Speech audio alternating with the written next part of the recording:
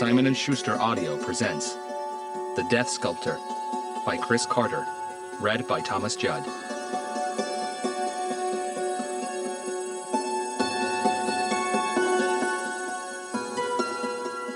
Chapter 1. "Oh my God, I'm late," Melinda Wallace said, springing out of bed as her tired eyes glanced at the digital clock on her bedside table. Last night she'd stayed up until 3:30 a.m., studying for her clinical pharmacology exam in 3 days' time. Still a little groggy from sleep, she clumsily moved around the room while her brain worked out what to do first. She hurried into the bathroom and caught a glimpse of her reflection in the mirror. Shit! She reached for her makeup bag and started powdering her face. Melinda was 23 years old, and according to an article she'd read in a glossy magazine a few days ago, a little overweight for her height. She was only 5'4". Her long brown hair was always tied back into a ponytail, even when she went to bed, and she would never go outside without at least plastering her face with foundation to hide her acne-riddled cheeks. Instead of brushing her teeth, she quickly squirted a blob of toothpaste into her mouth just to get rid of the night taste. Back in the room, she found her clothes neatly folded on a chair by her study desk. A white blouse, stockings, a knee-length white skirt, and white flat-soled shoes. She got dressed in record time and sprinted out of the small guest house in the direction of the main building.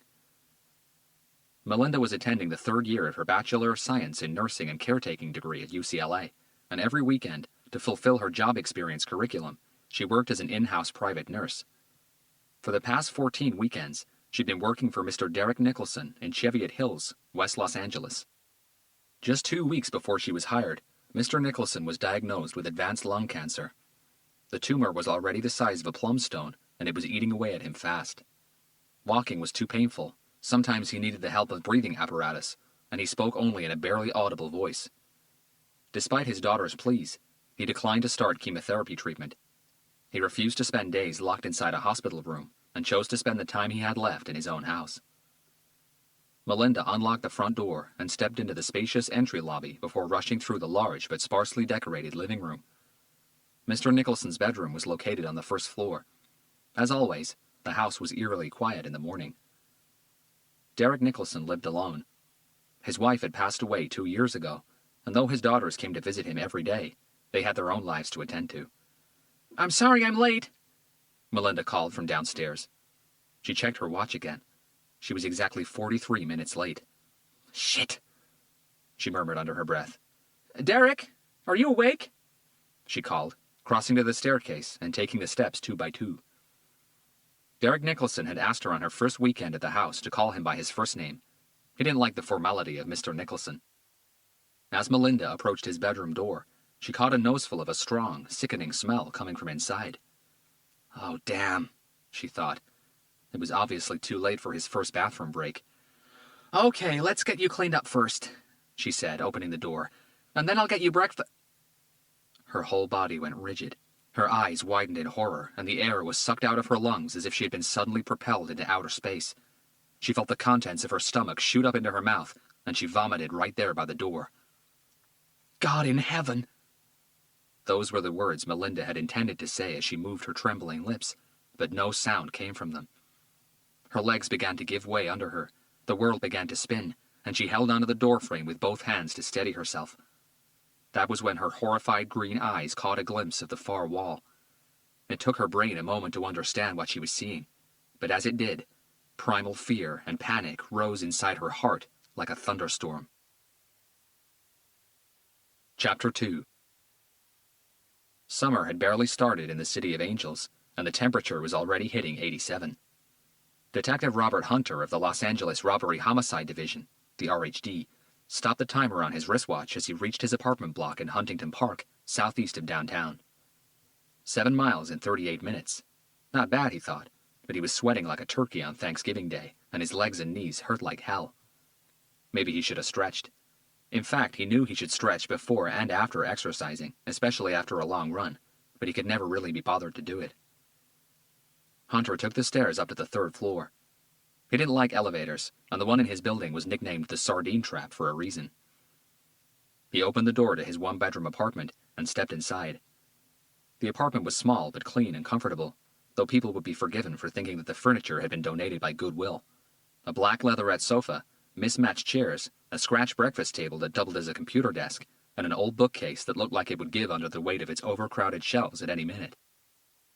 Hunter took off his shirt and used it to wipe the sweat off his forehead, neck, and muscular torso. His breathing was already back to normal. In the kitchen, he grabbed a pitcher of iced tea from the fridge and poured himself a large glass. Hunter was looking forward to spending an uneventful day away from the police administration building and the RHD headquarters. He didn't get many days off. Maybe he'd drive down to Venice Beach and play some volleyball. He hadn't played volleyball in years. Or maybe he could try to catch a Lakers game. He was sure they were playing that night. But first he needed a shower and a quick trip down to the laundrette. Hunter finished his iced tea, walked into the bathroom, and checked his reflection in the mirror. He also needed a shave. As he reached for the shaving gel and razor, his cell phone rang in the bedroom. Hunter picked it up from his bedside table and checked the display. Carlos Garcia, his partner. Only then he noticed the small red arrow at the top of the screen indicating that he had missed calls. 10 of them. Great, he whispered, accepting the call. He knew exactly what 10 missed calls and his partner on the phone that early on their day off meant. Carlos, Hunter said, bringing the phone to his ear. What's up? Jesus, where were you? I've been trying you for half an hour. A call every 3 minutes, Hunter thought. This was going to be bad. I was out, running, he said calmly. Didn't check my phone when I walked in. I only saw the missed calls now. So what do we got? A hell of a mess. You better get here quick, Robert. I've never seen anything like this. There was a quick, hesitant pause from Garcia. I don't think anyone has ever seen anything quite like this. Even on a Sunday morning, it took Hunter almost an hour to cover the 15 miles between Huntington Park and Cheviot Hills. Garcia hadn't given Hunter many details over the phone, but his evident shock and the slight trepidation in his voice were certainly out of character. Hunter and Garcia were part of a small, specialized unit within the RHD, the Homicide Special Section, or HSS. The unit was created to deal solely with serial, high-profile, and homicide cases requiring extensive investigative time and expertise. Hunter's background in criminal behavior psychology placed him in an even more specialized group. All homicides where overwhelming brutality or sadism had been used by the perpetrator were tagged by the department as UV, ultra-violent. Robert Hunter and Carlos Garcia were the UV unit, and as such, they weren't easily rattled. They had seen more than their share of things that no one else on this earth had seen. Hunter pulled up next to one of several black and white units parked in front of the 2-story house in West LA.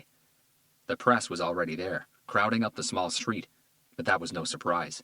They usually got to crime scenes before the detectives did. Hunter stepped out of his old Buick LeSabre and was hit by a wave of warm air. Unbuttoning his jacket and clipping his badge onto his belt, he looked around slowly. Though the house was located in a private street, tucked away in a quiet neighborhood, the crowd of curious onlookers that had gathered outside the police perimeter was already substantial, and it was growing fast. Hunter turned and faced the house. It was a nice-looking 2-story red brick building with dark blue-framed windows and a hipped roof. The front yard was large and well cared for. There was a 2-car garage to the right of the house, but no cars on the driveway, except for more police vehicles. A forensic unit van was parked just a few yards away. Hunter quickly spotted Garcia as he exited the house through the front door. He was wearing a classic white-hooded Tyvek coverall. At 6'2", he was 2 inches taller than Hunter. Garcia stopped by the few stone steps that led down from the porch and pulled his hood down. His longish dark hair was tied back into a slick ponytail. He also promptly spotted his partner. Ignoring the animated herd of reporters, Hunter flashed his badge at the officer standing at the perimeter's edge and stooped under the yellow crime scene tape. In a city like Los Angeles, when it came to crime stories and reporters, the more gruesome and violent the offense, the more excited they got. Most of them knew Hunter and what sort of cases he was assigned to. Their shouted questions came in a barrage. "Bad news travels fast," Garcia said, tilting his head in the direction of the crowd as Hunter got to him. "And a potentially good story travels faster." He handed his partner a brand-new Tyvek coverall inside a sealed plastic bag. "What do you mean?" Hunter took the bag, ripped it open, and started suiting up. "The victim was a lawyer," Garcia explained. "A Mr. Derek Nicholson, prosecutor with the district attorney's office for the state of California." "Oh, that's great." "He wasn't practicing anymore, though." Hunter zipped up his coverall. "He was diagnosed with advanced lung cancer," Garcia continued. Hunter looked at him curiously. He was pretty much on his way out. Oxygen masks, legs weren't really responding in the way they should. The doctors gave him no more than 6 months. That was 4 months ago. How old was he? 50. It was no secret he was dying. Why finish him off this way? Hunter paused. And there was no doubt he was murdered. Oh, there's absolutely no doubt. Garcia guided Hunter into the house and through the entry lobby. Next to the door, there was a security alarm keypad. Hunter looked at Garcia. Alarm wasn't engaged, he clarified. Apparently, arming it wasn't something they did often. Hunter pulled a face. I know, Garcia said. What's the point of having one, right? They moved on. In the living room, 2 forensic agents were busy dusting the staircase by the back wall. Who found the body? Hunter asked. The victim's private nurse, Garcia replied, and directed Hunter's attention to the open door in the east wall. It led into a large study. Inside, sitting on a vintage leather Chesterfield sofa, was a young woman dressed all in white. Her hair was tied back. Her eyes were raspberry red and puffed up from crying. Resting on her knees was a cup of coffee that she was holding with both hands. Her stare seemed lost and distant. Hunter noticed that she was rocking her upper body back and forth ever so slightly. She was clearly in shock. A uniformed officer was in the room with her. Anybody try talking to her yet? I did, Garcia nodded. Managed to get some basic information out of her, but she's psychologically shutting down, and I'm not surprised. Maybe you could try later. You're better at these things than I am. She was here on a Sunday, Hunter asked. She's only here on weekends, Garcia clarified. Her name is Melinda Wallace. She goes to UCLA. She's just finishing a degree in nursing and caretaking. This is part of her work experience. She got the job a week after Mr. Nicholson was diagnosed with his illness. How about the rest of the week? Mr. Nicholson had another nurse. Garcia unzipped his coverall and reached inside his breast pocket for his notebook. Amy Dawson. He read the name. Unlike Melinda, Amy isn't a student. She's a professional nurse. She took care of Mr. Nicholson during the week. Also, his 2 daughters came to visit him every day. Hunter's eyebrow arched. They haven't been contacted yet. So the victim lived here alone? That's right. His wife of 26 years died in a car accident 2 years ago. Garcia returned the notebook to his pocket. The body is upstairs. He motioned to the staircase. As he took the steps up, Hunter was careful not to interfere with the forensic agents as they worked. The first-floor landing resembled a waiting room. 2 chairs, 2 leather armchairs, a small bookshelf, a magazine holder, and a sideboard covered with stylish picture frames. A dimly lit corridor led them deeper into the house, into the 4 bedrooms and 2 bathrooms. Garcia took Hunter all the way to the last door on the right and paused outside. I know you've seen a lot of sick stuff before, Robert. God knows I have. He rested his latex-gloved hand on the doorknob. But this... not even in nightmares. He pushed the door open. Hunter stood by the open door to the large bedroom. His eyes registered the scene in front of him, but his logical mind was having trouble comprehending it. Centered against the north wall was an adjustable double bed. To its right, he could see a small oxygen tank and mask on a wooden bedside table. A wheelchair occupied the space by the end of the bed. There was also an antique-looking chest of drawers, a mahogany writing desk, and a large shelf unit on the wall opposite the bed. Its centerpiece was a flat-screen TV set. Hunter breathed out, but didn't move, didn't blink, didn't say a word. Where do we start? Garcia whispered by his side. Blood was everywhere. On the bed, floor, rug, walls, ceiling, curtains, and on most of the furniture. Mr. Nicholson's body was on the bed, or at least what was left of it. He'd been dismembered. Both legs and both arms had been ripped from his body. One of his arms had been hacked at the joints into smaller pieces. Both of his feet had also been separated from his legs. But what baffled everyone who entered that room was the sculpture. On a small coffee table by the window, the victim's severed and hacked body parts had been bundled up and arranged together into a bloody, twisted, incomprehensible shape. "You've got to be kidding me," Hunter whispered to himself. I'm not even going to ask, because I know you've never seen anything like this before, Robert. Dr. Carolyn Hove said from the far corner of the room. None of us have. Dr. Hove was the chief medical examiner for the Los Angeles County Department of Coroner. She was tall and slim with deep penetrating green eyes. Her long chestnut hair was tucked away under the hood of her white coverall, her full lips and petite nose hidden under her surgical mask. Hunter's attention moved to her for a couple of seconds, and then to the large blood pools on the floor. He hesitated for a moment. There was no way he could walk into that room without treading on them. "It's okay," Dr. Hove said, motioning him and Garcia inside. "The entire floor has been photographed." Still, Hunter did his best to circumvent the blood. He approached the bed and what was left of Mr. Nicholson's body. His face was caked in blood. His eyes and mouth were wide open, as if his last terrified scream had been frozen before it came out. The bed sheets, the pillows, and the mattress were ripped and torn in several places. "He was killed on that bed," Dr. Hove said, coming up to Hunter. He kept his attention on the body.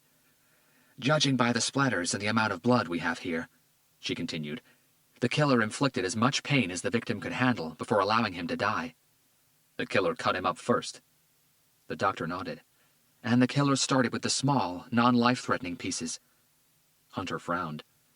"All his toes were cut off, together with his tongue." Her stare moved back to the revolting body part sculpture. "I'd say that was done first, before he was dismembered." "He was alone in the house?" "Yes," Garcia answered. "Melinda, the student nurse you saw downstairs, spends the weekends here, but she sleeps in the guest house above the garage you saw up front. According to her, Mr. Nicholson's daughters came by every day and spent a couple of hours with him, sometimes more. They left last night at around 9 p.m. After putting him to sleep and finishing up in the house, Melinda left Mr. Nicholson at around 11 p.m. She went back to the guest house and stayed up until 3:30 in the morning, studying for an exam." It wasn't hard for Hunter to understand why the nurse had never heard anything. The garage was all the way up front and about 20 yards away from the main building. The room they were in was right at the back of the house, the last one down the corridor. Its windows faced the backyard. They could have had a party in here, and she wouldn't have heard it. "No panic button?" Hunter asked. Garcia pointed to one of the evidence bags in the corner of the room. Inside it was a piece of electric wire with a click button at the end of it. "The wire was snipped." Hunter's attention focused on the blood splatters all over the bed, furniture, and wall next to it. "Was the weapon found?" "No, not yet," Garcia replied. "The spit-like blood pattern and the jagged edge of the wounds inflicted indicate that the killer used some sort of electrical sawing device," Dr. Hove said. "Like a chainsaw?" Garcia asked. "Possibly." Hunter shook his head. "A chainsaw would be too noisy, too risky. The last thing the killer would have wanted would be to alert anyone before he was done. A chainsaw is also a harder tool to control, especially if your aim is precision." He examined the body and the bed for a while longer before moving away from it and approaching the coffee table and the morbid sculpture. Both of Mr. Nicholson's arms were awkwardly twisted and bent at the wrist joints, forming two distinct but meaningless shapes. His feet had been cut off and bundled together in a peculiar way with the arms and hands. All of it was held in place by thin but solid pieces of metal wire.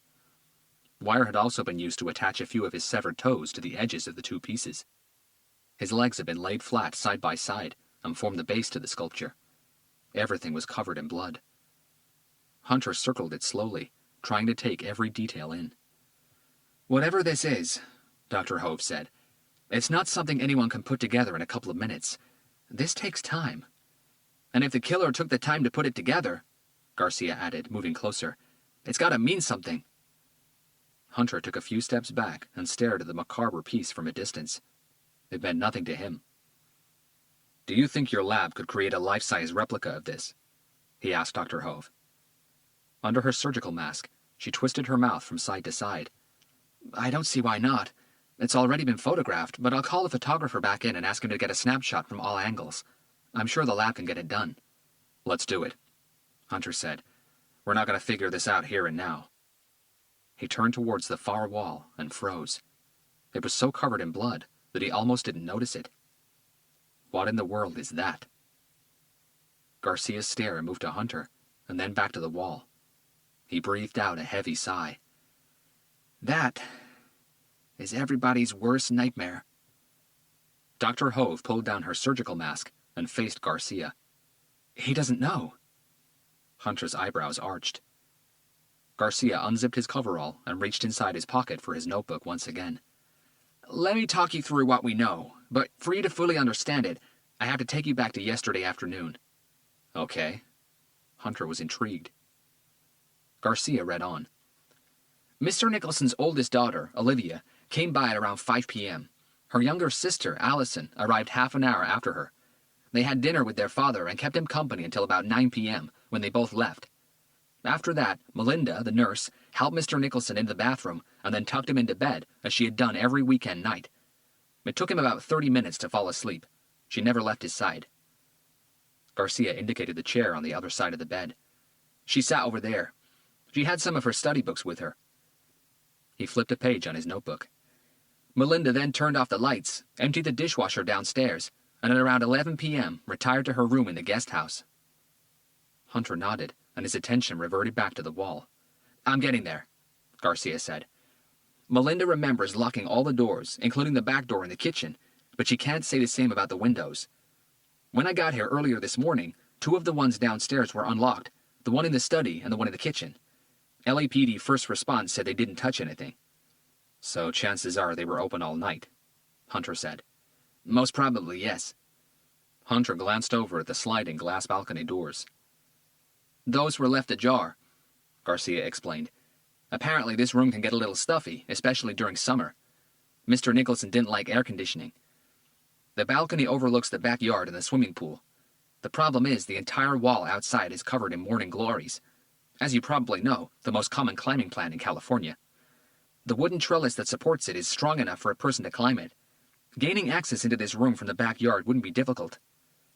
Forensics will be going over the backyard and balcony as soon as they're done with the house's interior, Dr. Hove added.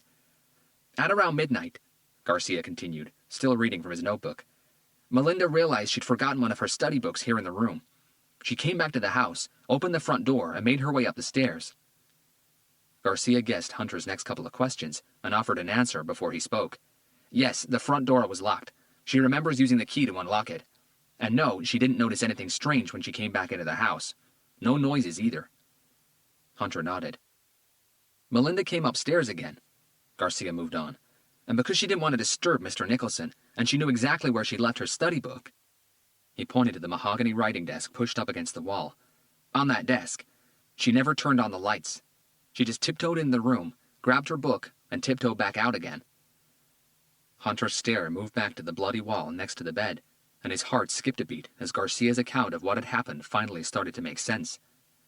Melinda slept through her alarm this morning, Garcia carried on. She got up, got ready as fast as she could, and rushed back in here. She said she opened the front door at 8:43 a.m. She checked her watch. Garcia closed his notebook and returned it to his pocket. She came straight upstairs, and as she entered the room, she was greeted not only by what you see here, but also by that message from whoever was in the room. He indicated the wall again. Among all the splatters, written in large blood letters, were the words, "Good job you didn't turn on the lights." An awkward silence took hold of the room. Hunter took a couple of steps towards the wall and studied the words and the lettering for a long moment. What did the killer use to write this with? A piece of cloth soaked in blood? He asked. That would be my guess as well, Dr. Hove agreed. But the forensic lab will have a better idea in a day or two. She turned away from the wall and faced the bed once again. Her voice trembled with distress. This defies belief, Robert. It's beyond any case I've ever worked on. The killer spent hours in here, first torturing, then dismembering the victim. Not only that, but he then went on to create that thing. She pointed to the bloody sculpture. And still found time to leave a message like this behind. She looked at Garcia. How old is that girl again? The student nurse? 23. You, better than anyone, know that she'll need months, maybe years of psychological treatment to get over this, Robert, if she ever does. The killer was in here when she came back for her book. If she had reached for that light switch, we'd have 2 bodies, and she'd probably be part of that grotesque thing. She indicated the sculpture again. Her nursing career is over before it had begun. Her psychological stability shaken forever, and the nightmares and the sleepless nights haven't even started yet, and you know firsthand how destructive that could be. Hunter's insomnia was no big secret. He had started experiencing it at the age of 7, just after cancer robbed him of his mother. Hunter was born an only child to very poor working-class parents in Compton, an underprivileged neighborhood of South Los Angeles. With no family other than his father, coping with his mother's death proved to be a very difficult and lonely task. He missed her so much it was physically painful. After the funeral, he started fearing his dreams. Every time he closed his eyes, he saw his mother's face. He saw her crying, contorted with pain, begging for help, praying for death. He saw her once fit and healthy body so drained of life, so fragile and weak, she couldn't sit up on her own strength. He saw a face that had once been beautiful, with the brightest smile he'd ever seen, transformed during those last few months into something unrecognizable. But it was still a face he never stopped loving. Sleep became a prison he'd do anything to escape from. Insomnia was the logical answer his body found to deal with his fear and the ghastly nightmares that came at night. A simple defense mechanism. Hunter had no reply for Dr. Hove. "Who in the world is capable of something like this?" She shook her head in disgust. "Someone with a lot of hate inside," Hunter said quietly. Everyone's attention was diverted from the room by the loud shouts coming from downstairs. A female voice that was fast becoming hysterical. Hunter looked at Garcia with concern. "One of the daughters," he said, and quickly started moving towards the door. "Keep this door shut." He exited the room, cleared the corridor in no time, and reached the stairs going down. Standing at the bottom, being obstructed by 2 police officers, was a woman in her early 30s. Her wavy blonde hair was loose and long, falling halfway down her back. She had a heart-shaped face with light green eyes, prominent cheekbones, and a small, pointy nose. The expression on her face was of pure desperation. Hunter got to her before she managed to break free from the officers. "It's okay," he said, lifting his right hand. "I'll take it from here." The police officers let her go. "What's going on? Where's Father?" Her voice croaked with fear and anxiety. "I'm Detective Robert Hunter of the LAPD," Hunter said in the calmest voice he could muster. "I don't care who you are. Where is my father?" the woman said, trying to push past Hunter. He suddenly stepped back, blocking her path. Their eyes met for an instant, and he gave her a delicate headshake. "I'm sorry." She closed her tearful eyes and brought a hand to her mouth. "Oh, God. Daddy." Hunter gave the woman a moment. She paused and stared at Hunter as if something had suddenly dawned on her. "Why are you here? Why are the police here? Why is there crime scene tape everywhere?" Since Derek Nicholson's doctors diagnosed his illness 4 months ago, his family had, in a way, been preparing themselves for his departure. His death was expected, and didn't come as a real surprise to his daughter. Everything else did. "I'm sorry, I didn't catch your name," Hunter said. Olivia Nicholson." Hunter had already noticed the faint, wider patch of skin around her ring finger. She was either a recent widow or a recent divorcee. Most widows in America are reluctant to get rid of their wedding rings and discard their husband's name quickly. Olivia also looked too young to be a widow, or some sort of tragedy. Hunter's educated guess was divorcee. "Could we maybe talk someplace more private, Ms. Nicholson?" Hunter suggested, gesturing towards the living room. "We can talk here," she replied defiantly. "What's happening here? What's all this?" Hunter's stare moved to the 2 officers at the bottom of the stairs, who were listening attentively. Both quickly got the hint and moved away, towards the front door. Hunter's attention returned to Olivia. "Your father's illness didn't take him." He waited for Olivia to fully absorb his words before continuing. "He was murdered." "What? That's ridiculous." "Please, let's have a seat somewhere," Hunter insisted. Olivia breathed out as tears returned to her eyes. She finally gave in and followed Hunter into the living area. Hunter didn't want to put her in the same room as the young nurse. Olivia sat in the light brown armchair next to the window. Hunter took the sofa opposite her. "Would you like a glass of water?" he offered. "Yes, please." Hunter waited by the door while an officer fetched them 2 glasses of water. He handed one to Olivia, who drank it all down in large gulps. Hunter took his seat again, and in a steady voice explained that in the early hours of the morning, someone had gained access to the house and to Mr. Nicholson's bedroom. Olivia couldn't stop shaking or crying, and understandably was questioning everything. "We don't know why your father was murdered. We don't know how the perpetrator entered the house.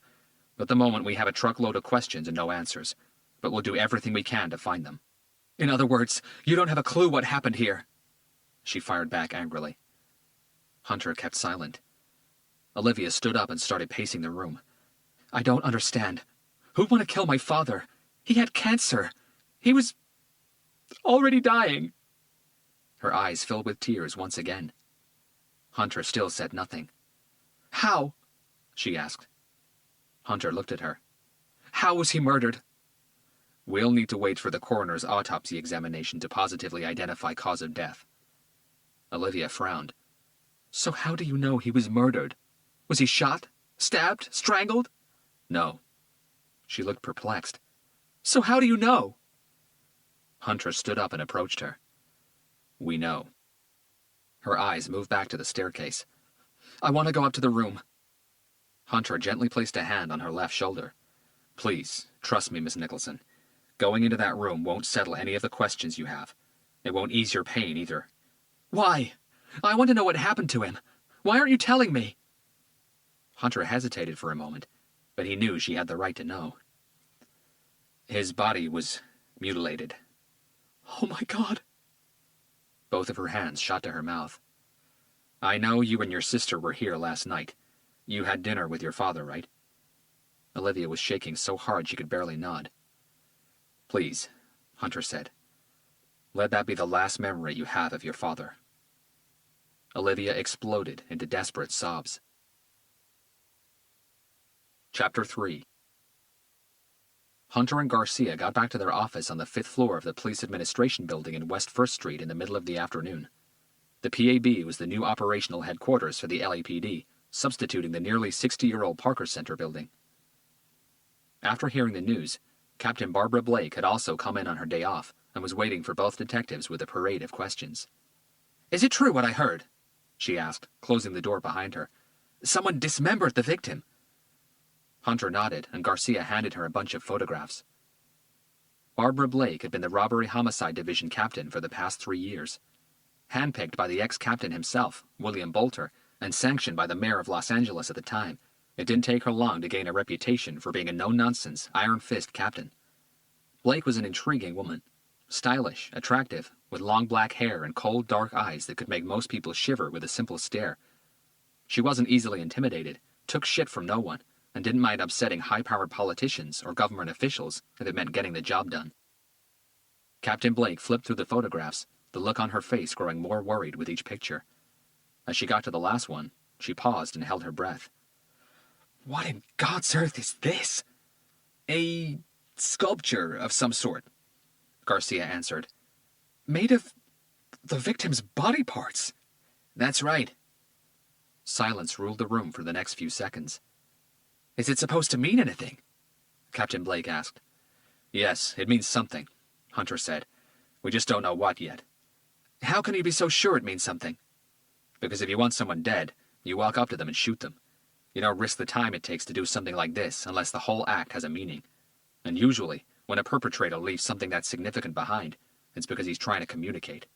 "With us?" Hunter shrugged. "With somebody. We'll need to figure out its meaning first before we know." Captain Blake's attention returned to the picture. "So that would mean that this wasn't random. The killer didn't just put this thing together in a burst of sadistic inspiration right there and then." Hunter shook his head. "Very unlikely. I'd say the killer knew exactly what he would do with Derek Nicholson's body parts before he killed him. He knew exactly which body parts he needed, and he knew exactly what his horror piece would look like when finished." "Great." She paused. "And what does this mean?" The captain showed them a picture of the bloody message left on the wall. Garcia ran her through the whole story. When he was done, Captain Blake was uncharacteristically lost for words. "What the hell are we dealing with here, Robert?" she finally said, handing the pile of photographs back to Garcia. "I'm not sure, Captain." Hunter leaned against his desk. Derek Nicholson was a prosecutor for the state of California for 26 years. He put a lot of people behind bars. "You think this could be retaliation? Who the hell did he send to prison? Lucifer and the Texas Chainsaw Massacre gang?" "I don't know, but that'll have to be our starting point." Hunter looked at Garcia. "We need a list of everyone Nicholson has put behind bars. Murderers, attempted murderers, rapists, whoever. Let's prioritize by anyone who's been released, paroled, or made bail in the past..." He thought about it for a moment. 15 years. And also by severity of crime. Anyone he put away for any type of sadistic crime comes first. "I'll get the research team on it," Garcia confirmed. "But it's Sunday. We won't get anything until maybe tomorrow evening." "That's fine. We'll also need to cross-check whatever names we get with a list of their immediate family members, relatives, gang members, or whatever. Anybody who could be capable of going after Derek Nicholson for revenge on someone else's behalf. There's a chance this could have been indirect retaliation. Maybe the person Nicholson sent to prison is still there. Maybe he died in prison, and somebody on the outside is after payback. Garcia nodded. Hunter reached for the pile of photographs and spread them out on his desk. His stare settled on the one with the sculpture. "How did the perpetrator put that thing together?" the captain asked, joining Hunter by his desk. "He used wire to hold the pieces in place." "Wire?" "That's right." She bent over and studied the photograph again. A sudden chill ran the length of her body. "And how do you suppose we'll figure out what this thing means? The more I look at it, the more freaky and incomprehensible it seems." "The forensics lab will create an exact replica for us. We might bring in 1 or 2 art experts and see if they can make anything of it." In all her years in the force, Captain Blake had seen the most unimaginable things when it came to killers, but nothing like this. "Have you ever seen or heard of a crime scene like this one?" she asked. "I know of a case where the killer used the victim's blood as paint to create a canvas," Garcia offered. "But this is in a league of its own." "I've never heard or read about anything like this," Hunter admitted. "Could the victim have been random?" Captain Blake asked, glancing through the notes Garcia had jotted down. "I mean, it looks to me that the sadism of the act and the creation of that grotesque thing is what was most important to the killer, not the victim himself. The killer could have picked Nicholson because he was an easy target." She flipped a page on Garcia's notebook. "Derek Nicholson had terminal cancer. He was weak and practically bedbound, totally defenseless. He couldn't have screamed for help if the killer had given him a megaphone, and he was alone in the house." "The captain has a point," Garcia agreed, tilting his head from side to side. "I don't buy that," Hunter said, moving away from his desk and approaching the open window. "Derek Nicholson was an easy target, I agree, but there are plenty of easier targets in a city like Los Angeles. Tramps, homeless people, drug addicts, prostitutes. If the victim made no difference to the killer, why risk breaking into an LA prosecutor's home and spend hours doing what he did? Also, he wasn't that alone in the house. His nurse was in the guest house above the garage, remember? And as we know..." He tapped the photograph that showed the message on the wall. "She walked in on the killer. Thankfully, she didn't turn on the lights." Hunter turned and faced the room. "Believe me, Captain, this killer wanted this victim. He wanted Derek Nicholson dead, and he wanted him to suffer before he died." Instead of playing volleyball in Venice Beach or catching a Lakers game, Hunter spent the rest of his day carefully studying all the crime scene photographs, with one question coming up all the time. What in the world did that sculpture mean? He decided to go back to Derek Nicholson's house. The body, together with the morbid sculpture, had been taken to the coroner's office. All that was left behind was a sad and lifeless house full of grief, sorrow, and fear. Derek Nicholson's last few hours alive were splattered all over his room, and it all spelled only one thing: terrifying pain. Hunter stared at the message the killer left on the wall and felt an empty hole grow inside him. The killer took Derek Nicholson's life, and in the process devastated 3 others, both of Nicholson's daughters and the young nurses. The forensic team had lifted at least 4 different sets of fingerprints from the house, but analysis would take a day or 2. They'd also collected several hair and fiber samples from the room upstairs. Hours of sifting through it, the backyard and trellis on the outside wall of Derek Nicholson's room, gave them nothing. There were no signs of forced entry. No windows had been broken, no latches damaged, no doors or locks tampered with. But then again, Melinda Wallace, the weekend nurse, couldn't remember if she'd locked the back door. 2 of the windows downstairs had been left unlocked overnight, and the balcony door that led into Mr. Nicholson's room was left ajar. Hunter had tried talking to Melinda Wallace, but Garcia had been right. She was psychologically shutting down. Her brain was struggling to cope with the shock of discovering Derek Nicholson's body inside a room bathed in blood. But more than that, her mind was doing its best to shelter her from the knowledge that she had been only a hair away from death. Hunter spent all his time back at the house studying the room upstairs, looking for clues that he might have missed earlier on. He didn't find anything the forensics team hadn't already found, but the savagery of the scene was more than disturbing. It was like the killer had made a point of splashing blood all over the room. The message left on the wall wasn't part of the original plan, but a last-minute act of cocky defiance. The entire scene seemed like a display window for the killer's anger and senselessness, and that bothered Hunter. Night had already fallen by the time Hunter got back to his apartment. He closed the door behind him and rested his tired body against it. His eyes scanned the dark and lonely living room, and in his mind he debated if staying in tonight was such a good idea. Hunter lived alone, no wife, no girlfriends. He'd never been married, and the relationships he had never lasted that long. The pressures that came with his job and the commitment it demanded always seemed too much for most to understand. He didn't mind being by himself. Living alone didn't bother him either. But after spending most of the day surrounded by death and walls stained with blood, the loneliness of his small apartment was the last thing he needed.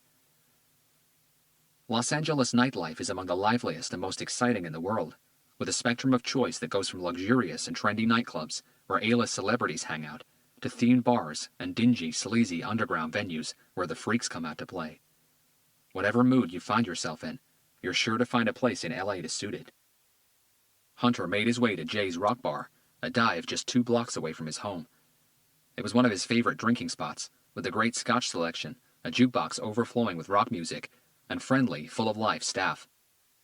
Hunter sat at the bar and ordered a double dose of 12-year-old Glendronach with 2 cubes of ice. Single malt Scotch whiskey was his biggest passion, and though he had overdone it a few times, he knew how to appreciate its flavor and quality instead of simply getting drunk on it. Hunter had a sip of his whiskey and allowed its smooth hazelnut, oaky flavor to fully develop in his mouth. The bar was busy enough, and after what he'd seen today, he was glad to be amongst people laughing and enjoying themselves. A group of 4 women sitting at the table closest to Hunter were discussing the worst pickup lines they had ever been approached with. "I was in a bar in Santa Monica one night," the short-haired blonde one said, "and this bald-headed guy came up to me and said," she put on a baritone voice, "Baby, I'm no Fred Flintstone, but I can make your bed rock." 2 seconds of stunned silence from the group was followed by loud laughter. "That's just plain lame," the youngest looking of them said. "But I got something that'll beat that. Last weekend, I was in Sunset Boulevard, and someone came up to me in broad daylight in the middle of the street and said, 'Honey, your name must be Gillette, 'cause you're the best a man can get.'" The group laughed again. Okay, the long-haired brunette said. "That one has got to take the medal. I've never heard anything so bad in all my life." Hunter agreed and smiled to himself. That had been the first time he'd smiled all day. "Another one?" Emilio, the young Puerto Rican bartender, asked Hunter, nodding at his empty glass. Hunter's attention moved from the 4 women to Emilio and then to his glass. He felt tired, but he knew that if he went back home now, he wouldn't fall asleep. He barely slept anyway. His insomnia made sure of that. Sure, why not? Emilio poured him another double dose and dropped 1 more cube of ice in his glass. Hunter watched it crack as it hit the light brownish liquid. A man sitting at the end of the bar in a battered gray suit coughed a throaty smoker's cough, and Hunter's mind went back to Derek Nicholson and the case. Why kill someone who was already dying of lung cancer? Someone who was already condemned to such a painful death? 1, maybe 2 more months at the most, and his cancer would have finished him off anyway. But the killer wouldn't allow that to happen. He wanted to be the one delivering the fatal blow, the one looking into Nicholson's eyes when he died, the one playing God. Hunter had a sip of his drink and closed his eyes. He had a bad feeling about this case. A really bad feeling. Chapter 4. In a city like Los Angeles, violent crimes aren't uncommon. In fact, they're pretty much the norm. It's not surprising that on average, LA coroners are as busy throughout the day as any ER doctor. Work piles up like snow, and everything has to follow a schedule. Even with an urgent request, it was a whole day before Dr. Hove was able to start the autopsy on Derek Nicholson's body. Hunter had managed to get only 4 hours of sleep. In the morning, his eyes felt gritty, and the headache lurking at the base of his skull was typical of a sleep hangover. Experience told him that there was nothing he could do or take to get rid of it. It had been part of his life for over 30 years now.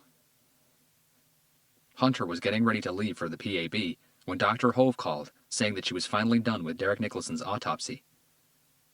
At 7:30 a.m., he covered the 7 miles between his apartment and the LA County Department of Coroner in North Mission Road in 17 minutes flat.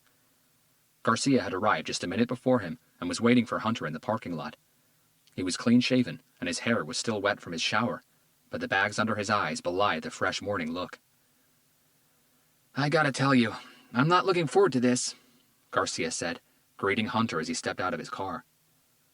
Hunter looked at him curiously. Have you ever looked forward to anything when you walk into this building? Garcia stared at the old hospital-turned-morgue. The building was architecturally impressive. Its facade was a stylish combination of red brick and light gray lintels. The sumptuous steps that led to its main entrance added another touch of elegance to a structure that could easily be mistaken for a traditional European university edifice.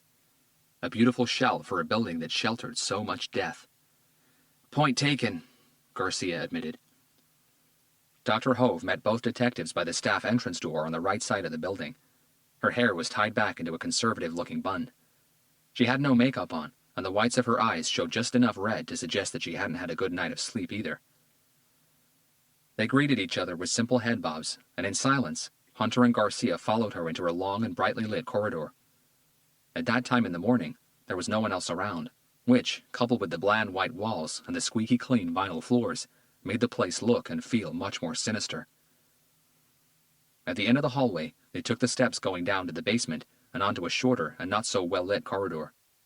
I used our special autopsy theater, the doctor said as she came up to the last door on the right. Special Autopsy Theater 1 was usually used for post-mortem examinations of bodies that, for one reason or another, could still pose some sort of public threat. Infection with highly contagious viral diseases, exposure to radioactive materials and/or locations, chemical warfare agent contaminations, and so on. The room had its own separate database system and cold storage facility. Its heavy door was secured by a 6-digit electronic lock combination. The chamber was also sometimes used during high-profile murder investigations, a security provision to better prevent sensitive information from reaching the press and other unwanted parties. Hunter had been in it plenty of times. Dr. Hove punched the code into the metal keyboard on the wall, and the heavy door buzzed open. They all stepped inside a large and winter-cold room. It was lit by 2 rows of fluorescent lights that ran the length of the ceiling. 2 steel tables dominated the main floor space, one fixed, one wheeled. A blue hydraulic hoist stood next to a wall of fridges with small, square, mirror-polished doors. Both examination tables were covered by white sheets. Dr. Hove put on a new pair of latex gloves and approached the one furthest from the door. Okay, let me show you what I found out. Garcia shifted on his feet in anticipation, while Hunter reached for a surgical mask. He wasn't afraid of contamination, but he hated the distinct odor that came with every autopsy chamber, as if something rotten had been scrubbed to high heaven with strong disinfectant. A stale scent that seemed to beckon from beyond the grave to haunt those still living. The official cause of death was heart failure, Dr. Hove said, pulling the white sheet aside and revealing the dismembered torso of Derek Nicholson. Induced by loss of blood and probably sheer pain, but he held on for a while. What do you mean? Garcia asked. Skin and muscle trauma indicate that he lost his fingers and toes, his tongue, and at least one of his arms before his heart stopped beating. Garcia took a deep breath and shook off the uncomfortable shiver that hugged his neck. We were right about the saw-like instrument used for all the amputations, the doctor continued. Definitely something very sharp with a serrated edge, but the blade's teeth weren't as fine as one would expect, and the distance between them is certainly larger than usual when compared to the instruments usually reserved for clinical amputations. A handheld carpenter's saw, maybe? Garcia asked. I don't think so. The doctor shook her head. The consistency of the cuts is too uniform. There's some hacking, but mainly when the cutting instrument hit bone, which isn't surprising, especially given that I'd expect the victim wasn't sedated at all. Toxicology will test for any trace of drugs found in the victim's blood, but that will take a day, maybe 2. But without anesthesia, the pain would have been unbearable. Even being held tight, the victim would have shrieked and writhed incessantly, making the amputation job much harder. Garcia sucked in a cold breath through clenched teeth. But keeping the victim alive shouldn't have been a concern. The perpetrator could have just chopped his arms and legs off in whichever way he wanted. But he didn't, Hunter said. No, he didn't, Dr. Hove agreed. The killer wanted the victim alive for as long as possible. He wanted the suffering. The cuts were well and properly performed. Medical knowledge? Hunter asked. Despite the fact that nowadays anyone can spend a few hours on the internet and acquire detailed instructions and diagrams on how to perform an amputation, I'd say the killer has at least basic knowledge of medical procedures and anatomy, yes. Her stare focused on the second autopsy table. He sure as hell knew what he was doing. Have a look at this. Something in Dr. Hove's demeanor and tone of voice concerned both detectives. They followed her over to the second examination table. I have no doubt everything that happened in that room was planned, and very well planned. She pulled back the white cover sheet. The macabre sculpture left behind by the killer had been dismantled. Derek Nicholson's severed body parts were now carefully arranged on the cold metal slab. They'd all been washed clean of the blood that had encrusted them before. Don't worry, the doctor said to Hunter, noticing his concern. The lab took enough pictures and measurements to create the replica you wanted. You'll get it in a day or two. Hunter and Garcia's stare stayed on the body parts. Did you make anything of the sculpture, Doc? Garcia asked. Nothing at all, and I had to dismantle that thing myself. She coughed to clear her throat. I swabbed under the fingernails. No hairs or skin, just regular dirt and excrement. Excrement? Garcia pulled a face. His own, Dr. Hove confirmed. During tremendous pain, the kind that had come from an amputation without anesthesia, the subject will undoubtedly lose control of his bladder and bowels. And that's the strange thing. What is? Garcia questioned. He was clean, Hunter said. When we got to the crime scene, the bedsheet should have been saturated with urine and feces. It wasn't. Because of his illness and his lack of mobility, going to the bathroom wasn't such a mundane task anymore. Dr. Hove took over again. His nurses helped him to it, but when they weren't there, he wore adult diapers. Yeah, we saw the package in one of the drawers, Garcia said. Forensics found a pair of dirty ones wrapped in a plastic bag inside the trash can downstairs. Garcia's eyes widened. The killer cleaned him up. Not so much cleaned him up, but someone did dispose of the dirty diaper. No one said anything for several seconds, so Dr. Hove moved on. The reason I believe the killer has knowledge of medical procedures is because I found these. She pointed to the upper portion of one of the severed arms, just around where the cut had been made.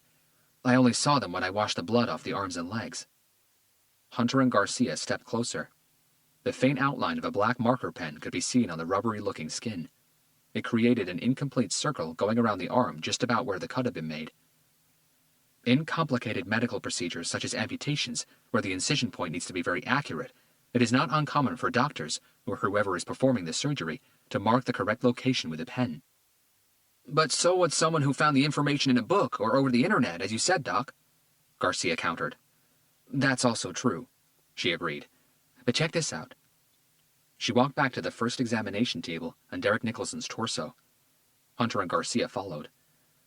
During an amputation, it's vital that all major blood vessels, like the brachial artery in the arms and the femoral artery in the legs, are properly tied off, or else the patient will bleed out in no time.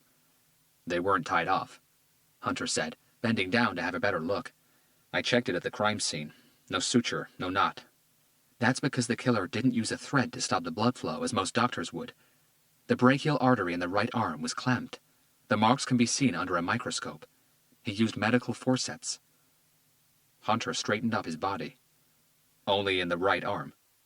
Dr. Hove adjusted her surgical cap. That's right. And the reason is probably because the victim's heart gave in before the killer could amputate anything else. The fact of the matter, Robert, is that the killer prolonged the victim's life and suffering for as long as he could. But to do that without a surgical team to help him, he had to perform the cuts as quickly and as cleanly as possible and contain the hemorrhaging as best as he could, Dr. Hove concluded. And you're sure there's no chance he could have used a professional saw like the ones used here at the morgue? Garcia pushed. No, she replied, reaching for the Mopek autopsy saw on the worktop behind her. Portable autopsy saws use small, circular blades with extremely fine teeth. She showed them the instrument. The finer the blade's teeth, the more accurate the cut, and the easier it is to cut through tougher surfaces like bones and muscles in full rigor mortis. Both detectives quickly examined the saw and its blade. But an autopsy blade isn't wide enough. You need something that transcends the entire width of the body part being amputated. Circular saws also leave a very distinct cut pattern, smoother than most. And that's not what we have, Hunter guessed. Nope, we have a friction pattern. Two very sharp blades, side by side, moving back and forth in opposite directions to create a sawing action. Hunter handed the autopsy saw back to her. You mean something like an electric kitchen carving knife? You're kidding, Garcia interjected. That's exactly what I think the killer used, Dr. Hove said. A large, powerful, electric kitchen carving knife. Will those cut through bone? Garcia asked. The most powerful ones will cut through a frozen joint of beef, the doctor said, especially with brand new blades. Do we know if the victim had one in the house? Garcia asked. If that's what the killer used, Hunter said. The knife didn't come from the victim's kitchen. The killer brought it with him. How do you know? Because not having the amputating instrument with him would suggest that the amputations were unplanned and that the killer came into the house unprepared. And that's something this killer certainly wasn't, Dr. Hope said. And that reminds me, to keep the pieces of his sculpture together, the killer didn't use only metal wire. He also used a super-fast bonder, like superglue.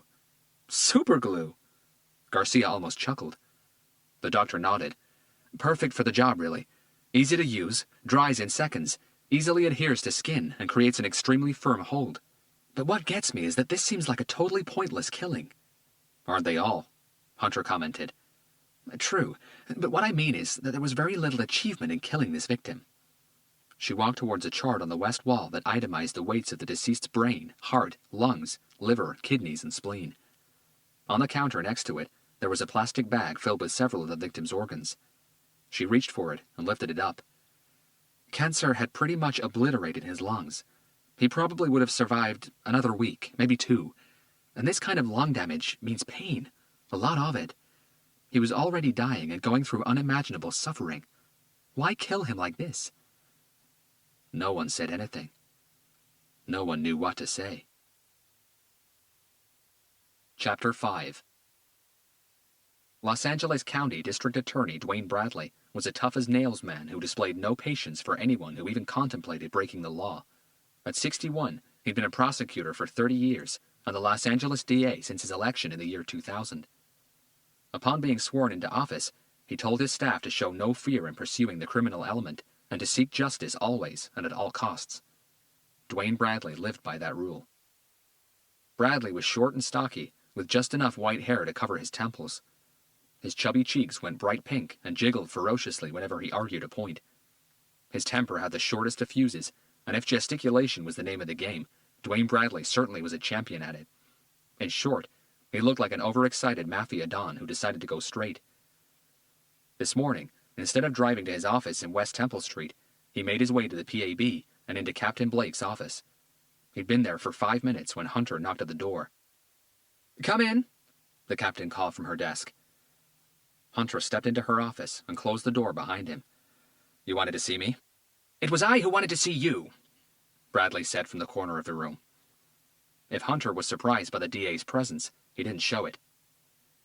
"D.A. Bradley." Hunter greeted him with a polite head nod, but no handshake. "Detective?" Bradley returned the gesture. Hunter's stare moved to Captain Blake for a couple of seconds, before reverting back to the DA. "Well, I'm not here to waste your time or mine with bullshit," Bradley said, cutting straight to the chase. "We're all very busy, and I appreciate that." He paused for effect, force of habit. "Derek Nicholson, you have been appointed as the lead detective in his murder investigation, an investigation that I will be personally overseeing."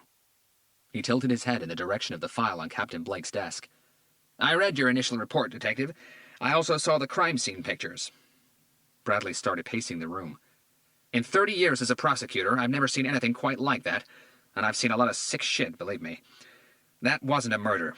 That was an atrocity without precedent. A cowardly, deranged act of unimaginable violence by some scumbag who isn't fit to call himself human. And I, for one, want the death penalty for that motherfucker.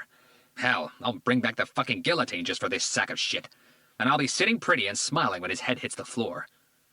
His cheeks were starting to go pink. "And what the hell was that freaky thing he left behind?" No one answered. "Now, the crime scene photographs show a totally chaotic scene, totally consistent with a rage outburst of immense proportions. But your report suggests the whole thing was premeditated and thought through. You're saying the killer planned to lose control." "He didn't," Hunter said. Bradley frowned. "Didn't what?" "Lose control." Bradley waited, but Hunter didn't say anything else. "Do you have a speech impediment? Are you capable of forming full sentences?" "Yes." "Yes, what?" Bradley looked at Captain Blake as if asking, "Is this really the person you're putting in charge of this investigation?" "Yes, I am able to form full sentences." "So please, burst a nut. Form as many as you like and do develop on your statement of a moment ago." "Which statement was that?" "You gotta be fucking kidding me!" Spit was starting to accumulate at the edges of the DA's mouth. "The one where you said that the killer did not lose control." Hunter shrugged. The perp used an unusual weapon to dismember the victim, possibly an everyday household electric carving knife. Before doing that, he used a marker pen to plot the incision lines on the victim's arms and legs. After at least one of the amputations, the killer used medical clamps or forceps to tie off the arteries and restrict the bleeding, prolonging the victim's life for several minutes. To create his sculpture, he needed several pieces of metal wire and a super bonder, superglue, and there was no blood anywhere else in that house except in that bedroom. Hunter allowed his suggestion to hang in the air. D.A. Bradley was still looking at him with the same "I don't get your point" look on his face. "The perp had all that equipment with him," Captain Blake explained. "He entered that house completely prepared to do what he did. Also, with the tremendous distribution of blood at the crime scene, there was no way the perp wasn't completely covered in it when he finished. The lack of any blood traces anywhere else in the house suggests that the killer got changed before leaving the bedroom. Probably stuck his blood-soaked clothes into a plastic bag." She tucked a strand of loose hair behind her ear. "Despite the chaotic state of the crime scene, there is nothing chaotic about our killer, Dwayne. It was all planned, to the last detail." Bradley took a deep breath and ran a hand over his mouth. "Derek was a friend as well as a colleague." His tone had changed in a flash. He now sounded like he was addressing a jury with his opening remarks. "I'd known him for over 20 years. I had dinner and drinks in his house many times, and he in mine. I knew his wife. I know his daughters. I'm the one who will accompany them to the morgue for the official identification." A muscle tensed in his jaw. "And they still don't know all the sadistic details of their father's murder. They don't know about the sculpture, and I'm not sure if they should know. It would destroy them inside." His gaze moved around the room before returning to Hunter. "Derek was an excellent prosecutor and a devoted family man. We all felt saddened and robbed of an extraordinary person when he was diagnosed with terminal cancer of the lung just a few months ago. But this..." His eyes stole a new peek at the file and photographs on Captain Blake's desk. "This beggars belief."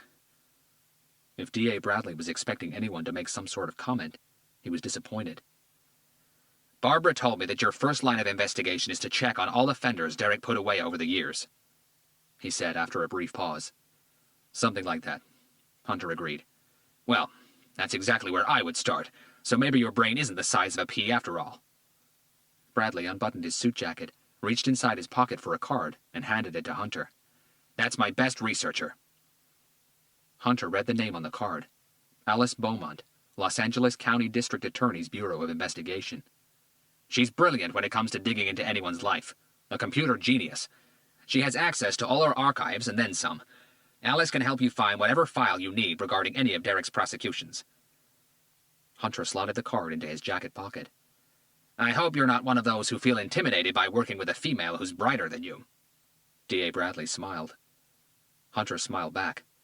"Now, what concerns me the most," Bradley said, back in his super serious tone, "is that over the years, Derek put a lot of trash away. Many of them dirtbags caught by you." His gaze moved from Hunter to Captain Blake. "Or by another detective from your division, Barbara. The process is simple. You catch them, we prepare the case. We take them to court.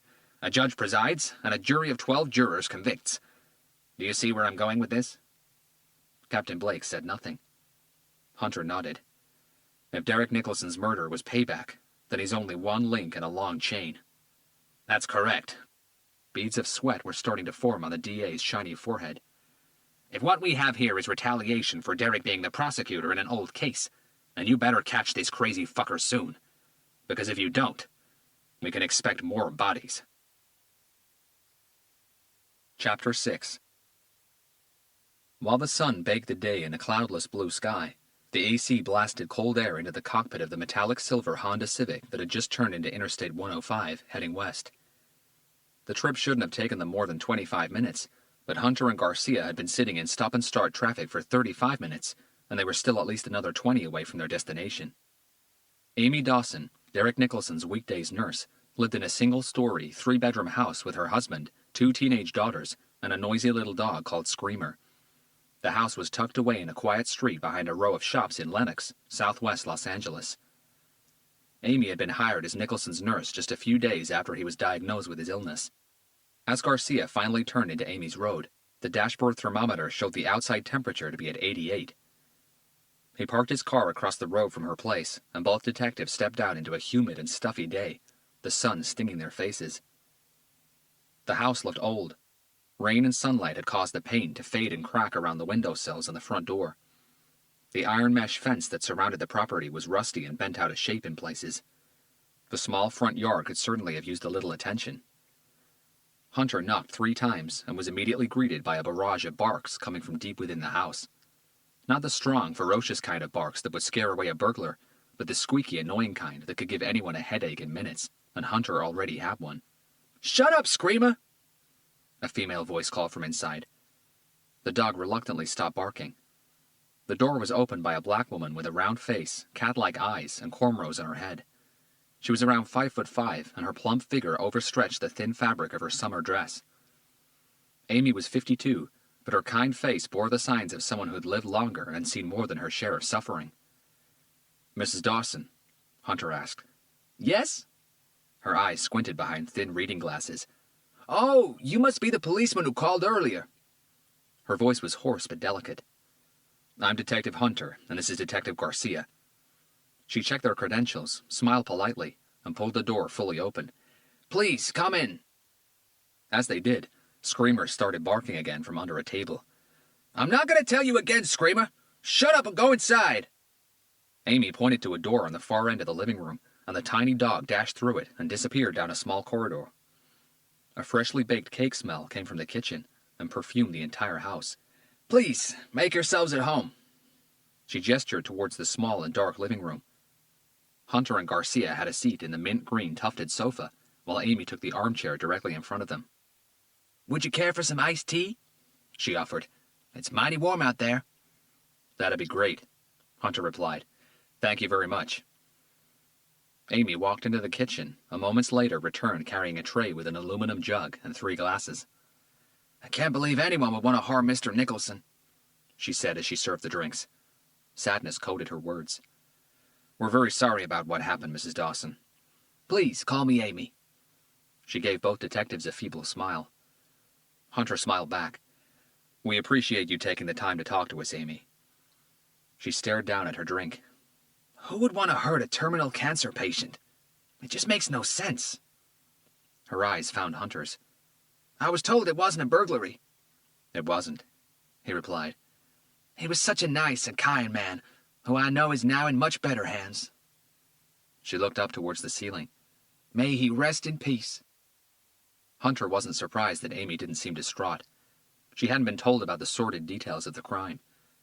Hunter had also checked her background. Amy had been a nurse for 27 years, 18 of those dedicated to helping patients with some form of terminal cancer. She did her job to the best of her abilities, but inevitably, all of her patients passed away. She was used to dealing with death, and she had learned long ago to keep her emotions in check. "You were Mr. Nicholson's nurse on weekdays, is that correct?" Garcia asked. "Monday to Friday, that's right." "Did you use the same room as Melinda Wallace, the nurse that took over from you on weekends?" Amy shook her head. No. Mel used the guest house above the garage. I used the guest room inside the house. 2 doors from Mr. Nicholson's room." "We were told that Mr. Nicholson's daughters visited him every day." "That's right, for at least a couple of hours. Sometimes in the morning, sometimes in the afternoon, sometimes in the evening." "Did Mr. Nicholson have any other visitors recently?" "Not recently." "At any time?" Garcia pushed. Amy looked pensive for a moment. "When I first started, yes. I remember only 2 separate visitors during my first few weeks at the house. But as soon as the most severe symptoms began to manifest themselves, then he had no more visitors. Mainly because Mr. Nicholson himself didn't want to see anyone. He also didn't want anyone to see him looking the way he did. He was a very proud man." "These visitors, can you tell us any more about them?" Garcia asked. "Do you know who they were?" "No, but they looked like lawyers, you know? Very nice suits and all. Probably work colleagues." "Do you remember what they talked about?" Amy looked at Garcia with a touch of indignation. "I wasn't in the room, and I don't listen to other people's conversations. I apologize. That wasn't what I meant at all." Garcia backpedaled as fast as he could. "I was just wondering if maybe Mr. Nicholson mentioned anything." Amy offered Garcia a feeble smile, accepting his apology. "The truth is, not very much is ever said when visitors come around to see cancer patients. No matter how talkative people are, they tend to lose their ability to make conversation when they see what the disease has done to their friend or family member. People usually just stand there, mostly in silence, trying their best to appear strong. When you know someone is dying, it's hard to find words. Hunter said nothing, but he knew exactly what Amy Dawson meant. He was only 7 when his mother was diagnosed with glioblastoma multiforme, the most aggressive type of primary brain cancer. By the time her doctors discovered it, the tumor was already too advanced. Within weeks, she went from being a smiling, full-of-life mother to an unrecognizable, skin-and-bones person. Hunter would never forget the image of his father standing by her bed with tears in his eyes, but unable to utter a single word. There was nothing he could say. Do you remember their names? Garcia pushed. Amy thought about it for a long, hard moment. My memory isn't very good anymore, you know. But I remember thinking that the one who came first must have been a really important man. He came in a very large Mercedes with a driver and all. Could you describe him? She tilted her head from side to side. Older, chunky fellow with chubby cheeks. He wasn't very tall either, but he was very well dressed. Liked to move his arms around a lot. D.A. Bradley, Garcia suggested, looking at Hunter, who gave him a probably nod. Yes, Amy said with a hint of a smile. I think that was his name, Bradley. How about the second visitor? Can you remember anything? Amy searched her memory. Slimmer and taller. She looked at Hunter. I'd say he was about your height. Could have been around the same age, too. He was quite attractive. Nice dark brown eyes. Garcia took notes. Anything else you can remember about him? I think he had a short name. Something like Ben, Dan, or Tom, maybe. She hesitated, taking a breath. Yeah, something like that, but I can't be sure. Amy, Hunter said, leaning forward and placing his empty iced tea glass on the coffee table between them. I'm sure you and Mr. Nicholson had several conversations, especially given that you spent so much time with him. Sometimes at the beginning, Amy admitted. But as the weeks went by, his breathing worsened. Talking was an effort. We talked very little. Hunter nodded. Did he tell you anything that you think can help us? Anything about his life? Anything about one of his cases? Anything about someone in particular? Amy frowned and shook her head. I was just his nurse. Why would he confide in me, of all people? In the last few weeks, you spent more time with him than anyone else, even his daughters. Nothing at all comes to mind. Hunter understood the intrinsic need human beings have to talk to each other. Talking has a psychological soul-cleansing effect, and that need is heightened exponentially when someone is certain of his or her death. Because she spent so much time alone with him and was caretaker to Derek Nicholson, Amy Dawson would have seemed like the oldest and best of friends, someone he could talk to, someone he could confide in. Amy looked away for a moment, focusing her stare on the window to Hunter's right. Once he said something that got me wondering. And what was that? Her eyes stayed on the window. He said that life was a funny thing. It doesn't matter how much good you've done throughout it, or how many people you've helped. Your mistakes are what haunt you until your dying days. Neither Hunter nor Garcia replied. I told him that no one was free from mistakes. He smiled and said he knew that. And then he said something about making his peace with God and telling someone the truth. The truth about what?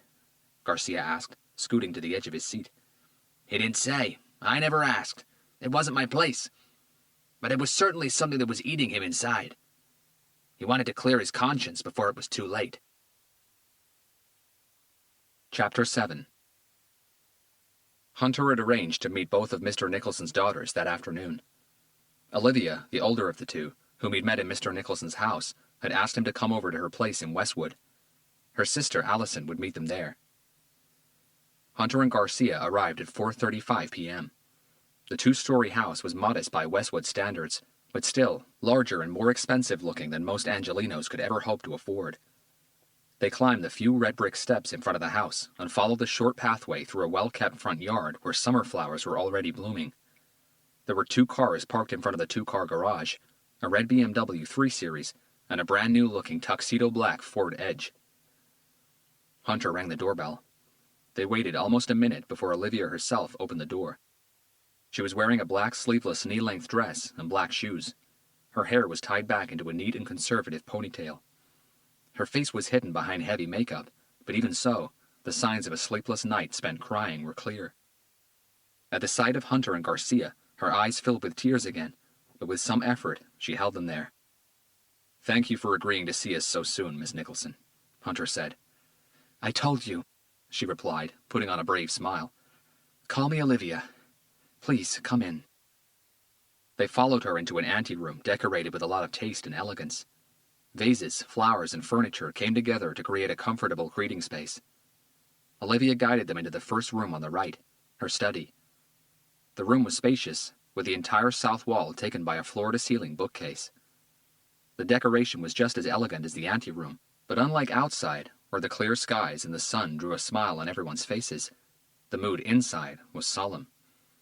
The place was dark and suffocating, held by the shut windows and drawn curtains. The only light came from a pedestal lamp in one of the corners.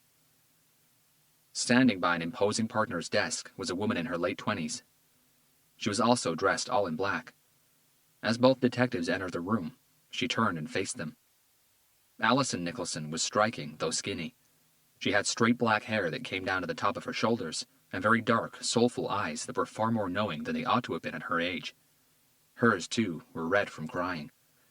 "This is my sister, Allison," Olivia said. Allison's eyes moved from Hunter to Garcia, but she stood still. No offer of a handshake. "These are Detectives Hunter and Garcia, Allie," Olivia said, moving closer to her sister. "We're very sorry for your loss," Hunter said. "We know how difficult this is for both of you, and we appreciate your time. We won't take much of it." He reached inside his pocket for his black notebook. "If we could ask you just a few quick questions." Their silence prompted Hunter to continue. "You both visited your father on Saturday last, is that correct?" "Yes," Olivia answered. "Can you remember what time you got there and what time you left?" "I got there before Allie," Olivia said. "I had a few things to do in the afternoon. We're opening a new store." Hunter knew Olivia owned Healthy Eats, a chain of healthy food stores with several shops downtown and around greater Los Angeles. Allison, on the other hand, followed in her father's footsteps. She was a prosecutor. "I got there at around 4:30 or 5 o'clock, Olivia continued. "Allie, I got there at around 5:15. Allison took over. Hunter waited. "We sat around with Dad as we usually do, chatting or trying to," Allison continued. "Over the weekends, Levy usually cooks." She nodded at her sister. "I sometimes help." She shook her head. "I'm not very good in the kitchen." "Did you cook on Saturday?" Hunter asked Olivia. "Yes, then we all ate together." "How about Melinda Wallace, the nurse?" Garcia asked. "Mel always ate with us. She's a lovely person, very caring." "What time did you leave?" "Levy left a couple of minutes before me," Allison said. "I left around 9 o'clock. Olivia nodded.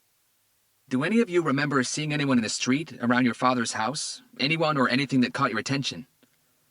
"I don't remember seeing anything," Allison replied first. "Neither do I," Olivia agreed. "We talked to Amy Dawson this afternoon.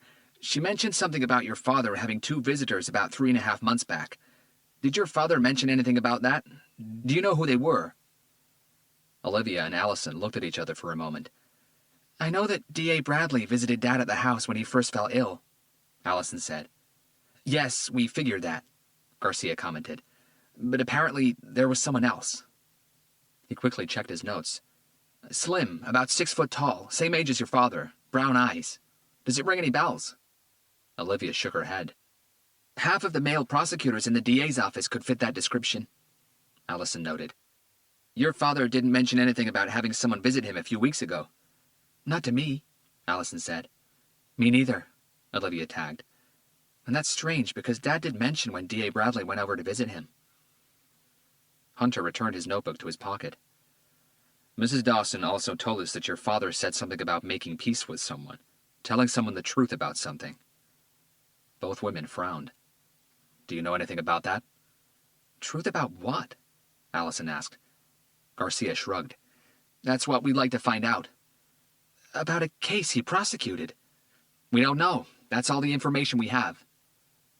Silence took over for several seconds. "I don't remember Father saying anything about making peace with anyone," Olivia said. "Is Amy sure that's what he said?" Hunter and Garcia nodded. Olivia looked at Allison. "Dad never said anything to me either," There was one more question Hunter wanted to ask them, but he needed to choose his words carefully. He tried to sound casual. Was your father into modern art?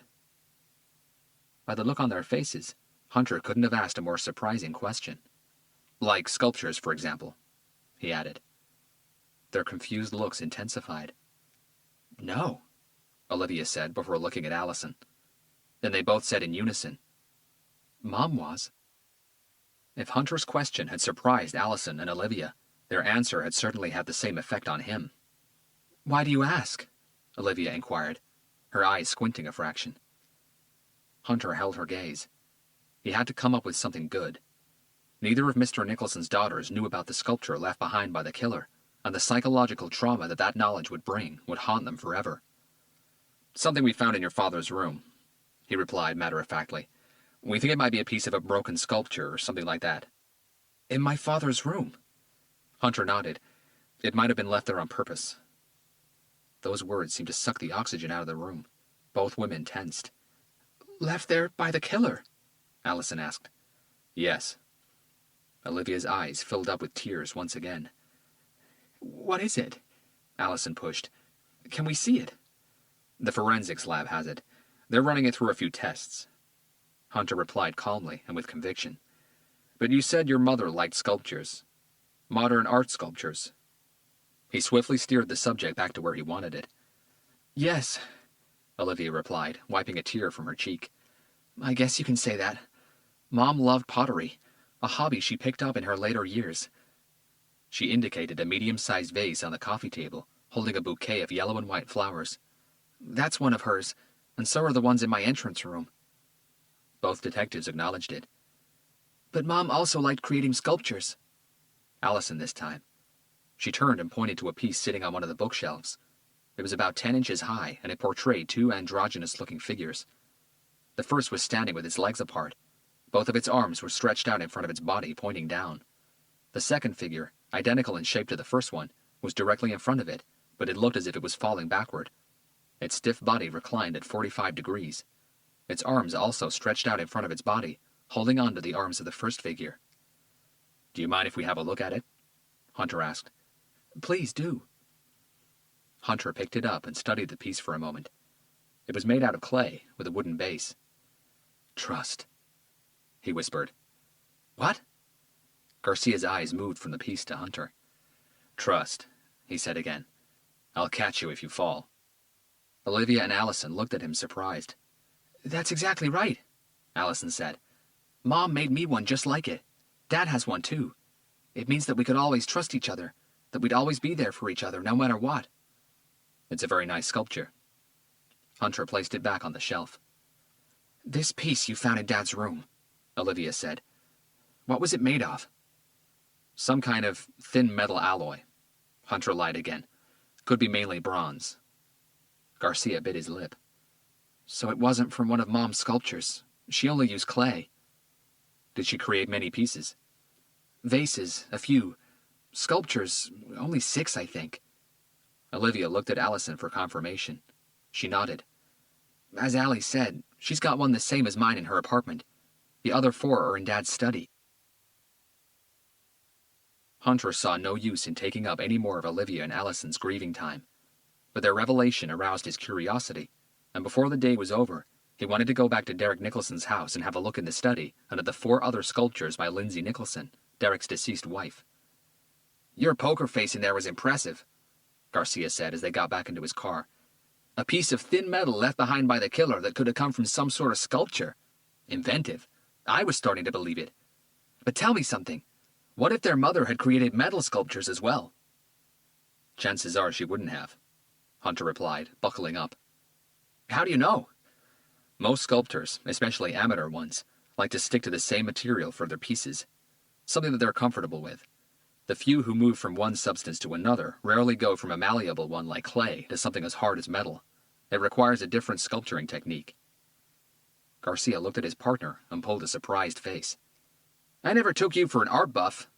I'm not. I just read a lot. Hunter had only gone into Derek Nicholson's study very briefly. That was the room Melinda Wallace was sitting in when he got to the house for the first time yesterday morning. In the evening, when he revisited the crime scene, He would focus all his attention on the room upstairs. It took them only 10 minutes to drive to Cheviot Hills from Olivia's place in Westwood. They unlocked the door and stepped into a house that Hunter was sure one day had been a home to a happy family. Now, that building was forever tainted with the stains of a brutal homicide. Every single happy memory that those walls once held completely erased by one act of unthinkable evil. The air inside the house was warm and stale, and it carried a distinct mixture of unpleasant smells. Garcia rubbed his nose, cleared his throat a couple of times, and allowed his partner to lead the way. Hunter opened the door to a long, wood-paneled room where bookshelves lined two of the walls. The space was reminiscent of a court of law judge's chambers, with a large twin desk, comfortable armchairs, and the musty odor of old leather-bound books. They spotted the 4 sculptures Olivia had mentioned straight away. 2 were on the bookshelves, 1 was on Derek Nicholson's desk, and 1 was on a side table next to a whiskey-colored leather armchair. Unconventional-looking as they were, however, none of them even remotely resembled the grotesque piece left behind by the killer. "Well, at least we know that the killer wasn't trying to mimic any of these," Garcia said, placing the sculpture he was holding back down on the side table. "God knows what he was trying to do or mimic." Hunter had looked at all the sculptures and was now studying some of the books on the shelves. Almost all of them were criminal law-related, but a handful were about pottery and ceramics. 2 of them were about modern sculpture. Hunter pulled one off the shelf and flipped through its first few pages. "Do you think his murder could really be related to what he said to his nurse?" Garcia asked. "Something about making his peace with someone and telling them the truth about something." "I'm not sure, but I know we all have secrets, some more important than others. One of Derek Nicholson's secrets was so important to him. It bothered him so much that he didn't want to leave this life without clearing things up, without making his peace." Hunter used his fingers to draw quotation marks in the air. "And that's gotta mean something, right?" Garcia said. "It's gotta mean something," Hunter agreed. "But we don't know if he did or not. Make his peace, that is." "According to his nurse, he told her about this making his peace business sometime between her first and second week here. Since then, other than the weekend nurse and his 2 daughters, it looks like he'd only talked to 2 other people." Hunter nodded. D.A. Bradley, and our mysterious 6-foot-tall, brown-eyed visitor. He replaced the book on the shelf and reached for the second volume on sculpture. "Maybe the D.A. knows who he is. I'll try to talk to him tomorrow." "The weekdays nurse used the room upstairs," Garcia commented. "But Melinda had the one above the garage outside. It's no coincidence the killer picked a weekend night for the murder, is it?" "No." For no reason, Hunter's eyes darted towards the ceiling and then the walls. Somehow the killer knew the habits of this house. He knew when people came and went. He knew Derek Nicholson's daughters would visit him for a few hours every day and then leave. He knew when he would be alone and the best time to strike. He might have even known that the burglar alarm wasn't usually engaged, or that Derek Nicholson didn't like air conditioning, and the balcony door that led into his room would probably have been unlocked at this time of year. "So that means that the killer staked out the house," Garcia said. "And not just for a day." Hunter moved his head as if pondering Garcia's words. "You think it's more than that, don't you?" Garcia asked. Hunter nodded. "I think the killer has been in here before. I think the killer knew the family." Chapter 8. "So, do you know what the problem is?" Andrew Nashorn asked the mechanic, who was hunched over the inboard engine pit inside the cabin of his mid-sized sailboat. Nashorn was 51 years old, with a full head of light brown hair, a thick chest and arms, and a swagger that told everybody that he still knew how to handle himself in a fistfight. The scar above his left eyebrow and the crooked nose came from his early boxing days. Nashorn spent the entire year waiting for the official start of the summer. It's true that in Los Angeles, and most of Southern California, summer is an almost endless season, but those first few official weeks were considered by many boat owners as the best for sailing. The winds were kinder and practically unceasing. The ocean calmer than ever. The water was clearer, and clouds seemed to go paint the sky somewhere else for a couple of weeks. Nashorn always filed for his 2-week holiday at the beginning of every year. The period was always the same, the first few weeks of summer. He'd been doing so for the last 20 years, and for the last 20 years his vacation had been exactly the same. He'd pack a few clothes, some supplies, his fishing gear, and disappear into the Pacific for 14 days. Nashorn didn't eat fish. He didn't like the taste of it. He fished simply for sport, and because it relaxed him. He'd always throw his catch back into the water as soon as he unhooked it from his line. He used only circle hooks because they were kinder to the fish. Despite having many friends, Nashorn always sailed alone. He'd been married once, over 20 years ago. His wife, Jane, suffered a heart attack in their kitchen one afternoon while he was out working. It happened so quickly she never managed to get to the phone. They'd only been married for about 3 years. Nashorn never even knew she had a heart condition. Jane's death devastated him. To Nashorn, she simply was the one. From the first day they met, he knew he wanted to grow old with her, or so he hoped.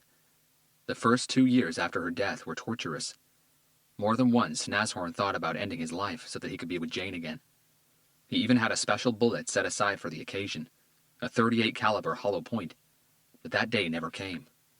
Little by little, Nashorn managed to step out of his dark depression. But he never remarried, and since then, not a day went by that he didn't think of her. Officially, summer had started yesterday, and Nashorn had planned to set sail this afternoon. But when he tried engaging his 29-horsepower diesel engine, the motor coughed and rattled a few times before stalling. He tried it again, but the engine just wouldn't start. Some sailors might have considered taking off with a dead engine. After all, it was a sailboat. But that would have been careless, and careless was something Nashorn was not. He was lucky, though. He was about to call Warren Donnelly, his usual mechanic, when another mechanic, who had just finished servicing the boat right next to his, heard the engine coughing like a dying dog and asked if Nashorn needed any help. That saved Nashorn at least a couple of hours, maybe more.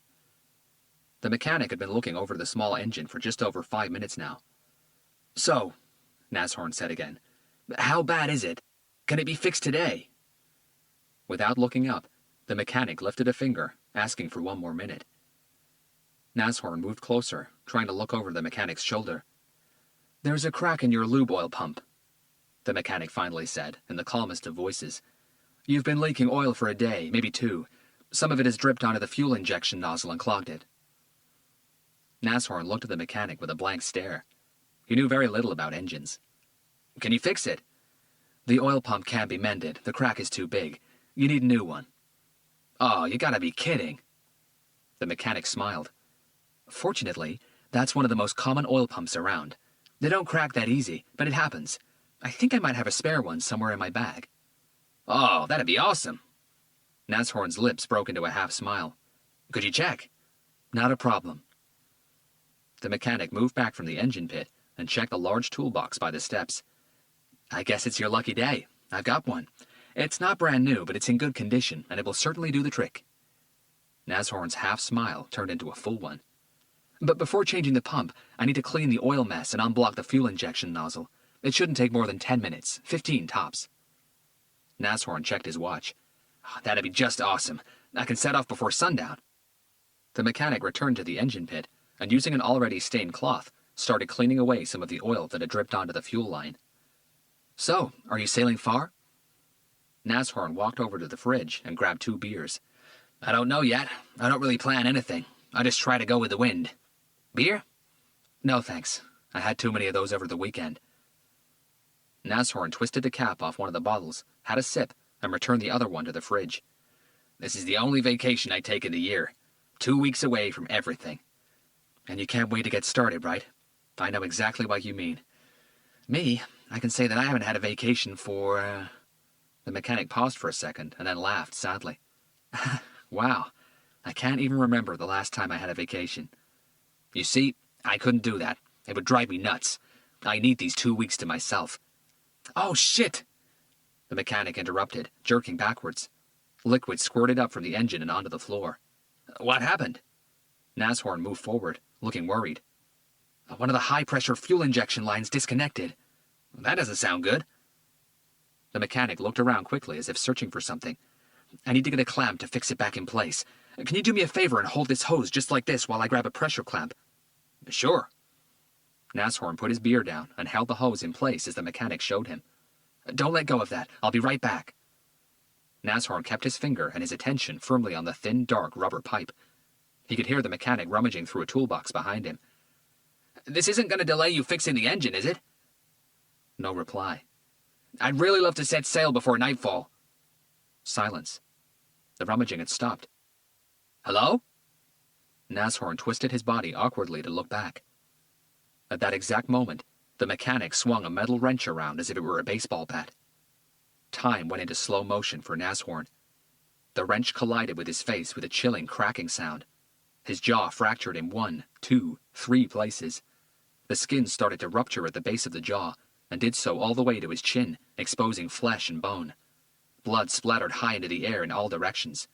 3 of Nashorn's teeth shattered and were violently projected against the wall. A large bone splinter broke loose from his fractured jaw and perforated his gum, just under the now missing first molar, its tip touching the exposed nerve left there by the missing tooth. Pain darkened his eyes. The hit was so powerful and well placed that Nashorn's body was catapulted backwards. His back slammed against the engine, his head against the wooden panel above it. Nashorn's vision blurred instantly. Blood flooded his mouth and trickled down into his throat, blocking his airways and making him gasp for air. He tried to speak, but the only sound he could muster was a pitiful, gurgling noise. Just before he lost consciousness, he saw the mechanic standing high above him, still holding the wrench. "You," the mechanic said with an evil smile. "I'll take my time with." Chapter 9. Hunter got to the PAB at 8:33 a.m., just minutes after Garcia. "Goddamn, did they get you too?" Garcia asked. "The reporters outside, you mean?" Garcia nodded. "Are they camping outside or what? I got out of my car and instantly had 3 of them shouting questions at me." "Our victim was a prosecutor who was dismembered in his own house on his deathbed 3 days ago. That's the stuff TV series are made of, Carlos. They could kill each other to be the first to get an insight from someone working the case. It'll only get worse." "Yeah, I know." Garcia poured Hunter and himself a large cup of coffee each from the machine on the corner. "Any luck with those?" he asked, handing his partner a cup and pointing at the books under Hunter's arm. Hunter had taken all the modern art and sculpture books he could find in Derek Nicholson's study home with him last night. "Nothing." Hunter put the books down on his desk and took the cup. "Thanks. I also spent half the night searching the net, reading about any and every Los Angeles sculptor I could find. Nothing there either. I don't think our killer is trying to reproduce an already existing piece." Garcia returned to his desk. "Me neither. I'll drop by D.A. Bradley's office today," Hunter continued. "I want to ask him if he knows anything about Nicholson wanting to make his peace with someone before dying, and if he has any idea who the other man who visited him was." "Isn't it easier to call?" Hunter made a maybe face, but he hated having to ask questions over the phone, regardless of who was on the other end. Face-to-face meetings allowed him to observe the movements, reactions, and facial expressions of the person he was talking to, and to a homicide detective, that was invaluable. The phone on Hunter's desk rang. He checked his watch before picking up the receiver. "Detective Hunter." "Robert, I just got the first batch of results back from the lab," Dr. Hope said. Her voice sounded a little heavier than usual. Hunter fired up his computer. "I'm listening, Doc." "First, let me tell you that the lab has done a great job with the replica you asked for." "Is it ready?" "Yep, they worked overnight. It's on its way to you now." "That's great." "Okay. Forensics lifted 5 sets of fingerprints from the crime scene and other locations throughout the house. Kitchen, bathroom, staircase handrail. You know the drill. As expected, no joy there. The fingerprints are confirmed to have come from the 2 nurses, both of the victim's daughters, and the victim himself." Hunter said nothing. He wasn't really expecting anything to come from those. "The hairs retrieved from most of the same locations as the fingerprints were also matched to the same 5 people. I don't think we'll need to DNA test them. Analysis on some of the fibers found is still going on. The ones they've already analyzed came back as cotton, polyester, acrylic, the most common fibers found in everyday clothes. Nothing that will lead you anywhere." Hunter rested an elbow on his desk. "Any toxicology results yet, Doc?" "Yes, I had to push for them, though. The lab is overworked." She paused for just a split second. "And here is where it gets interesting, and positively more evil." Hunter grabbed Garcia's attention with a quick hand wave and motioned him to listen in on his extension.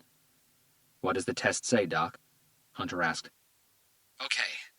We know that to prolong the victim's suffering, the perp clamped the brachial artery of the amputated right arm using medical forceps, keeping the victim from bleeding out. But even so, something was baffling me from the start." Hunter pulled out his desk chair and had a seat. "The victim's fragile condition." He didn't phrase it as a question. "That's right. The victim was already in the very late stages of terminal pulmonary cancer. His body was as weak as a 90-year-old man's. His resistance to pain, his stamina, had all been reduced to a fraction of what it should have been. A person in those conditions should have died of shock after losing a finger. He lost 5 of them, all 10 toes, his tongue, and an arm before dying. Hunter and Garcia exchanged a long, worried look. As I expected, he wasn't sedated, but he was drugged to his eyeballs. Toxicology found high levels of a few drugs, but that was expected due to the victim's ill health. But some of the high-level drugs are just plain wrong. Like what? Okay, we found high levels of propafenone, felodipine, and carvedilol. Garcia looked at Hunter and shook his head. Hold on, Doc. Easy with the chemical jargon. Chemistry wasn't my strongest subject in school, and school was years ago. What are those? Propafenone is a sodium channel blocker. It works by slowing the influx of sodium ions into the cardiac muscle. Felodipine is a calcium channel blocker, and very big on controlling high blood pressure. Carvedilol is a beta blocker. It blocks the binding of norepinephrine and epinephrine to beta adrenoceptors.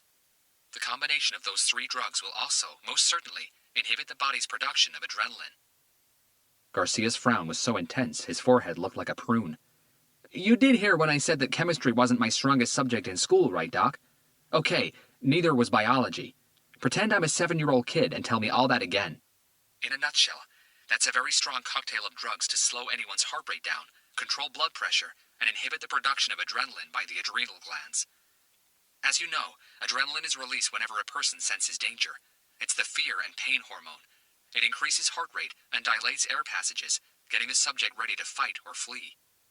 Garcia still looked a little puzzled. So the killer reduced the victim's blood flow, Hunter said, and sedated his production of adrenaline. That's exactly right. When the body senses danger or feels pain, like when having a finger, toe, or tongue cut off, adrenaline is released and the heart speeds up, pumping more blood to the affected area, brain, and muscles. Those drugs wouldn't allow that to happen. They'd keep the heart in rest pace, if not even slower. That way, smaller amounts of blood were distributed throughout the victim's body. It would have bled a lot less than expected. But none of those drugs have a sedating effect. Meaning he would have felt all the pain. Garcia caught on. But held on for longer. Correct. When a victim is severely cut, but no vital organs are damaged, there are mainly 2 ways the victim can die. Bleed to death, or the heart gets overworked to such an extent that it fails. In an unorthodox way, this killer addressed both of those problems with his drug combination. He didn't want the victim to die too soon, and he certainly wanted the victim to feel as much pain as he could endure. But without a surgical team to help him, the killer would have had to work a lot faster to be able to perform the amputations and contain the hemorrhaging before the victim bled out. Well, his cocktail of drugs helped him a lot. She paused, dwelling on the severity of her own words. I think all this strengthens our suspicion that this killer knows medicine, Robert. And I'd say he knows it well. Hunter and Garcia placed their receivers back in their cradles at the same time. Hunter laced his fingers, rested both elbows on the arms of his chair, and sat back. Okay, he said, facing his partner. I know this is a long shot, but since all 3 of the drugs toxicology found are prescription only, let's start checking with drugstores and pharmacists to see if anyone has sold all 3 in one go. I mean, all in the same prescription to the same person. Who knows, we might get lucky. Garcia was already reading through the email they just received from Dr. Hove, noting down the names of all 3 medications. How are we doing on that list of criminals Nicholson put away? Hunter asked. We haven't got it yet, but the team is working on it. Tell them we'll need to reprioritize it. Check if anyone on that list has any previous medical education, worked in a hospital, care home, maybe even a gym. Garcia's eyebrow twitched. Gym instructors and personal trainers must know first aid, Hunter explained. If any of the people on that list knows so much as how to properly put on a Band-Aid, I want to know. There was a knock on the door. Come in, Hunter called from his desk. The door was pushed open by a petite and very pretty woman in a dark business suit. She had long, straight, dyed blonde hair and deep brown eyes. In her right hand, she held a black leather briefcase. There was no doubt she was a lawyer or worked for one. Detective Hunter, she said, looking straight at him. Yes, can I help you? Hunter stood up. The woman stepped forward and offered her hand. I'm Alice Beaumont. I work for the Los Angeles District Attorney's Office, directly with D.A. Bradley himself. He said you could use my help on the Derek Nicholson investigation. She shook Hunter's hand with a firm and self-assured grip. Garcia frowned. Hunter studied the woman in front of him for a moment. Her eyes were full of intelligence, both the university and street kind. Hunter noticed that she had expertly and subtly allowed her gaze to run around the room. It took her less than 2 seconds to take in her entire surroundings. There was something vaguely familiar about her. D.A. Bradley gave me your card, Hunter said, but maybe I misunderstood him. I thought he said that if we needed your help, I would give you a call. Trust me, Detective. You need my help. Her tone was as confident as her posture. She turned and faced Garcia. You must be Detective Carlos Garcia. The legend himself, Garcia joked, shaking her hand. Alice didn't smile. Instead, she walked over to Hunter's desk, placed her briefcase on it, flipped the top open, and retrieved several sheets of paper that had been stapled together. This is a list of all perpetrators Derek Nicholson sent or helped send to prison over the years. She handed it to Hunter. There are some really nasty people on that list. It's been prioritized by severity of crime. Ultra-violent and sadistic ones come first. Also by those individuals who have been released, paroled, or made bail recently. Her gaze circled from Hunter to Garcia. I've already checked. None of the violent criminals he put away have been released, either on probation or in any other way. None has escaped either. The files of the ones who have committed minor offenses and have either served their sentences or were granted early release for whatever reason don't read like the type of people who would be capable of such a crime. You'd be surprised what people are capable of, Garcia said, moving towards Hunter to have a look at the list. Especially the ones who don't look the type. You've read these files? Hunter asked. The most relevant ones, yes. Who stipulated their relevance? You? Alice didn't reply. Hunter held her gaze for a moment before flipping through the pages. There were over 900 names on it. You said that none of the violent criminals on this list have been released recently. How recently are we talking? Past year. We need to go further back than that, Hunter countered. That won't be a problem. How far back would you like? 5 years to start with, maybe 10. Give me a computer with a fast internet connection and a few minutes, and you'll have it. I need to know what each and every person on this list was prosecuted for. It says right there next to their names and ages, Alice said with a tiny amount of prickliness in her voice while she nodded at the list. Hunter's eyes didn't move from her face. It says homicide, aggravated homicide, armed robbery, and so on. We need to know exactly what they did and how they did it. What weapons were used? Was the crime scene bloody? Was the perpetrator violent because he lost control or because he enjoyed it? We need real specifics. Again, not a problem. Just give me a computer. We also need to cross-reference the names on this list with any family member, relative, or gang member who is on the outside and who'll be crazy enough to seek revenge on behalf of the inmate. Not a problem.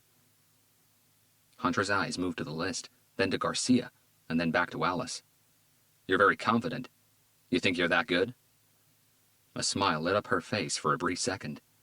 I'm better, she replied without hesitation. Get me a computer and I'll go to work right now. She pointed to the list in Hunter's hands. But for now, that can give us a start. For a moment, no one spoke. Us? Garcia asked. D.A. Bradley wants me to help you as much as I can. That sort of puts us in a team, doesn't it? Her stare returned to Hunter. Miss Beaumont, Hunter said, putting the list down on his desk. We're the homicide special section of the robbery homicide division. This isn't Club Med. We know that D.A. Bradley is keen to get results, and so are we. We appreciate your help, and this list can give us a good start, you're right. But I have no authority to add anyone to this investigation without consulting my captain. For starters, she's not very keen on civilians being involved in any of the department's investigations. Alice smiled and walked over to the pictures board where all the crime scene photographs had been pinned up. She had a sensual walk, slow and easy, as if she knew men liked to watch her move. Don't be so modest, Detective. You do have the authority to bring anyone you like into your team, she replied in a non-aggressive way. I checked. In here, you call the shots and everyone listens. But in any case, D.A. Bradley has talked to Chief of Police Martin Collins, who in turn has talked to your not very keen captain. She didn't have much of a choice, and I'm afraid that neither do you. D.A. Bradley always gets what he wants. Hunter was seasoned enough to know that protesting wouldn't make a sand grain of difference. He hated people butting into his investigations, dictating what he should and should not do, hence his reputation for not exactly sticking to protocol all the time. But the LAPD had a chain of command, and he was a long way down it. Sometimes he had to go along to get along, and this sure as hell was looking like one of those times. He said nothing. Alice's eyes browsed the pictures on the board for just a moment, "Oh my God," she whispered in a weak breath and quickly turned away. Hunter's stare was fixed on her. "I knew Derek well," she said in a more tender voice. "I helped him in tens of cases. I helped him put away many of the names in that list. He was a good man who didn't deserve any of this. I want to help, and I know I can because I'm the best at what I do. Please give me a chance to help you catch the son of a bitch who did this to Derek." Before Hunter could say anything, there was a knock at the door. "Busy here this morning," Garcia joked before calling out. "Come in." "Sorry, sir," a male voice replied from outside. "Not enough hands."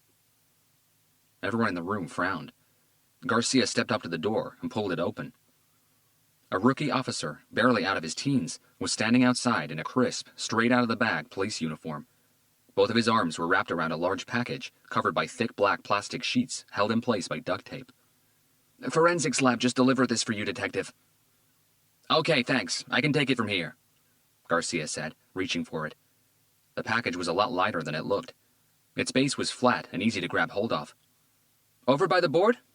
Garcia asked Hunter, after allowing the door to close behind him. "Yeah, I think that'll do." Hunter cleared a space on a small table and pushed it closer to the pictures board. Garcia carefully deposited the package on it. "What is that?" Alice asked, moving around to the other side. "A life-size replica of this," Garcia replied, pointing to the photograph on the board. Hunter saw Alice hold her breath for a beat. "Have you ever worked this closely with a homicide investigating team?" he asked. "No," Alice replied firmly. No embarrassment. Hunter took a penknife out of his pocket and flicked it open. "As I said before, this isn't Club Med." He skillfully cut through the duct tape. "You can stay if you want, but this will be no picnic." "I hate picnics." Alice stood her ground. Hunter and Garcia pulled down the black plastic cover, letting it drop to the floor. For a long moment, the only sound in the room came from the pedestal fan behind Garcia's desk. Dr. Hove was right. Forensics had done a fantastic job in replicating the morbid piece, despite the short amount of time. The replica was done in white plaster, cast over a light wooden base, no color finish, but it still made the hairs at the back of Garcia's neck stand on end, and it had knocked the air out of Alice's lungs. Hunter found it hard to tear his eyes away from it. Images of the real thing flashed at the back of his mind like fireworks, going off every few seconds. With it, his subconscious brought back the same sensations he experienced 2 days ago when he walked into that crime scene for the first time. He could smell the pungent odor of that room. He could see the blood splattered all over the walls and floors, and the way it trickled down from the human flesh sculpture. For a second, he could even see the bloody words painted onto the far wall. "Good job you didn't turn on the lights." "Do you mind if I pour myself a glass of water?" Alice said, finally breaking the silence. Her words seemed to have interrupted some sort of group trance. Hunter and Garcia blinked almost at the same time. "Please do," Hunter replied, folding his arms over his chest. His attention was still on the piece. He walked over to the other side to look at it from a different angle. Garcia moved a few steps back, as if trying to see a bigger picture. There was nothing there. The piece resembled nothing else they'd ever seen. It didn't trigger anything in either of their minds. "That has got to be the most grotesque thing I've ever seen," Alice said, after downing a glass of water as if to put out a fire inside her. "And judging by the way you two are looking at it, you have no idea what it means, do you?" "We're working on it," Hunter replied. She refilled her glass. "Well, I know someone who might be able to help." Chapter 10. Silver Lake is a hilly neighborhood east of Hollywood and northwest of downtown Los Angeles. The place is inhabited by a wide variety of ethnic and socio-economic groups, but it is best known for the eclectic gathering of hipsters and creative types that live there, as well as a significant LGBT community. The neighborhood is also home to some of the most famous modernist architecture in North America, and that was exactly where Hunter and Alice were headed. Alice owned a red Corvette, and she drove it like a boy racer trying to prove a point, crisscrossing lanes without signaling, cutting in front of traffic, and accelerating as if trying to outrun a tsunami every time a traffic light went yellow. Hunter sat beside her in the passenger's seat, his seatbelt securely fastened. "Miss Beaumont, if we go any faster, we might travel back in time," he said, as she hooked onto West Sunset Boulevard. She smiled. "Am I scaring you?" "The way you drive would scare Michael Schumacher." Another smile. I'll tell you what. If you stop calling me Miss Beaumont and call me Alice, I'll slow down. That's a deal, Alice. Now please take your foot off the gas before we end up in 1842. They reached Silver Lake in just under 15 minutes. Don't be alarmed, Alice said as she parked in front of Halmar Art Gallery. Miguel is a bit eccentric. Hunter grabbed the replica created by the forensics lab from the back seat and followed her inside. Miguel Halmar was an art collector, gallery owner, and connoisseur extraordinaire when it came to modern sculpture. Passionate about art from a very young age, he was still in his teens when he started collecting. Alice, darling, Miguel said in a high-pitched voice, putting down the book he was reading and leaping from his chair as soon as Alice and Hunter walked into his gallery. Miguel was in his mid-40s, tall, slim, with straight midnight black hair that came all the way down to his chest. Immaculately dressed in a D&G suit, he had a chic 3-day beard and smelled of expensive cologne. He hugged Alice as if he'd just found his long-lost sister before kissing her on both cheeks. Thanks for seeing us at such short notice, Miguel, Alice said, breaking away from his embrace. We really appreciate it. Darling, anything for you, you know that. The high pitch had vanished from his voice, but not the femininity. His eyes moved to Hunter, and his eyebrows arched in a curious way. And who is this? More importantly, where have you been hiding him? This is Robert Hunter. He's a friend of mine. Hunter smiled and nodded at Miguel. Robert Hunter. Now, that's a strong masculine name. I like that. And by God, look at those broad shoulders and those biceps. I bet you work out like a bodybuilder. So that's what Alice meant by eccentric, Hunter thought. Oh. Miguel's attention moved to the package Hunter was carrying. Is that the piece you'd like me to have a look at? That's the one. Well, follow me into my office. Miguel's office was a clash of eras. Modern art and antique pieces mingled together in a way that shouldn't have worked, but did. Sculptures of all shapes and sizes were absolutely everywhere. There were masks on the walls, zebra print rugs on the floors, and a black leather couch with a tiger throw and leopard cushions. Let's put it over here, Miguel said, pointing to a coffee table. He removed the 2 statues that were standing on it. Hunter placed the package down and took off the black plastic cover. Oh, my! Miguel reached inside his suit pocket for his glasses. Wow, this is... He paused and looked at Hunter questioningly. Did you create this, darling? No, it wasn't me. Okay, in that case, this is simply grotesque.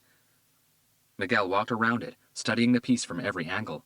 He paused and cringed. Do these represent human body parts? Alice nodded. I guess so. I've never seen anything so sick and horrendous in all my life. But one thing is for sure, it's very creative. I have to give the artist that. This is one of those crazy, what the hell is this pieces that could win the Turner Prize in London. Hell knows what those judges look for. Have you ever seen anything like it? Hunter asked. Only in nightmares, darling. Miguel had crouched down and tilted his head to one side. He was looking at one of the feet at the edge. Who's the artist? Not sure we can call him that, Alice commented, but immediately regretted it. Miguel looked up at her. We don't know, Hunter cut in, but I'd really like to find out. Are you a collector? I guess you could say that, Hunter said matter-of-factly. I'm just starting, though. Maybe we should get together one night and talk about art and other things. Miguel smiled. I would really like that. I would gladly give you a few tips. It's a very intriguing piece, Hunter said, moving the subject along. In your experience, Miguel, what do you think the artist is trying to say? Miguel returned his attention to the piece. Well, I'm in 2 minds. I'm inclined to say that whoever the artist is, this is not his first piece. Why not? The way it's put together, the crazy imagination and the creativity of it all strikes me as someone who has a great deal of experience in sculpting. Someone who doesn't care what others think, who isn't afraid to show his art, whoever it might offend. But on the other hand, the sculpture was done in cast, which simply screams amateurism. No one does anything in cast anymore. And if he wants to sell this, he might consider adding some color. Maybe some blood red to go with the theme. Miguel stood up, took a few steps back, and rested his hands on his hips. But he is a daring, defiant artist who isn't scared of breaking conventions. And I like that. He's clearly telling us something here. And what do you think that is? Alice asked. Miguel returned his glasses to his pocket. The way that the artist has simply toyed with the human body, rearranging it in his own way. He's challenging creation. He shrugged. Hell, this is so bold that, in his mind, he might even be challenging the Creator himself. Alice felt a shiver run down her spine. Miguel, you're saying that this artist thinks he's God? Miguel nodded. His attention didn't shift from the strange piece. That's exactly what that's telling me, darling. I am God, and I can do whatever I want. Chapter 11. On his way back to the PAB, Hunter dropped by the Los Angeles District Attorney's office in West Temple Street. He was lucky. D.A. Bradley had just come out of a 3-hour-long meeting with a team of attorneys. Bradley's office was the size of a small apartment. Long, pristine bookshelves lined 2 of the walls. The other 2 were covered in diplomas, awards, certificates, and framed photographs depicting the DA doing all sorts of important things. Shaking hands with politicians and celebrities, posing with lawyers at bar meetings, standing behind podiums during speeches, and so on. Hunter was shown into the DA's office by his PA, a very young and attractive brunette dressed in an elegant and tight-fitting black suit. Bradley was sitting behind an imposing mahogany pedestal desk, unwrapping a sandwich that could probably feed 3 people. "Detective," Bradley said, motioning Hunter to have a seat at one of the 3 fine leather armchairs in front of his desk. "Do you mind if I eat while we talk? I've had no lunch today." "Doesn't bother me." Hunter shook his head, taking the chair on the left. Bradley took a mammoth bite of his sandwich. Mayonnaise, ketchup, and mustard dripped down onto the wrapper. "She's nice, isn't she?" Bradley spoke while he chewed. "Excuse me?" "Alice," Bradley clarified. "The girl I sent over to you. She's a fine piece of ass, isn't she? And she's bright as diamonds. Hard combination to find these days. But don't you go getting any ideas. She's totally out of your league." Hunter said nothing, and watched as the DA used a paper napkin to wipe away a blob of mustard at the corner of his mouth. "So," Bradley continued, "what do you have for me, detective? And please, form full sentences." "I'll try. I got a few questions for you." The DA looked at Hunter. That certainly wasn't the answer he was expecting. "We're piecing a few things together." "Okay, ask away, detective." Bradley took another bite of his sandwich and chewed with his mouth open. "I was told that you visited Mr. Nicholson in his home a few months ago, after he was diagnosed with his illness." "That's right.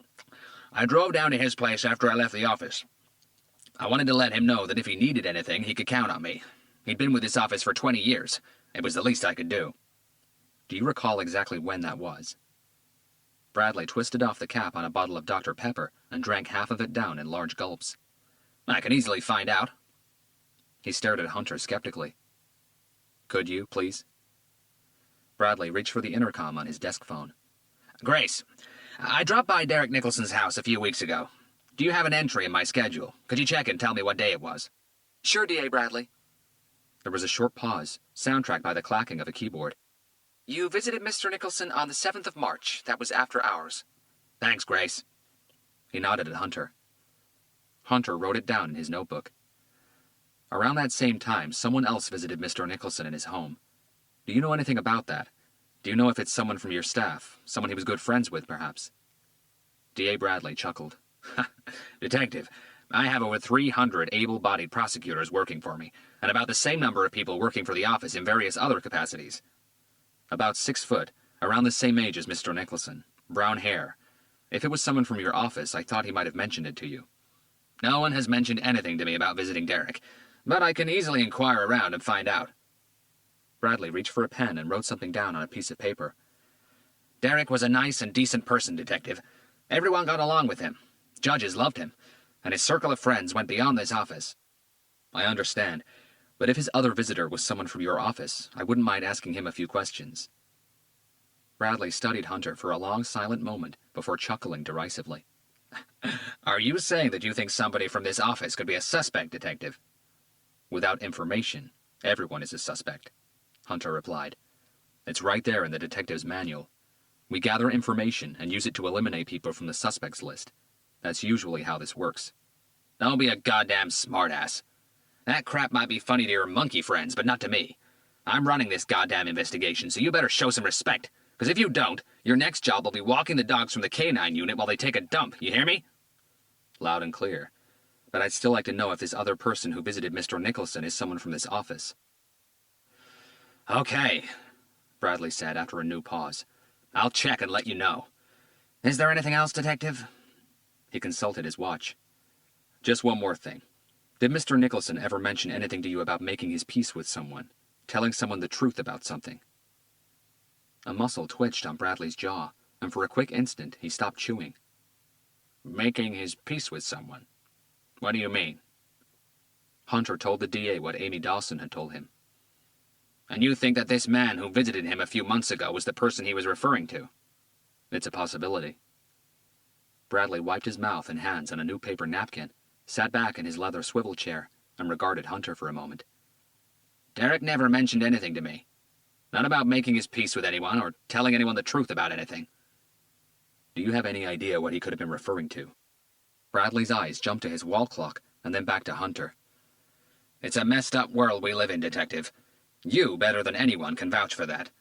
We, as state prosecutors, try our best to maintain order in our society by trying to make sure that the individuals who aren't fit to live in it are put away.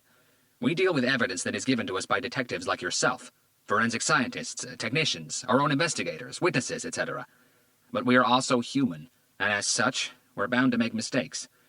The problem is, when those mistakes occur, due to the nature of what we do, they tend to incur dramatic consequences. Hunter shifted on his seat. You mean either the wrong person gets sent to prison, or the right one walks free? It's never as simple as that, Detective. And was Mr. Nicholson ever guilty of one of these mistakes? I can't answer that question. Hunter leaned forward.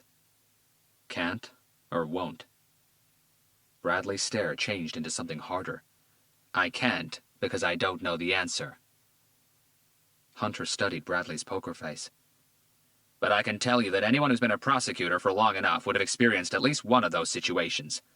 I've lost count of how many times I've come across an accused man who was as guilty as water is wet, and because of some technicality, because of some idiot at the lab, or some rookie cop who fucked up at the arrest or at the crime scene, contaminating evidence, the sack of shit walked free. Hunter had been in that situation many times, but he knew that the opposite was also true. There would always be cases where an innocent person served time, or worse, received the death penalty for something he or she didn't do. We've all been there, Detective. And Derek Nicholson was no exception. Hunter spent the rest of the day back in the office. His mind was swirling with questions, but he couldn't stop chewing over what Miguel Helmar had said. Was that really it? He thought. Was that what this killer was trying to tell them with that sculpture? Could he be so arrogant, so delusional to think he was God? To think that he could do whatever he wanted without being stopped? Hunter knew that the answer to that question was a resounding yes. It happened a lot more often than most criminal behavior psychologists would like to admit. Some call it the homicidal God complex.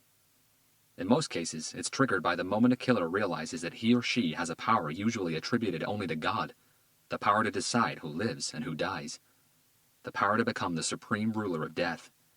And that power can be 1,000 times more addictive than any drug. It elevates their frequently damaged egos to heights they'd never imagined. And at that moment, it equates them to God. Once hooked, it is more than likely they'll come back for more. The sculpture was back by the pictures board, and Hunter still couldn't stir his attention from it for more than a minute or so. It was starting to play with his mind. Alice was tucked away in the corner, working on a laptop. Her task was to break down the list of perpetrators Derek Nicholson had put away into several separate categories. After his meeting with D.A. Bradley, Hunter also asked her to compile a new list. All the cases Derek Nicholson should have won, but lost because of a technicality, or a mistake by someone involved with the arrest or the collection of evidence. He needed to know who the victims were, if they blamed Nicholson for losing the case, and if they were capable of any type of retaliation. Garcia had spent the entire day checking with drugstores and pharmacists. So far, none had sold a prescription for all 3 of the drugs used by the killer to reduce Derek Nicholson's heart rate. The problem was, Garcia discovered, obtaining any of those drugs through illegal internet outlets was as easy as ordering candy. Hunter checked his watch. It was getting late. He got up and approached the sculpture for what seemed like the 100th time. Carlos, do you still have your digital camera here with you? Uh-huh. Garcia opened his top drawer and pulled out an ultra-slim cell phone-sized camera. Why? I don't know. I want to photograph this thing from different angles. Hunter nodded at the sculpture. See what I get. Not really convinced by what the expert told you. Maybe he's right. Maybe the killer is delusional enough to think he's God. After all, it was his decision, not God's, to end Derek Nicholson's life. And that's a mind-boggling power to come to terms with. But I still think we're missing something, somewhere. The problem is, the more I look at this thing, the less sense it makes.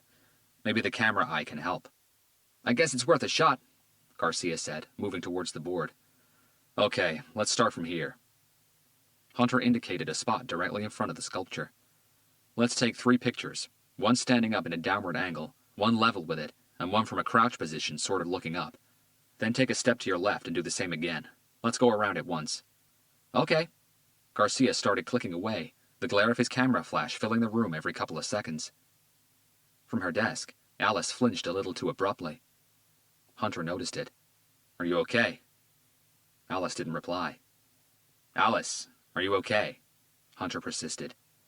Yes, I'm fine. Camera flashes sort of bother me a little. Hunter could see it was more than a little. She looked rattled, but he decided not to ask. Garcia had taken about 17 pictures when Hunter saw something that took his breath away and made him shiver. Stop, he called out, lifting his hand. Alice raised her eyes from her laptop. Garcia stopped clicking. Don't move, Hunter said. Take another picture from that exact position. Don't move an inch. What? Why? Just do it again, Carlos. Trust me. Okay. Garcia took another picture. Hunter's heart skipped a beat as adrenaline rushed through his veins. No way, he whispered. Alice got up and approached them. One more, Carlos. Garcia pointed the camera at the sculpture and fired away. Jesus. What's going on, Robert? Hunter paused and looked at his partner. I guess I just found out what the killer wants to tell us with that sculpture. Chapter 12. Andrew Nashorn's eyelids moved in slow motion as he gathered all the strength left inside him to force them open. Light burned at his eyes like a stun grenade, despite the room being lit only by candles. No shape made sense. Everything was just one enormous blur. His mouth felt desert dry. He coughed, and the pain that shot up from his jaw seemed to compress his head like a vice, filling it with so much pressure he thought it would explode. He was so dehydrated that his lips had chipped, and his glands could barely produce any saliva anymore. He tried forcing them, compressing the glands underneath his tongue by pushing its tip against the roof of his mouth, just like he used to do when he was a kid. He hadn't forgotten how, and was rewarded with a couple of slimy drops. As they reached his throat, it felt as if he were swallowing a mouthful of broken glass. He coughed again, this time a desperate, dry cough, and the pain in his throat and jaw fireballed, engulfing his entire skull. His eyelids fluttered, and Nashorn thought he'd pass out, but something deep inside him told him that if he did, he would never open his eyes again. He fought the pain with all he had, and somehow managed to steer away from unconsciousness. God, he needed a drink of water. He'd never felt so weak and drained of life. Nashorn had no idea how long he'd been awake for, but things were finally coming back into focus. He could make out the outline of a small formica table with 2 chairs and a small L-shaped bench built into the wall against the corner. 2 old and deflated cushions served as backrests. Huh? Was the only sound Nashorn could utter through the pain of his broken jaw. He knew that place, and he knew it well. He was inside his own sailboat. He tried moving, but nothing happened. His arms didn't respond, and neither did his legs. In fact, nothing did. He couldn't feel his body at all. A desperate panic started to gain momentum inside him. Nashorn forced himself to concentrate, searching for any kind of sensation anywhere. Fingers, hands, arms, toes, feet, legs, torso. Absolutely nothing.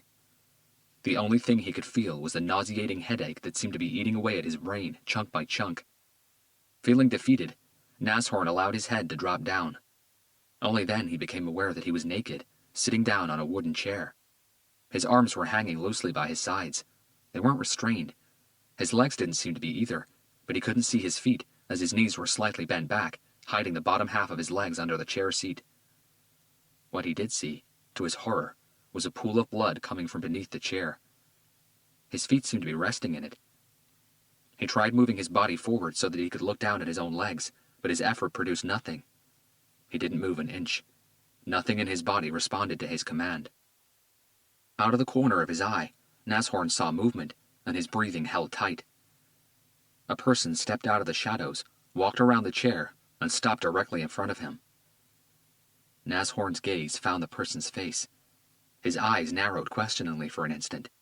It took him only a moment to recognize who it was. The mechanic who came to have a look at his faulty engine. "It must be really weird not being able to feel your own body," the mechanic said, looking straight into Nashorn's eyes. Nashorn breathed out and involuntarily let go of the terrified but weak groan that had hatched in his throat.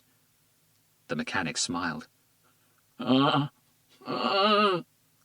Nashorn tried to speak, but without the power to articulate his jaw, the best he could do was mumble unintelligible sounds. "Sorry about your jaw. I didn't mean to break it. I was supposed to hit you at the back of the head, but you turned around right at the last minute. It's my loss, though, because now you can't speak, and I really wanted you to." If fear had a smell, Nashorn was drenched in it. "Let me show you something. I want to see how you feel about it, okay?" Nashorn tried to swallow again. He was so scared he didn't notice the pain this time. The mechanic pointed to a piece of dirty cloth that was covering something on the small bar slightly to the left of Nashorn's field of vision. His attention shifted to it. "Are you ready?" the mechanic asked, and waited a few seconds just to up the tension. "Of course not. No one is ever ready for this." With a quick pull, the dirty rag dropped to the floor. Nashorn gasped, and his eyes widened in sheer horror. Set on the bar, completely covered in blood, was a pair of human feet. The mechanic paused, enjoying the moment. "Do you recognize them?" Fear and tears filled Nashorn's eyes. "Let me help you with that, then." The mechanic pulled a 30 by 20-inch mirror from behind the bar, held it up, and tilted it just enough so Nashorn could see his legs reflected in it. He finally understood why there was so much blood under his chair. Chapter 13. Alice's eyes were squinting at the replica sculpture. The expression on her face was a mixture of confusion and surprise. She had no idea what Hunter had seen. Garcia still hadn't moved. His questioning eyes had shifted from the replica to Hunter, and then to the digital display window at the back of the camera. He flicked back and forth through the last 3 pictures he'd taken, looking at each one carefully. He saw nothing different. "Okay, I'm officially confused," he said. "What did you see, Robert?" He looked at Alice and saw the surprise stamped all over her face as well. "What did you see that the rest of us didn't?" "You'll have to see it for yourself. I'll show you." Hunter walked over to his desk and retrieved an LAPD standard issue maglite before crossing to exactly where Garcia was still standing. He clicked the flashlight on, held it at waist height, and pointed it at the sculpture. Garcia and Alice turned to look at it. Their confusion thickened. "Okay, and?" Alice asked. "Don't look at the sculpture," Hunter said. "Look at the wall behind it. At its shadow." Simultaneously, Garcia and Alice looked at the wall. Confusion was replaced by surprise. Alice's jaw dropped open. "You gotta be kidding me," Garcia said. The shadow that the sculpture cast when the light was shone on it from that particular angle formed 2 distinct shapes.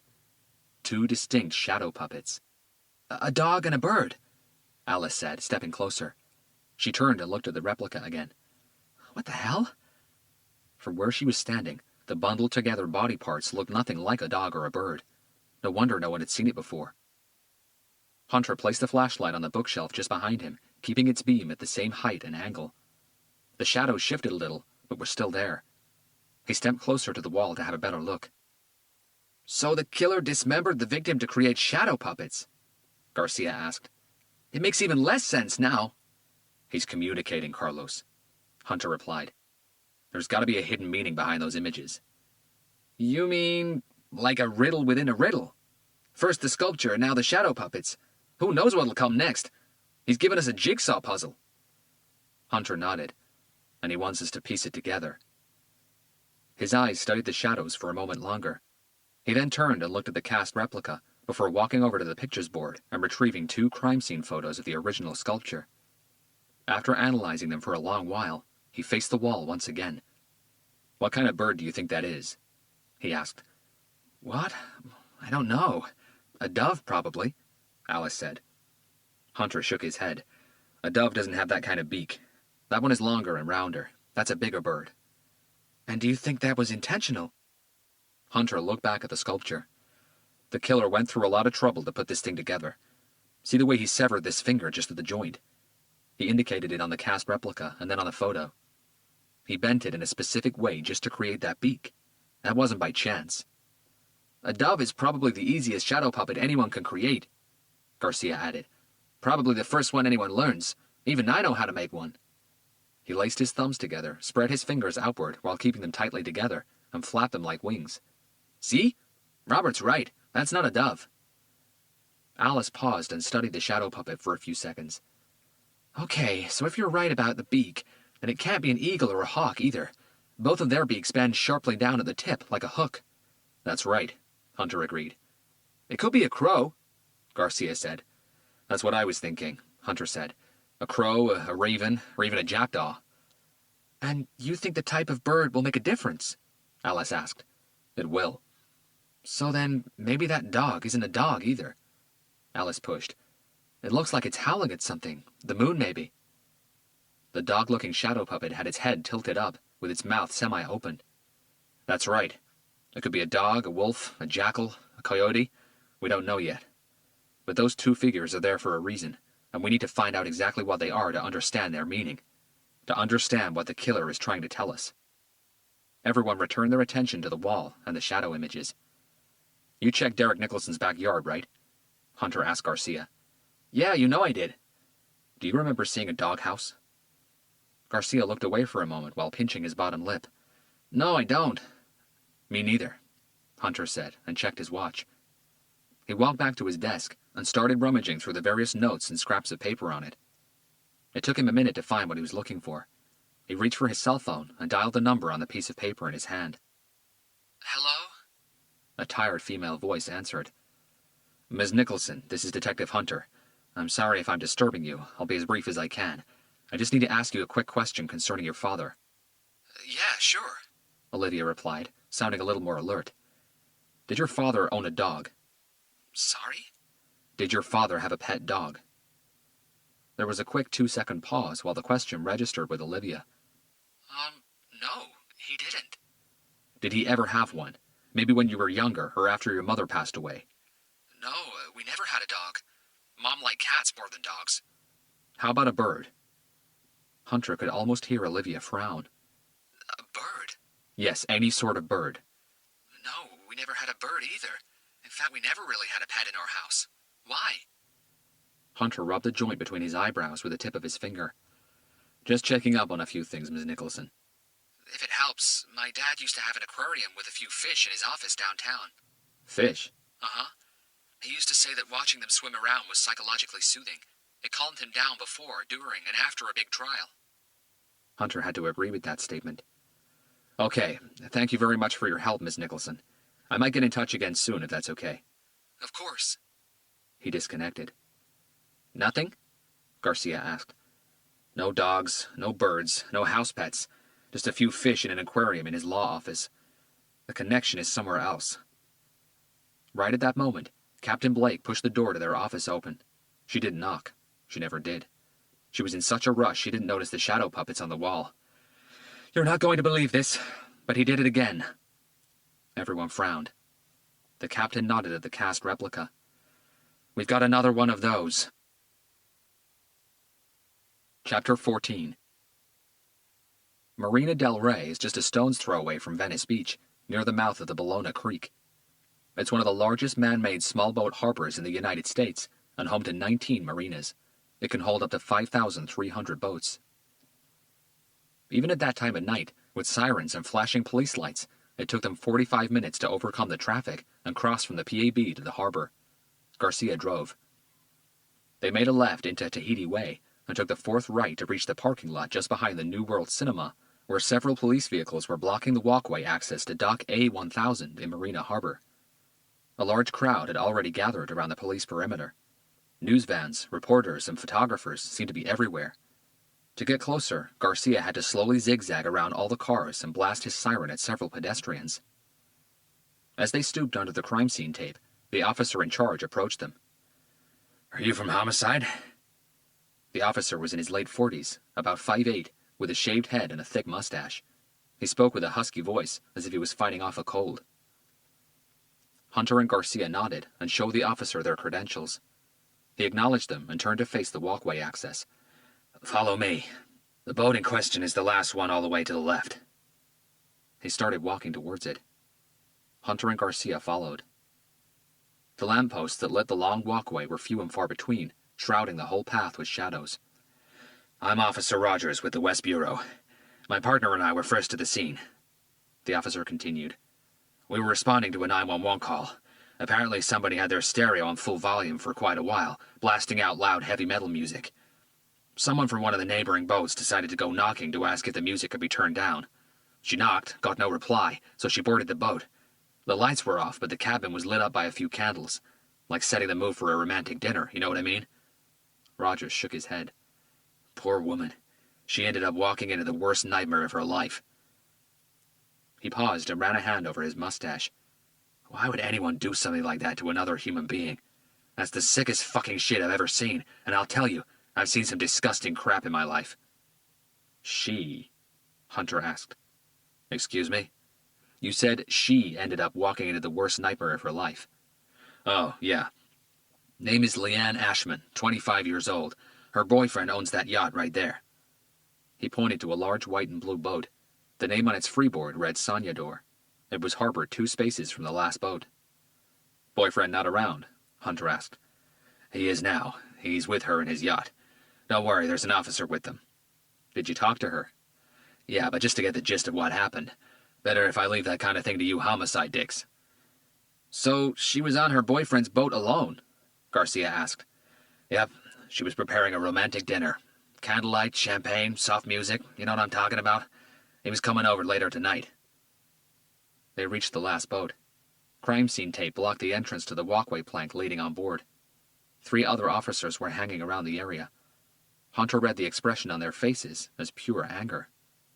"Who turned off the music?" Hunter asked. "What?" "You said that there was loud, heavy metal music playing. There's none now. Who turned it off?" "I did," Rogers replied. "The stereo's remote control was on a chair by the cabin door. And don't worry, I didn't touch it. I used my flashlight to press the button." "Good work. By the way, the song was on a loop. Track number 3 on the CD. I noticed it before turning it off." "The song was on a loop?" "That's right, playing over and over again." "And you're sure it was only one song, not the entire CD?" "That's what I said. Song number 3. Rogers shook his head again. "I hate rock music. The devil's soundtrack, if you ask me." Garcia looked at Hunter and gave him a slight shrug. He knew how much his partner enjoyed rock music. Rogers adjusted his cap. "So, who would you like us to allow up here?" Hunter and Garcia frowned. "Forensics, of course, but anyone else? Any other detectives?" Hunter subtly shook his head. "I don't follow you." "Well, soon this place will be heaving with angry cops." Confusion was still stamped across both detectives' faces. "The victim," Rogers explained. "His name was Andrew Nashorn. He was one of us. He was an LAPD cop." Hunter and Garcia slipped on a brand new pair of latex gloves and plastic shoe covers. They both pulled out their mag lights before crossing the gangplank onto the boat. As they boarded, Hunter paused and looked around the deck. He saw no footprints, no blood drippings or splatters, no signs of any struggle. Garcia was already on the phone to the operations office, requesting that a basic file on Andrew Nashorn be sent to his cell phone. A more detailed file could wait until later.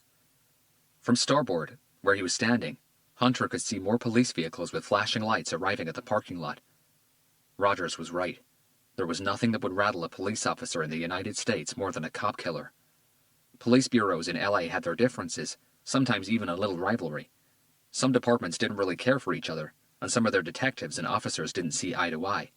But every cop, every department, every bureau would come together like the closest of families whenever someone with a badge was murdered.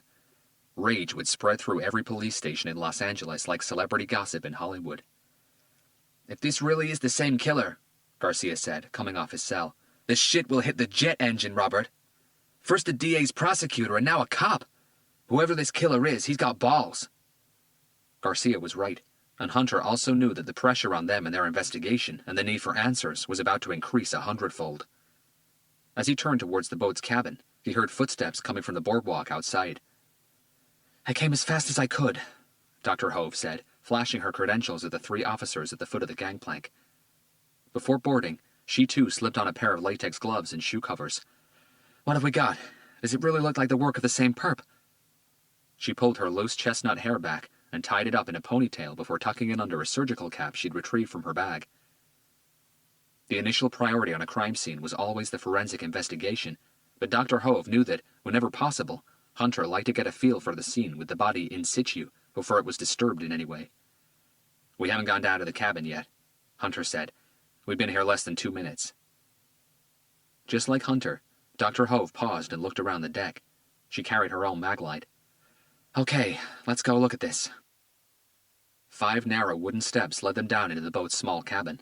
The door was open, and the weak light inside came from 6 stick candles. They had pretty much burned down to the end. No one entered the room. All 3 of them gathered at the 2 last steps that led into the cabin. For several seconds, no one said a word, their eyes taking in the horrifying picture before them. As with the first crime scene, it was hard to know where to start. The place was bathed in blood. Large pools covered most of the floor, and thick, runny splashes decorated the walls and the sparse furniture. But this time there were several footmark-like disturbances around the entire area. An unpleasant, sour smell seemed to hit everyone at the same time, and as if by mutual agreement, their hands moved to their faces to cover their noses. "Sweet Jesus," Garcia whispered. His unblinking stare was locked on the far end of the room. "He took off the head this time." All eyes followed Garcia's gaze. Next to the kitchenette, right at the back of the cabin, a naked male body sat on a wooden chair. It was headless, armless, and caked in blood. His knees were slightly bent, placing his lower legs just under the chair's seat. His feet had also been severed at the ankles. Hunter was the first to spot the head. It was sitting on a low coffee table just behind a pot plant.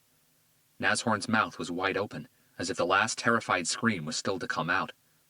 His now milky eyes had sunk deeper into his skull, indicating that he'd been dead for over an hour. But the stare was still in them. A long, distant, disbelieving, and frightened stare.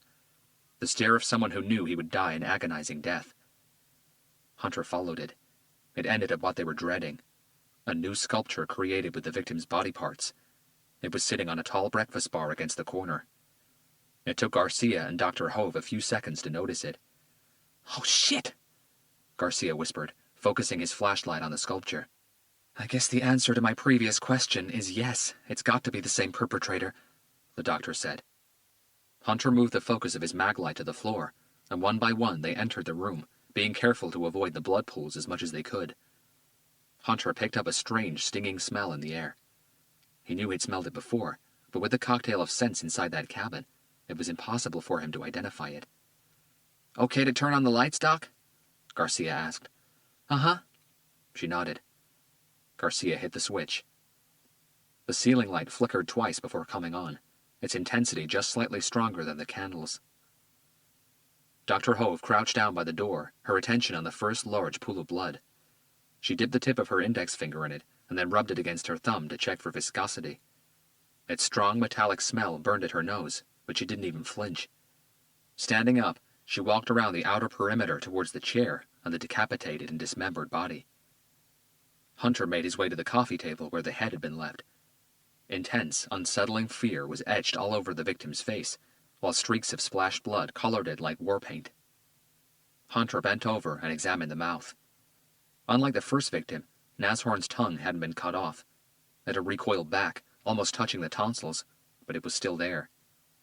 There was enormous damage to the left side of the face.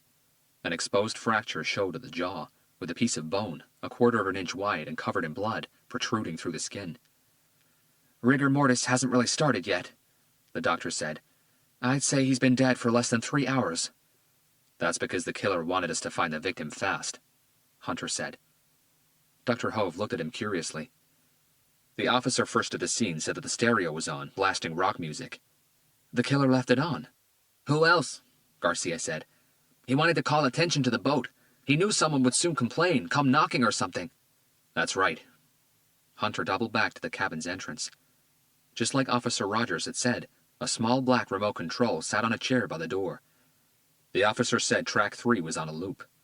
Just track 3? The doctor looked around and found the stereo at the back, on the small bar. That's what he said. Let's hear it, she said. Hunter cued song 3 and pressed play.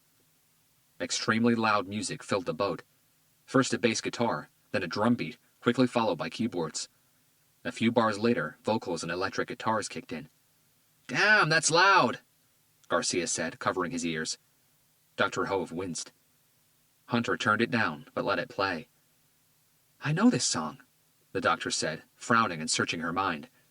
Hunter nodded. It's a rock band called Faith No More. It looks like our killer has a sense of humor. Why? Garcia asked. This is one of their most famous songs, Hunter explained. Quite old, late 1980s, I think. It's called Falling to Pieces.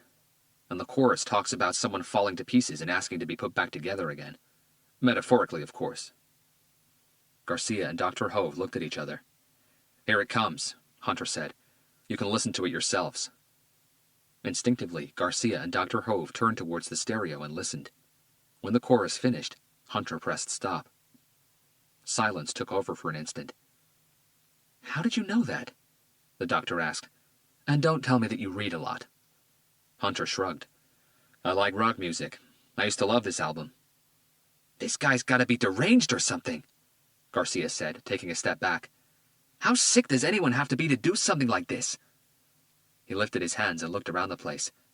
And then have a sense of humor about it.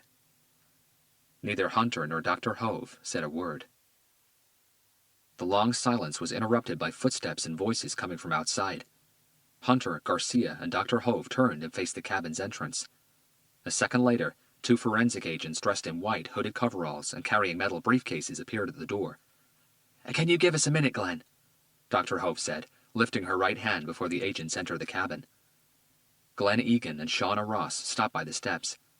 We just want to check a few things in here first, the doctor continued. You can start up on the deck if you want. No problem, Doc. They turned and went back up to the deck above. Deranged or not, Dr. Hove continued, this killer knows what he's doing. Her attention had returned to the mutilated body on the chair. This time he used a needle and thread to close both brachial arteries and contain the bleeding, and it looks like he did a good job, too. She looked under the chair. Both of Nashorn's legs had been bandaged at the ankles, where his feet had been cut off. And for some reason, the killer dressed the leg wounds. Hunter moved closer to have a better look. That's strange, he commented, and all of a sudden caught another noseful of the strange, stinging smell. Yes, that's very strange, the doctor agreed. Garcia retrieved the CD from the stereo and placed it in a plastic evidence bag. The CD case was on a shelf together with other CDs. Garcia quickly looked through them. They were mostly from rock bands from the 80s and 90s. Hunter finally moved towards the new sculpture. It was even more sinister and creepy than the first one. This time, the arms had been severed from the body just below the shoulders, and then again at the elbow joints to produce 4 distinct pieces. Both forearms had been bundled together with wire, inside wrist against inside wrist, and placed in an upright position. The hands were opened outwards awkwardly, palms up, giving the impression that they were ready to catch a flying baseball. The thumbs were twisted out of shape, clearly broken. All the other fingers were missing. They'd been severed at the knuckles and tightly bundled together 2 by 2, using wire and a strong bonding agent to form 4 separate pieces. But the killer made the pieces look almost identical by carving them into strange figures, chunky and round at the top, curved at the center, and skinny at the bottom. They were then placed on the breakfast bar, about a foot away from the hands. 2 of the figures were standing upright. The other 2 were lying down, one on top of each other. So, what do you think that is this time? Garcia asked, stepping closer. A crocodile? Dr. Hove's eyebrows arched, surprised. This time? You've figured out what the first sculpture means. We haven't figured out its meaning yet, Hunter said. But we now know what the sculpture is supposed to create, Garcia added. Create? Garcia stole a peek at Hunter before pulling a face. The sculpture creates shadow puppets on the wall. I'm sorry? Garcia nodded. Yep, you heard it right, Doc, he confirmed. Shadow puppets. Quite neatly done, too. The one from the first crime scene cast a dog and a bird's shadow onto the wall. He paused. Or something to that effect. Dr. Hove looked like she was waiting for one of the detectives to burst out laughing. Neither did. We discovered it by chance, Hunter said, just minutes before we got the call to come to the marina. We haven't had a chance to properly analyze it yet. He quickly ran Dr. Hove through what had happened back in his office. And it looks like a dog and a bird. That's right. Her green eyes moved to the sculpture on the breakfast bar. And you're sure that wasn't just a fluke? Both detectives shook their heads. The images are too perfect for it to have been a fluke or a coincidence, Hunter said. So now you have to figure out what this dog and this bird mean. Exactly, Garcia said. The killer is playing charades with us, Doc, giving us a riddle within a riddle. Something that could mean absolutely nothing. He could be laughing at us right now, making us go around in circles trying to figure out if there really is a meaning behind Scooby-Doo and Tweety Bird. Meanwhile, he's off on his dismembering rampage. Wait. Dr. Hove lifted a hand. The images look like cartoons. No, they don't, Garcia clarified. I apologize for my crap sense of humor. The doctor looked at Hunter and pointed at the sculpture. So if you're right, that thing should give us another shadow puppet. Probably. If there were a device inside that boat cabin that could measure tension, its gauge would have gone through the roof. Okay, let's check it out right now then, the doctor said, her curiosity so intense it was almost visible. She clicked her flashlight back on before walking over to the light switch and flicking it off. Hunter and Garcia also turned their Mac lights back on. They spent the next few minutes going around the sickening sculpture, illuminating it from all sides and checking the shadows it projected against the wall. They got nothing. No animals, no objects, no words. That was when Hunter's gaze went back to Nashorn's head on the coffee table. Something about the way it had been positioned caught his attention. It was looking directly at the sculpture, but from a low, diagonal angle, looking up at it. Let me try something. Hunter turned his mag light back on and repositioned himself, directing his flashlight beam back at the sculpture, but from the exact same angle as Nashorn's stare. Maybe the killer is showing us how to look at it. By positioning the victim's head? The doctor asked, looking a little dubious. Who knows? I wouldn't put anything past this monster. They all paused and contemplated the strange shadows that were now cast onto the wall behind the sculpture. Dr. Hove's entire body tingled as if it had been electrified, turning her skin into goose flesh. I'll be damned. Chapter 15. There must have been at least a dozen police vehicles parked around the lot behind the New World Cinema building in Marina Harbor. The curious crowd that had gathered was now substantial, and the number of news vans and reporters had doubled in the last hour. Excuse me, a young woman in her mid-20s asked the mechanic, who was standing towards the back of the crowd, leisurely observing the police and media circus unfold. Do you know what happened here? She spoke with a Midwestern accent, maybe Missouri or Wisconsin. Has a boat been stolen? The mechanic chuckled at the woman's naivety and turned to face her. I don't think you get this many cops and TV vans around here just for a stolen boat. Not even in Los Angeles. The woman's eyes widened a fraction. Someone was murdered? Her voice lifted with excitement. The mechanic held the suspense for a moment, and then nodded. Yeah, inside that last boat right at the end of the dock. The woman went on tiptoe in an effort to catch a glimpse of the boat. She saw nothing other than the backs of the heads of fellow curious onlookers. Have they brought the body out yet? She asked, moving from side to side, still trying to see something. I don't think so. Have you been here long? The mechanic nodded. I guess you could say that. Gee, I wonder what happened. The mechanic had read somewhere once that most people were fascinated with death. The more vicious and gruesome, the more they wanted to know about it, and the more they wanted to see. Some scientists attributed it to a violent primal instinct, dormant in some, but very active in many. Some psychologists believed it was related to the obsession humans have with trying to understand death and what happens afterwards. I heard he was decapitated, the mechanic said, testing the woman's morbid curiosity. No way! She got more agitated, going up on the tips of her toes and craning her neck like a meerkat as she tried to see beyond the crowd. That's what I heard, the mechanic continued, and that the whole boat was washed with blood. Pretty sick, apparently. Mother of God! The woman said, bringing a hand to her mouth. Yeah, welcome to L.A. She looked disgusted for a couple of seconds, until her eyes caught a glimpse of a police officer just ahead of them. She then bounced on her toes with enthusiasm like a kid who'd just been told she'd be going to Disney World for the first time.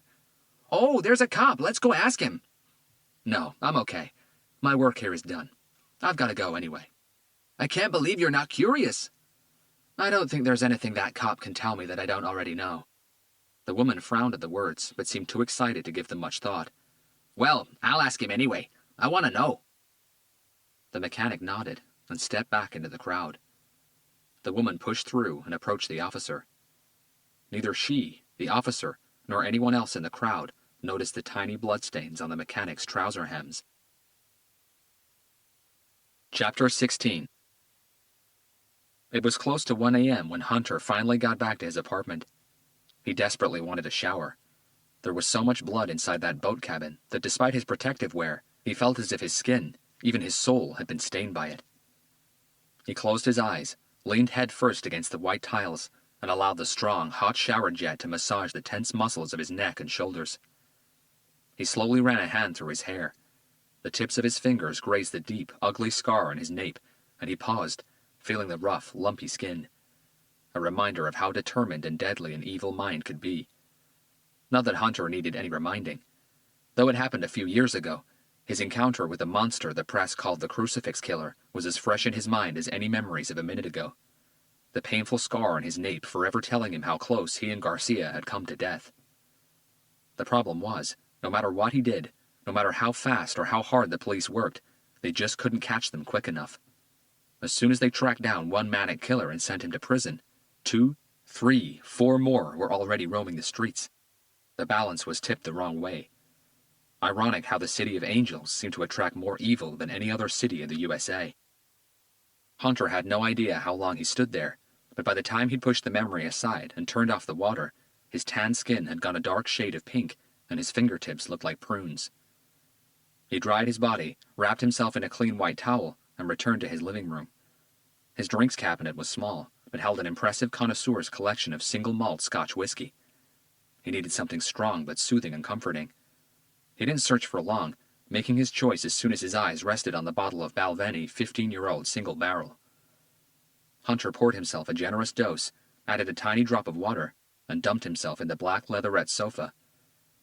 He tried his best not to think about the case, but the images of everything he had seen in the past few days had nowhere else to go.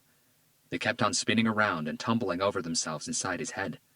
They'd just found out about the images behind the first sculpture, but before they'd even had a chance to try and figure out the real meaning of those images, the killer had given them a second victim, a second sculpture, and a second set of images that, at first look, made even less sense than the original one. He had no idea where to start. Hunter had a long sip of his whiskey and concentrated on its robust flavor. The higher alcohol content gave the malt a bit of extra muscle without affecting its rich, fruity taste. A few minutes and another dose later, and Hunter was beginning to relax when his cell phone rang. Instinctively, he checked his watch. You've got to be joking. He snapped the clamshell phone open and brought it to his ear. Detective Hunter? Robert, it's Alice. Hunter's brow creased. Alice? What's going on? Well, I was just wondering if maybe you'd like to go get a drink. A drink? It's almost 2 in the morning. I know that. So you probably also know that this is Los Angeles, where pretty much every boozer closes at 2. Yeah, I know that too. Well, doesn't that defeat the idea of going for a drink at this time? A short pause. Maybe you could invite me over and we could have a drink in your apartment. Hunter frowned at the phone. You want to come to my apartment and have a drink? Well, I'm just around the corner. I could be there in 2 minutes or less. Reflexively, Hunter's gaze moved to his living room window. He hadn't had time to check, but he was sure Alice Beaumont didn't live around this part of town. 2 minutes from his apartment in any direction was pretty much slap bang in the middle of nowhere, or Gangtown. He hesitated. I think I found something, Robert. Found what? I think I might know what those shadow puppets mean. Hunter changed into an old pair of jeans and a white t-shirt, the cotton fabric stretching thin against his broad shoulders and hugging his torso like a second skin. Around his living room, papers, magazines, and books were strewn just about everywhere. He thought about tidying it up a little, but before he had a chance to start, there was a knock at the door. He reached for his Heckler & Koch USP .45 caliber tactical pistol, checked the safety, and secured it tightly between the waistband of his jeans and his lower back before approaching the door. 3 new knocks. Robert, it's me, Alice, she called from outside. Hunter undid the lock and the security chain and pulled the door open halfway. Alice Beaumont stood at his doorway holding a black leather briefcase. She'd lost the ponytail from earlier in the day, and her loose blonde hair shone even in the dim light of Hunter's hallway. She certainly didn't look like a lawyer now. Her conservative suit had been substituted by skin-tight blue jeans, a black cotton blouse cut low at the front, and square-heeled black knee-high boots. Her makeup was still subtle, but it now carried a hint of daring. Her perfume was floral and provocative. Hunter regarded her in silence. "Is it okay if I come in, or shall we talk out here in the hallway?" Yeah, sorry." Hunter stepped to his right and showed her inside. The apartment was in semi-darkness. Only the desk lamp on Hunter's breakfast table was on. Alice looked around the small room. It didn't take her long to cover the entire area with her eyes. "Nice. Cozy," she said. There was no sarcasm in her voice. "Could do with a little tidy-up, though." Hunter closed the door behind him and moved past her. "Shouldn't you be sleeping?" Alice chuckled. "After everything that happened today, the discovery of the shadow puppets, you guys rushing out of the office on a possible second homicide from the same killer." She shook her head. "There was no way I could get my mind to disconnect." Hunter couldn't argue with that. His eyes moved away from her face. Alice waited, but Hunter said nothing else. "Your captain was right, wasn't she? He did it again." Hunter nodded. "Another sculpture?" Hunter nodded. Alice let go of a tight breath. "I could really use a drink." She placed her briefcase on the floor. "I'm afraid I don't have much of a selection. Scotch or beer. That's all the choice you get." "Beer will do just fine." Hunter grabbed a cold one from the fridge, unscrewed its top, and handed it to her. Alice stared at the bottle for a beat, and then back at Hunter. "Could I have a glass?" Hunter pointed to the cupboard above the sink. "Suit yourself." Alice opened it and found 2 mugs, 1 tall Coca-Cola glass, 4 shooters, and half a dozen whiskey tumblers. She reached for the tall glass. They returned to the living room, and Hunter poured himself a new measure of scotch. "You said you think you know what the shadow puppets mean. I'm listening." Alice had a sip of her beer. "Okay, after you and Carlos left the office, I couldn't stop thinking about the sculpture and the shadow puppets. What you said made sense, that understanding the meaning behind those images had to be directly related to what type of bird and canine they were supposed to represent." Hunter nodded and offered her a seat by indicating the sofa. She took it and reached for her briefcase.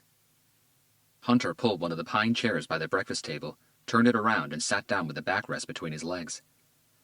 "Okay, so while you guys were out, I went to work," Alice continued. "I searched the net for all different types of canines and medium-sized chunky birds. Like you suggested, crow, raven, jackdaw, whatever. I compared their images." She paused and corrected herself. "Actually, their silhouettes, to what we had." "And what did you get?" "A whole bunch of stuff." She opened her briefcase and retrieved a few sheets of paper. "Well, individually, each one of the animals I checked has several metaphoric meanings. The more I looked, the more complicated it got. When I started looking at different cultures and different time periods, I was simply overrun with symbolisms." Hunter's eyebrow arched inquisitively. "For example," Alice placed a sheet of paper down on the coffee table between them. "To several Native American Indian tribes, coyotes and wolves could mean anything from a god to an evil being, or even the devil himself. It's no coincidence that from cartoons to serious works of art, most drawings of demons, Satan, Beelzebub, Azazel, or any devilish creature you care to name, resemble canine figures." Hunter reached for the sheet and skimmed through the information on it. "In Egyptian mythology, Anubis is a jackal-headed god associated with mummification and the afterlife." Hunter nodded. "In the Old Kingdom pyramid texts, Anubis was the most important god of the dead, later substituted by Osiris." It was Alice's turn to look at him inquisitively. Hunter shrugged. "I read a lot." Alice carried on. "Several cultures around the globe believe the raven to be a creature that comes from darkness, just like the bat. As such, it symbolizes mystery, confusion, anger, hate, aggression, or anything that's usually associated with the dark side." She placed a second sheet of paper on the coffee table. Hunter reached for it. "A common meaning associated with the raven or the crow is..." She paused like a schoolteacher to raise her students' curiosity. "Death. Some cultures used to send a crow or a raven to an enemy to indicate that they had been marked for death. Sometimes the entire bird, Sometimes just their heads. She took a deep breath. In South and Central America, some still do. She indicated the passages on the sheet in Hunter's hands.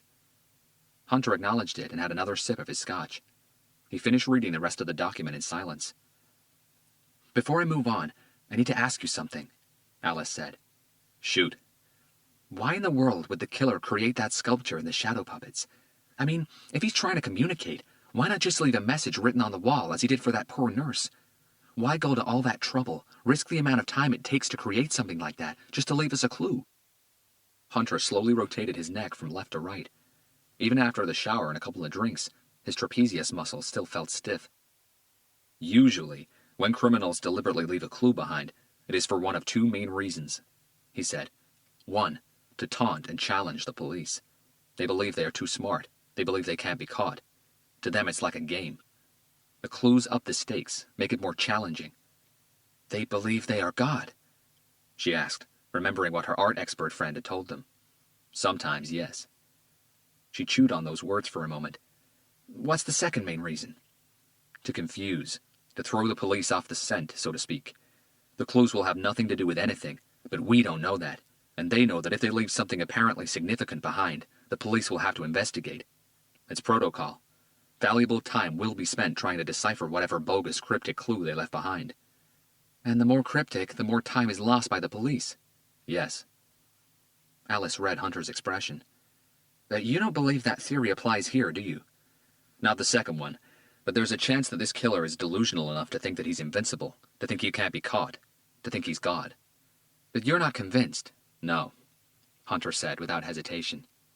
"So what's on your mind?"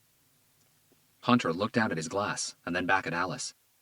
"I think this killer is leaving clues behind because it's important to him.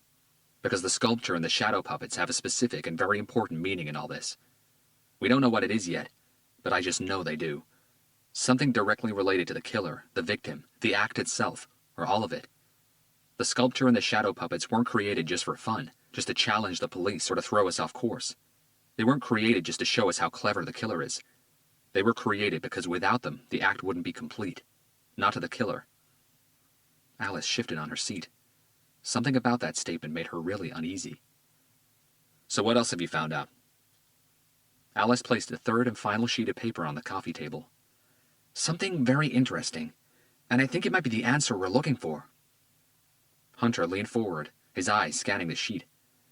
"I remember that Derek was into mythology. He was always reading about it, and he never missed an opportunity to make an analogy or quote a mythological passage, be it in a regular conversation or during a statement in a court of law. So I took a shot in the dark." "And?" "I found out that the coyote shares many traits with the mythological figure of the raven," Alice said. "Speed, cleverness, stealth. But when both figures are combined, that most commonly means—" She indicated on the sheet. Hunter read the line. "The figure of the coyote, when paired with that of the raven, mainly symbolizes a trickster, a liar, a deceiver, a creature or person who betrays." A police siren wailing in the distance disrupted the eerie silence that had taken over Hunter's living room. Alice tried her best to read Hunter's face, but failed. "The killer has got to be telling us about his feelings for Derek," Alice said. "He has to be telling us that he considered Derek to be a liar, a deceiver, a betrayer." She lifted a hand before Hunter could respond. "I know what you're going to say. Derek was a lawyer, and many people consider lawyers to be deceivers and liars by trade." Hunter said nothing. "But Derek Nicholson wasn't your regular, everyday liability or personal injury lawyer. He was a state prosecutor. He had one client, and one client only, the state of California. His job was to prosecute criminals who'd been apprehended by the LAPD or the California State Police. And his fee didn't depend on a win or a loss, or on how much he could bleed out of the counterpart." Hunter still said nothing. Alice was getting animated. "The point is, I don't think the killer is alluding to himself as a deceiver. He's got to be referring to Derek, but not simply because he was a lawyer. It's got to be because of something else, something that we haven't found out yet." "Did you get anywhere with the list of criminals Nicholson prosecuted over the years?" Hunter asked. "No breakthroughs yet," Alice said, getting up. "Nothing about the ones who've been released or the relatives of the ones who are still inside suggests that they'd be capable of anything of this magnitude. But if they're out there, I'll find them. Do you mind if I grab another beer?" She pointed to the kitchen. "Make yourself at home." Alice opened Hunter's fridge and frowned at how empty it was. Wow, what do you live on? Protein drinks, scotch, and... She quickly scanned the kitchen. Air? The diet of champions, Hunter replied. How about the ones Nicholson didn't send to prison? The ones who escaped being sentenced because of a technicality or whatever? How about the victims of the accused? The ones who felt the state didn't perform its duty? Could any of them be capable of retaliating? Has anyone ever directly blamed Nicholson for losing a case? Alice poured the new beer into her glass and returned to the living room. I must admit I haven't had the time to check that yet. But trust me, if there is a link between Derek's murder and any of his cases, I'll find it. Hunter's gaze stayed on Alice. Something about the natural, self-assured way she talked told him that her confidence wasn't just cockiness and bravado, which was surprising, given that she worked for the cockiest, most self-glorifying law enforcement office he knew in all of California, the district attorney's office. No, her confidence wasn't just shallow words. It was exactly that. Confidence in herself and what she knew she could do. The second victim, Alice asked, sipping her beer. Was he also a lawyer, a prosecutor? Hunter got up and moved towards the window. Worse. He was an LAPD cop. Alice's eyes widened in surprise as her brain already started measuring the consequences. His name was Andrew Nashorn, Hunter said. Was he a detective? He was until 8 years ago. She paused midway through a sip of her beer. What happened? Nashorn was shot in his abdomen while pursuing a suspect in Inglewood. That resulted in a collapsed lung, a month in hospital, and 6 on sick leave. After that, he couldn't be out in the field anymore. He chose to stay with the South Bureau's Operations Support Division. And how long was he a detective for? Hunter could see that she was catching on quick. 10 years. Alice's face seemed to sparkle with the same thought Hunter had had hours earlier. He and Derek could be case-related, she said. Or even more than a single case. 10 years is a long time catching criminals. Hunter agreed. Derek was a prosecutor for 26 years. Alice's thoughts were now on full flow. Chances are he did prosecute at least one perpetrator that... What's his name again? Andrew Nashorn. That Nashorn apprehended. Hunter agreed again. That could be our first real link. Maybe even a breakthrough. I'll cross-reference it and see what I get. Hunter checked his watch. Yes, but not now. We both need to get some sleep. Alice nodded but didn't move. Her eyes were fixed on Hunter. You said there was a second sculpture. Hunter stayed silent. Did you have a chance to check it? Did it also cast a shadow puppet onto the wall? Alice, did you hear what I said? We need to get some sleep, and you need to disconnect for at least a few hours. It did, didn't it? We've got something else now. A new clue from the killer. A new shadow puppet. What is it? We don't know yet. Hunter lied. Sure you do, Alice challenged. Why don't you want to tell me? Because if I do, you're going to go back home, you're going to get on your computer, and you're going to search the net until you come up with something. And we need to get some sleep. That means you too. Drop it. Give your brain a few hours rest, or else you will burn out. Alice paused in front of a sideboard in Hunter's living room, where a few picture frames were neatly arranged. She reached for the one right at the back, a young and smiley Hunter in his college graduation gown. His father was standing next to him. The expression on his face told the whole world that on that day, no one was a prouder dad than he was. She smiled at it and placed it back on the sideboard before facing Hunter again. You don't remember me at all, do you? Hunter didn't flinch, didn't say a word. His stare was chained to Alice. His mind was chasing a memory, but he had no idea where to find it. The first time he saw her yesterday morning, something about her had struck him as familiar, but he couldn't place her. Things had happened so fast yesterday that he'd never had a chance to check her out. He played it as calm as he could. Should I remember you? Alice flicked her hair to one side. I suppose not. I've never been very memorable. If she was looking for sympathy or pity, Hunter gave her none. You were a prodigy kid, she said. You went to Merman, a special school for gifted children. If I remember correctly, the words that were used were, his IQ is off the charts, even for a prodigy kid. Hunter leaned against the window and felt the bulk of his pistol press harder against his lower back. From a very early age, it had been easy to see that Hunter was different.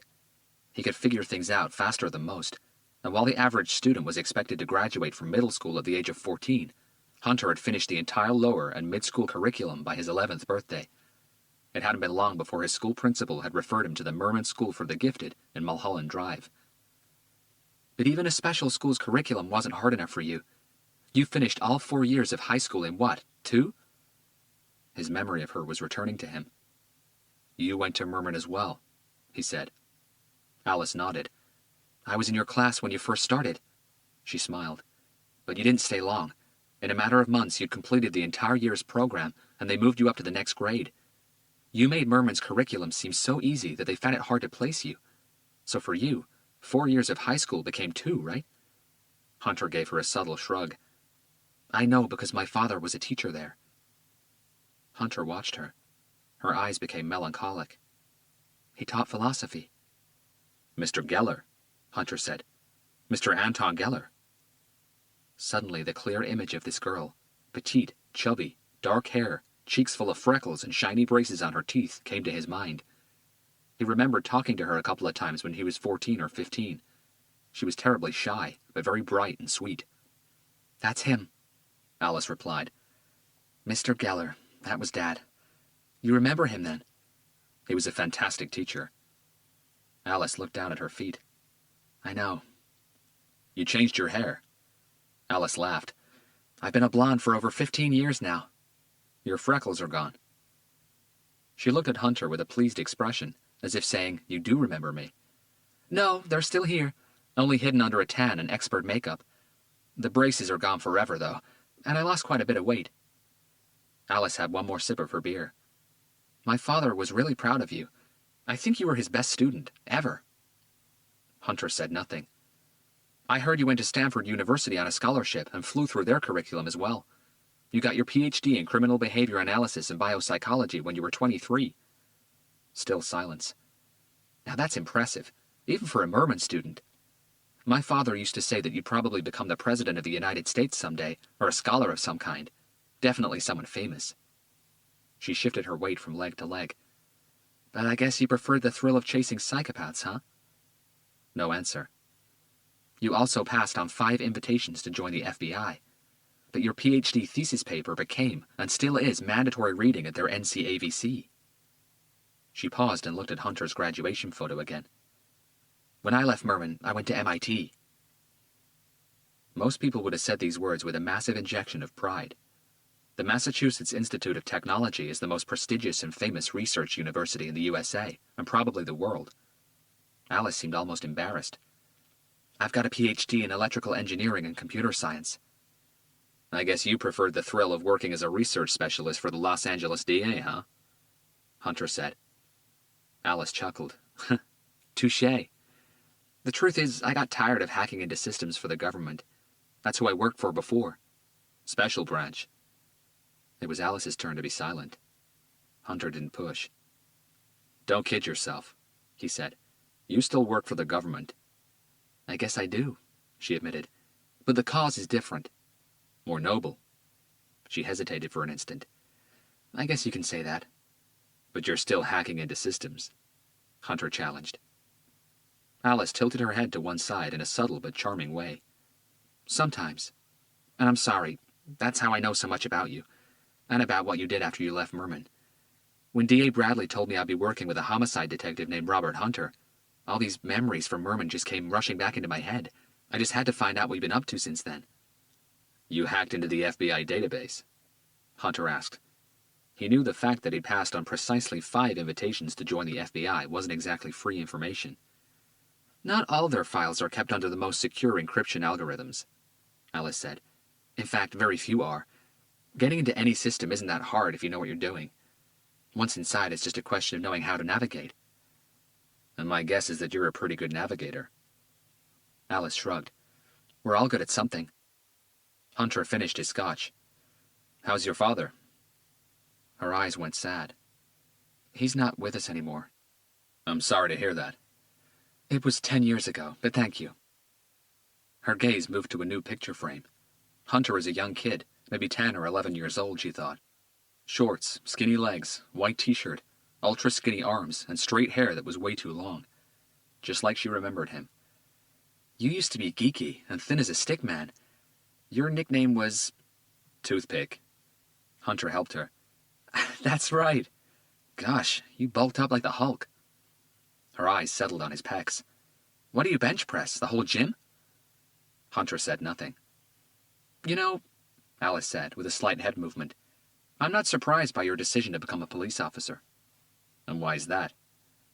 Alice had a slow sip of her beer. Because you always liked defending and helping people. Hunter looked uncertain.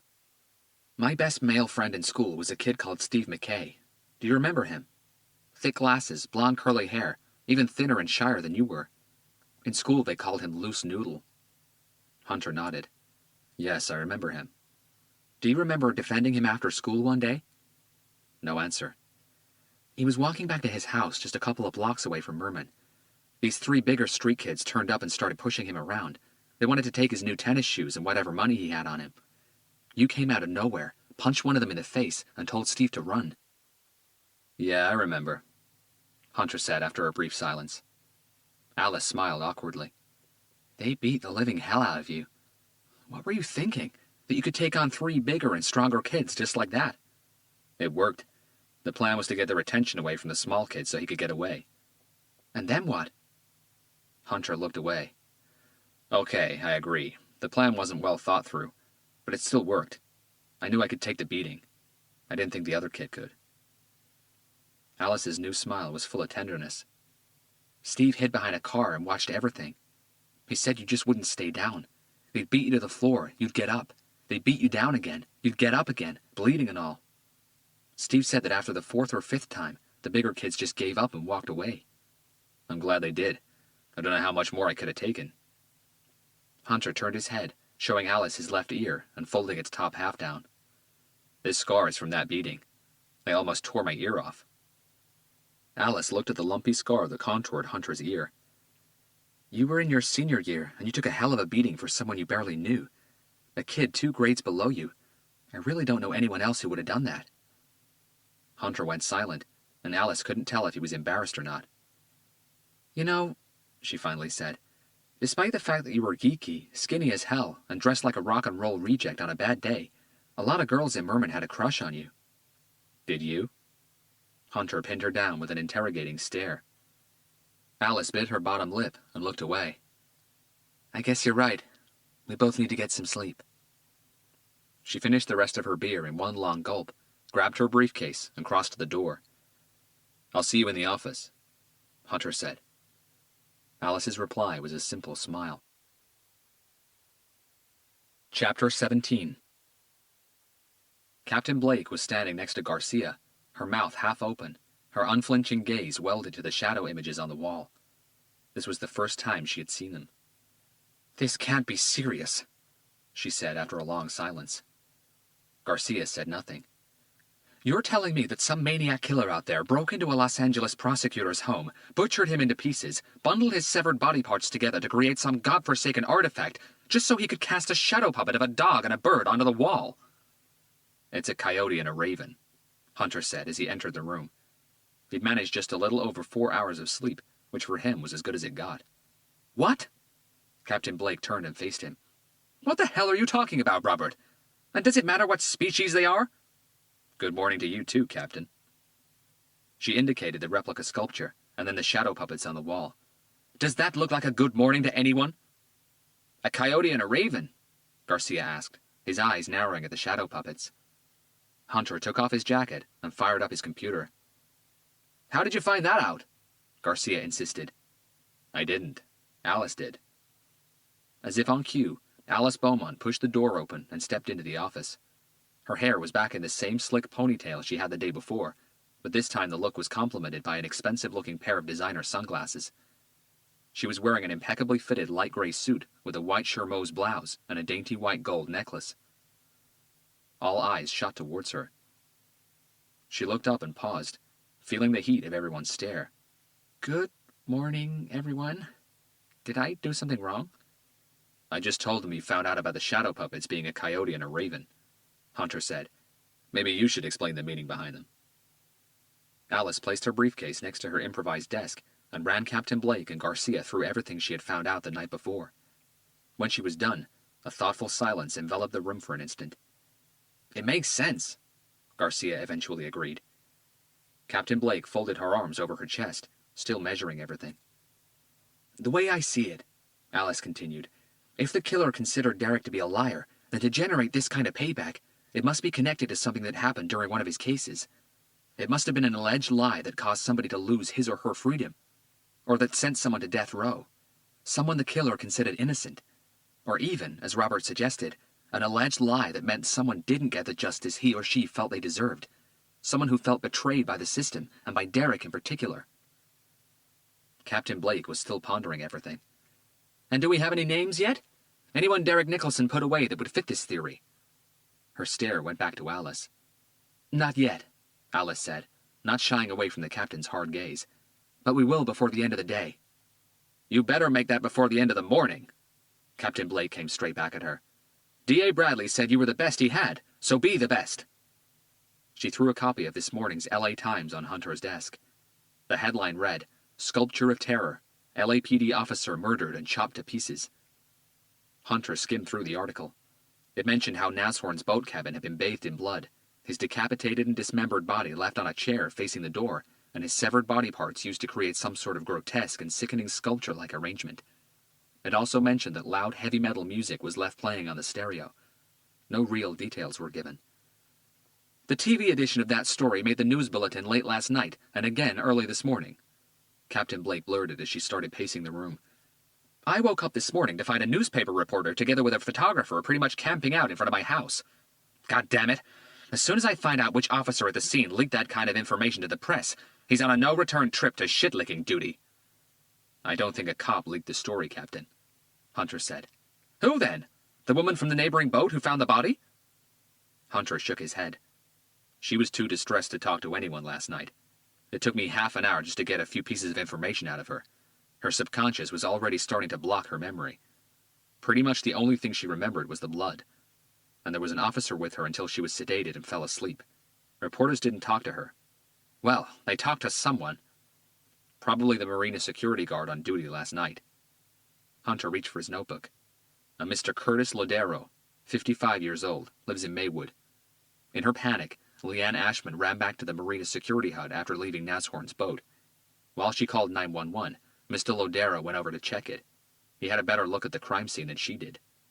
"Great. I had the DA on the phone to me this morning, even before I got out of bed. And his call was quickly followed by Nashorn's captain, and then by the chief of police. With the press now sniffing around this story like starving dogs, the heat for results in this investigation has just hit DEFCON 1 status, and everybody wants some goddamn answers pronto. If it was attention this killer was looking for, one thing is for sure. He's got every cop in this city thirsty for his blood." Alice reached for the newspaper on Hunter's desk and read through the article. "This is all speculation," she said, breaking the rough silence that had descended onto the room. "Pure and simple. There are two pictures. One is a shot from the outside of the boat, and the other a colored portrait of Andrew Nashorn. There are no witnesses or detective statements, no interviews. All the details, if we can call them that, are flimsy at best." "Well, thank you for stating the obvious," Captain Blake shot back, glaring at her. "Speculation or not, it won't change the fact that a story has hit the papers and the airwaves. It's out there now, which is all that's needed for people to start panicking. They don't need any proof. All they need is to read it in a newspaper or see it on TV. Now everybody is looking at us for answers, and as always, they want them by yesterday." Alice had no reply. She knew how right the captain was. She'd seen it many times in courts of law.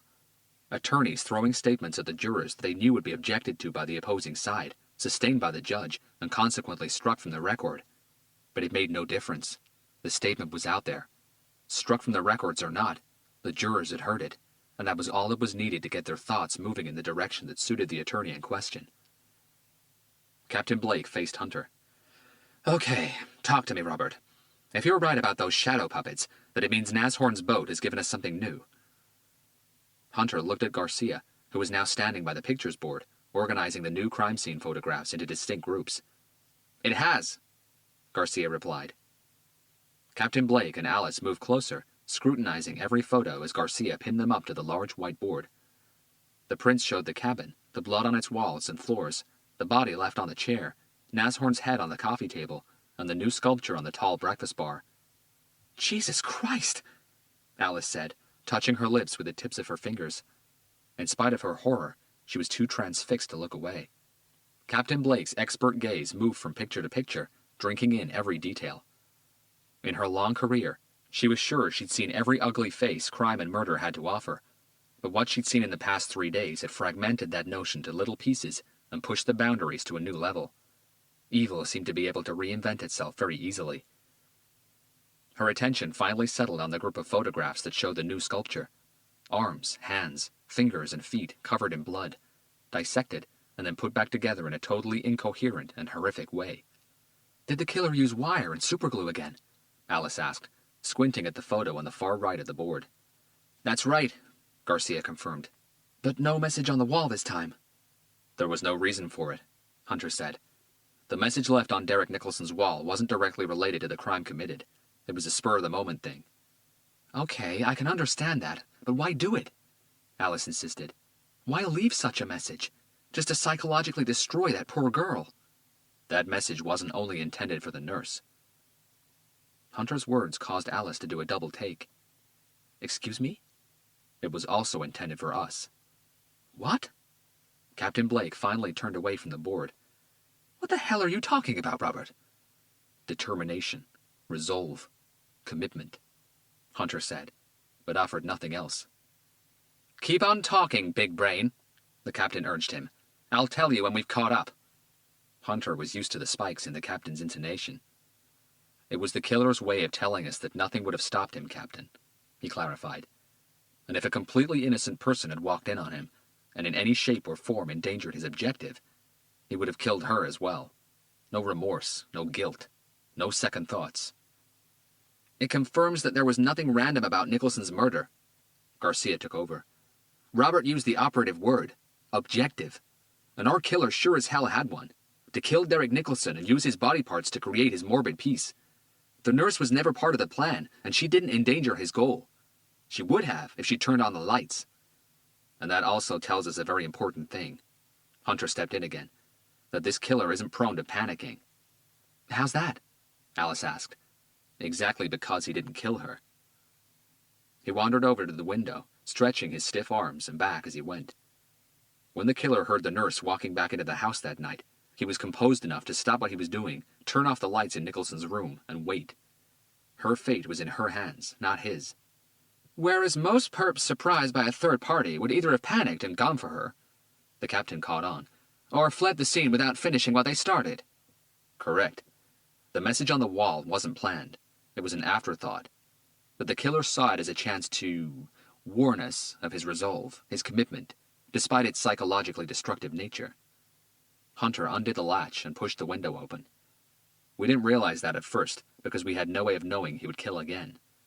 "This guy is very confident, and he has no problem boasting about it," Garcia said, pinning the last photograph onto the board. "Last night, instead of a written message, he decided to show us that he also has a sense of humor. The heavy metal song he left playing," Captain Blake commented. Alice flinched. "I read that in the article. What's that about?" "The killer left the stereo in Nashorn's boat on. Full blast," Garcia explained. "Same song playing on an endless loop." "And where's the sense of humor in that?" she asked with a slight shake of the head. "The song the killer chose is an old song called Falling to Pieces," Hunter told her. "And the lyrics in the chorus say something about someone falling to pieces and asking to be put back together again," Garcia added. Alice paused a beat. "So he's laughing at us," Captain Blake said, leaning against Garcia's desk, anger in her voice and a steely glint in her eyes. "Not only is this perp crazy enough to kill a state prosecutor and an LAPD cop, but he's also bold enough to taunt us with messages written on walls, songs with double meanings, sculptures made from the flesh of his victims, and shadow puppets. He's making this his own private goddamn circus." Her eyes flashed fire. "And we are the clowns." No one replied. Alice had redirected her attention back to the pictures board. "What did you get when you shone a light on this?" She indicated one of the photographs of the new sculpture. "I know you're not waiting for the lab to produce another replica to find out. You checked it last night, didn't you?" "Yes." "So what did you get?" Captain Blake this time. "Shadow puppets of the 4 horsemen of the apocalypse?" Garcia walked back to his desk, reached for an A4 brown paper envelope, and retrieved a single photograph from inside. He turned it over and showed it to the room. "We got this."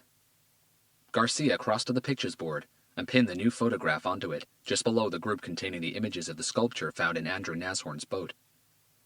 Captain Blake and Alice both craned their necks and squinted at the same time, as if in a synchronized dance move.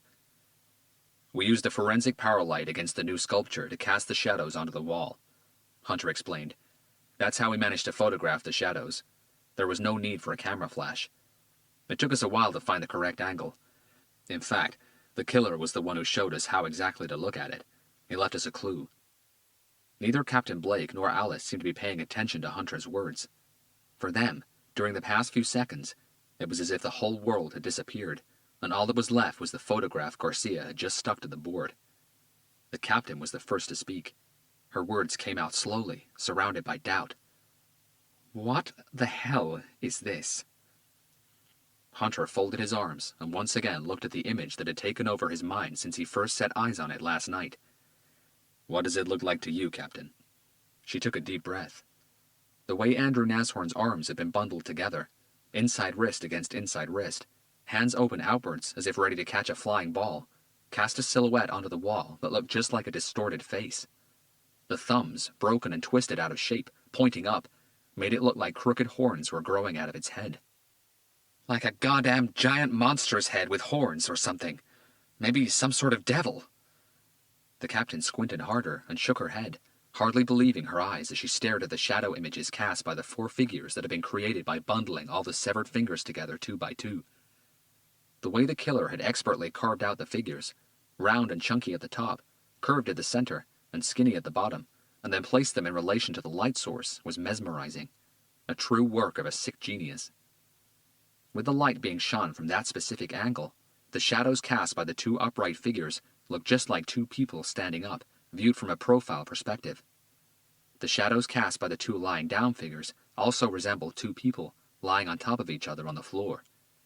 "And what is this devil doing?" Captain Blake asked. "Staring at 4 people, 2 standing up and 2 on the floor." Hunter shrugged. "You see exactly the same thing as we do, Captain." Captain Blake was getting fidgety. "Great! And all that crap means what exactly?" "Another riddle within a riddle," Garcia said, returning to his desk. "We don't know yet, Captain," Hunter admitted. "We haven't had time to analyze and research the image and its connotations. We only got this last night, remember." "The shadow that looks like a head with horns could represent the killer," Alice offered, pointing at the photograph and stealing everyone's attention. "That's why it's so much bigger than the 4 other images. The crooked thumbs casting horn shadows and making the whole figure look like a devil's head obviously characterizes evil. Maybe he believes he's possessed by an evil being or something." She shrugged as she considered the rest of the image. "And one could maybe argue that the reason he's looking down at 4 other figures is because they represent his..." Her voice trailed off, and she shuddered, scaring herself with the thought that swirled around in her head. "Victims." Hunter finished the sentence for her. Captain Blake almost choked. "Wait up.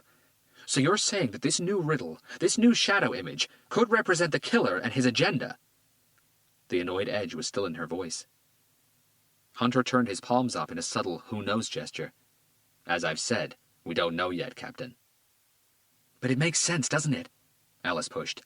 "Maybe that's why there are 2 figures already lying down. Look." She stepped closer and indicated it on the photograph. "They could represent the 2 victims we already have, Derek Nicholson and Andrew Nashorn. Maybe he's telling us he's got his sights set on at least 2 more. You were discussing this just a moment ago, weren't you?" She addressed Captain Blake, "saying this killer was cocky enough to taunt the investigation with messages and songs and sculptures and shadow puppets. So why not be bold enough to tell us that he's going after 2 more victims? We know he's confident. We know he's big-headed." She tapped her index finger over the oversized image of what looked like a head with horns. "We know he thinks he can't be stopped." The captain lifted her hand to keep Alice from going any further. "Slow down a second, Professor Sunshine. Yesterday, with the first sculpture, you were debating whether the killer might be delusional enough to think he's God. Now we think he's changed his mind and he's telling us he's the devil. Evil personified. We're skating all over the rink here." "I'm pretty sure I've said this before," Hunter interrupted, his voice firmer this time. "But we don't know what the meaning behind those shadow images is yet, Captain. All this is just guesswork based on nothing other than our own imaginations and interpretations. Even what we think we know about the images behind the first sculpture might be wrong. We have no way of being sure." "So find a way." the captain barked as she moved towards the door. "And get me something more concrete than damned guesswork." She scowled at Alice. "And you better get cracking on that list of names, Miss DA's best researcher." She exited the room, purposefully allowing the door to slam behind her. A fraction of a second later, the phone on Hunter's desk rang, and he reached for it. "Detective Hunter," he said into the mouthpiece, and listened for about 10 seconds before frowning so intensely his eyebrows almost touched. "I'm on my way down." Chapter 18. The famous Parker Center building had been the headquarters of the Los Angeles Police Department since 1954. In 2009, the entire operation was moved from the old building, located at 150 North Los Angeles Street, to its new 500,000 square feet site just south of City Hall. The new police administration building houses over 10 different LAPD divisions, including Vice, Juvenile, Commercial Crimes, Narcotics, and the Robbery Homicide Division. It's no wonder that its reception hall is always overflowing with people, civilians and officers alike. It didn't take long for Hunter to spot her. Olivia Nicholson was sitting in one of the many fixed-row plastic seats near the building's floor-to-ceiling glass entrance doors. Dressed in a conservative black ruffle chiffon dress and black stiletto heel court shoes, she stood out from the much rougher-looking crowds around her like a bright laser beam. Her oversized sunglasses were perched high on her small and pointy nose. "Ms. Nicholson," Hunter said, offering his hand. She stood up but didn't reciprocate the gesture. "Detective, could we talk?" Her voice was as steady as she could manage. "Of course." Hunter lowered his hand and quickly scanned the hall. "If you follow me, I'll find us a quiet spot." He guided her through the crowd and used his security card to greenlight one of the magnetic turnstiles, allowing them deeper into the building. As they stepped into an elevator, Olivia moved her sunglasses to her head, pinning her loose blonde hair back away from her face. Her eyes were still bloodshot. Hunter identified it as the compound effect of crying and lack of sleep. Her makeup expertly hid the dark circles under her eyes, but she still looked exhausted. Not knowing who her father's killer was eating at her. Hunter could tell. Hunter pressed the button for the first floor, where the press conference and meeting rooms were located.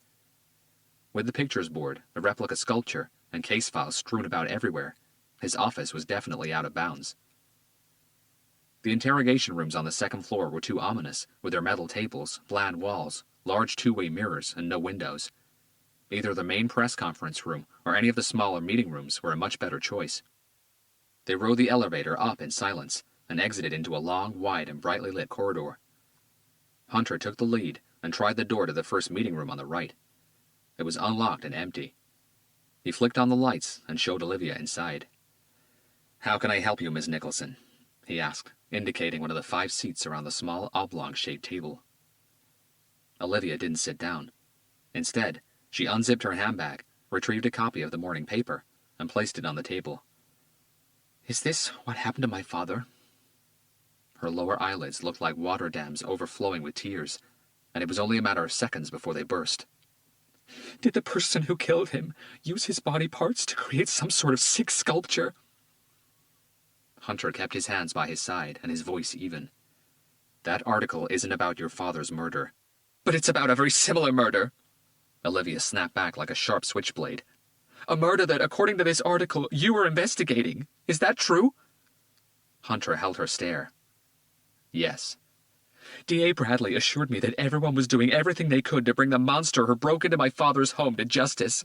He assured me that the case detectives were the best in the force and that they were working exclusively on my father's murder investigation. So the only logical conclusion is that these murders must be connected." She searched Hunter's face for an answer. Found none. "Please don't insult me by saying that those questions you asked me and my sister the other day about sculptures were because you found a metal piece from a broken sculpture in my father's house." Hunter's face didn't give anything away, but he knew the game was up. "Please, Miss Nicholson, have a seat." This time he pulled a chair out for her, moving into stage 1 in dealing with an individual whose emotions have taken over. Take simple, unchallenging steps to reduce their anxiety. If possible, sit them down. A seating position is always more relaxing than a standing one, physically and emotionally. "Please," Hunter insisted. Olivia finally sat down. Hunter approached the cooler in the corner, filled 2 plastic cups with ice-cold water, and brought them back to the table before sitting down opposite her. Stage 2 was to give the person a drink. This would get the digestive system working, giving the body one more activity to occupy itself with and distract from an approaching panic attack. A cold drink on a hot day cools the body down, which is a very comforting feeling. Hunter had a sip of his water first, leading the way. Seconds later, Olivia did the same. "I apologize if I gave you the impression that I was lying to you and your sister," Hunter said, maintaining eye contact. "It really wasn't my intention." "But you did lie about the sculpture piece found in my dad's room." Her words were shadowed by hurt. Hunter nodded once. Knowing the details of a crime scene or the exact cruelty used by sociopaths never helped anyone deal with their grief. It often has the opposite effect. Trust me on this, Miss Nicholson. I've seen it many times. Me questioning you and your sister that day was already hard enough for you. There was no reason for me to add to your pain. Your answers wouldn't have changed if I told you the truth about the sculpture." Olivia had another sip of her water, returned the cup to the table, and kept her gaze on it, obviously measuring her next words. "What was it?" she finally said. Hunter made a face as if he didn't understand. "What was the sculpture? What was created with my father's—" She couldn't finish the sentence. Tears were stalking her eyes again. "Nothing identifiable," Hunter replied. "It was a shapeless form." "Was there a meaning to it?" The last thing Hunter wanted to do was to contribute any more to Olivia's pain, but he saw no way out of it. He had to lie again. He couldn't compromise the investigation, and he had no proof that what Alice had found was the real meaning behind the shadow puppets. "If there is, we haven't found it yet." Olivia was studying Hunter's face. She kept her large green eyes locked on his for 5 long seconds before deciding that he was telling the truth. She reached for her cup, but didn't bring it to her mouth. Just a nervous reaction to keep her hands from shaking. It didn't work. "I haven't been able to sleep for the past couple of days," Olivia said, looking away, finding a neutral spot on the far wall and holding it for a moment. "I'd rather stay awake than close my eyes and deal with what my dreams have brought me." Hunter said nothing. He doubted it would be any comfort to Olivia if she knew that he'd been living that exact way for most of his life. "We knew Dad didn't have long to live, and as hard as it might have been, I thought Allison and I had prepared ourselves for it." She shook her head and her bottom lip quivered. "It turns out that we weren't as prepared as we thought. But having to find out details of what really happened this way—" She pushed the newspaper towards Hunter and said nothing else. "Once again, I'm sorry," Hunter said, not even glancing at the paper. "I had to make a decision, and I made it based on my experience in dealing with grieving families of homicide victims." Hunter's words were delivered in a tender and non-patronizing tone, and Olivia seemed to pick up on it. "What happened yesterday?" Her gaze quickly moved to the newspaper on the table and then back to Hunter. "Is there really a connection?" Olivia's question simply brought forward something that Hunter had no way of avoiding.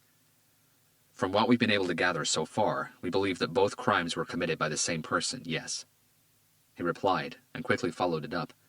"You obviously read the article." He nodded at the paper. "Yes." "Does the name Andrew Nashorn ring any bells?" "No," she replied with a subtle headshake. "You don't recognize him at all from the newspaper photo?" "When I read the article this morning, I asked myself that exact same question, Detective." Olivia shook her head and looked away again. "Neither his name nor his face ring any bells. If my father knew him, I don't recall him ever mentioning him, and I certainly don't recall seeing him anywhere." Hunter acknowledged it with a slight tilt of his head. Olivia finished her water and pinned Hunter down with a pleading stare. "You don't have much so far, do you, Detective?"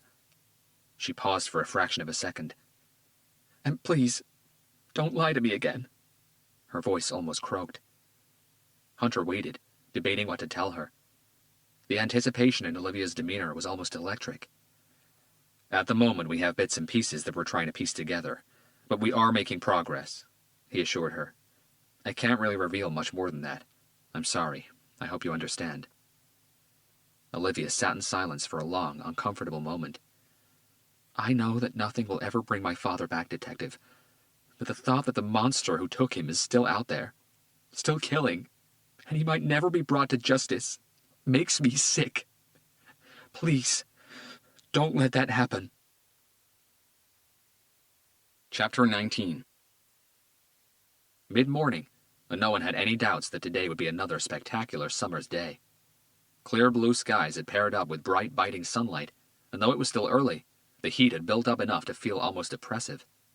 The AC in Garcia's car was back on full blast as he and Hunter made their way to the coroner's office. Dr. Hove had finished with Andrew Nashorn's autopsy.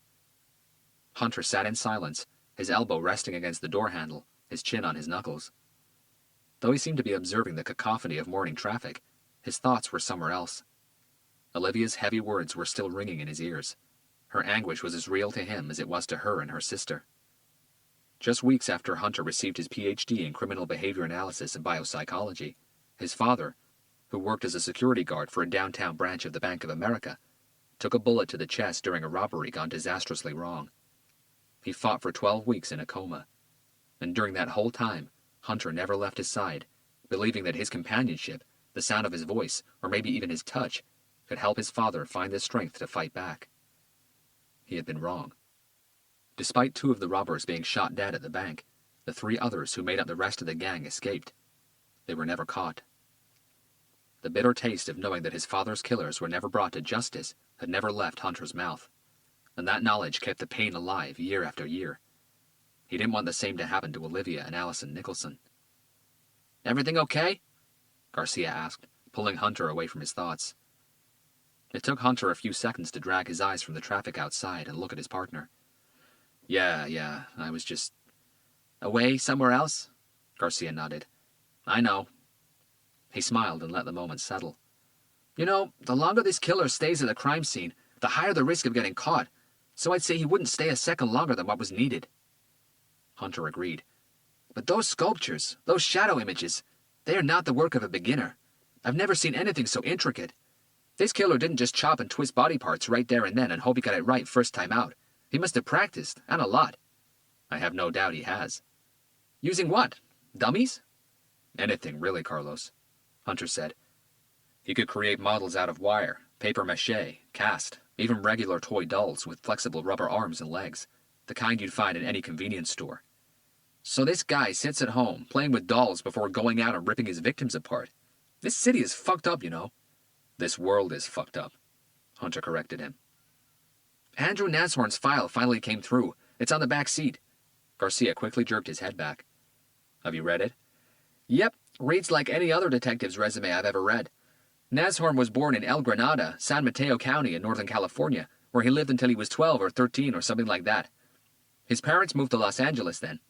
His father was an accountant and got offered a better job down here. His mother was a church-going housewife. They came up to a red traffic light. Hunter leaned over and grabbed the file from the back seat. Nashorn was a regular school kid, Garcia continued. Not the best student, but not the worst either. Though he lived in Maywood, he attended high school in Bell. He never went to college. Worked several odd jobs for a few years after high school before deciding to join the force. It took him a while to make detective. 12 years, Hunter said, reading from the file. Failed the exam 4 times. He's a widower, no kids. Hunter nodded. Got married when he was 26, he said, reading from the file. His wife died less than 3 years later. Yeah, I read that. Some odd heart condition they never even knew she had. Cardiomyopathy, Hunter confirmed. Heart muscle disease. He never remarried. From what I gathered, he was a good cop, Garcia said, shifting his car into gear and turning left into North Mission Road. Put plenty of dirtbags away during his detective years. And then what every cop dreads happened. He got shot on the job, pursuing some low-life street mugger down in Inglewood. Garcia shook his head. Poor guy. In Brazil, they'd say he was born with his butt facing the sun covered in chili powder. Carlos Garcia was born in Sao Paulo, Brazil. The son of a Brazilian federal agent and an American history teacher, he and his mother moved to Los Angeles when Garcia was only 10 years old, after his parents' marriage collapsed. Even though he'd lived in America most of his life, Garcia could speak Portuguese like a true Brazilian, and he still visited the country every few years. Hunter looked at his partner and screwed up his face. What? What the hell does that mean? It means he was born unlucky, and in Nashorn's case, I think it applies. Really? So what do Brazilians say if they think someone was born lucky? He was born with his butt facing the moon covered in sugar. Precisely. Garcia looked impressed. You're kidding. Nope, that'd pretty much be the exact translation. Interesting analogy, was all Hunter could say. The next couple of pages in Nashorn's file were a brief of the latest investigations Nashorn had been involved with. His captain said that he was a man of habits, Garcia offered. Always took his vacation at the exact same time every year. First few days of summer. Always 2 weeks by himself out in the sea, fishing. He used all his savings to buy that boat. According to his captain, that boat was his retirement plan. No girlfriend, no partner. Hunter was still reading from the file. Next of kin are an uncle and aunt who still live in El Granada. Yep, his captain is getting in touch with them. Hunter checked the file for Nashorn's home address, an apartment in East LA. A forensic team had already been dispatched there this morning. Last night they'd found no cell phone, computer, address book, diary, or anything of that sort in Nashorn's boat, and according to his captain, there was nothing at his desk either. No personal files in his hard drive. They were checking his work emails. Hunter was hoping something would turn up from Nashorn's apartment search. He closed the file and returned it to the back seat as Garcia pulled into the county coroner's parking lot. Chapter 20. Alice Beaumont printed out another document page and placed it on the floor next to the tens of pages that were already there. With Hunter and Garcia out of the office, she had temporarily turned the place into her own private research haven. She had a quick stab at finding out what the shadow image created by the second sculpture could mean, but after 3/4 of an hour searching the net, she had nothing that even remotely excited her. Unlike the first shadow puppets, she found no mythological meaning that could be attached to the entire image. If she broke the image down, then it was easy to link the distorted head with horns to any devil figure she liked, but that didn't explain the 4 smaller shadow figures created by Nashorn's severed fingers.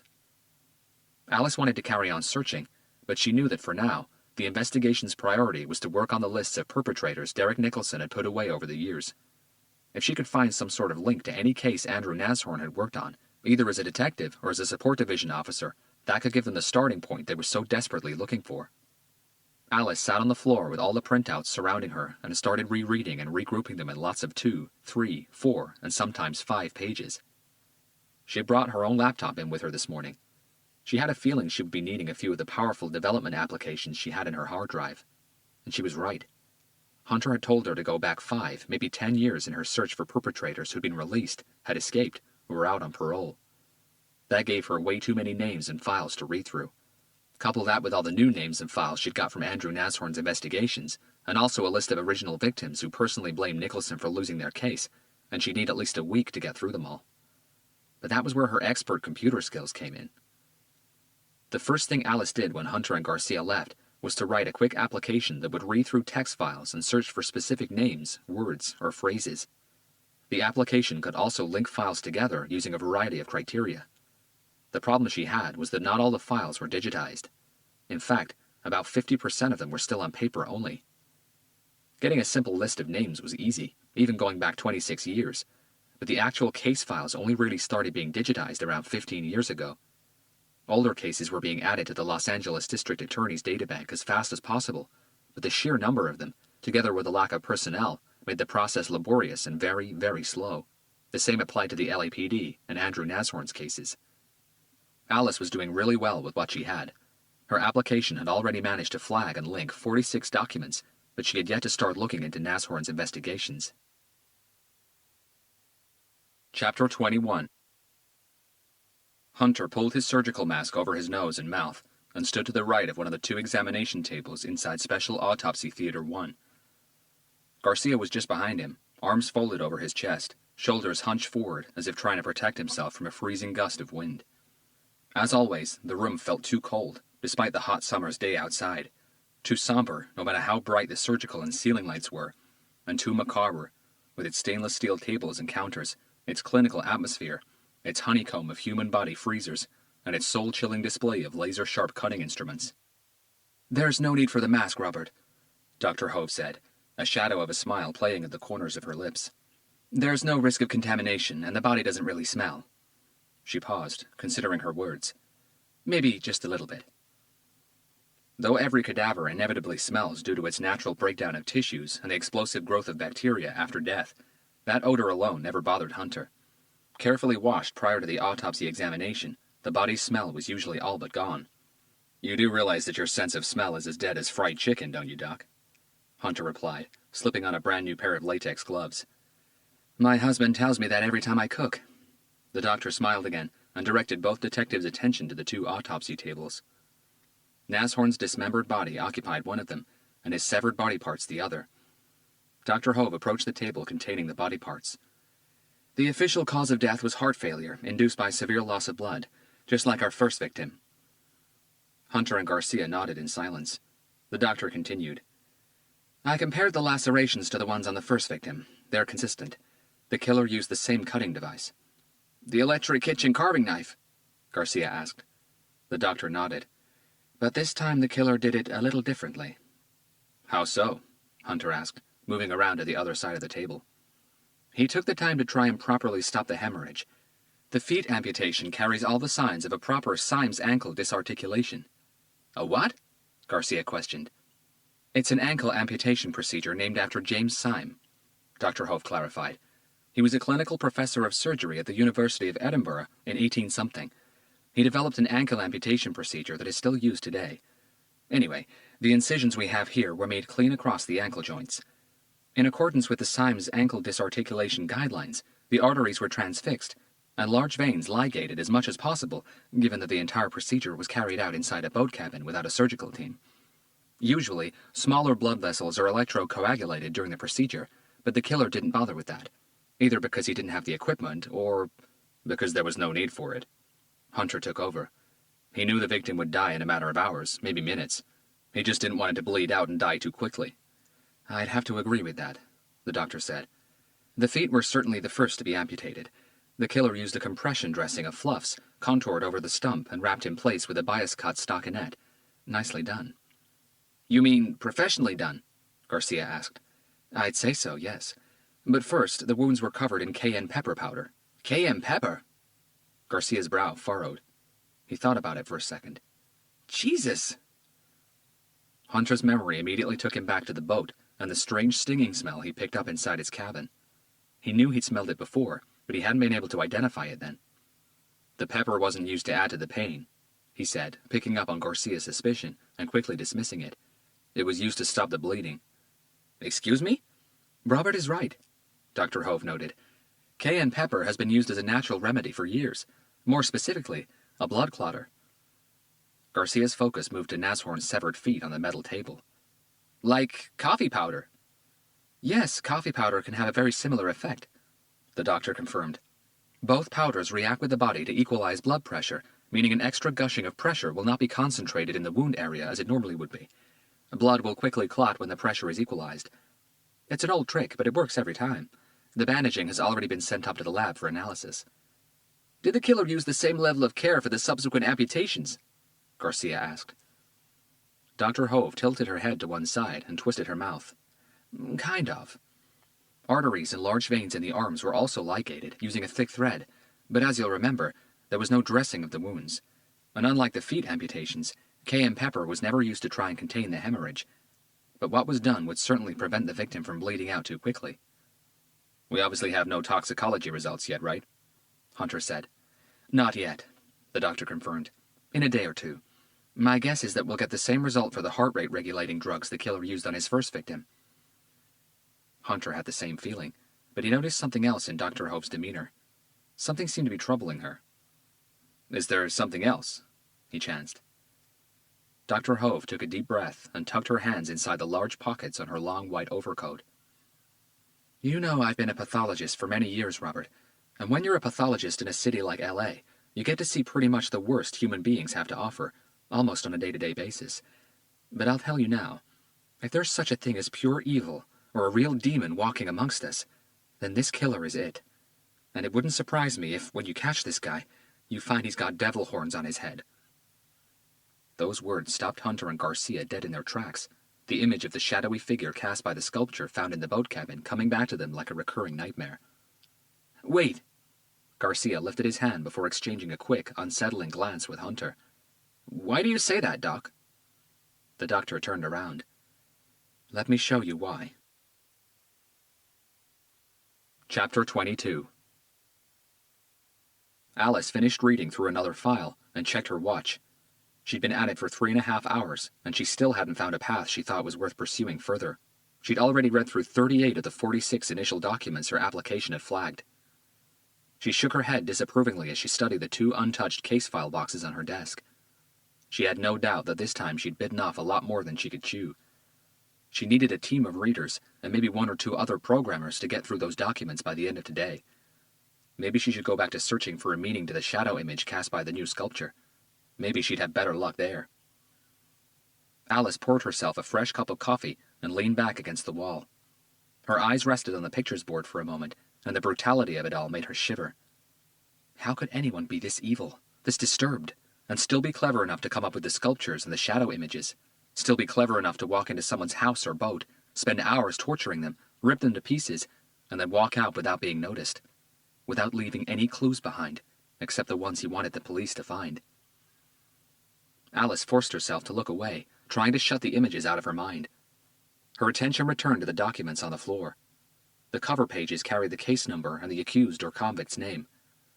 She stared at them for a while, her brain throwing thoughts around, rummaging through possibilities.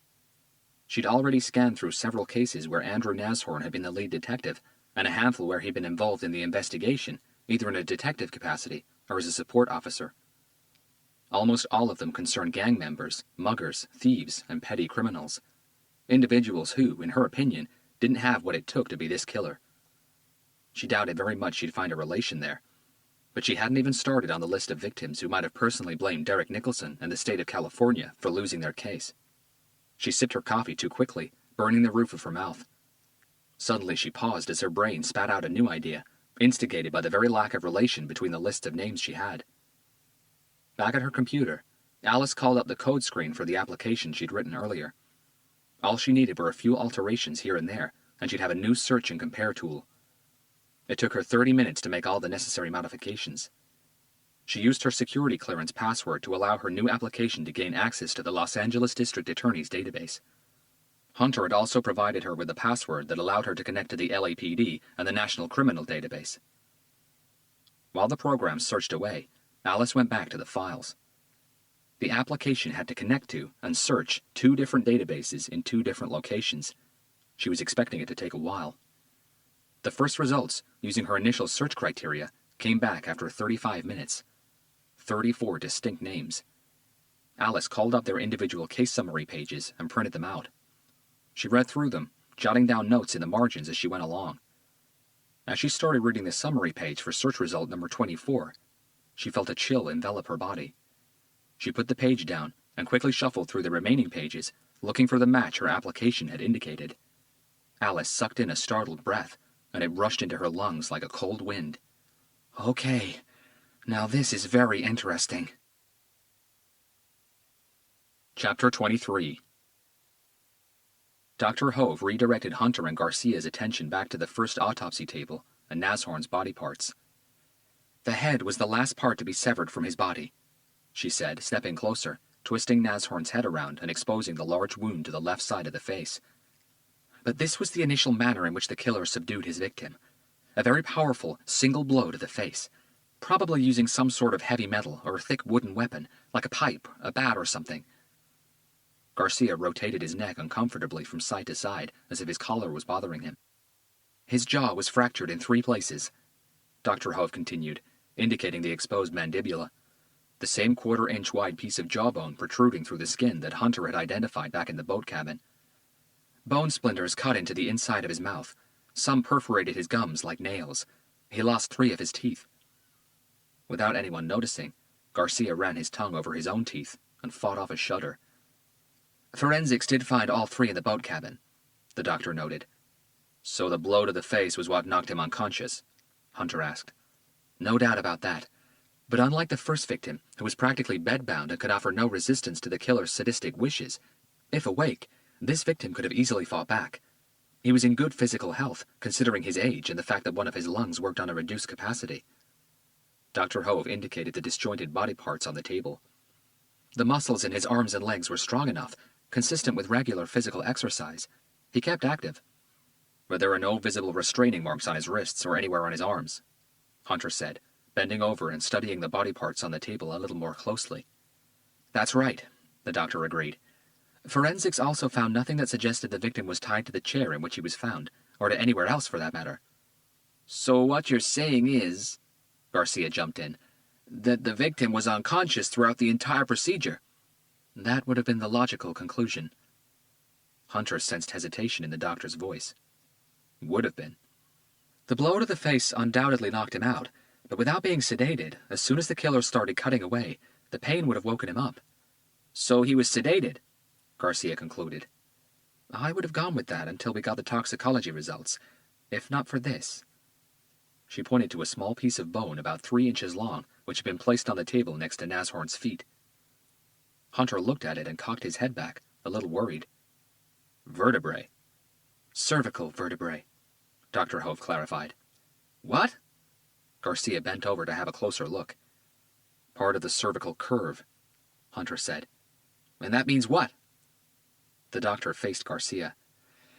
Okay, let me try to explain this without launching into a long lecture about the cervical or spinal cord. These are vertebrae C5 through to C7. She indicated the bone fragments on the table again. The cervical cord is made up by vertebrae C1 to C7, and it sits right on the top of the spinal column. She touched the back of Garcia's neck to show its actual position on the human body. C1 being the topmost vertebra, up against your skull, and C7 being at the base of the neck, the beginning of the upper back. It's a very sensitive part of the spinal column, and any damage to it can cause paralysis. But that also depends greatly on which vertebra the damage is located around. The closer to the skull you get, the more sensitive, and the more severe the paralysis. Are you with me so far? Garcia nodded like a school kid. If the damage is right at the top, around vertebra C1, C2, or C3, it can cause tetraplegia, paralysis from the neck down, and a halt of the nervous system, no feeling below the neck. But it can also easily cause impaired breathing, and without the help of a ventilator, death will come very quickly. Hunter felt his heart beat faster as he realized what Dr. Hove was about to reveal next. Damage around the C4 vertebra, halfway down the cervical cord. She touched the back of Garcia's neck again, indicating the location. Can cause tetraplegia and numbness of the nervous system, but it rarely causes impaired breathing. She paused, measuring the gravity of her words. The reason why we have this small section of his spinal cord is because when the victim was decapitated, the incision was made just after vertebra C7, the base of the neck. When I examined the head and neck, I found out that his cervical cord had been ruptured just below vertebra C4. He had been intentionally paralyzed from the neck down, no feeling throughout most of his body. Garcia could feel cold sweat starting to run down his back. Hold on, Doc. Are you saying the killer paralyzed him? That's exactly what he did. How? Let me show you. Dr. Hove reached for Nashorn's decapitated head and turned it around, bringing everyone's attention to its nape. About 3.5 inches from the base of the skull was a fresh sideways cut of around 1 inch long. The killer severed his cervical cord with a sharp knife inserted at the back of his neck. You are joking! Something tightened in Garcia's stomach. I'm afraid not even a little bit. As I said, to me this killer is evil personified, a man-demon. Who in this world would have thought of something like this? A stick man, Hunter said. Everyone looked at him as if he was from outer space. It's called a stick man, Hunter carried on. It was a technique used by sadistic troops during the Vietnam War. It wasn't as precise as this. During the war, soldiers would simply drive a knife through a victim's back and sever the spine at any position. Sometimes the paralysis was from the neck down, sometimes only of the legs. It didn't matter. It meant the victim couldn't fight back. You're not suggesting this killer is a Vietnam veteran, are you? Garcia asked. I'm just saying that the technique isn't new. Due to the proximity of the spinal cord to the skin's surface, Dr. Hove proceeded, the cut doesn't need to be very deep. In the case of our victim, if the knife had penetrated an inch or so deeper, it would have cut through his windpipe, and death would have come almost instantaneously. Wow. So there's no doubt this killer really has medical knowledge, Garcia said, taking a step back. In my opinion, no doubt at all, the doctor confirmed. He knew he had to sever the cervical cord of the C4 vertebra to obtain a neck-down paralysis without compromising the respiratory system. And that was precisely what was done. Add to that the almost perfect Symes ankle disarticulation procedure, the ligation of the proper veins after the amputations, and the careful dressing of the leg stumps, and this guy could have been a surgeon in a hospital. Chapter 24. The killer paralyzed the victim by rupturing his cervical cord with a knife through the back of the neck. Captain Blake's voice almost faltered as she read from a copy of the autopsy report Garcia had just handed her. Hunter nodded. District Attorney Dwayne Bradley was sitting in one of the two leather armchairs in front of Captain Blake's desk. He also had a copy of the report in his hands. "Wait a second," he said, shaking his head at the report. "According to this, a severed cervical cord would also affect the nervous system, leaving the victim numb and insensitive to pain." "That's right," Garcia said. "So why the hell do it? If the killer wanted the victim to suffer, why take away his sense of feeling? Why numb the pain before cutting him up? It makes no goddamn sense." His cheeks were already going slightly pink. "Because for some reason, the killer wanted the victim to go through a different kind of pain," Hunter said, resting his elbow against the bookcase on the west wall. "Psychological pain." Bradley hesitated for a moment. "Imagine having to watch your own body being disfigured and mutilated, your own blood being splattered around the room without feeling a thing, without you being able to react. Imagine having to watch your own death as if it were a film on a screen. You know you're dying, but you can't feel it." D.A. Bradley kept his eyes on Hunter as he measured his words. "Well, you sure know how to paint a gruesome picture." "How long did this go on for?" the captain asked. "I mean, the mutilation, the psychological torture."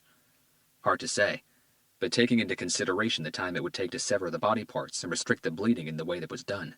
Over an hour, maybe more." "God damn it!" D.A. Bradley let out a whispering breath and flipped a page on the report. "It says here that the time of death is estimated to have been somewhere between 4 and 7 p.m. "That's right," Garcia agreed. "And the body was discovered around 8 o'clock by a girl from a neighboring boat, right?" "That's right," Garcia said. "Did we get anything from the CCTV system at the marina?" Captain Blake asked. "People walking in and out?" Garcia chuckled. "That's what we expected, but they still use an old system. It records onto VHS tapes, if you can believe it, and it's been busted for over 2 months now." "Typical," the DA commented. "How about door to door, or in this case, boat to boat? No one noticed anyone who looked like he didn't belong, leaving that specific dock around the time the loud music started to blast out of the victim's boat." "I don't think the killer is that stupid," Hunter said. "Stupid? What do you mean?" "There's no way we can confirm it, but the stereo in Nashorn's boat has a wake-up programming facility. My guess is that the killer set the timer to turn the stereo on at least half an hour after he left. If you add that to the fact that people would only really start getting annoyed with the loud music after it had been going on for some time, by the time people started to take notice, the killer was long gone." The captain closed the report in front of her and pushed it to the edge of her desk. "How about the victim's apartment? Did we get anything? Computer? Cell phone?" "Forensics found a laptop computer," Hunter replied. "They're working on it as we speak, looking into files, photos, emails, anything they can get. No cell phone, though." "Nashorn was ready to go on his yearly 2-week vacation," Garcia added, "so it's safe to assume that he had his phone with him. We think the killer either took it with him or got rid of it by throwing it into the water or destroying it." "We can get his number, contact his provider, and go from there," D.A. Bradley said. "We've done it already," Hunter told him. "The phone is switched off, so if it hasn't been destroyed, it can't be traced until it's switched back on. But we might be able to get a cell site analysis of his calls." "Might isn't an option," the DA countered. "Alice will get you the cell site analysis." He quickly checked his watch. "Okay," Hunter said. "I'm also revisiting Amy Dawson later today." D.A. Bradley and Captain Blake's eyes narrowed, and they both responded with a slight headshake. "Derek Nicholson's weekdays nurse," Hunter reminded them. "I want to show her a picture of Andrew Nashorn and check if he was the man who she said had visited Nicholson in his home, other than D.A. Bradley. We still haven't identified who that second visitor was. I asked D.A. Bradley, and he has inquired around all branches of the district attorney's office in Los Angeles County. No one has come forward, so we have to assume that that second visitor wasn't a colleague from the DA's office." The DA nodded. Captain Blake started tapping a pencil against her desk while her thought process shifted into a new gear. "Tell me something," she addressed Hunter. "I know the M.O. on both murders was the same, but what Dwayne said got me wondering. Why make the first victim suffer physically and the second one psychologically? It doesn't make a lot of sense." "It never does, Captain," Hunter replied. "Okay, but just humor me here. Do you think there's a chance there could be more than one perpetrator? 2 people acting together, maybe? One who hated Nicholson and the other Nashorn. Maybe they met in prison, sent to the same institution but for completely unrelated crimes. They became friends inside. That could have given them years to come up with a morbid revenge."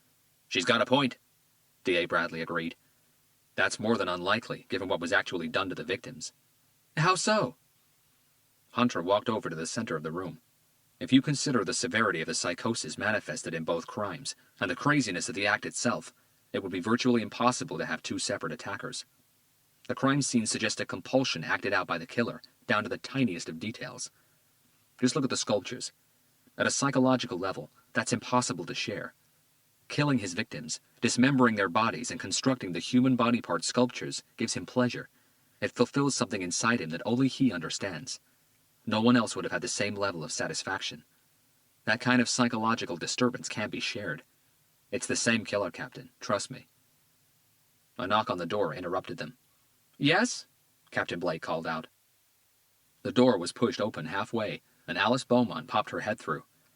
She'd gone back to the district attorney's office to check on some files she couldn't access over the internet.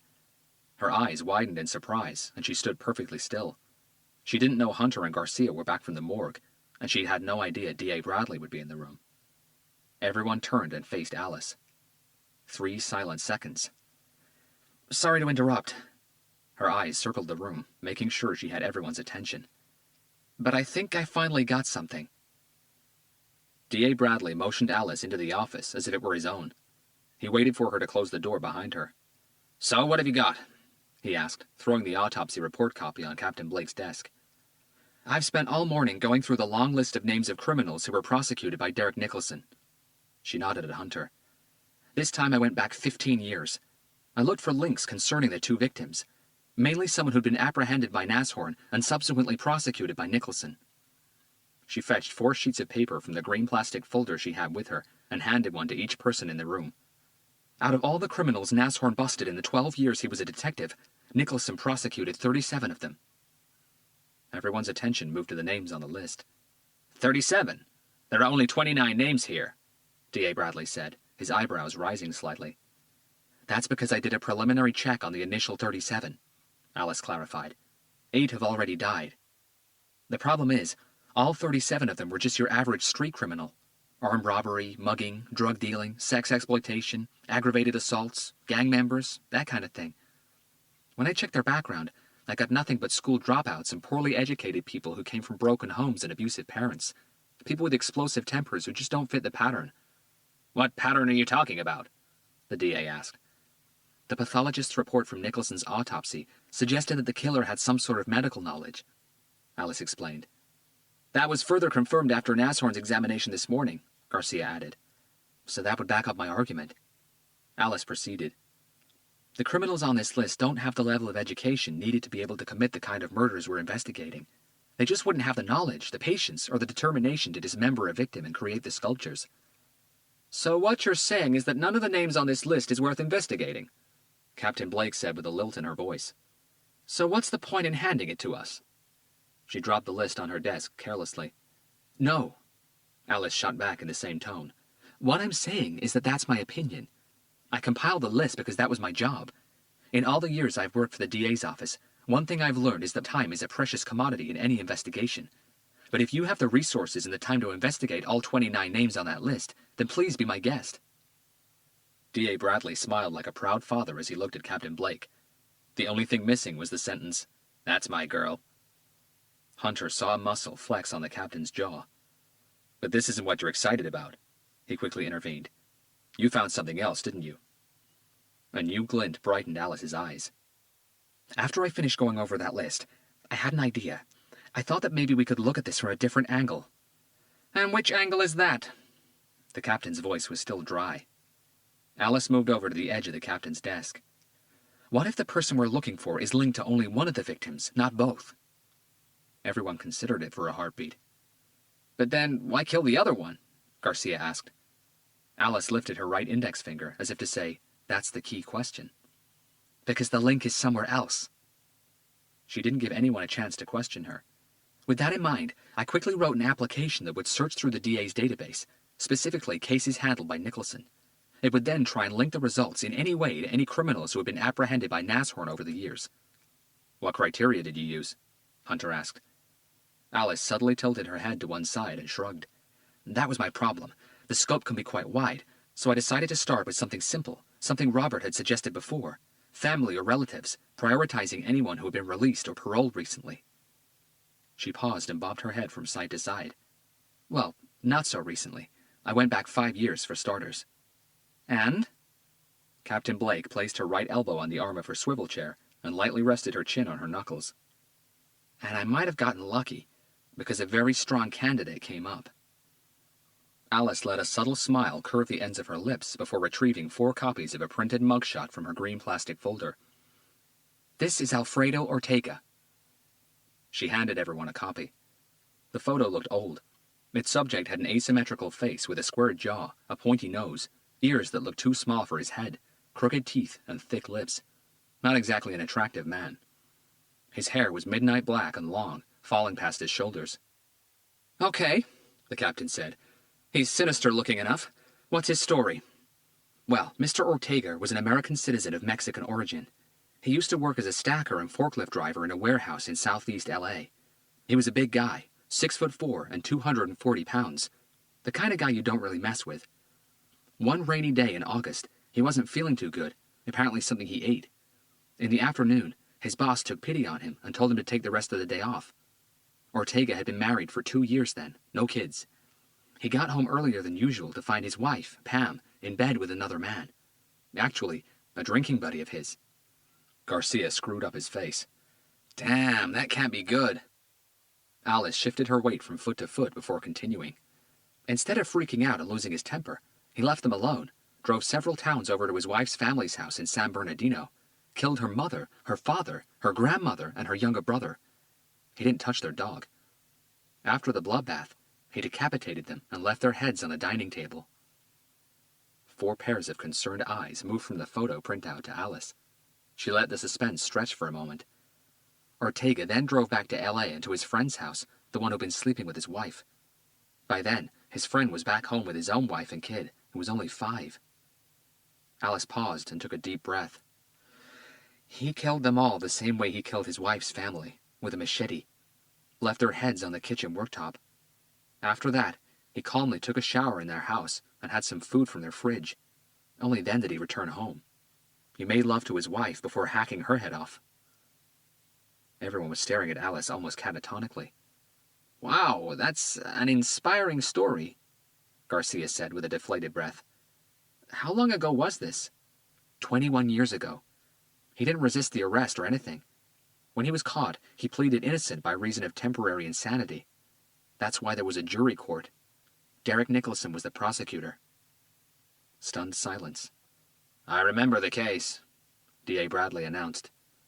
Was Nashorn the arresting officer? Garcia asked. He couldn't have been, Hunter said, shaking his head. That was 21 years ago, Carlos. Nashorn wasn't a detective then. Wait a second. Captain Blake placed the printout down on her desk.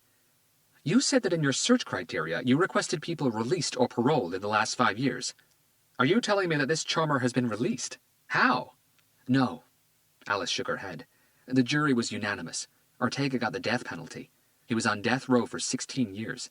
He died by lethal injection 5 years ago. Puzzled looks all around. That was the last of Captain Blake's patience. Are you fucking kidding me? She slammed the printout against her desk as she got up, her gaze making rounds between Alice and the DA. First a list of names that you think we shouldn't really look into. Now a photo of someone who's already dead. What the hell is this? Waste the LAPD's time day? What sort of morons do you have working for you, Dwayne? The kind that could dance circles around the morons you have in your department, Barbara. D.A. Bradley motioned his head in Hunter and Garcia's direction. Alfredo Ortega is the link I found on Nicholson's side.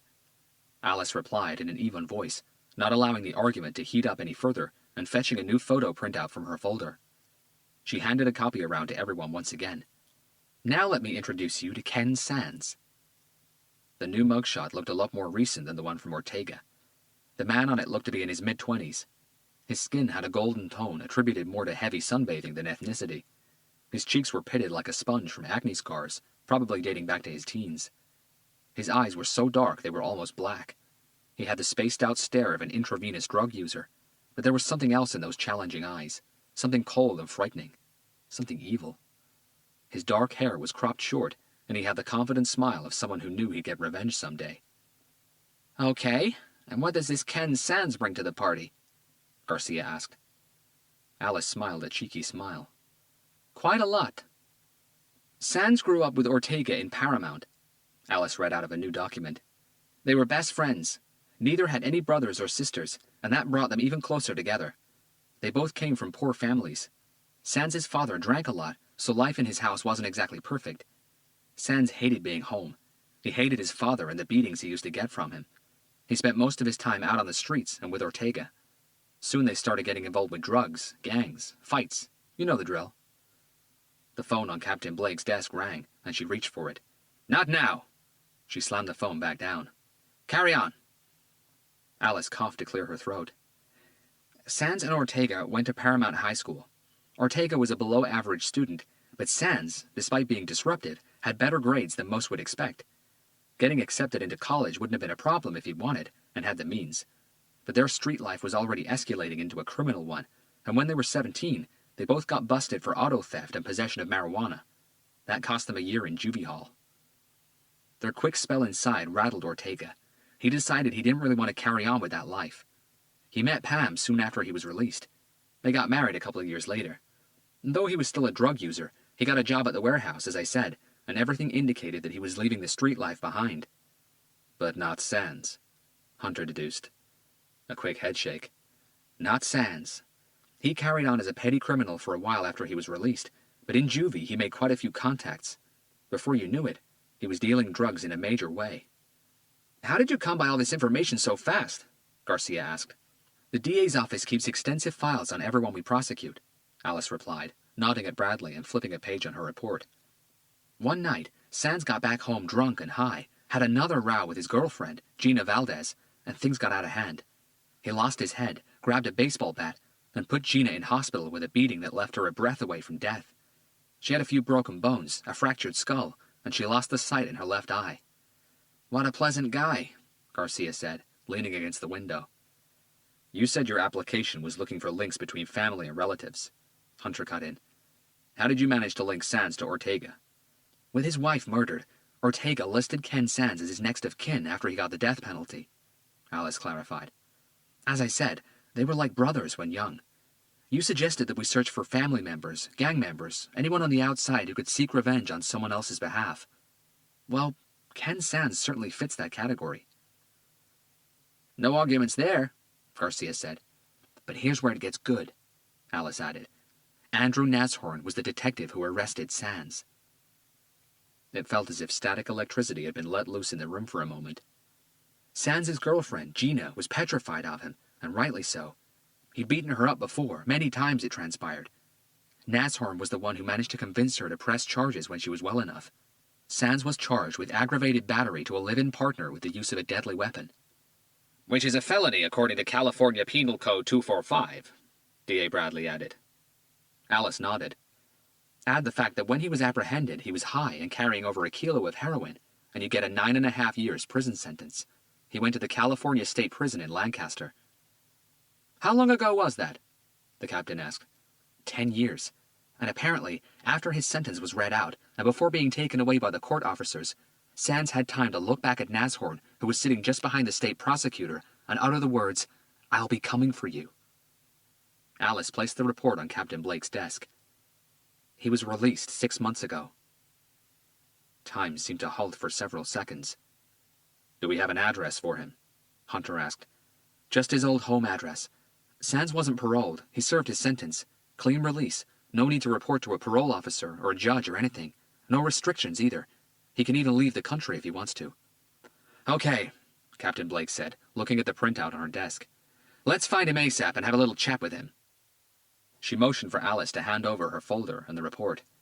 Until we find him, D.A. Bradley said, let's keep this as quiet as possible. I don't want any of this leaking to the press or anyone. He looked at Hunter and Garcia as if they'd publicized the new finding as soon as they left the room. And I mean anyone. We've got a prosecutor and a cop murdered. Every police officer, every law enforcement agency in Los Angeles is itching to get their hands on any suspect we may have. This gets out, and we're gonna have a fucking manhunt on a scale none of us has ever seen before. So not a goddamn word to anyone. Am I clear? Neither Hunter nor Garcia replied. They just stared at the DA. Am I clear, detectives? Crystal, Hunter answered. Chapter 25. After the morning's development, the rest of the day began to drag. Nothing else materialized. Not surprisingly, the address Alice had on file for Ken Sands was out of date, and since he had left prison only 6 months ago, he hadn't filed for any documents that could help track him down.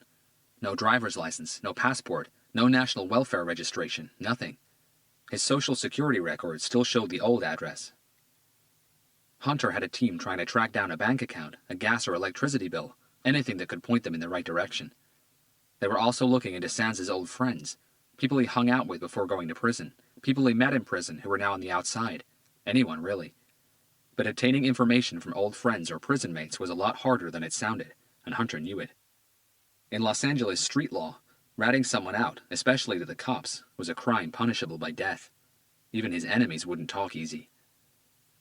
Hunter had also requested all the prison visitation records for Sands and Ortega, but because of California privacy laws, it could be a day or two before they got a judge to sanction the request, and another few before they got the files. Gina Valdez, Ken Sands' girlfriend, whom he had beaten almost to death, had disappeared. Getting your name changed in America wasn't a very complicated process, and in the internet age, changing your whole identity was getting easier and easier. No one knew if Gina had changed her name or created a new identity. No one knew if she was still in LA, in California, or even in the country anymore. But one thing was for sure, she didn't want to be found. As an LAPD detective, Andrew Nashorn had sometimes worked with a partner, Detective Seb Stokes. Stokes wasn't involved in Ken Sands' arrest, but Hunter gave him a call anyway. They arranged to meet first thing tomorrow morning.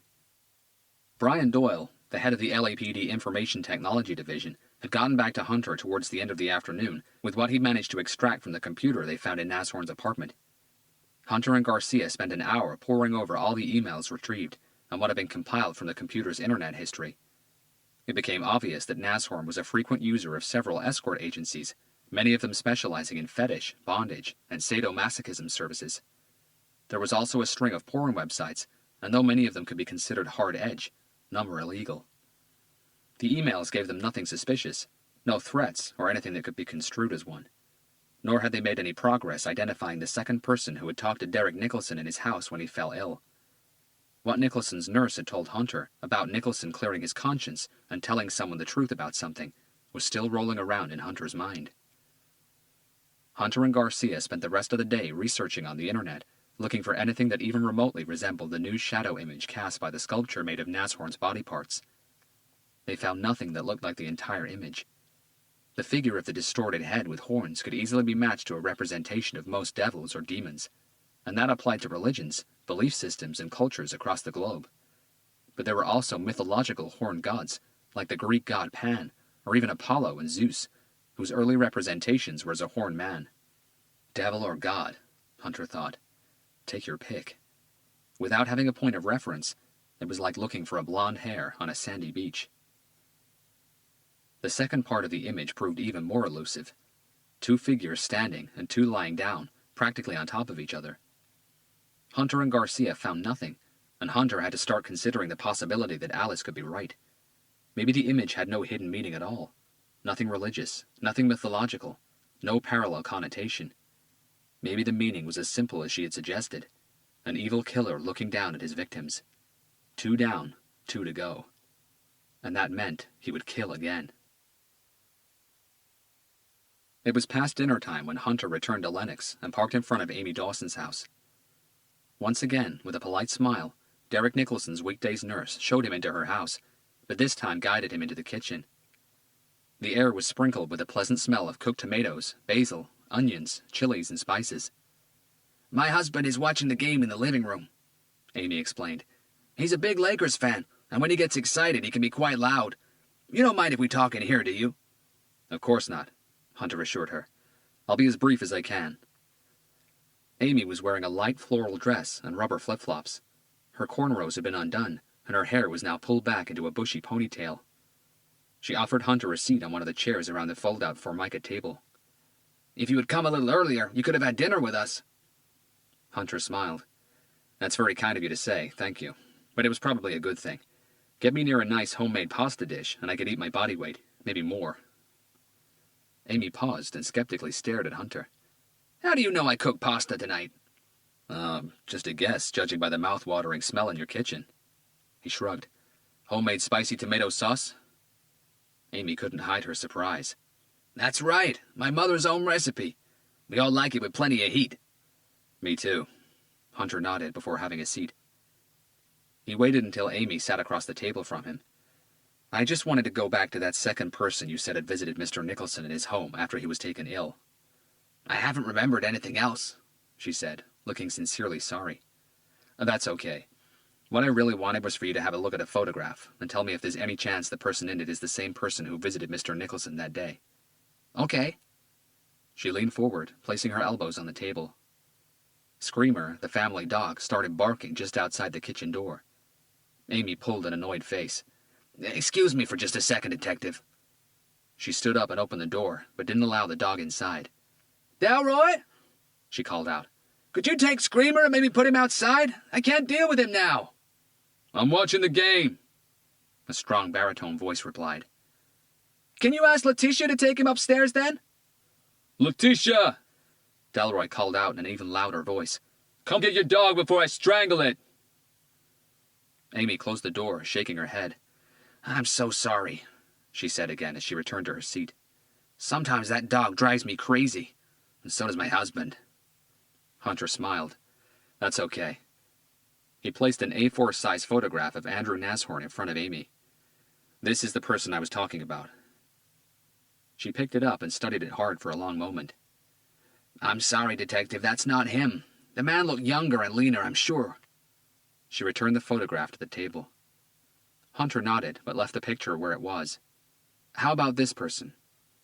He produced a second photograph, this time the mugshot of Ken Sands. He had contacted the California State Prison in Lancaster and managed to get a more recent picture of Sands, taken on the day he was released. His hair was long and messy, and he had allowed a bushy, scraggy beard to grow. None of his facial features were very visible. This is the most recent picture we have of him, Hunter explained. He knew Sands had created that look deliberately.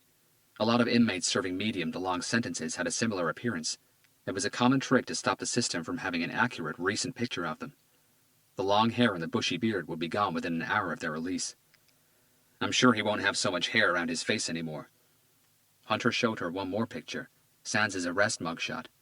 This is what he looked like 10 years ago. Amy took the picture from Hunter's hands. She kept her eyes on them for a long instant. Hunter went quiet, allowing her to study it for as long as she needed to. It could have been him, Amy finally said. Hunter felt a tingle of electricity run through him. But of course, I can't be sure. The man who visited Mr. Nicholson that day didn't have no beard or long hair. He was dressed in a suit and all. I understand. Amy's stare never left the printout in her hands. But it could have been him. Chapter 26. The blood had coagulated and dried onto the floor and walls, and as the red blood cells died and started to decompose, the odd metallic smell had faded, giving way to a much stronger odor, something like rotten meat mixed with sour milk. Many who'd been to a brutal crime scene would argue that that was exactly what a violent death smelled like.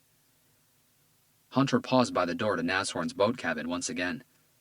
Revisiting crime scenes, alone, in the dead of night, had become almost an obsession with him. It gave him a chance to look around uninterrupted, to take his time, to try, if only for a split second, to adopt the same frame of mind as the killer. But how could anyone make sense of the senseless? Hunter had read and reread the forensic team's crime scene report. The many shoe prints he'd seen around the cabin's floor the day before were very inconsistent and couldn't be matched with specific shoe size. There was so much blood covering the floor that as soon as the killer moved his foot, more blood seeped back to obscure its outline. That made the forensics analysis a lot more difficult. Mike Brendel, the forensics agent who led the team that attended the scene, told Hunter earlier in the day that he'd found something odd about the shoe prints. The distribution of weight from each step seemed to be unequal. That suggested that the killer either walked with an asymmetric abnormality, as if he had a limp, or had deliberately worn wrong-sized shoes. It was a trick that Hunter had encountered before. Forensics couldn't identify a sole pattern either, which suggested that the killer had covered his shoes with a thick plastic cover, or something on those lines. That would also explain the lack of bloody footprints outside the cabin. Brindle had assured Hunter that his team had left the cabin in the exact same state in which they'd found it. The objects that had been removed for forensic examination had been listed in the document Hunter had with him. Everything else was left in its place. Hunter zipped up his Tyvek coverall and stepped into the cabin. He wasn't worried about contaminating the scene. He just didn't want his shoes and clothes to get smeared with blood or drenched in that sickening smell. He knew that when that smell found its way into any fabric, no amount of washing or dry cleaning would get rid of it. It was a psychological thing. The brain would associate the clothes with the smell even after the smell was long gone. He paused in the center of the room and slowly allowed his eyes to roam the space around him. Was the killer already on board when Nashorn got to his boat? The cabin door showed no signs of forced entry, though picking the 2 locks on it wouldn't pose a great obstacle to anyone with experience. Hunter went over most of the same movements he and Garcia had gone through the day before, making sure he hadn't missed anything. He walked over to the small fridge and pulled its door open. It had been well stocked, several bottles of water, cheese, cold meats, and plenty of beer.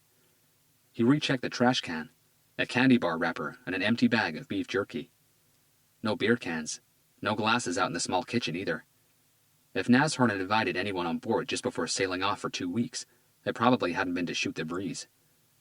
So what then? Garcia had suggested earlier that maybe the killer had approached Nashorn outside the boat first with some sort of weapon, forcing him to open the door before striking him across the face.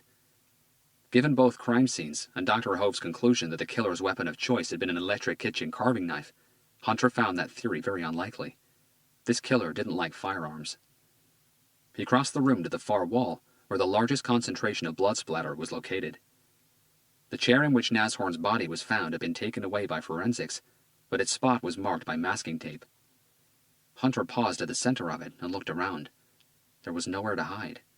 Anyone attempting to conceal himself would have been spotted right away, unless he was a midget. From the door, Nashorn would have been able to see the whole of the cabin, with the exception of the bathroom's interior, but only if its door was closed. If the killer had hidden in there, then he would have had 2 options. Wait until Nashorn pulled the bathroom door open and club him across the face with whichever weapon had been used, or pull the door open himself and storm towards Nashorn once he'd entered the cabin. Hunter immediately saw 2 problems with that theory. As in any small boat cabin, the bathroom wasn't very spacious. Dr. Hove was certain that Nashorn had been knocked out with a single powerful blow to the face, and that the blow had come from right to left in a swinging motion. That was impossible to achieve if standing inside the bathroom. There simply wasn't enough space. If the killer had stormed out of the bathroom towards Nashorn, no matter where inside the cabin Nashorn had been, in such a cramped environment, it would have taken the killer at least 2 to 3 seconds to get to his victim.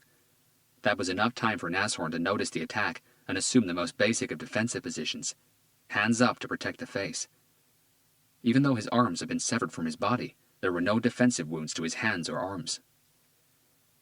Hunter's gaze circled the room again and paused on the small door to the inboard engine compartment. Like most things at that end of the cabin, it was covered in dried blood. With the forensics team in a hurry to start processing the scene last night, Hunter had not had a chance to properly check the engine pit. He crouched down next to it and lifted the door open. The compartment was small, not much bigger than a regular cupboard. The engine itself occupied most of the space. Blood had leaked in through the top of the door and dripped onto the engine and the oil-stained floor of the pit. Hunter was about to close the door when he saw something that caught his attention. A pattern of blood across the center part of the engine. Not dripped blood that had seeped through the door, but splattered blood. Hunter had seen that type of splatter many times. Wound spray, usually caused by a rotating motion, like when an assailant hits a victim across the face. The force of the blow would cause the victim's neck to rotate, and blood from the inflicted wound would fly out in a thin arc. He reached for the forensics report folder and quickly flipped through the evidence photographs. As he found what he was looking for, his brain went into overdrive, calculating all the possibilities. He reached down, stuck his head into the pit, and fiddled with the underside of the engine as if feeling for something. When he pulled his hand out, it was covered in a thin sheet of slimy liquid. Hunter felt his blood warm inside his veins. Smart motherfucker. Chapter 27. By 9 a.m., the heat reflected off the dusty roads already felt like an oven door had been opened. Hunter sat at one of the outside tables at the Grub Cafe in Seward Street. The large white umbrella that shot out from the center of the table provided a very welcome shade. The trimmed green hedges peppered in purple flowers that covered the crisscross wooden fence surrounding the cafe gave the place a country feel, despite it being just east of West Hollywood. Detective Seb Stokes, Andrew Nashorn's old partner, was the one who suggested they meet there. He arrived a couple of minutes after Hunter, paused by the door to the outside yard, and surveyed the busy tables. He was a bear of a man. His battered trousers stretched tight around an expanding waistline, and his jacket looked like it could rip if Stokes shrugged or sneezed too hard.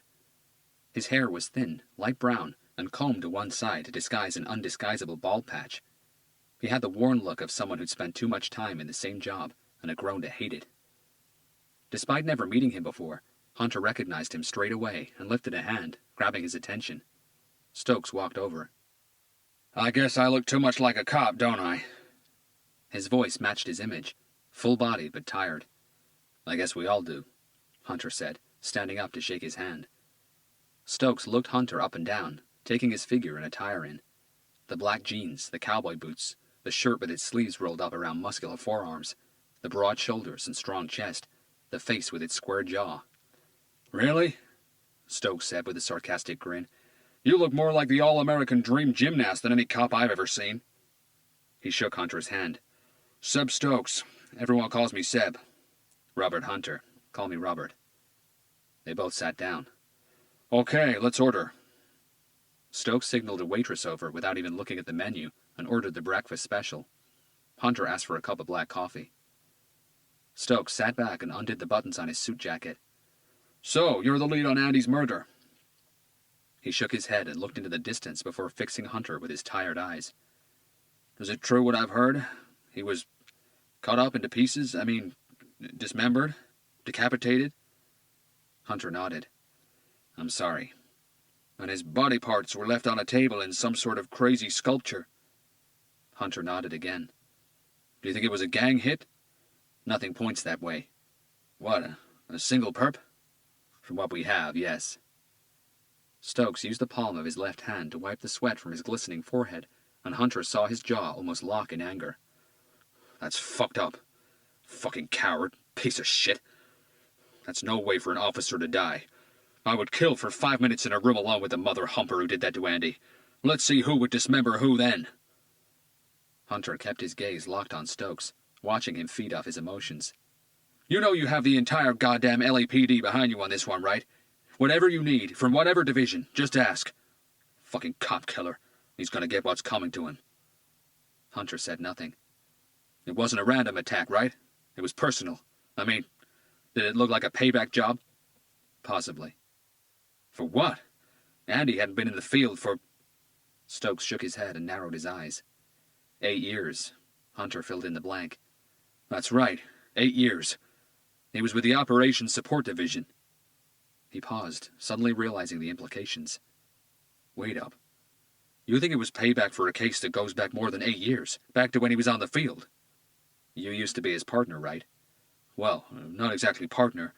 We worked several cases together, yes, but when we were with the South Bureau, most of the investigations we were assigned to didn't require more than one senior detective. We did a lot of low-level robberies, muggings, domestic violence, thefts, that kind of shit. Andy and I worked together in a few homicides, mostly gang-related. Anything more high-profile got sent to you folks down to the RHD. The waitress came back with her coffees. Stokes's had so much whipped cream on top, it looked like a snow-covered Christmas tree. Hunter waited as Stokes emptied 3 sugar sachets into his mug. "You think this scumbag is someone Andy and I put away?" "At the moment, we're looking at every possibility." "Wow, that's a bullshit, by-the-book detective's answer if I've ever heard one." Stokes used a small wooden stick to stir his coffee. "Wait a second. You think this asshole's gonna strike again? Please tell me you're not here to tell me to be careful." "No, I'm not here to tell you that, but it wouldn't hurt if you stayed alert." Stokes laughed out loud, a gritty, throaty laugh. "What do you suggest I do, detective? Take some police protection? Buy a bigger gun?" He leaned forward as much as his stomach would allow, and opened his suit jacket just enough for Hunter to see his shoulder-holstered gun. "Let him come. I'm ready for him." He sat back and regarded Hunter for a heartbeat. "I hadn't kept in contact with Andy as much as I should have. I'm not with the South Bureau anymore. Got transferred to the West Bureau, Hollywood Division, after my divorce." "When was that?" 7 years ago, a year after Andy got shot. But tell me something. Andy was an active guy. He wasn't on the field anymore, and he wasn't as fit as he used to be. The bullet through his lung made sure of that. But he was no pushover. He was also one of those guys who was always on the lookout, you know what I mean? Wary of anyone. And I know he always packed. How did a single perp get to him like that? Ambush him inside his boat? Hunter sat back and crossed his legs. No, he posed as a mechanic. Chapter 28. Garcia was an early riser. He always got to the RHD before most, but this morning he'd gotten to his desk a lot earlier than usual. He wasn't an insomniac like Hunter, but no one can really control their thoughts or what their subconscious will throw at them once they close their eyes. Last night, the images that lay hidden behind Garcia's eyelids were enough to scare sleep away for most of the night. He did his best not to wake his wife up, but despite his lying soundless and motionless, Anna could sense her husband's uneasiness as if it were crawling up her skin. She always could. Garcia had met Anna Preston as a freshman in high school. Her unusual beauty captivated many boys, but it mesmerized Garcia, and he fell in love with her almost immediately. As a kid, Garcia was quiet and very shy. It took him 10 months to gather the courage to walk up to Anna in a school dance and stammer the words, "Would you, like to dance?" "Yes," she replied with a smile that made his legs wobble. "I mean, with me. Would you like to dance with me?" Her smile widened. "Yes, I'd love that." While on the dance floor, swinging awkwardly to a slow song, Anna whispered into Garcia's ear, "What took you so long?" Garcia pulled his chin from her shoulder and looked into Anna's hazel honey eyes. "What?" "5 school dances. This is the 5th school dance this year. What took you so long to ask me?" Garcia tilted his head to one side and said tentatively, "I like to keep the ladies waiting." They both laughed. They started dating that night. Garcia proposed 3 years later, straight after their graduation. When Garcia became a detective for the LAPD, he made a promise to himself never to bring home any of the grotesque world his profession took him to never ever discuss his day with Anna. Not because it was against protocol, but because he loved her too much, and he would never stain her thoughts with the images and the reality of his everyday. He had never broken that promise. Late last night, while in bed, Anna pulled herself closer to Garcia and whispered in his ear, "If you ever want to talk, you know I'll always be here, no matter what." He faced her and gently swept a lock of hair from her face. "I know," he smiled. "Everything is fine." He kissed her lips. Anna placed her head on his chest and closed her eyes. "I love you," she said. Garcia started stroking her hair. "I love you too." Sleep never came. Garcia sat facing the pictures board, his attention mostly on the photograph of the shadow image cast by the second sculpture. What the hell is he trying to tell us? I asked myself that same question all night long, Alice said, standing behind him. Garcia jumped in his chair. He hadn't noticed her entering the room. "Wow," he said, consulting his watch. "You're up early." "Or late, depends on how you look at it." She placed a few folders on her desk. "Couldn't sleep." "I didn't want to sleep. Every time I closed my eyes, my brain cooked up a new nightmare." Garcia made a face as if he knew exactly how she felt. She picked up one of the folders she'd brought in with her and handed it to Garcia. "What's this?" "Prison files and visitation records for Alfredo Ortega and Ken Sands." Garcia's eyes widened. "Really? I didn't even know the request had been sanctioned already." "That's one of the perks of having the DA, the mayor of Los Angeles, and the chief of police so keen to see an investigation resolved. Things move a lot faster. They were faxed to my office at the crack of dawn today." "Have you been through them already?" Alice used both hands to tuck her loose hair behind her ears. "I have, yes." Garcia's eyes dropped to the folders on his lap. "I read fast," she smiled. "I've highlighted a few points." She thought better of her words. "Actually, quite a few. Start with the blue folder, Alfredo Ortega's file. As you'll remember, he went to prison 11 years before Ken Sands." Garcia noticed a new quirk in Alice's voice. "And I can tell you found something." "Wait until you read both files." She sat at the edge of her desk with a satisfied look on her face. "You'll have to read it to believe it." Chapter 29. Detective Seb Stokes paused midway through a long sip of his coffee and returned the mug to the table. A teardrop blob of cream now sat on the tip of his round nose. An almost perfect fluffy white mustache contoured his top lip. "A mechanic," he said, using a paper napkin to wipe the cream off his face. "You got the fucker on CCTV?" "No, CCTV wasn't working," Hunter replied in an even voice. "It fucking never is when you need it. So how do you figure the killer posed as a mechanic?" "Last night I found out that there was some sort of oil leak with Nashorn's boat's inboard engine.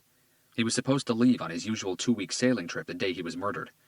My guess is that he probably noticed the problem while doing his final check-through and knew he couldn't sail off with a faulty engine. Too risky."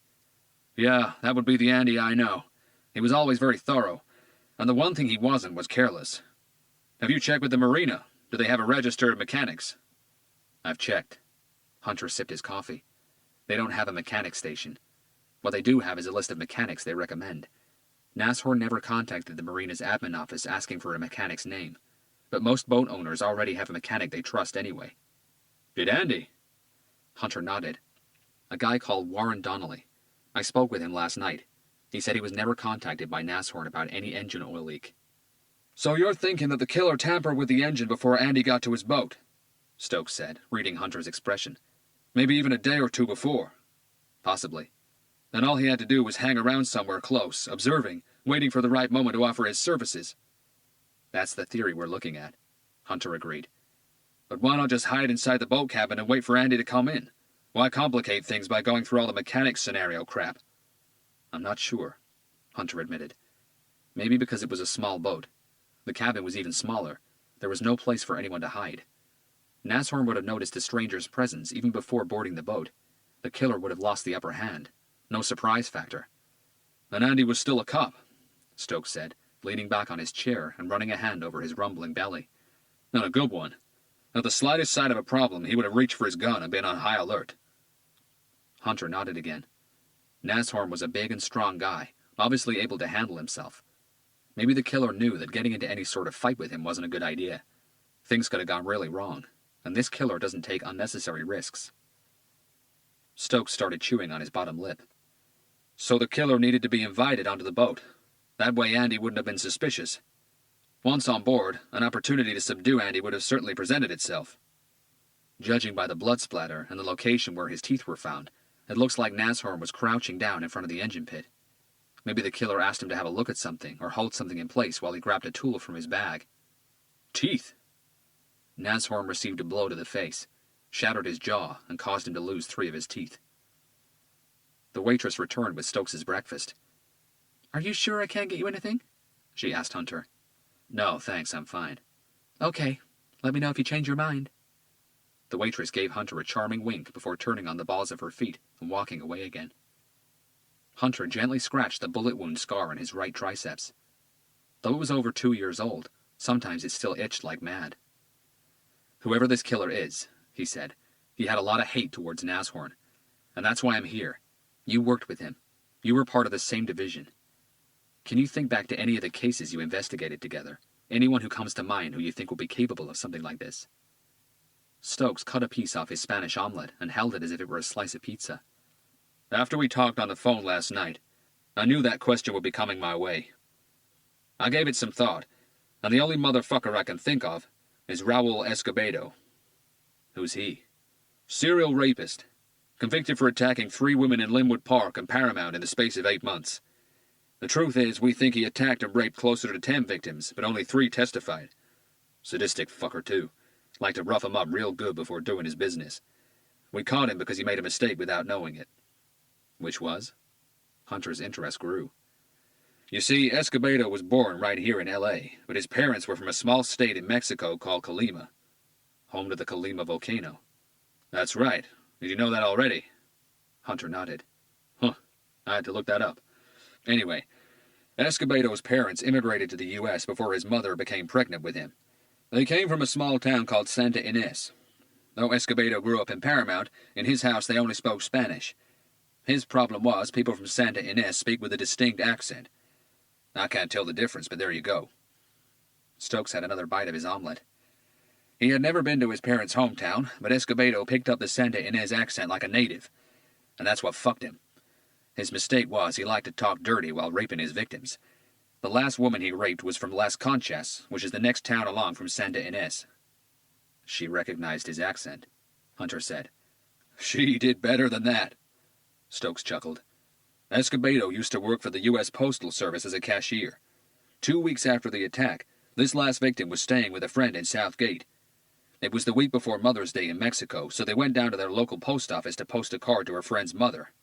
Lo and behold, Escobedo was the one who served them. As soon as the woman heard his voice, she started shivering and all. But she did good. She didn't lose her cool. Instead of panicking and scaring him away, she left the post office, found a payphone, and got back to us. We put a sting operation on him, and boom. 3 weeks later, we caught him red-handed, just about to rape someone else. Andy and I were the detectives who arrested him. Stokes returned to his coffee, and Hunter sensed his hesitation. There was something he wasn't telling him. What happened with the arrest? Stokes put down the Spanish omelet slice he was holding, brought a napkin to his mouth, and assessed Hunter from across the table. From cop to cop? Hunter gave Stokes a confident nod. From cop to cop. Well, we roughed him up a little when we caught him. Roughed him up? You know how it is, man. When everything went down, adrenaline was pumping like bad blood. Andy got to him first. Escobedo had dragged this 18-year-old girl into a disused Salvation Army building in Linwood. Andy always had a temper on him, and his fuse... Stokes twisted his mouth to one side and followed the movement with his head. Simply non-existent.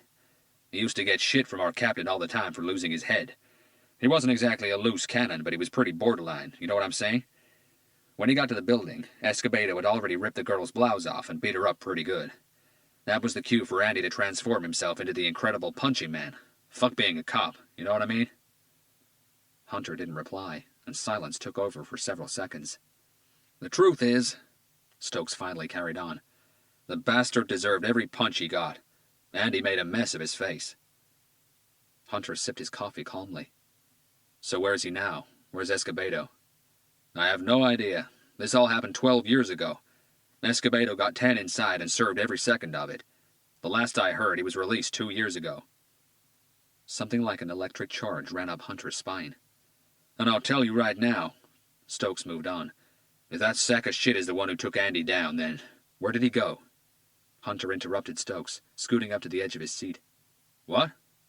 Stokes squinted and pushed back a strand of floppy hair off his forehead. Escobedo, which prison did he go to? The state prison in Los Angeles County. In Lancaster. That's right. Same prison as Ken Sands, Hunter thought. Seriously, if Escobedo did this, you're not going to do anything. Hunter cut him off again.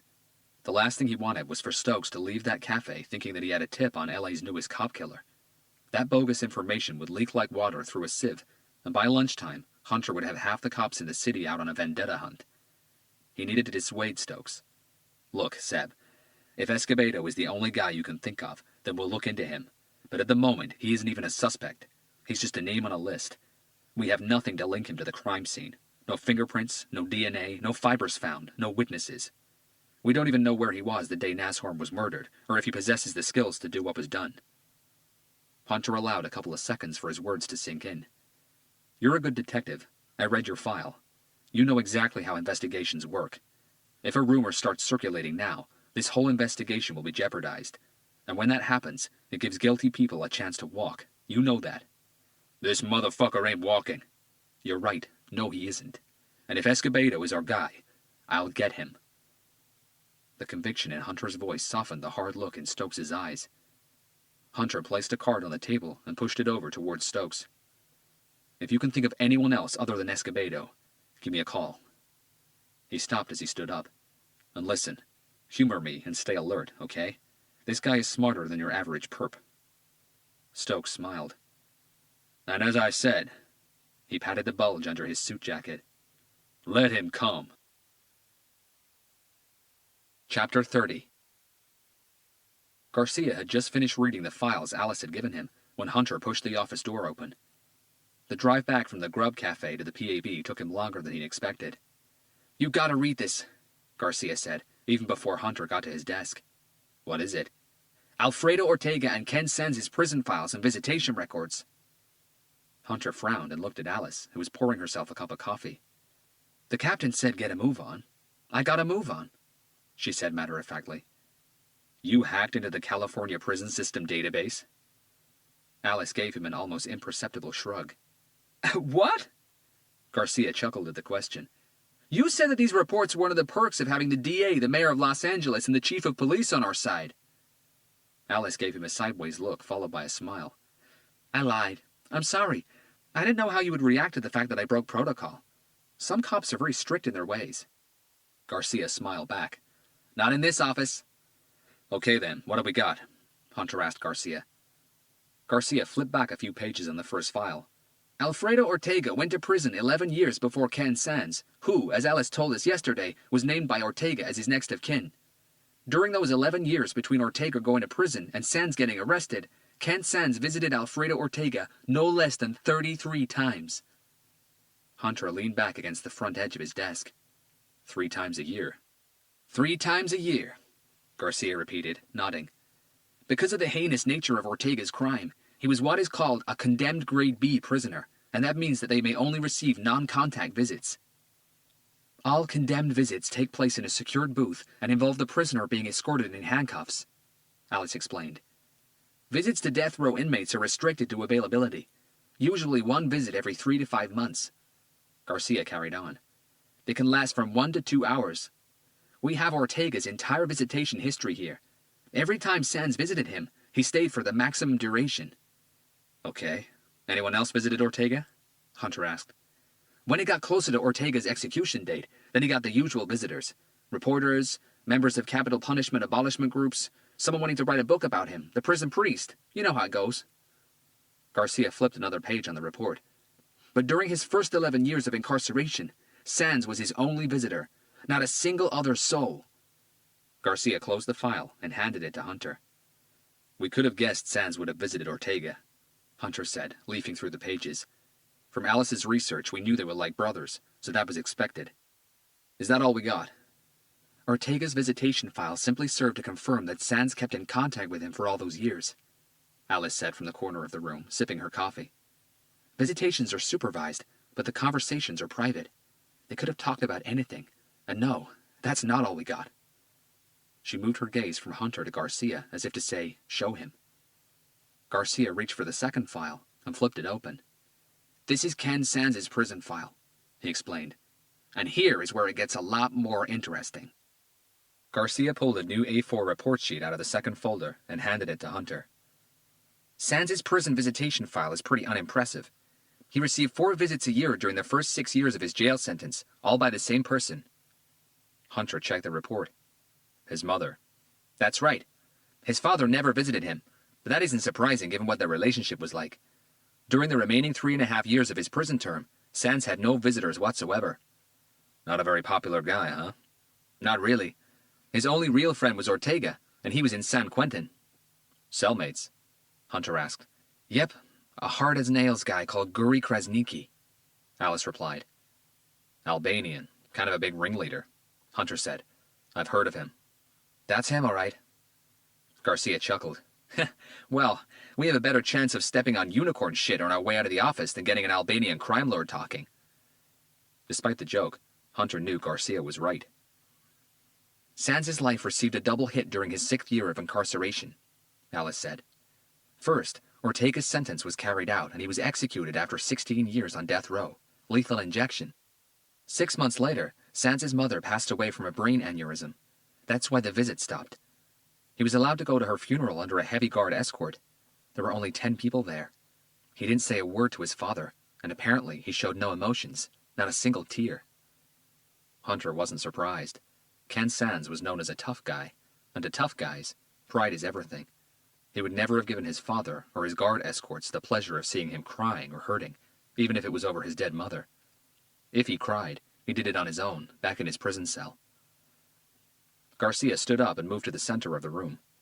Okay, all that's very interesting, but not as interesting as this next part. He nodded at the report in his hands. You do know that the state penitentiary, as a rehabilitation institution, provides its inmates with courses, apprenticeships, and work experience when possible, right? They call it educational vocational programming, and according to their mission statement, it's designed to encourage productivity, inmate responsibility, and self-improvement. It never quite works that way, though.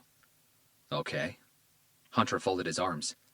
Some inmates can also, by request, and if approved, take a correspondence course. Several U.S. universities have joined this program, offering inmates a vast choice of higher-level degrees. Sands took one of those courses. Hunter deducted. He took 2, achieving 2 university degrees while inside.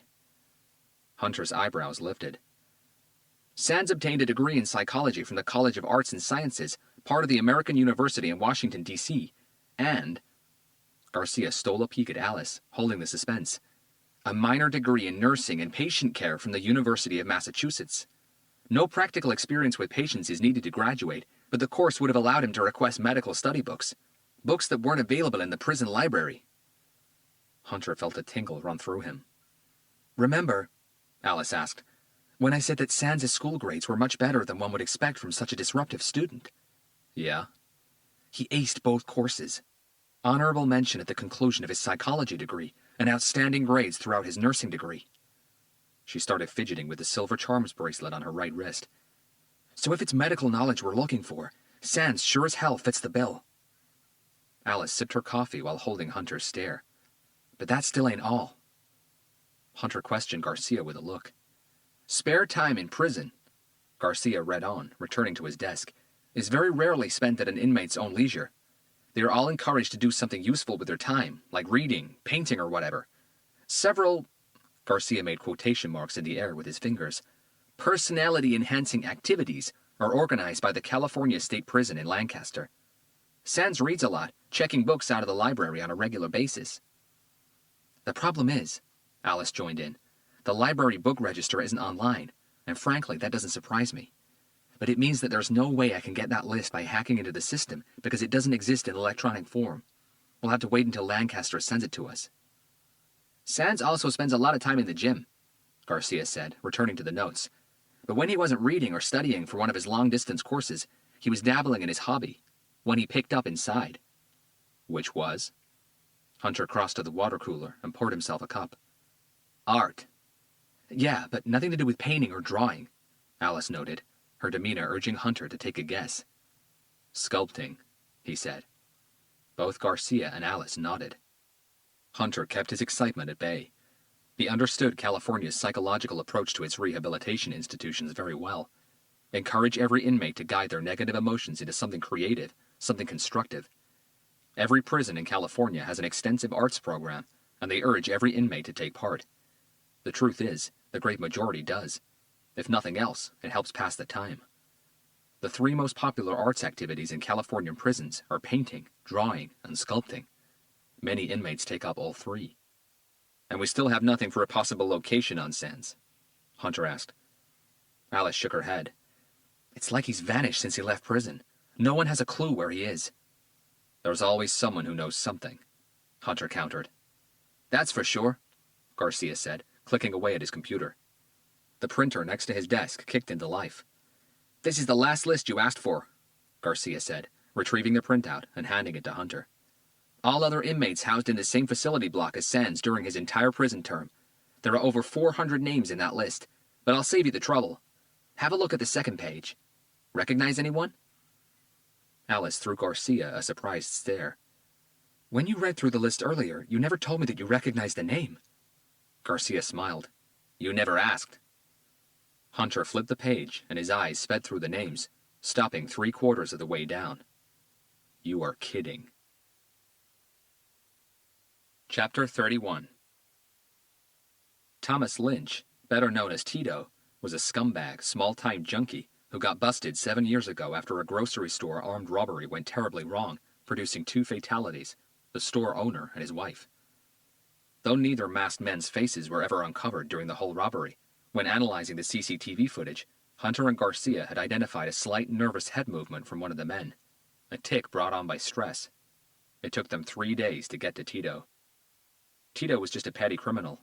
That had been his first armed robbery. He was talked into it by the second man, Donnie Brusco, a lost-case crackhead who'd already killed twice before. It took Garcia less than an hour to get Tito talking. From the CCTV footage, they knew Tito hadn't pulled the trigger. In fact, he'd even tried to stop the second masked man from shooting the old couple. Garcia convinced Tito that if he cooperated, Because it had been his first serious offense, they could plead with the DA for a reduced sentence. If Tito didn't cooperate, he would certainly get death. Tito talked, and Donnie Brusco was arrested and sentenced to death by lethal injection. He was now sitting in San Quentin's death row, waiting on his execution date. Tito got 10 years for armed robbery and accessory to murder. Hunter and Garcia kept their side of the bargain and pleaded with the DA, who recommended early parole. After serving 6 years of his 10-year sentence, Tito had been released under the supervision of the California Probation Department and a parole officer 11 months ago.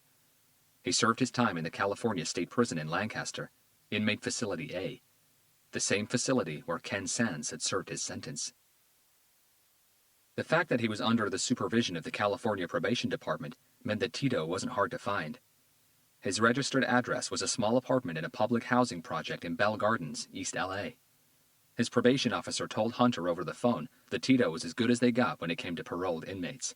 He was always on time for their scheduled meetings, held a steady job at a warehouse, and he hadn't missed a single weekly group session with the assigned psychologist. Hunter and Garcia's first stop was at Tito's workplace, a privately owned warehouse in Cudahy, southeast Los Angeles. The owner, a short and very round Jewish man who never stopped smiling, told Hunter that Fridays were Tito's day off, but he would be in tomorrow if they cared to come back. Saturdays he worked the night shift, from 9 in the evening to 5 in the morning. Tito's housing project was a red brick, square box monstrosity just west of Bell Gardens Park. The building's metal entrance doors clanged like prison gates behind Hunter and Garcia as they stepped into the dingy ground floor hall. The small space smelled heavily of urine and stale sweat, and there wasn't an inch of wall that wasn't graffitied. There were no elevators, just a set of dirty, narrow stairs going up 5 floors. Tito's apartment was number 311. Graffiti followed Hunter and Garcia all the way up, as if the stairwell was a colorful psychedelic tunnel. As they reached the 3rd floor, they were greeted by an even more sickening smell than the one at the entrance hall. Something like sour milk, or old dried-up vomit. "Damn," Garcia said, bringing a hand up to cover his nose. "This whole place stinks like a sewer." In front of them, a long and narrow corridor in semi-darkness. Halfway down it, one of the few working tube fluorescent lights that ran along the ceiling was malfunctioning, disco dancing on and off. "All we need is some music," Garcia joked, "and a whole cleaning squad with disinfectants and air fresheners." The door to apartment 311 was directly under the flickering light. They could hear Spanish dance music coming from inside. Hunter knocked 3 times. Instinctively, both detectives positioned themselves to the left and right of the door. There was no reply. Hunter waited about 15 seconds and knocked again, placing his right ear closer to the door. He could hear movement inside. A couple of seconds later, the door was opened by a 5'3" Latin woman with dark hair and in her early 20s. She was beyond skinny. Her olive-tan skin clung to her bones as if they were the only things left to cling to. Her pupils were dilated to the size of coffee beans, and her stare was distant and dopey. She was naked except for an ill-fitting Chinese-style robe draped over her scrawny shoulders. She didn't bother closing it. "Oh, sexy visitors," she said with a Spanish accent, before Hunter and Garcia could introduce themselves. "We like visitors. The more the merrier." She gave them a cigarette-stained smile and pulled the door fully open. "Come in and let's party." She blew Hunter a kiss and started swinging to the sound of the music. "What the fuck are you doing, bitch?" Tito stepped out from the bedroom, wearing nothing but a pair of lacy purple panties. "Get back in here and—" He choked mid-sentence when his eyes rested on the 2 new arrivals. "What the fuck?" He tried covering himself up. Hunter and Garcia were already inside the apartment, both staring at Tito, a 6'1", 210-pound man with a pear-shaped body, wearing a pair of women's panties. "That's not right," Hunter whispered. Garcia's headshake was barely noticeable. So wrong." "We got some more people for our party, Pappy," the woman said, closing the door. "Let's get naked and dance." She let her robe drop to the floor and reached for the buttons on Hunter's shirt. He gently moved her hands away. "No, unfortunately we're not here for the party." He collected her robe from the floor and helped her back into it. "Ay, chingado! Stupid bitch, get back in the room!" Tito said, walking over and pulling the woman by her arm before wrapping himself in a white bath towel. "Thank you for covering yourself, Tito," Garcia said. "I was starting to feel queasy." "Tito, what's going on up in there?" A new female voice called from the bedroom. This one sounded very young. "Nothing, girl! Shut the fuck up!" Garcia kept a smile locked. "How many people have you got in there, Tito?" "None of your goddamn business, cop!" The Latin woman seemed to sober up instantly. "They're cops? What do you think, you dumb hoe? They sure as hell ain't pizza delivery boys. Now get back in there and stay there." Tito pushed her into the bedroom and slammed the door shut. "What do you guys want? And why are you inside my apartment without a warrant?" "We don't need a warrant," Garcia replied, looking around the room. "We were cordially invited inside by your girlfriend." "She ain't my girlfriend." "We need to talk, Tito." Hunter cut him short. "Right now." "Screw that, cop. I don't need to talk to you. I don't need to do shit." He opened a drawer in the wooden sideboard next to him and quickly reached inside for something. In a blink of an eye, both detectives sprang into synchronized action, Hunter moving left and Garcia right, widening the distance between them and drawing their guns at the same time. Both of their aims dead on Tito's chest. They moved so fast it made Tito freeze in place. "Easy there, lacy panties," Garcia called out. "Let me see your hands, nice and easy." "Hey, hey!" Tito jumped back and lifted his hands high up in the air. He was holding a stereo remote control unit. "Holy shit, Holmes! What the hell is wrong with you all? I just wanted to turn down the music." Almost imperceptibly, he jerked his chin towards his left shoulder. The same nervous tic that gave him away in the CCTV footage from his armed robbery adventure 7 years ago. Hunter and Garcia thumbed their safeties back on and holstered their weapons. "What the hell is wrong with you?" Garcia replied. "You should know better than to make sudden moves like that in front of cops. You're gonna get yourself killed." "I've done okay so far." "Tito, sit down," Hunter said, pulling a chair from the round wooden table that occupied the center of the small living room. Tito's lounge diner was dull and dark, decorated by someone with no taste and probably half blind. The walls were a dirty shade of beige, or maybe they were white ones. The laminated wooden floor was so scratched it looked like Tito wore ice skates in the apartment. The place reeked of pot and booze. Tito hesitated, trying to look hard. "Tito, sit down," Hunter repeated. His tone didn't change, but his gaze demanded obedience. Tito finally had a seat and slouched back on the chair like an angry schoolboy. His flabby bare torso was covered in tattoos, as were his arms. His shaved head displayed several scars. Hunter guessed he'd acquired most of them in prison. "This is bullshit, man," Tito said, nervously fidgeting with a yellow plastic lighter. "You guys have no right to be here. I'm as good as gold. You can ask my parole officer. He'll vouch for me." "Of course you are, Tito," Hunter said, staring directly at him and softly tapping the tip of his nose 3 times. "White gold, you mean?" Tito pinched his nose, then looked at his thumb and forefinger. A white powder residue clung to them. He quickly repinched his nose 4 or 5 times, snorting with each pinch to clear away what was left. "Aw, man, that's horse shit. We were just having a little fun in the room, you know what it is? Nothing heavy, man. Just something to liven us up. It's my day off. We were just letting off some steam, you feel me?"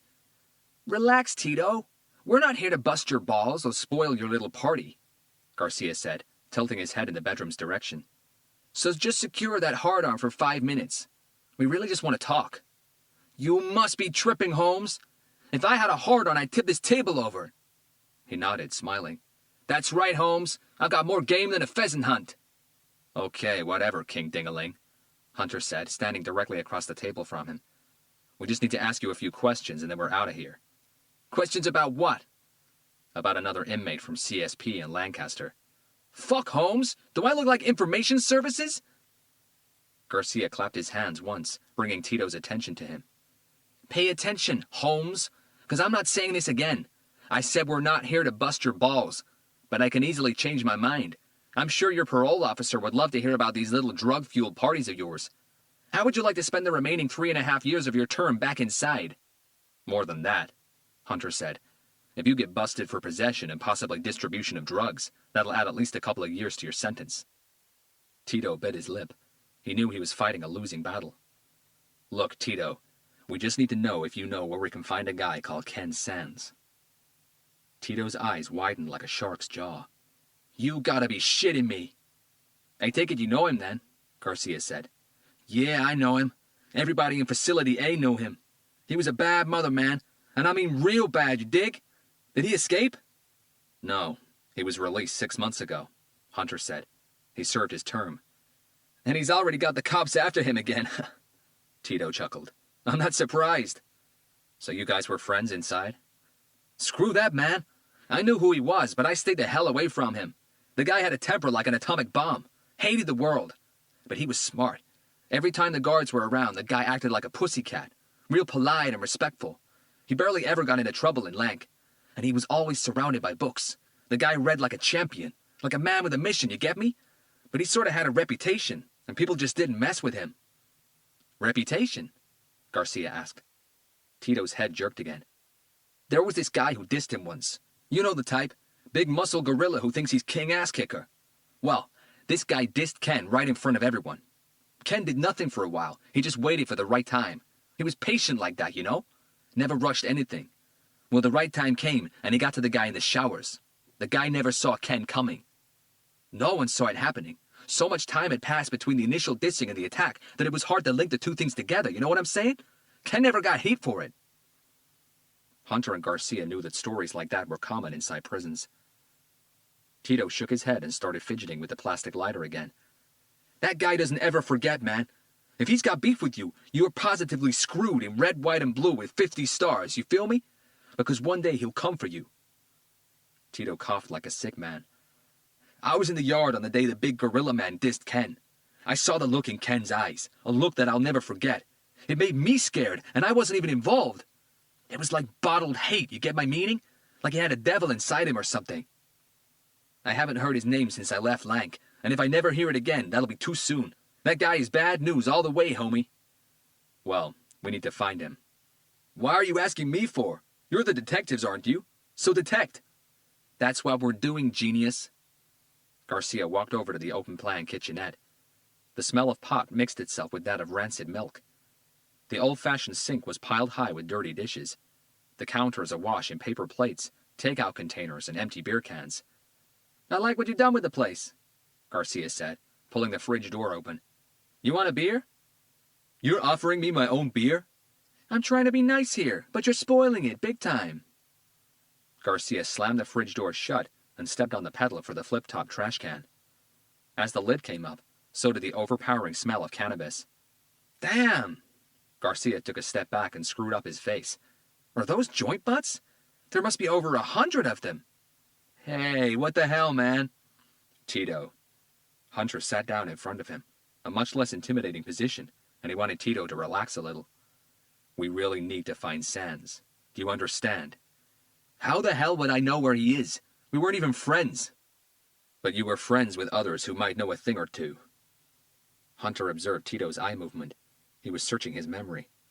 Seconds later, the eye movement stopped, and his stare became fixed and a little distant. Hunter knew he had thought of someone specific. I don't know who to ask, man. Yes, you do. Hunter hit back. Tito and Hunter locked eyes for an instant. Listen, man. Garcia circled the table to the other side. The only thing we want is some information. We need to know where we can find Sans, and that's very important. In return, you get to avoid a visit from your parole officer and a few of our friends in Vice Squad in the next hour. I'm sure they'd love to search these premises, especially that room with your two young friends. Aw, this is bullshit, homie. Well, it's the only deal we're selling. Shit! One more nervous tick followed by a heavy sigh. I'll see what I can find out, but I need some time. You've got until tomorrow. You gotta be kidding me! Does it look like we're kidding? Garcia asked. Tito hesitated. Garcia reached for his cell phone. Okay, homie. I'll see what I can find out, and I'll get back to you tomorrow. Can you leave now? Not yet, Hunter said. There's someone else, too. No way! Another inmate, Raul Escobedo. Heard of him? On their way to Tito's house, Hunter had told Garcia all about his meeting with Detective Seb Stokes and his mention of Raul Escobedo. Who? Tito's eyes narrowed. His name is Raul Escobedo, Hunter repeated. He was a guest at Lancaster as well. A sex offender. A rapist? Tito cocked his head back. That's right. Nah, man, are you high or something? Are police donuts made of hash these days? I don't like donuts. Me neither, Garcia added. I was in Facility A, man, which houses real bad mothers in the SEG, the segregation unit. There's no way in God's creation they put a rapist with us, you feel me? Unless the police wanted him dead, He'd be gang-raped and dead within the hour. Tito wasn't lying. That was the way prisons in California worked, and Hunter knew it. Every inmate, no matter which crime they'd committed, hated rapists. In prison, rapists were viewed as something lower than scum, as cowards who didn't have the guts to commit a real crime and who weren't good enough to get their own women without the use of force. Plus, every inmate in the country had a mother, a sister, a daughter, a wife, a girlfriend, someone who could easily have become a rapist's victim.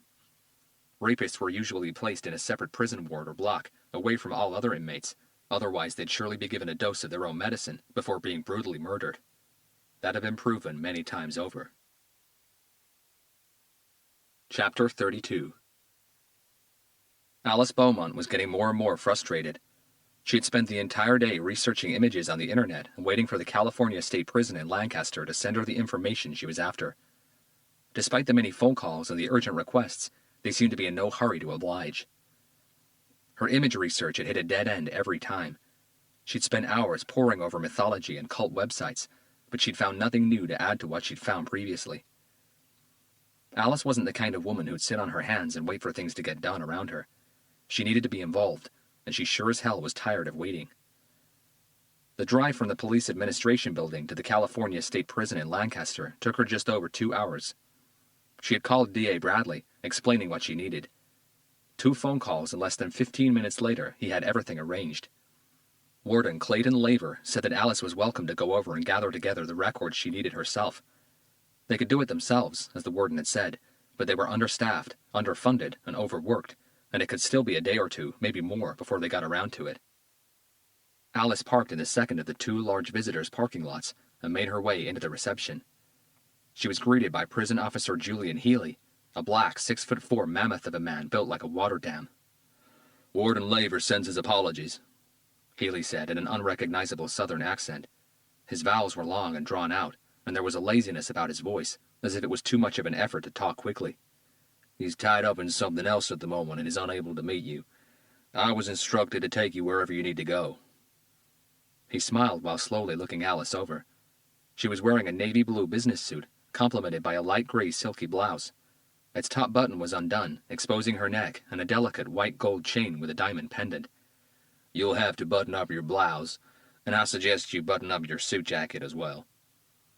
"It's Africa hot in here," Alice said, handing him her handbag for inspection. "That's nothing compared to the kind of heat you'll get if any inmates lay their eyes on you in that thin blouse of yours." He looked down at her shoes. "Good thing you're not wearing open-toe shoes." "What's the problem with open-toe shoes?" "You'd be amazed at the number of inmates who have a thing for women's feet, especially their toes. Double special if they're painted red or any shade of it. It drives them crazy. You might as well be naked.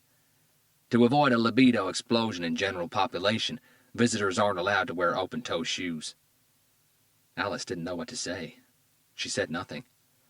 "It says here you want to check our library?" Healy asked, reading from the sheet he had with him. "That's right." "Any particular reason?" Alice regarded him for a heartbeat. "None of my business, right?" Healy smiled. "Okay, follow me." He guided Alice out of the visitors' reception area through the back door and across a 3-lane road. They were inside the prison compound now. Behind them, the north wall stretched half a mile, with heavily armed guard towers every 200 yards. The CSP in Lancaster had a design capacity of 2,300 inmates, but a total institution population of more than double that number. It housed both Level 1 and Level 4 prisoners. Level 4 indicating maximum security, the highest level found in California institutions other than death row. Guarding the CSP in Lancaster was a very demanding job. They reached the first building in the compound, a rectangular steel and concrete block 2 stories high. Healy swiped his security card at the front door and keyed in an 8-digit number. The heavy metal door buzzed loudly and clicked open. Inside, more armed guards. All of them looked like they were built to withstand a magnitude 8 earthquake. They moved through the building in silence, Healy gently nodding every time they came across another guard. They exited that first block and proceeded through an open-air walkway. "The library's in the basement of Building F," Healy said. "There's a much faster way of getting there, but that involves walking through the internal grounds, and there'll be prisoners around. I'm just trying to make things easier for both of us." They walked for about 3 minutes. Healy repeated the process with his security card and keypad as they reached Building F, and the heavy door buzzed open. Inside, light came only from long fluorescent bulbs inside metal meshes that ran along the ceiling. They turned left into a long corridor. An inmate dressed in an orange jumpsuit was mopping the floor by the staircase. His tanned, muscular arms were covered in tattoos and scars. He paused and moved to one side, clearing the way for Healy and Alice. The whole corridor sparkled with such a shine that Alice couldn't help but wonder if the inmate went back to the other end and started all over again as soon as he'd finished mopping the floor, repeating the process from sunrise to sunset. "Mind the floor, boss. It's a bit slippery," he said with his head low, keeping his eyes on the floor. The library was bigger than Alice expected, occupying the entire basement floor. Healy nodded at the armed guard at the front door and guided Alice into a small side room. "Please have a seat in here while I go get the librarian. He'll help you with whatever it is that you need." The room was a bland 10 paces by 6 squared box. No windows, one heavy door. There was nothing there but a metal table bolted to the concrete floor, 2 plastic chairs that would have looked more at home on a patio, and the strong smell of thick bleach. Smell aside, the space reminded Alice of the interrogation rooms she'd seen at the PAB, minus the big 2-way mirror mounted on one wall. A full minute went by before Healy opened the door again.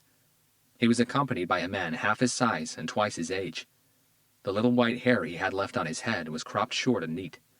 His face carried deep, sad wrinkles, testimony to a life spent mostly behind bars. Reading glasses balanced at the tip of a nose that had been broken several times. His eyes looked as though they had once carried a hard, mean look, but now were tired and resigned. He was wearing an inmate's orange jumpsuit. "Our librarian called in sick today. This is J. Devlin, our assistant librarian," Healy announced.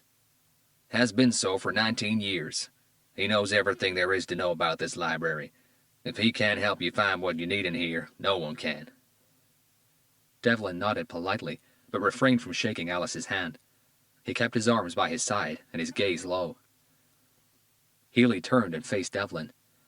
"If she needs to go to the library floor, call Officer Toledo to escort her, you hear? I don't want her out there by herself." "No problem, boss." Devlin's voice was a notch louder than a whisper. "If you need to use the John," Healy addressed Alice again, "Officer Toledo will accompany you and make sure it's empty before you enter it. We don't have women's facilities in here, only in the visitors' block. When you're done down here, Jay'll call up and I'll come and get you." "Yes, boss," she replied with a nod, almost giving him a salute. Healy's eyes narrowed, and he gave her a look that could sour milk. "I hope you find our library to your liking," he finally said before exiting the room and allowing the door to slam behind him. "He's not a man for jokes, is he?" Alice said. "No, ma'am," Devlin replied, his posture timid. "Guards here don't really care for jokes unless they involve us prisoners." "I'm Alice." She offered her hand. "I'm Jay, ma'am." Again, he refrained from shaking it. Alice took a step back. "What I need is quite simple. I just need a list of all the books an ex-inmate checked out from this library." "All right." Devlin nodded, his gaze now moving back to her face. "That should be easy enough. Do you have the inmate's number?" "I've got his name." "No problem, we can work from that. What's the name?" "Ken Sands." Devlin's eyes fluttered for an instant. "I take it you know him." Devlin nodded and quickly ran a hand from his mouth to his chin twice. "I know every inmate that comes in here, ma'am. I've been here long enough. Since this library opened, really. Every different prison block here has an allocated day and time during the week when they can use the library. Not a good idea to mix inmates from different blocks, you know what I mean? But very few ever take advantage of what we have here. A pity, really. Ken, on the other hand, pretty much never missed an opportunity to sit and read. He loved his books. He loved studying. He visited this library more than any inmate I ever knew." "That's good. So we shouldn't have much of a problem." "Well, how long do you have, ma'am?" Alice cocked a smile. "Did he read that much?" "He read a lot, but that's not the problem. The problem is our system. It only started being updated and digitized at the beginning of the year, and that process is going real slow. Until its completion, we still have to use the old library card system to catalog our books. No computers." Devlin bobbed his head from side to side, which is a good thing for me. When the new system takes over, I'll have to find something else to do. I'm not very good with them computers, ma'am.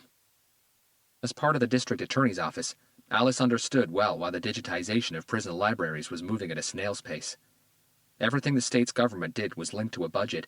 That budget varied every year, and its allocation was supposedly directly related to prioritization. With so many reforms due to take place inside the California Department of Corrections and Rehabilitation, the prisoner's library system automation, Alice guessed, was pretty low on that priority list. "We use a library card for each inmate," Devlin continued after a brief pause. "Every time they check a book out, the book's catalog number gets added to the inmate's library card together with the checkout date. The inmate's number gets added to the book's catalog card. No names are used." Alice's eyes widened. "So you're telling me that I'm going to get Sans's library card, and all it'll have on it is a whole bunch of numbers, no book titles?" "That's right. You'll then have to cross-reference that number with the book card to find the title." "But that's a crazy system. It'll take anyone forever to find anything." Devlin gave her a shy shrug. "Time is the one thing we all have to spare in here, ma'am. Ain't no use doing nothing fast. You'll just end up with more time on your hands and nothing to do with it." Alice couldn't argue with that. "Okay." She glimpsed at her watch. "Let's get to it then. Where are all the cards and book lists kept?" "In file cabinets behind the checkout counter, ma'am, on the library floor." "Let's call the guard then. If that's the system you guys use, I can't do anything from here." Officer Toledo was a whole foot taller than Alice and as wide as a wardrobe.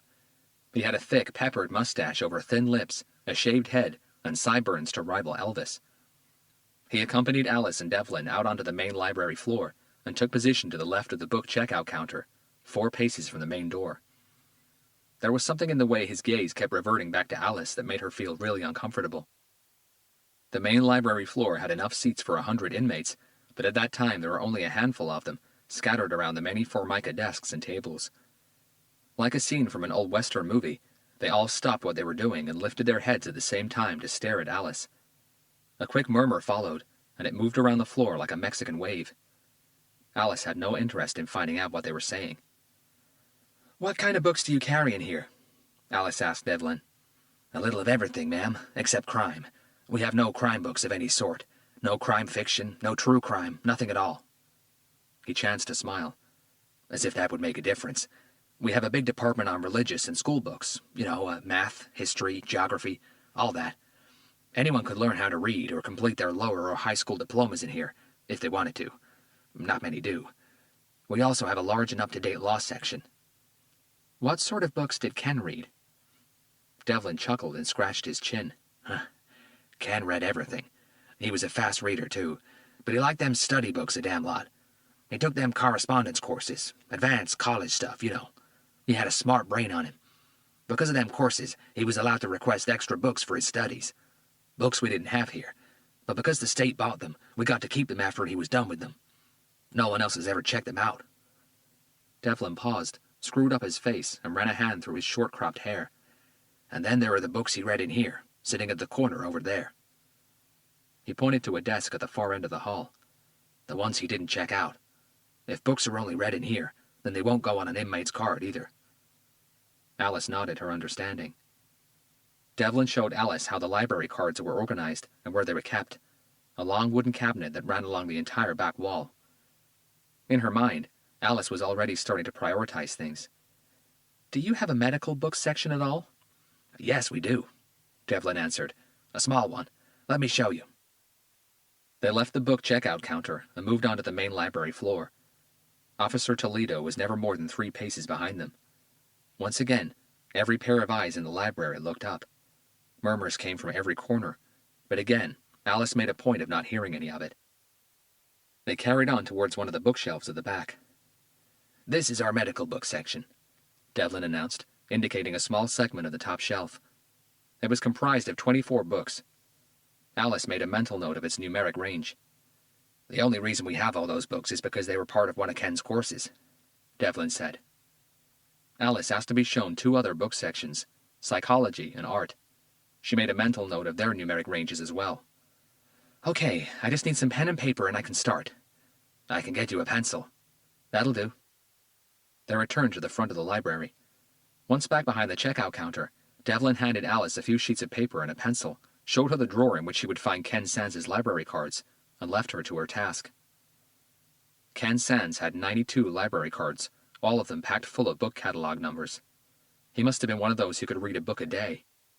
As Devlin said, time was something that every inmate had to spare, and it looked like Sands spent every spare second he had reading. It would take her forever to thoroughly check every card.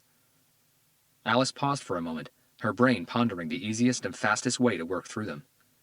She had an idea, and started jotting down catalog numbers.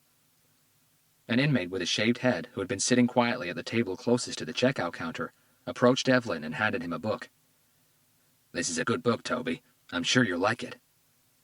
Alice was way too busy writing down numbers to notice Devlin furtively inserting a slip of paper between the book's pages.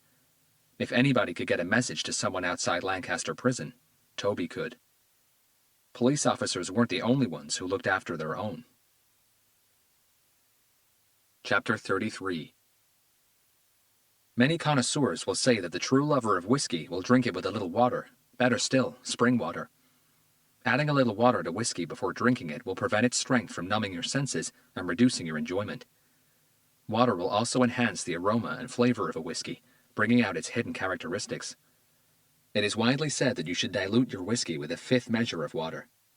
Connoisseurs also frown upon those who add ice to their scotch, since reducing its temperature will only freeze its aroma and dull its taste.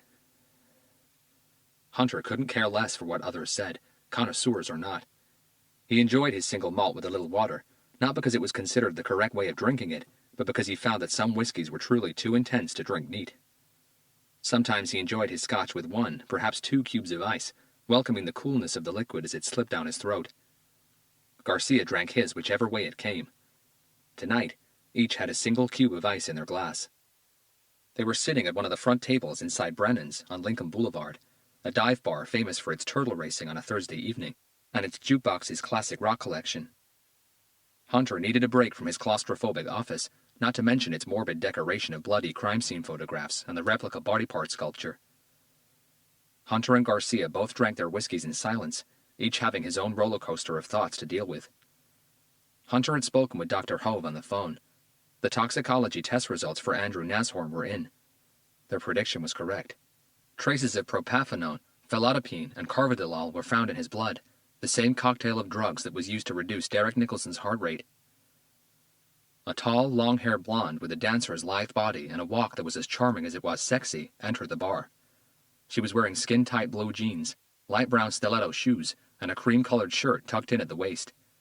Her surgically enhanced breasts stretched the thin cotton fabric so much the buttons were almost popping off. Hunter's gaze followed her short walk from the entrance to the bar counter. Garcia smiled at his partner, but didn't say a word. Hunter had one more sip of his scotch before stealing another peek at the tall blonde. "Maybe you should go talk to her," Garcia said, quickly tilting his head in the direction of the bar. "Sorry?" "Well, your eyes are about to pop out of your head. Maybe you should go and say hi." Hunter studied Garcia's face for a quick second before subtly shaking his head. "It's not what you're thinking." "Of course not, but I still think you should consider talking to her." Hunter placed his glass down and stood up. "I'll be right back." Garcia looked on, surprised, as Hunter made his way towards the bar and the tall blonde, who had already attracted plenty of male attention. Garcia wasn't really expecting Hunter to make a move so quickly, if he made a move at all. "Now this should be interesting," he whispered to himself, shifting on his seat to get a better viewing position before leaning forward and placing both elbows on the table. He'd have given anything to have bionic ears at that moment. "Excuse me," Hunter said, coming up to the woman at the bar. She didn't even glance at him. "Not interested." Her voice was cold, monotone, and a little snobbish. Hunter paused a fraction. "I'm sorry." "I said I'm not interested," she repeated, taking a sip of her drink. Still not even a glance in Hunter's direction. Hunter smiled to himself. "Well, neither am I. I just wanted to call your attention to the fact that you've sat on some gum, which is now stuck to the back of your jeans like a big blob of green gunk." He tilted his head to one side. "Not such a great look." The woman's gaze finally met Hunter's for a split second before moving down. She twisted her body awkwardly, trying to look at the back of her jeans. "On the other side," Hunter said with a nod. She twisted her body the other way, her hand shooting straight to her bum. The tips of her carefully manicured fingers touched the gooey mess of gum that ran from her bum cheek down to the top of her leg. "Shit!" she said, pulling her hand away and looking at it with disgust. These are Roberto Cavalli jeans. Hunter had no idea what difference that made. They're nice jeans, he said sympathetically. Nice? They cost a fortune. Hunter stared back at her blankly. I'm sure if you take it to a laundry service, they'll be able to get it off for you. Shit, she said again, making her way towards the restroom. Well, that was subtle, Garcia said when Hunter returned to the table. What the hell did you say to her? All I saw was her grabbing her ass and then shooting straight out into the bathroom like a rocket. Hunter had a sip of his whiskey. Like I said, it wasn't what you were thinking. Garcia chuckled and leaned back on his seat. You gotta work on your pickup lines, man. Hunter's cell phone rang in his pocket. He placed his glass down on the table and reached for it. Detective Hunter. Robert, it's Terry. I've got some info for you. Detective Terry Cassidy was part of the RHD team. Hunter had asked him to find out whatever he could on the whereabouts of the now-released Raul Escobedo, the rapist Nashorn had beat up before sending to prison. I'm listening, Terry. Well, this guy you asked me to look into, Escobedo, he's a bona fide piece of shit. Scumbags are us, you know what I'm saying? A rapist with a second hard-on for violence. They believe he raped as many as 10 women. I know the original story. Hunter interrupted him. What have you got? Okay, our friend did some hard time inside. He got 10 years for the violent rape of 3 women, the only 3 who testify. Now get this. During his spell inside, the barf bag repented. He found God. Cassidy paused, either for effect or because he was really insulted by the idea of someone like Escobedo saying that he was now reformed. Cassidy was a real Roman Catholic. Inside, Escobedo started reading the Bible day and night and took the theology program offered by the prison. He graduated with flying colors. Upon his release 2 years ago. Another quick pause. You guessed it. He started preaching. Thinks he's a reverend now, out there to spread the good word and help others repent. Calls himself Reverend Soldado, named after Saint Juan Soldado, a folk saint revered by many in northwestern Mexico, where Escobedo's family is originally from. Saint Soldier? Hunter asked, translating the name from Spanish into English. That's right. I checked it out. The saint's real name was Juan Castillo Morales. He was a private in the Mexican army. Now check this out, if you please. Castillo was executed in 1938 for the rape and murder of an 8-year-old girl from Tijuana. I shit you not, Robert. Rape. His adherents believe that he was falsely accused of the crime, and they appealed to his spirit for help in matters of health, criminal problems, family, crossing the U.S.-Mexico border, and other challenges of daily life. Hunter heard an uneasy chuckle from Cassidy. Believe it or not, Escobedo named himself after a rapist saint. How's that for having balls? Hunter made no comment. Cassidy proceeded. He runs his own church, or temple, or whatever you want to call it, in Pico Rivera. Personally, I just call it a cult. It's called Soldiers for Jesus. Would you believe that crap? Sounds like a terrorist group, doesn't it? I wouldn't be surprised if he's now convincing the young women who join his group that they should give themselves to him as an initiation or something, making them believe that it's the will of the Lord and he's the new Messiah. If he learned anything in prison, it was how to circumvent the law. Did you find out his whereabouts on those dates and times I gave you? Hunter asked. Yeah. As much as I already hate the guy, he can't be the man you're looking for. On the first date you gave me, June 19th, Escobedo was out of Los Angeles, hosting a service in San Diego. He's planning to expand Soldiers for Jesus.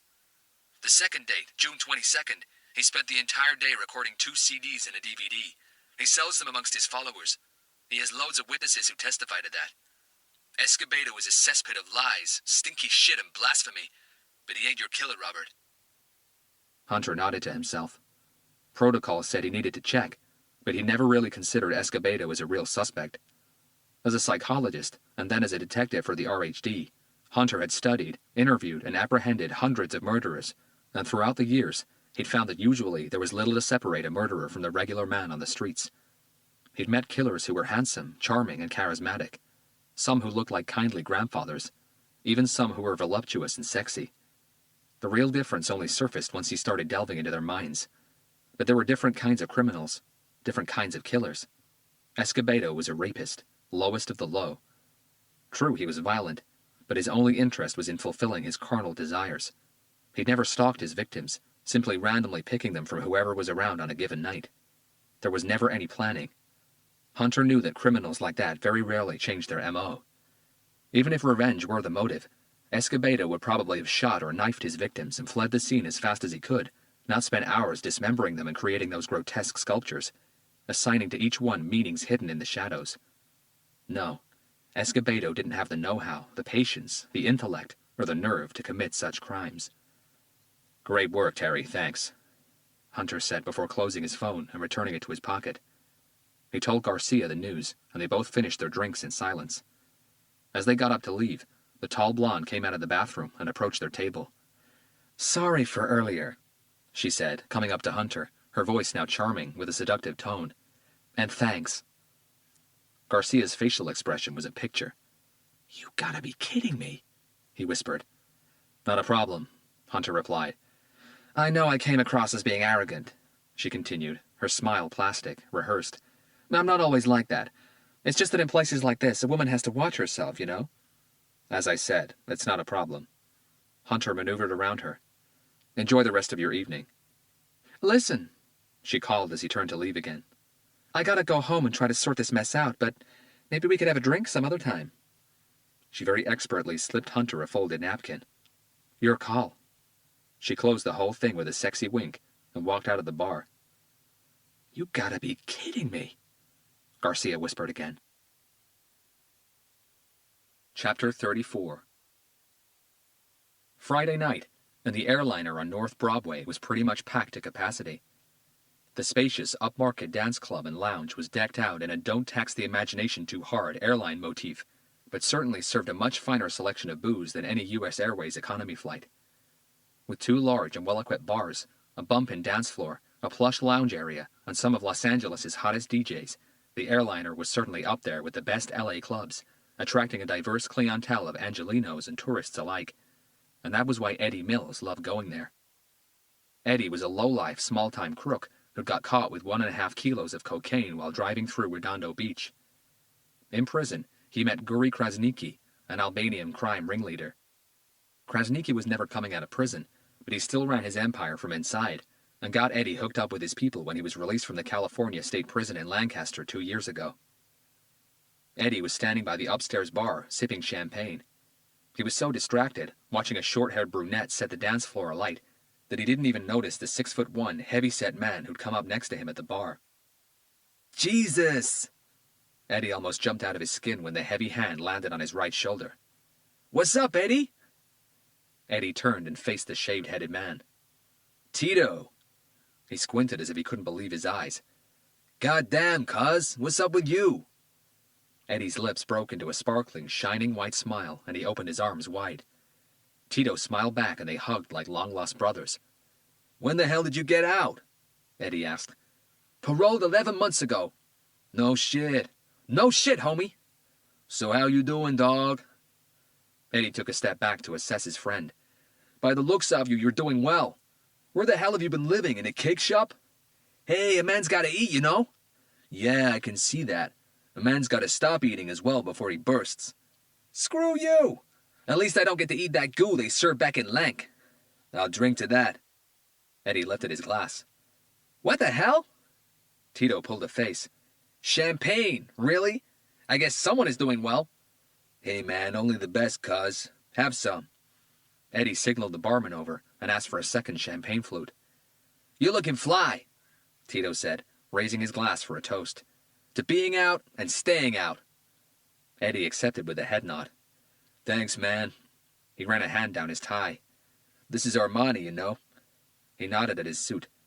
"I make this shit look good, don't I?" "Yeah, very slick," Tito agreed. They shot the breeze for an hour or so, reminiscing about their time in the slammer. Eddie told Tito that he was working for a foreign outfit, being as evasive as he could. Tito had no intention of pushing it. To disguise the real reason he was at the airliner, Tito kept dropping names sporadically, asking Eddie if he knew what became of certain inmates. "Do you remember such and such? How about so-and-so?" That sort of thing. Tito knew Eddie used to hang out with Ken Sands when he was inside. Slowly, Tito moved towards the subject. "Say, Eddie, how about Ken?" He could swear he saw Eddie tense for an instant. Eddie finished the rest of his champagne, his eyes fixed on Tito. "Ken, the dude got out, didn't he? No parole, served the long run, too." "Did he?" Tito played dumb. Yeah, got out about 6 months ago. That guy was the epitome of a bad motherfucker. Tito laughed nervously. Ha, have you been in touch? Nah, man, I just heard he was out. He's got his own issues to deal with. Things he wanted to get done when he got out, you feel me? Like what? Damned if I know. Maybe he wanted to get back at whoever got him inside in the first place. But I pity whoever it is he's got a beef with. Damn straight. Didn't he used to share with that Albanian badass dude? That Guri character. You know him, don't you? I saw you talking to him a few times. I talked to a lot of people when I was inside. So did you. It helps pass the time. Eddie played it down. Tito nodded. Do you think Ken is back dealing again? That's what he used to do before he got busted, wasn't it? Maybe he teamed up with the Albanians. I hear they run a tight operation. Eddie reassessed Tito with a doubtful eye. Sup, cuz? You looking for a job or something? Or you just looking to score some shit? No, man, I'm good. Tito ran a hand over his shaved head. Eddie nodded. Uh-huh. So why are you so interested in Ken? Did he owe you money or something? If he did, just let it go, bro. It ain't worth it, you dig? Nah, man, just asking, you know? Yeah, I can see that. But asking too much could get you messed up, you know that. Tito lifted his hands up in a surrender gesture. Just making conversation, Holmes, that's all. I couldn't really give a rat's fart for how he's doing. Eddie said nothing, but looked a little out of his comfort zone. Tito was sure he knew more than he was letting on, and that was good enough for him. He'd pass that information on to those 2 damn cops who crashed his party. Let them bring the heat onto Eddie. That was the best he could do. Let's have another bottle, Eddie said, already beckoning the barman over. Hey man, I never say no to champagne, you know what I'm saying? Let me just go to the pisser first. As Tito made his way towards the restroom, Eddie was already heading downstairs to the smoking area, the quietest place for a phone call. It was late, and Tito had consumed another 2 bottles of champagne back at the airliner with Eddie. By the time he got back to his apartment in Bell Gardens, he was well on his way to hangover hell in the morning. Tito stumbled through his front door. Champagne had a strange way of getting him drunk very fast, but the truth was, he enjoyed being drunk. And getting drunk on expensive champagne paid for by someone else felt even sweeter. His tongue was feeling a little furry, though. He opened the door to his fridge in the kitchen, poured himself a large glass of orange juice, and downed it in one. He returned to the living room and dumped his heavy body onto the old maroon sofa that smelled like an ashtray. He sat there for a minute or two before deciding that he needed a little pick-me-up, something to get the blood flowing again. Tito got up and approached the sideboard by one of the walls. He opened the bottom drawer, took out a small silver box together with a square, frameless mirror, and brought it all over to the dining table. From the box, he took out a hand-folded paper envelope. He tapped out a generous amount of white powder onto the mirror and made a long, thick line of it using a razor blade. That was special stuff, finely cut. Premium Colombian powder that he never shared with any of the skanky, second-rate whores he brought back to his place. No, this was for his pleasure, and his pleasure alone. Tito checked his pockets for a crispy bill he could use. He only had one $5 note, not that crispy, but it would have to do. He was too drunk to go looking for something else instead. He rolled up the bill into a tube as best he could, and snorted half of the line up one nostril and the other half up the other one. He slumped back on his chair, eyes closed, pinching his nose tight. Yeah, that's what I'm talking about, he murmured between clenched teeth.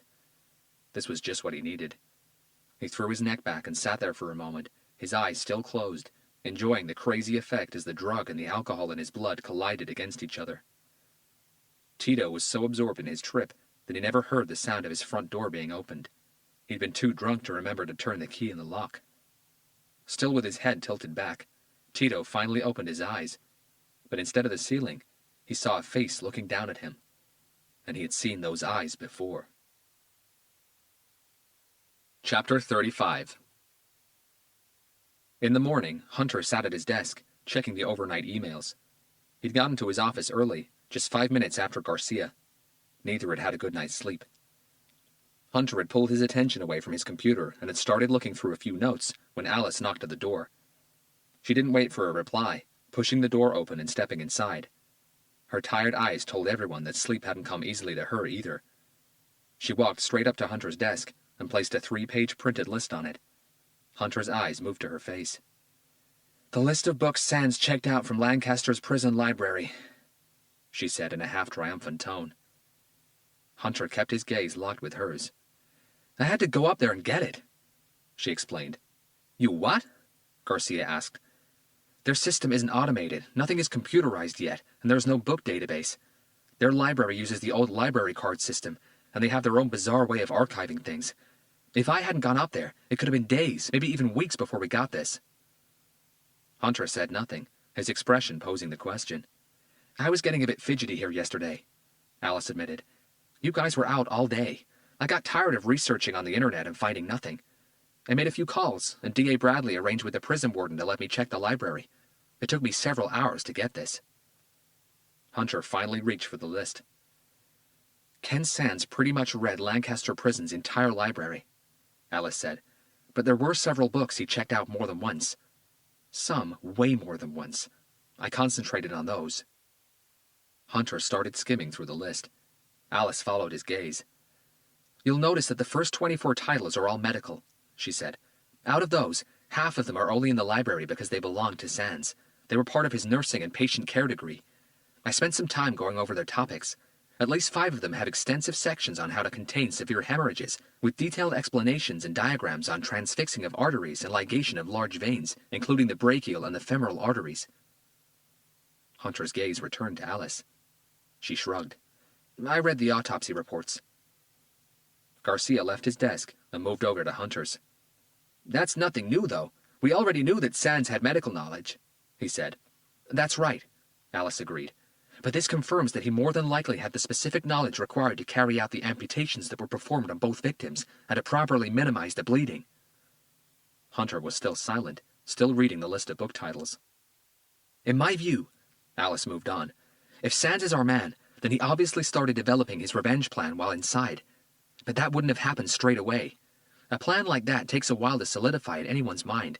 And if this really was retaliation not only for himself, but for Alfredo Ortega as well, who, you'll remember, was the closest thing to a brother Sands ever had, then the plan would have only started taking real shape after Ortega's death penalty was carried out 5 years ago. It makes sense, Garcia agreed after debating it in his head for a moment. Hunter looked over the book's checkout dates before flipping back the page. There are no checkout dates on the more advanced medical books, Alice said, anticipating what Hunter was looking for. The reason is because those books didn't belong to the library at first.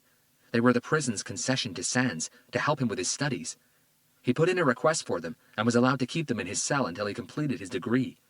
Upon his release, the books were taken by the library. And if you remember from my previous report, he only started both of his long-distance college degrees after Ortega's execution. Hunter carried on reading through the list. Alice was still tracking his gaze. The next bunch of books are all in psychology, his other degree.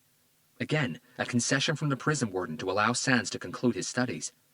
But one book in particular grabbed my attention, something that hadn't even crossed my mind until I saw it. Hunter's eye movement paused halfway down the page.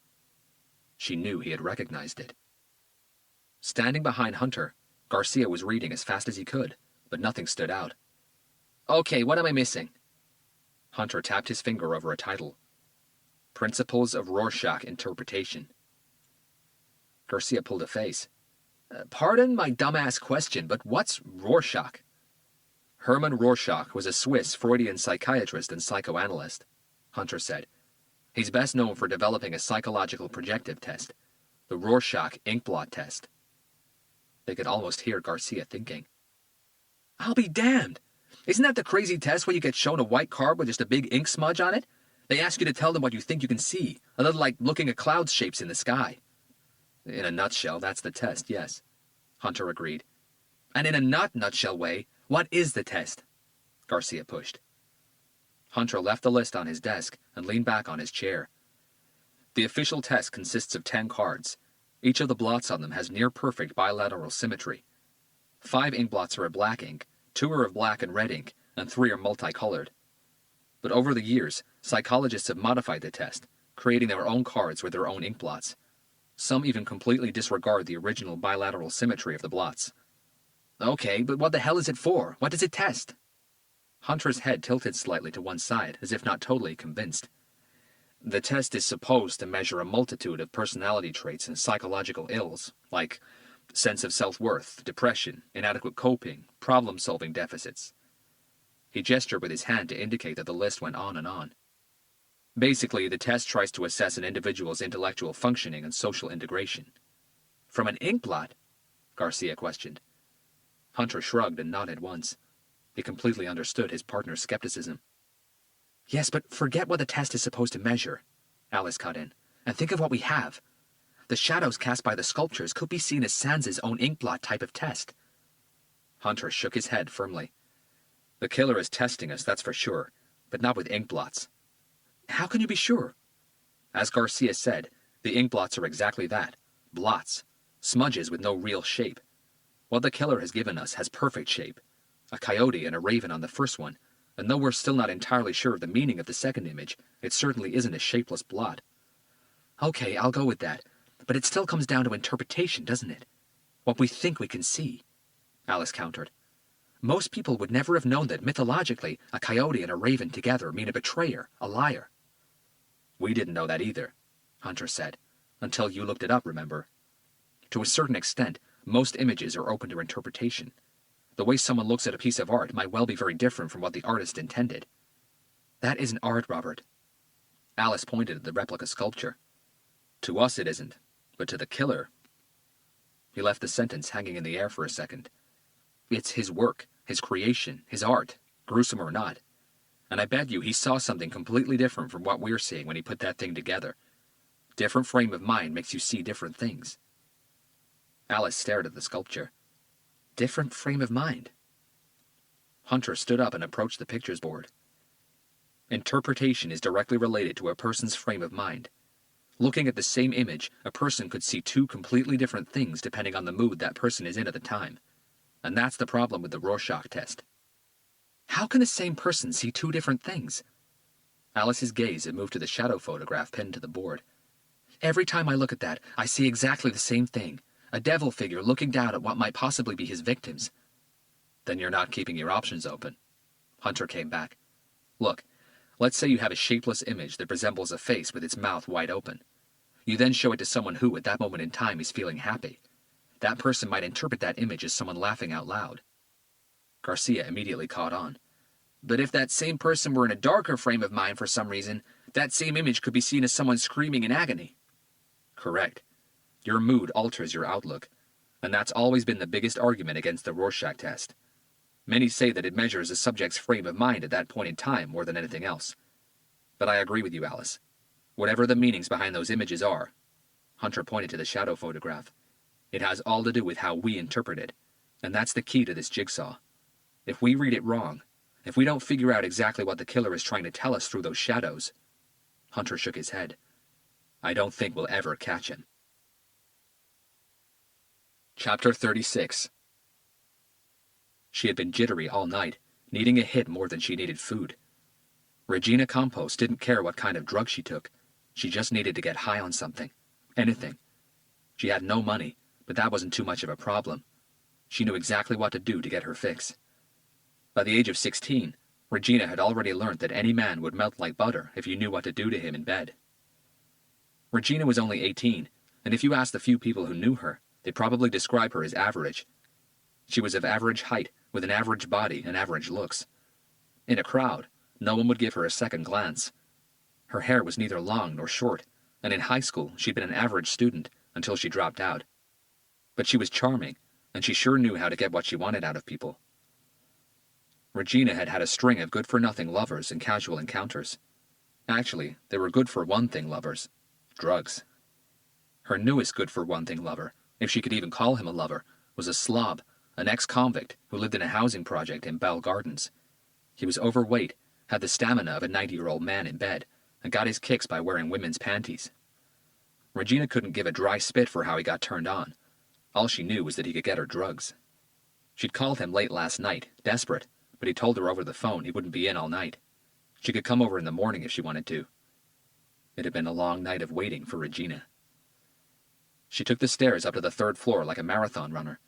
By now she was so frantic for a hit, she was grinding her teeth like a bunny. She didn't even think twice about the fact that the door to apartment 311 was unlocked, although her lover never left his door unlocked. She pushed the door open and stepped inside the smelly apartment. "Hello, babe," she croaked. She'd been smoking so much crack lately it had started damaging her vocal cords. There was no response. She was about to start searching the apartment for him when she saw something that was much more appealing. A silver box sitting on the small dining table. Next to it was a square mirror, and on it, Regina could see residues of a white powder. Her little brown eyes lit up like a 4th of July sky. "Babe?" she called again, with a lot less enthusiasm this time. Who cared where he was when her payment was already there, waiting for her? Regina approached the table and ran her middle finger along the mirror, collecting all the leftover residue. She quickly brought the finger to her mouth and rubbed it against her gums before licking it as if it had been dipped in honey. Instantly, her gums went numb, and she shuddered with delight from the strength of the drug. That was very good stuff. She opened the box and looked inside. There were 5 hand-folded paper wraps. Regina knew exactly what was in them. She'd seen plenty of those before. Her lips spread into a huge smile. For once, Christmas had come early. She grabbed one of the wraps, unfolded it, and tapped some of its white powder onto the mirror. Her eyes searched the table for something she could use as a snorting tube. She found nothing. Regina took a step back and looked around. Under the table, she saw a rolled-up $5 bill. This was turning out to be a fantastic day. She picked it up, tightened the roll-up, and brought it to her nose. She didn't care for arranging the powder in a straight line or anything.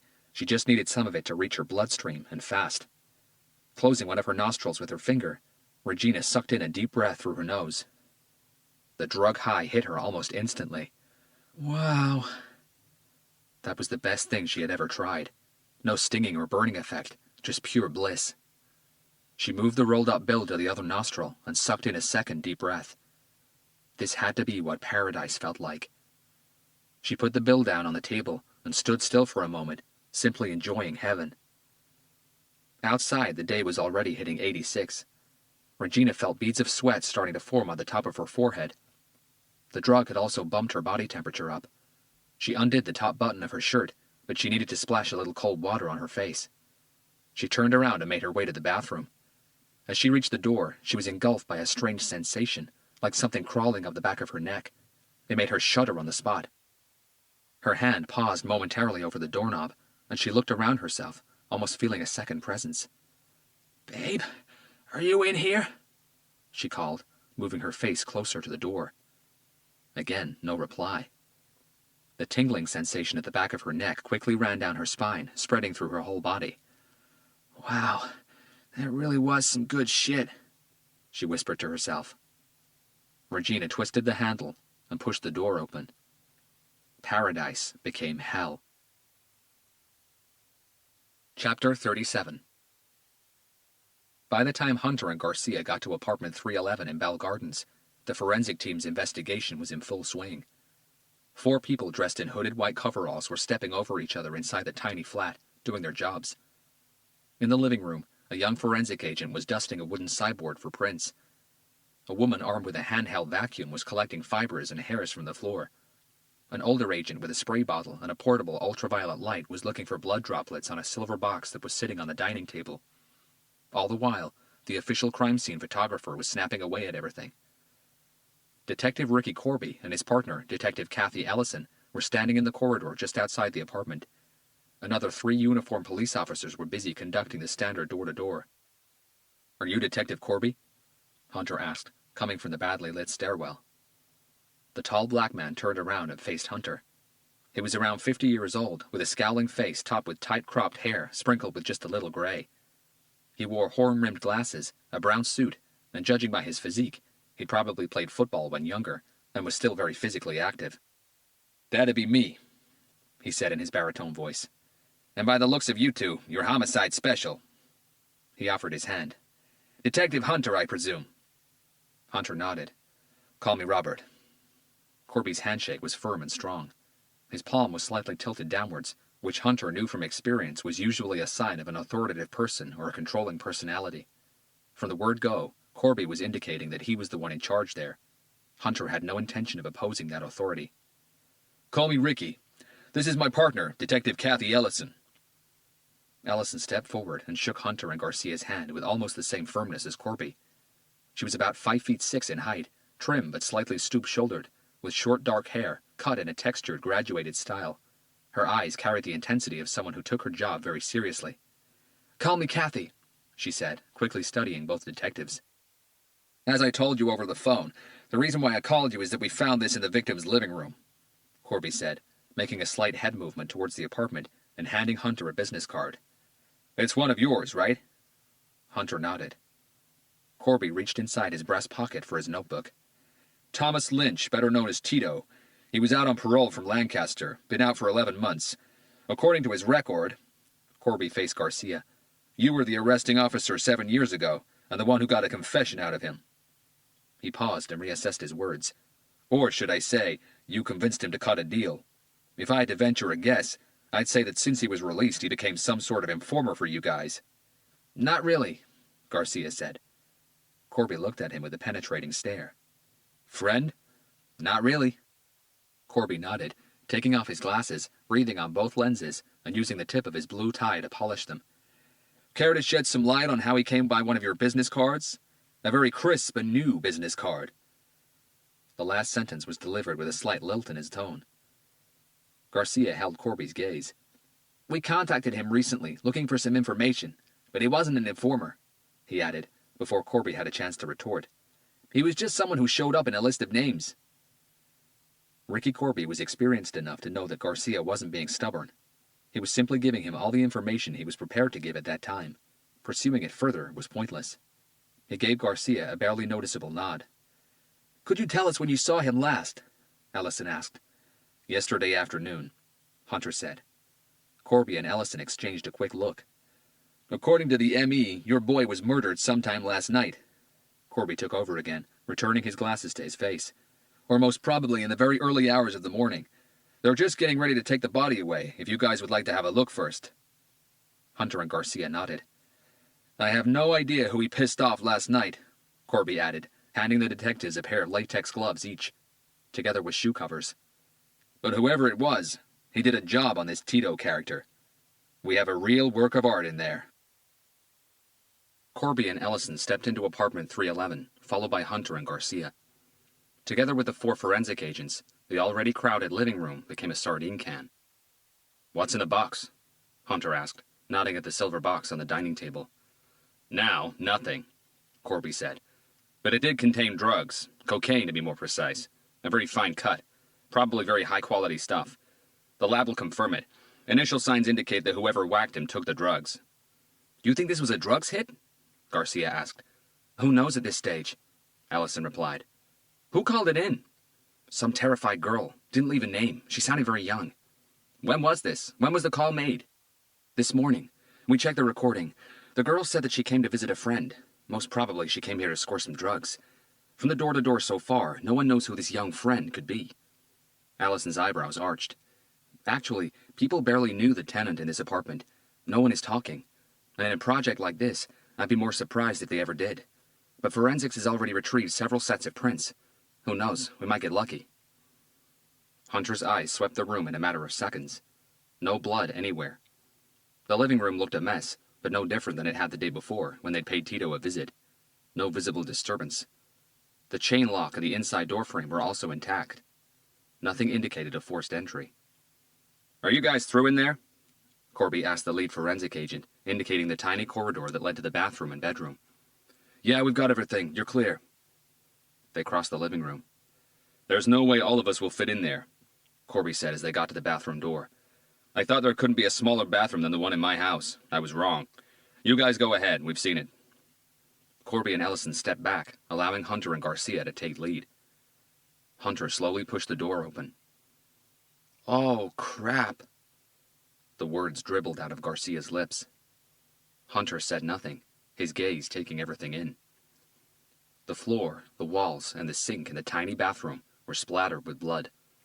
Arterial spray from a knife being swung across someone's throat or body. Tito was naked, sitting on the floor inside the blood-soaked shower cubicle. His back was against the tiled wall, his legs stretched out in front of him, his arms loosely slumped by his side. His head was tilted back, as if he was looking at something on the ceiling. The problem was, he had no eyes. They both had been pressed back into his skull until they sunk in. One of them seemed to have busted in its socket. What looked like blood tears had run down the corners of the sockets, past his ears, and down the side of his shaved head. His mouth was opened, and half filled with thick, clotted blood. His tongue had been ripped from his mouth. "We found the tongue at the bottom of the toilet," Corby offered from the door. Tito's throat had been slit the whole length of his neck, and blood had cascaded down his torso and onto his lap and legs. "According to the forensics guys," Ellison said, "there are no visible traumas to the body, which means he wasn't beat up. He was simply brought to the bathroom and slaughtered like cattle. No blood was found anywhere else in the house." "Drugged?" Garcia asked. "We'll need to wait for the autopsy for confirmation, but it wouldn't surprise me if he was as high as my captain's ego when this happened. There's coke residue on the small square mirror on the table in the living room." "The bedroom is a damn mess." Corby took over. "And it stinks of dirty clothes, unwashed body parts, and pot. But judging by the rest of the apartment, I don't think that was a disturbance. I think he lived like a pig out of choice. We also found marijuana in the bedroom, a kilo of it, together with a few crack cocaine pipes. If whoever did this was after something, that something was probably inside that silver box in the living room, drug or not." He waited for Hunter and Garcia to exit the bathroom. "I'm not going to ask you what kind of information you requested out of this Tito character. That's your business, and I know better than to butt into another cop's investigation. But is there anything you can tell us about the victim that might facilitate our investigation?" Hunter knew he couldn't give Corby and his partner Ken Sands' name. Corby would start searching for him, asking around. The heat on the streets to find Sands would increase, and so would the chances of him hearing about it and disappearing. Hunter couldn't risk that. He had to lie. "Unfortunately, there's nothing I can give you," he said. Corby studied Hunter's face and demeanor, and saw nothing that belied his answer. If that was a poker face, it was the best poker face Corby had ever seen. A moment later, his gaze reverted back to Ellison, who shrugged. "Okay," Corby said, adjusting his tie. "I guess there's nothing else I can show you here." Outside, the sun was baking people and cars alike. Garcia reached for his sunglasses in his shirt pocket and ran his hand around the back of his neck. It came back soaking wet. Standing by the driver's door, he looked at Hunter over the roof of his Honda Civic. "Well, if Sands was the one who got to Tito, then it doesn't look like he's our killer, does it?" Hunter stared back at him. "Why is that?" "Completely different M.O. for starters. Okay, he ripped the victim's tongue out, but compared to the savagery of the amputations in our last two crime scenes, what happened up there looks like a holiday camp. And we've got no sculpture and no shadow puppets." Hunter placed his elbows on the car's roof and interlaced his fingers. At that specific moment in time, he was inclined to agree with Garcia, but there were still too many loose ends, and something was telling him that discarding Ken Sands as a suspect right now was a big mistake. "From what we gathered so far, don't you think that Sands is intelligent enough to change his M.O. on an unrelated crime?" "Unrelated?" Garcia deactivated the central locking system and got into his car. Hunter followed. Garcia unlocked the engine and switched on the AC unit. "What do you mean, unrelated?" Hunter leaned against the passenger's door. "Okay, for a moment, let's assume that we've been right in everything so far, and that Ken Sands really is our killer." "Okay." "One of our assumptions is that Sands is going after his victims for revenge, not only for himself, but for his childhood friend as well, Alfredo Ortega, right?" Garcia nodded. "Yep." "Okay, so where does Tito fit into his revenge plan?" Garcia looked pensive for an instant. Remember, Tito said that they never even talked while inside, so there was no bad blood between them from their time in Lancaster. Garcia pinched his bottom lip. "He doesn't fit." "No, he doesn't. If Sands is our man and he came after Tito, it wasn't because Tito was part of his original plan. It was probably because Tito went asking about him the wrong way, or to the wrong person. But killers don't usually change their M.O. unless they're escalating." He pointed to the building. "That's exactly the opposite. He's gone from absurdly grotesque to..." He tried to think of a word. "Plain nasty, I'd say." And again, it goes back to the fact that Tito wasn't part of his original plan. Think about it, Carlos. To our killer, his M.O. is extremely important. The way he dismembers his victims, the way he carefully puts their body parts back together, constructing a sculpture to cast a different shadow onto the wall each time. To him, all that is mandatory, not a choice, not something he's doing for fun. It's as important as the killing act itself, and the choice of victim. It's part of his revenge. And I have no doubt there's a direct relation between the sculpture, the shadow, and each specific victim. There's a reason why he chose a coyote and a raven for Nicholson, and a devil-like image looking down at 4 other figures for Nashorn. And Tito wasn't part of that at all, Garcia said. Hunter agreed in silence. But we're still not sure what the real meaning behind those shadow images is, Garcia went on. And if you're right, and each image has a direct link to each specific victim, then there's something that isn't making any sense in my mind. And what's that? In the first shadow image, the killer paid very close attention to detail, specifically carving the victim's body parts so as not to leave us a lot of doubt. You said so yourself. The curved, chunky beak on the bird image ruled out a lot of possibilities, leaving us with just a few alternatives. And the same was done to the coyote image. But for the second shadow image, the attention to detail wasn't nearly so careful. It's hard to tell properly if we have a human face with horns, a devil, a god, or some sort of animal. The two standing figures, together with the ones on the ground, could be people or not. Why would the killer do that? Be so specific with the first shadow image, but not with the second? Hunter rubbed his face with both hands. I can only see one reason. Relevance. Garcia pulled a face and turned both of his palms up. Relevance? I think the reason why our killer paid so much attention to detail in the first shadow image is because it mattered. He didn't want us to make a mistake in identifying what it was. He didn't want us to think that he gave us a dog and a dove, or a fox and an owl. Garcia thought about it for a heartbeat. But it didn't matter as much on the second one. Not as much, Hunter said.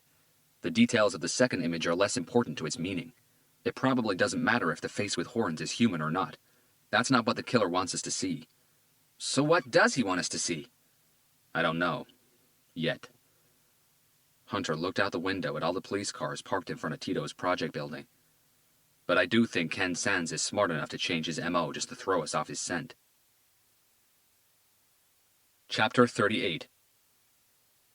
As the day drew to a close, Nathan Littlewood sat at his desk, listening to the recording of his last patient's session and jotting down some notes. His psychology practice was located in Silver Lake, just east of Hollywood and northwest of downtown L.A. Littlewood was 52 years old, 5'11" in height, with classic good looks and a trim physique, kept that way by a good diet and 3 gym sessions a week. He was good at his job, very good in fact.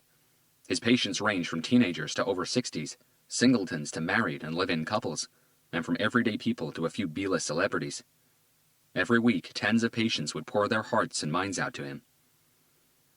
His last patient of the day had left half an hour ago. Her name was Janet Stark, a 31-year-old actress who was having terrible problems with her live-in boyfriend. They'd been fighting a lot recently about the most mundane of things, and she was sure he was sleeping around behind her back. The problem was, she suspected he was sleeping around with another man. Janet herself had slept around with plenty of women, and she still did. She wasn't afraid to admit it, but in her view, female bisexualism was acceptable. Male wasn't. She'd had 6 sessions with Littlewood so far, 2 a week for the past 3 weeks, and the flirting had started almost immediately. After the first session, Janet had started dressing more provocatively. Shorter skirts, low-cut blouses, mega-cleavage bras, sexy shoes, anything to grab his attention. Today she had turned up in a short summer dress, black open-toed Christian Louboutin ankle boots, I desperately want you now makeup, and no underwear. As she lay down on the couch, her dress hitched up over her thighs, and she positioned her legs in such a way that absolutely nothing was left to the imagination. Littlewood loved women, and the sluttier and kinkier they were, the better. But he knew better than to have affairs, or even flings, with patients. Things like that never stayed undercover. And in a city like Los Angeles, all that was needed was a flicker of a rumor for the crap to spread like wildfire. In L.A., a good rumor had the power to destroy careers. Littlewood was smarter than that. He got his kicks elsewhere, and he paid good money for it. Littlewood was divorced. He got married in his mid-20s, but the whole thing lasted less than 5 years. The problems started pretty much straight after the ceremony. After 4.5 years of arguments, discordances, and great sexual frustration, their marriage fell into such a deep depression that severe psychological damage was caused to both of them. Divorce was the only way out. They'd had only one son, Harry, who was now studying law in Las Vegas. After his marriage experience and the lengthy and arduous divorce process, Littlewood promised himself he would never get married again. Since then, the thought of breaking that promise had not once crossed his mind. A buzzer screeched on Littlewood's desk. He paused his dictaphone and pressed the intercom. "Go ahead, Cheryl." "Just checking if there's anything else you need from me today." Littlewood consulted his watch. It was way past office hours. He'd forgotten that Janet Stark liked her sessions to start as late as possible. Oh, I'm so sorry, Cheryl. You should have gone home over an hour ago. I lost track of time. It's okay, Nathan. Littlewood had insisted that Cheryl call him by his first name. I don't mind. Are you sure you don't need me to stay behind? I can if you want me to. Cheryl had been Littlewood's office manager-stroke secretary for just over a year, and the sexual tension between them could probably light up a small town. But he reserved for her the same courtesy he gave his patients, despite the clear attraction that existed between them. Cheryl, on the other hand, would have dropped all professionalism and jumped into bed with Littlewood faster than anyone could say guacamole, given the opportunity. No, I'm fine, Cheryl. I'm just catching up on some notes. I'll be leaving soon, half an hour max. Go home and I'll see you tomorrow. Littlewood returned to his recording and his notes. It took him another 35 minutes before he had everything organized the way he wanted. By the time he got to his office building's underground garage, there were only 3 cars left. His was parked in the far corner under a faulty light. Despite his psychology practice doing well enough, Littlewood drove a silver 1998 Chrysler Concorde LXI. He called it a classic, but his friends teased him that just because it was old, it didn't make it a classic. He used the key to unlock the door and got into the driver's seat. He was desperately hungry, and he could certainly do with a stiff drink. The day's effort in dodging sexual innuendos also left him wanting something else, and he knew just where to go to get it. He turned the key in the ignition. His engine stuttered and coughed like a dying dog, but it didn't come to life. Sometimes his old Chrysler could be temperamental. Come on, baby. He patted the dashboard. Littlewood pumped the gas pedal 3 times and tried again. More coughing and rattling. No success. Maybe it was time to upgrade to a newer model. One more time. Come on. Come on. Nothing. Oh, give me a goddamn break. More pedal pumping. Ch-ch-ch-ch-ch-ch-ch. Littlewood slammed his clenched fist against the steering wheel and cursed under his breath before closing his eyes and leaning back on his seat. By the looks of it, it would have to be a taxi tonight. That was when he felt something like he'd never felt before. A sixth sense warning that came from deep inside him, almost freezing his blood in his veins and making every hair on his body stand on end. Instinctively, his eyes shot up, searching for the rearview mirror. Looking back at him, from the darkness of his back seat, was the most evil-looking pair of eyes he'd ever seen. Chapter 39. Hunter sat alone in total darkness, facing the pictures board in his office. It was late, and everyone had gone home. In his hand he held a flashlight, which he kept flicking on and off at uneven intervals in an attempt to trick his brain. As light enters the eye and hits the retina, the eye's photographic plate, the image that is formed is inverted, but is interpreted the right way up in the brain. If you allow that image to be projected onto the retina for just a split second before cutting off the light source, the brain then has to interpret only what it can remember, drawing from what modern medicine calls the immediate or flash memory. If the image is a shape well known to the brain, like a chair, the minor details the brain failed to register due to the short light exposure are automatically compensated by the long-term memory. The brain thinks, it looked like a chair, so the brain pulls a chair image from its memory bank. But if the shape is unknown to the brain, then it has nothing to fall back on. It then compensates by working harder and trying to identify details from the original image. That was what Hunter was trying to do, force his brain to see something it hadn't seen before. So far, it hadn't worked. Is this your idea of disco lights? Hunter turned in the direction of the voice and switched on his flashlight. Alice was standing by the door, holding her briefcase. I didn't know you were still here, he said. What? You think you're the only workaholic in this place? She smiled. Hunter shifted in his seat. Do you mind if I switch on the lights? Go ahead. He flicked off his flashlight. Alice hit the light switch before nodding at the board. Got anything new? She knew what he was trying to do. Hunter rubbed his eyes with his thumb and forefinger while shaking his head. Nothing. Alice placed her briefcase on the floor and leaned against the doorframe. Are you hungry?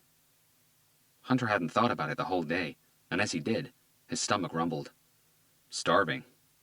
Do you like Italian?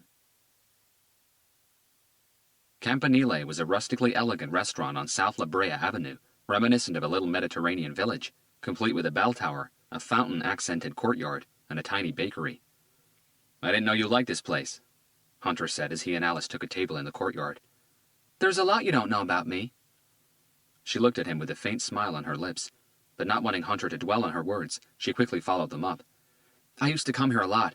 I love Italian food, and the chef here is fantastic. Probably the best around this part of town. Hunter couldn't disagree. So you don't come here a lot anymore? Not as much. I still love Italian food, but I'm not getting any younger, and I really have to watch what I eat. Shifting any excess weight isn't as easy as it used to be. Hunter unfolded the cloth napkin and placed it on his lap. I don't think there's any shifting to be done. Alice paused and looked back at him in a peculiar way. Was that you paying me a compliment? Yes, and at the same time telling you the truth. Alice pushed her hair back behind her ears and swept it around over her left shoulder. A self-conscious and slightly flirtatious move. It went totally unnoticed. Shall we order? Hunter asked. Why not? The reply came in a less than enthusiastic tone. They both ordered spaghetti. Hunter had his with primavera sauce, and Alice had hers with the chef's special spicy meatballs and sun-dried tomatoes. They shared a bottle of red wine and tried as best as they could to keep the conversation away from the investigation. How come you've never married, Robert? The question came at the end of the meal, as the waiter poured them both the rest of the wine. As I said, in school most of the girls I knew had a thing for you. I'm sure you had plenty of opportunities. Hunter studied Alice while he had a sip of his wine. She had real interest burning in her eyes, almost like a reporter digging for a new scoop. There are certain things that just don't go together. What I do and married life are two of them. Alice pursed her lips together and twisted them to one side. That's a lame excuse if I've ever heard one. Many cops are married. True, but a large number of them eventually get divorced due to the pressures that come with being a cop. But at least they tried, without hiding behind a pretty bad excuse. What happened to the old saying, better to have loved and lost than never to have loved at all? Hunter shrugged. I never heard that expression. Bullshit. A ghost of a smile betrayed him. How about Carlos? Alice said. He's married. Are you saying that his wife will eventually leave him because of his job? Some people are very lucky, or at least lucky enough to find that one person in life they're meant to be with. Carlos and Anna are one such example. I don't think you'll ever find a better suited couple, no matter how hard you look. And you never met that person? The one you're supposed to be with for the rest of your life? In a flash, Hunter's memory was inundated by images of one face, the sound of one name. He felt his heart warm in his chest, but as the memories progressed at hyperspeed, it grew ice cold. No. Hunter didn't shy away from her stare, but he was sure that something in his eyes gave him away. Alice did see it. First something tender, then something hard and arctic, something very painful, and in spite of her curiosity, she knew she had no right to ask any more questions. I'm sorry. She broke eye contact and changed the subject before the silence became too awkward. So, you got nothing new from the second shadow image? Nothing. Tell me something. Do you think we got the first one right? I mean, the interpretation of it. That the killer was telling us that, to him, Derek Nicholson was a betrayer, a liar. She lifted a hand to stop Hunter from answering too quickly. I know that we'll never know for sure until we catch the killer. But does it ring right to you? Hunter could already see where she was leading. Yes. But still you have doubts about our interpretation of the second shadow image. Yes. Alice sipped her wine slowly.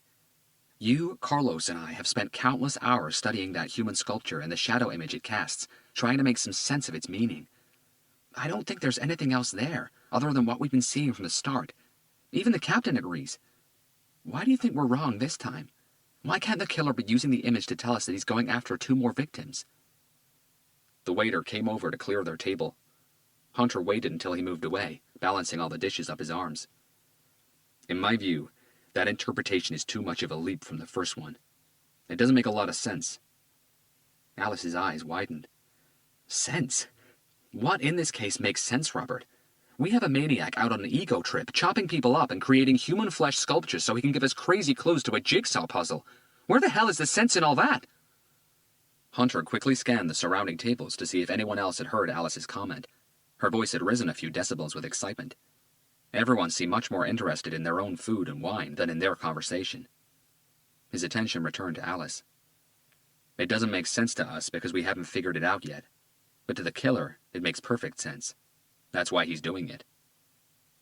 Alice measured those words in silence. That's what you've been trying to do, isn't it? To think like the killer. To see the sense that only he can see. Well, it's been exactly a week, and so far I failed miserably. No, you haven't. She placed one hand on the table, and the tips of her fingers brushed against the back of Hunter's hand. So far, you've done a better job than anyone would have expected. If it weren't for you, we'd all still be looking at those sculptures trying to figure out what they meant. Hunter paused and looked at Alice. Was that you paying me a compliment? No, just stating the truth. But what did you mean when you said it was too much of a leap from our interpretation of the first one? Would you like to see the dessert menu? The waiter had come back to the table. Alice didn't even look at him, simply shaking her head. Hunter gave him a sympathetic smile. I think we overdid it on the main course. We've got no space left for anything else, thank you. Prego, the waiter replied, and went on his way. What leap? Alice insisted. If we're right in our interpretation of the first shadow image, then the killer gave us his opinion of Derek Nicholson, right? He considered him a liar. Alice sat back on her chair, things starting to connect in her head. But if we're also right in our interpretation of the second image, then the killer didn't give us his opinion of Andrew Nashorn. Alice saw his point. If we're right, he gave us his opinion of himself, an angry devil looking down at his victims. Hunter nodded. Yes, and I can't see a reason why he would do that. It seems wrong. This killer wants us to see something through his point of view. He wants us to understand why he's doing what he's doing, why he's killing these people. Telling us that he thought Nicholson was a liar, that he was maybe betrayed by him, makes sense. But telling us that he's an angry devil out for revenge doesn't. Does it to you? Her eyebrows arched for a second. No, she admitted. So, you think he's trying to tell us something about Nashorn with the second image? Maybe. Yeah, but what? That he considered Nashorn the devil, a man with horns. And how about the other 4 images? 2 figures standing and 2 down. What the hell do they mean? Hunter had no reply. Chapter 40.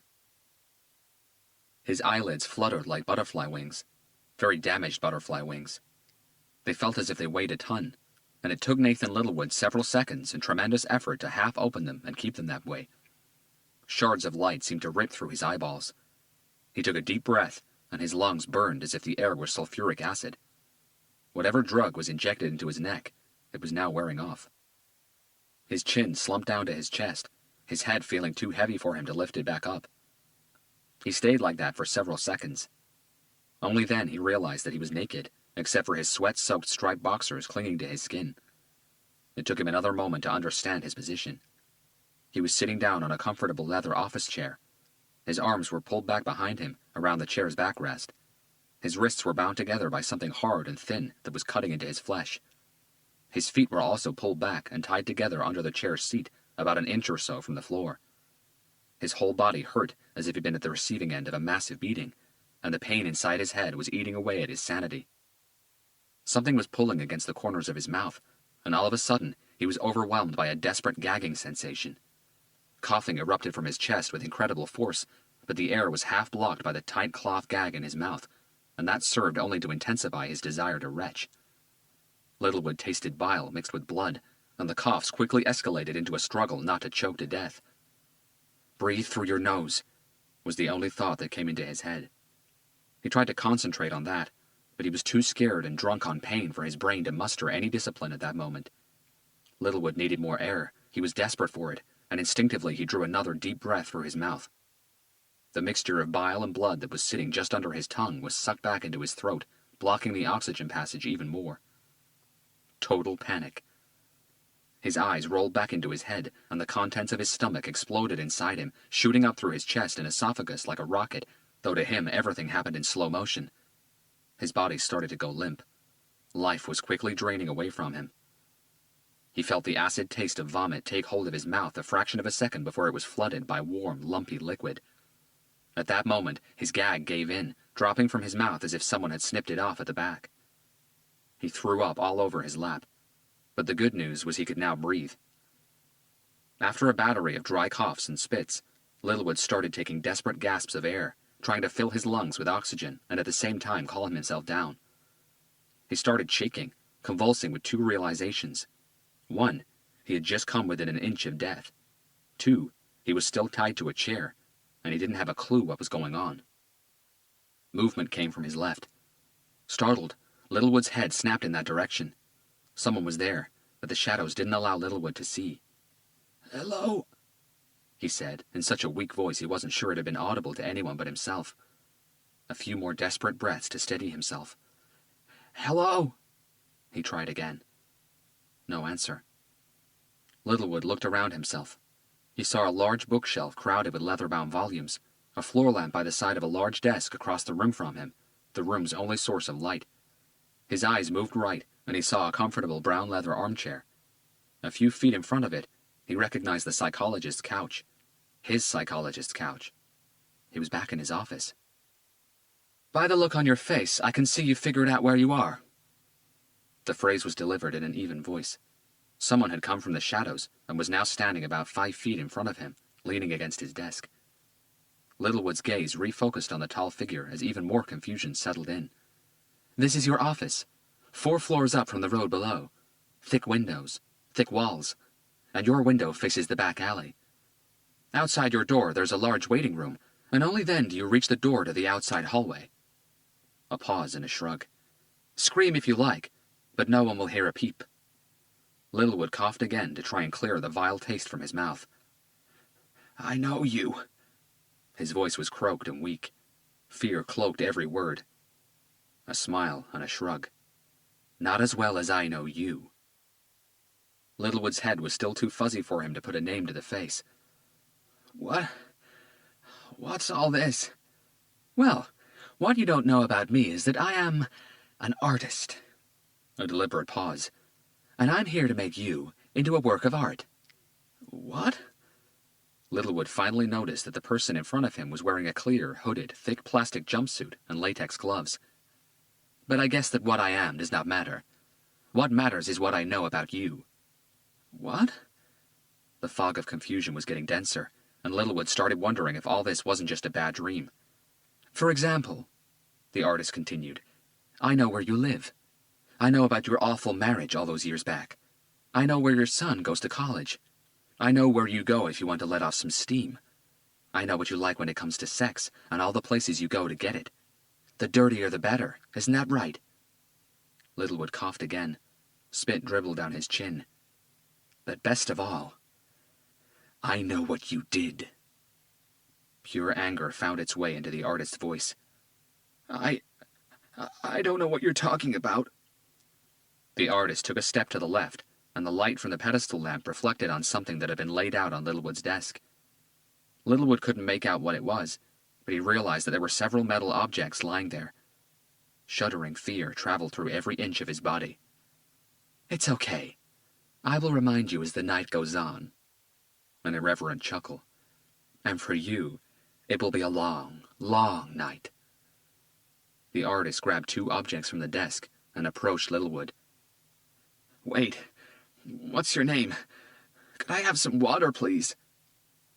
The artist stopped directly in front of Littlewood and chuckled sarcastically. "What? You want to try your psychology crap with me? What would that be? Let's see. Ah, yes.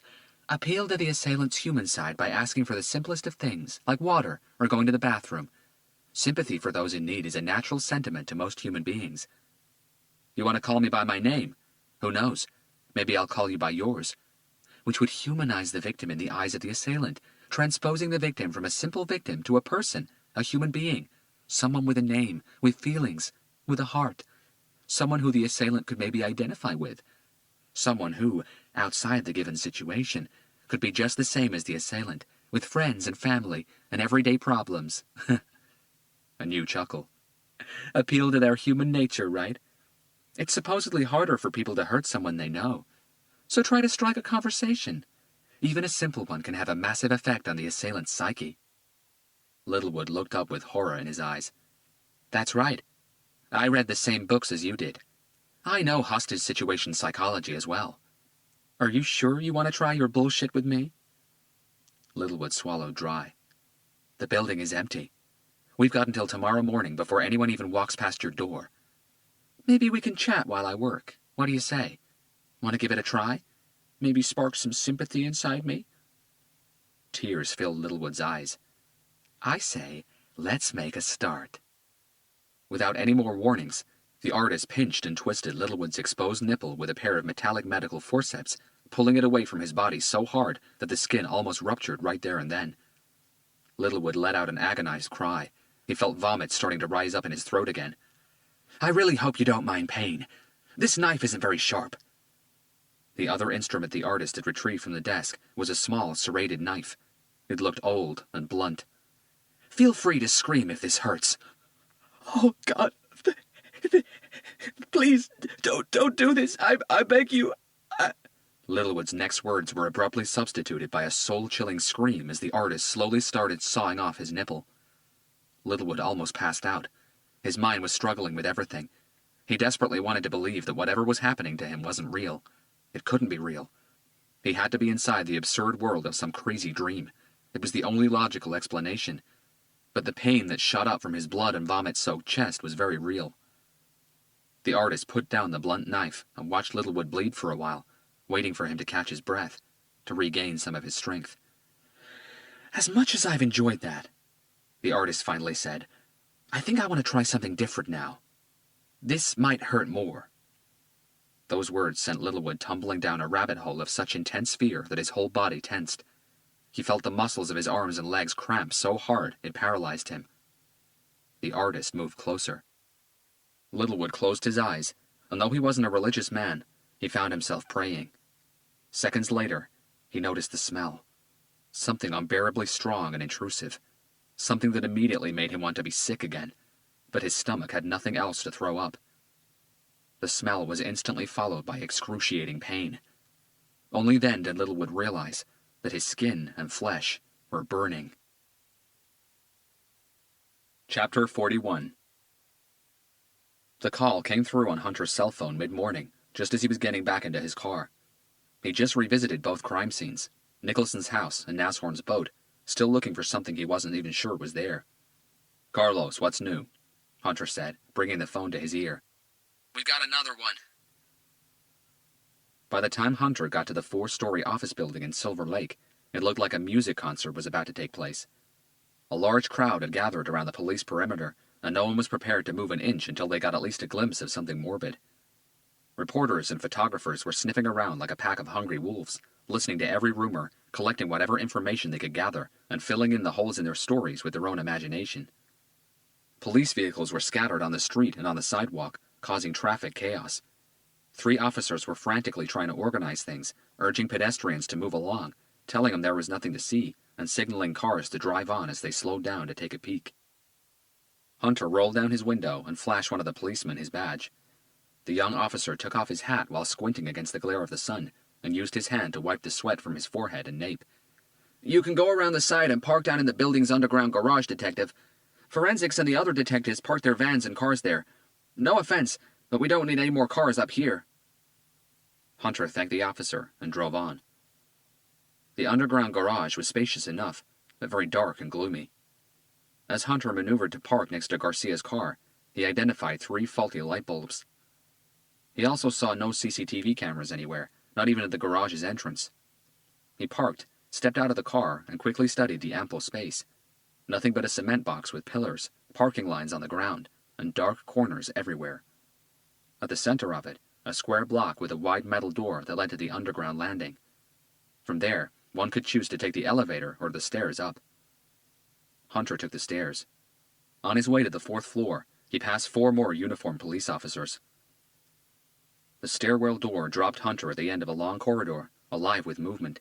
More officers, uniformed and plain-clothed, and forensic agents. "Robert!"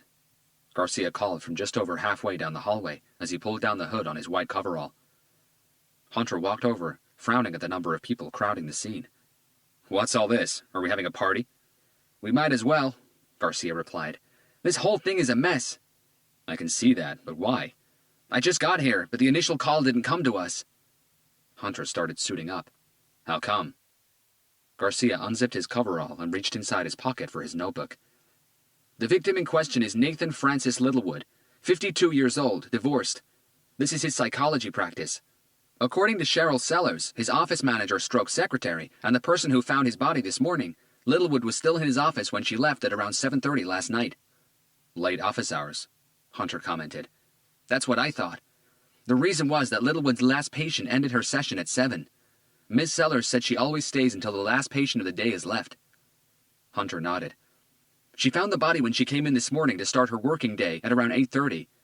The problem is, understandably, she panicked when she saw what's in there. A few people from the other offices on this floor had already arrived to start their day. They all heard the screams and came running.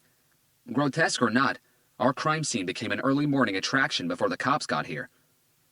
Hunter zipped up his coverall. That's just great. As I said, we weren't the first ones called, Garcia continued. Silver Lake falls under the Central Bureau's jurisdiction, Northeast Division. 2 of their detectives were sent over. When Dr. Hove arrived and saw the scene, she called us. Basically, we have a platoon of people who've contaminated the scene. Where's the doctor? Garcia's head tilted towards the office. Inside, working the scene. So, is this your partner? The question came from the man who had just come up behind Garcia. He was just under 6 feet tall, with short black hair, close-set eyes, and eyebrows so thick and bushy they looked like hairy caterpillars. Yes, Garcia nodded. Robert Hunter, this is Detective Jack Winstanley from the Central Bureau's Northeast Division. They shook hands. Hunter, Winstanley said, while his brow creased for an instant. You're the guys who were investigating that cop's murder, aren't you? The one at the marina a few days ago. He used to be with the South Bureau, right? Andrew Nashorn, Hunter replied. Yes. Winstanley rubbed the point between his caterpillar eyebrows with his index finger. Hunter and Garcia knew exactly what was coming. Are we talking about the same killer here? Was he chopped up like the guy in there?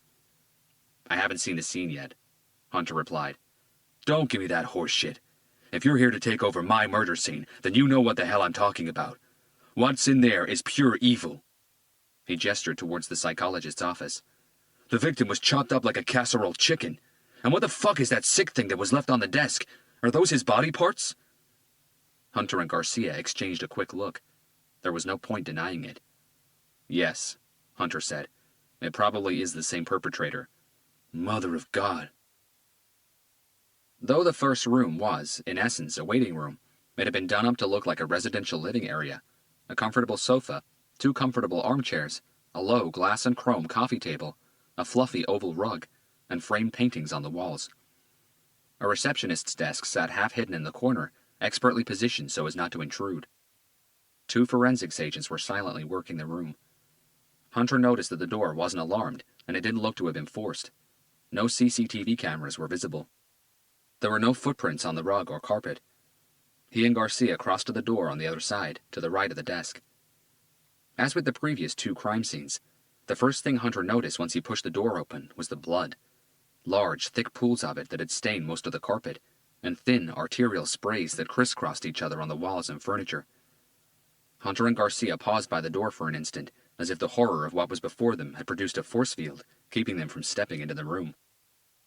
What was left of Littlewood's dismembered body was resting on a blood-soaked, wheeled office chair that had been positioned about 5 feet in front of a large rosewood executive desk. No arms, no legs. Just a disfigured torso and head, covered in sticky, crimson blood. His mouth was open, frozen in a scream that no one heard.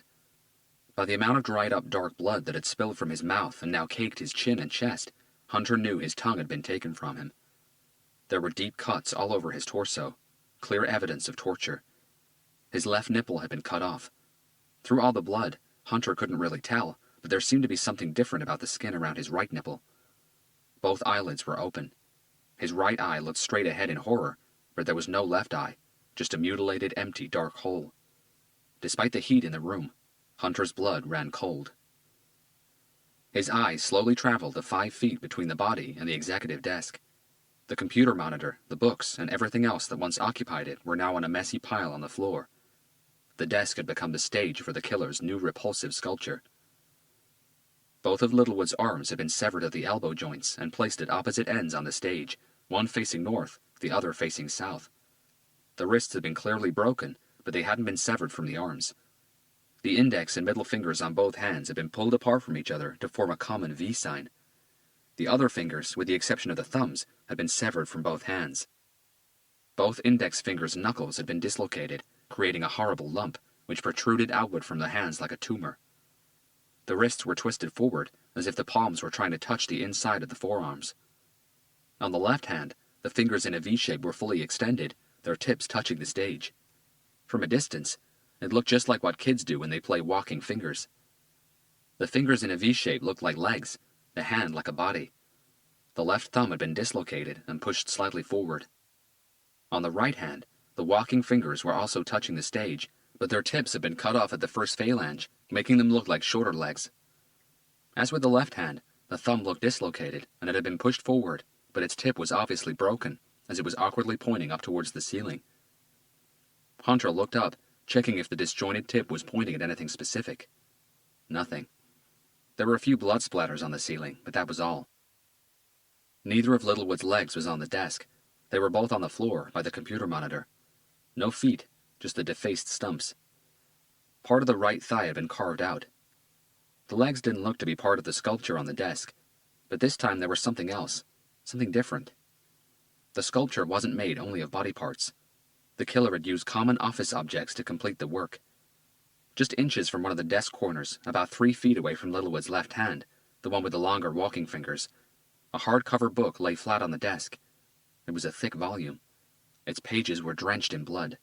Its cover was fully open. 3 of Littlewood's severed fingers had been oddly placed inside the book. Hunter frowned. Something was off. He started moving towards the desk and realized that it wasn't a book at all, but one of those secret boxes that are made to look like a book. From where Hunter was standing, it was very convincing.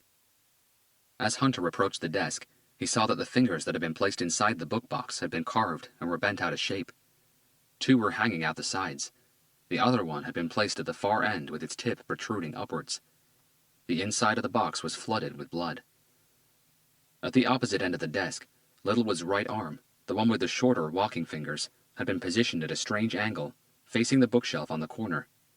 Pieces of his carved-out thigh had been placed a couple of feet away from the hand. Dr. Hove and Mike Brindle, her most senior lead forensic agent, were standing to the right of the desk. They had been discussing something in a hushed voice when both detectives had entered the room.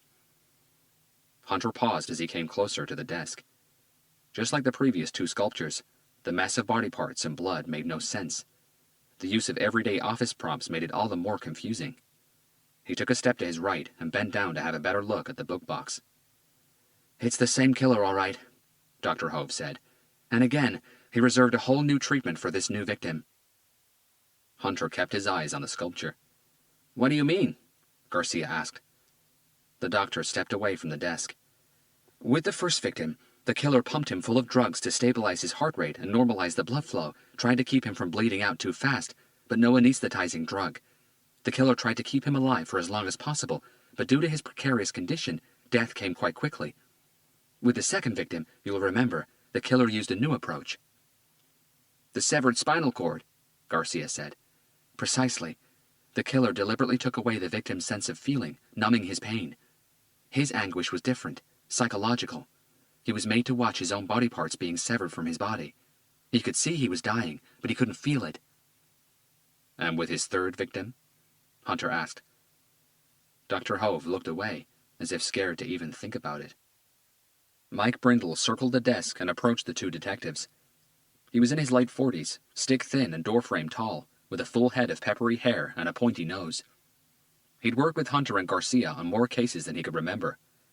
"We're very sure that this victim died before he was dismembered, Robert," he said, taking over from Dr. Hove. Hunter's stare reverted back to the mutilated torso on the leather chair. "Intentionally?" Brindle nodded. "It looks that way." Garcia looked confused for an instant.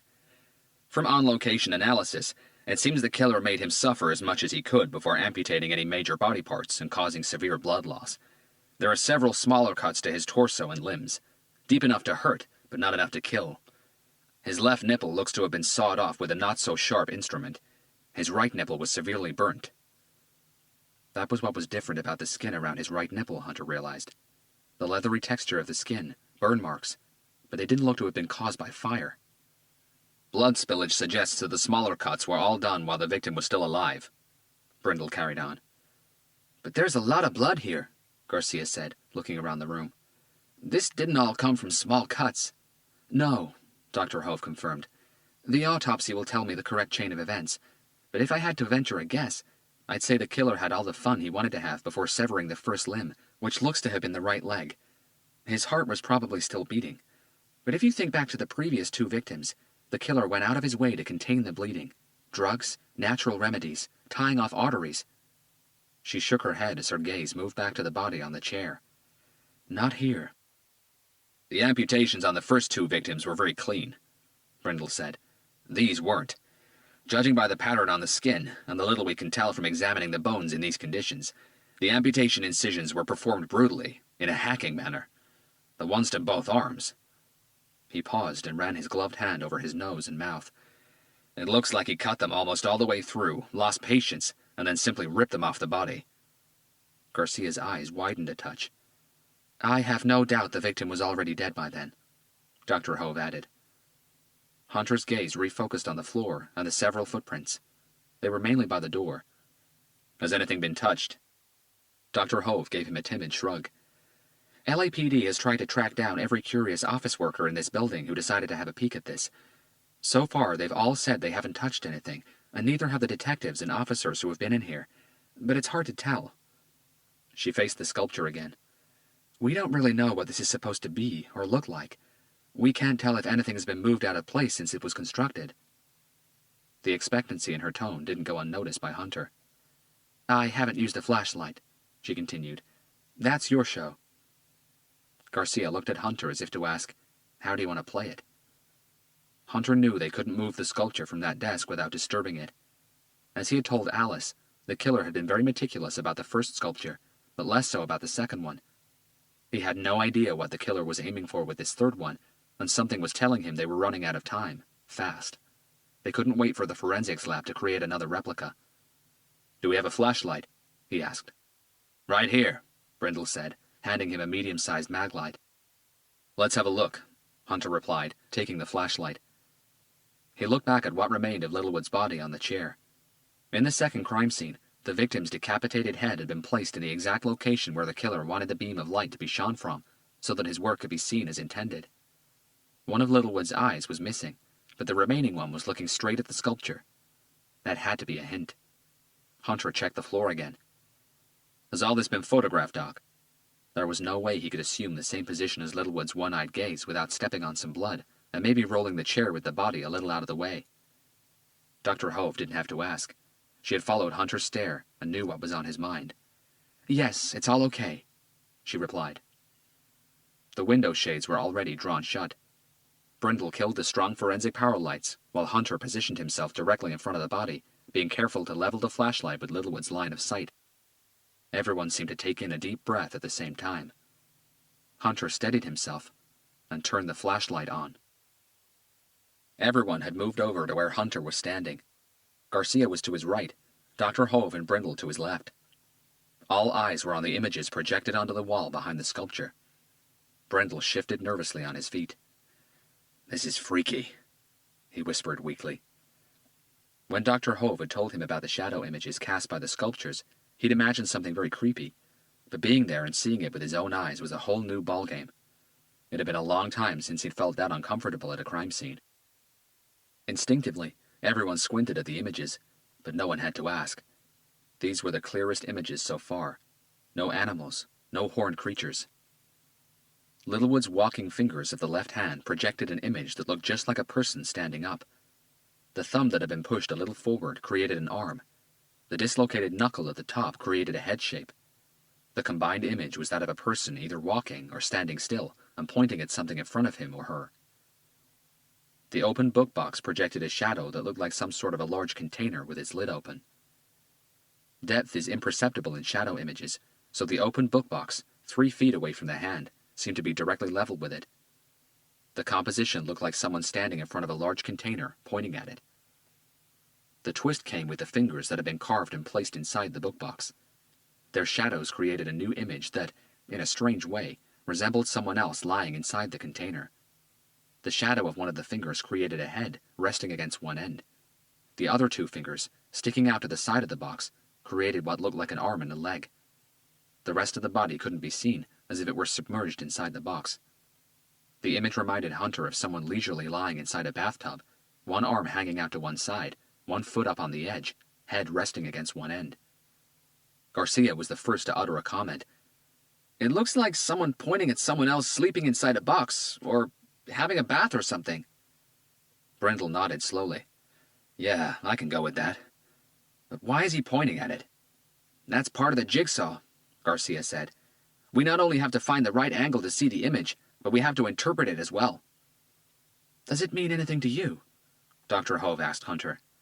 Does it tie in any way with what you already have? Hunter kept his eyes on the shadow image. I'm not sure, and I wouldn't like to speculate until I've studied this image further. It's quite hypnotic, Brindle added, tilting his head to one side and then the other, as if trying to look at the image from different angles. And I'm sure that was exactly the killer's intention, Garcia said.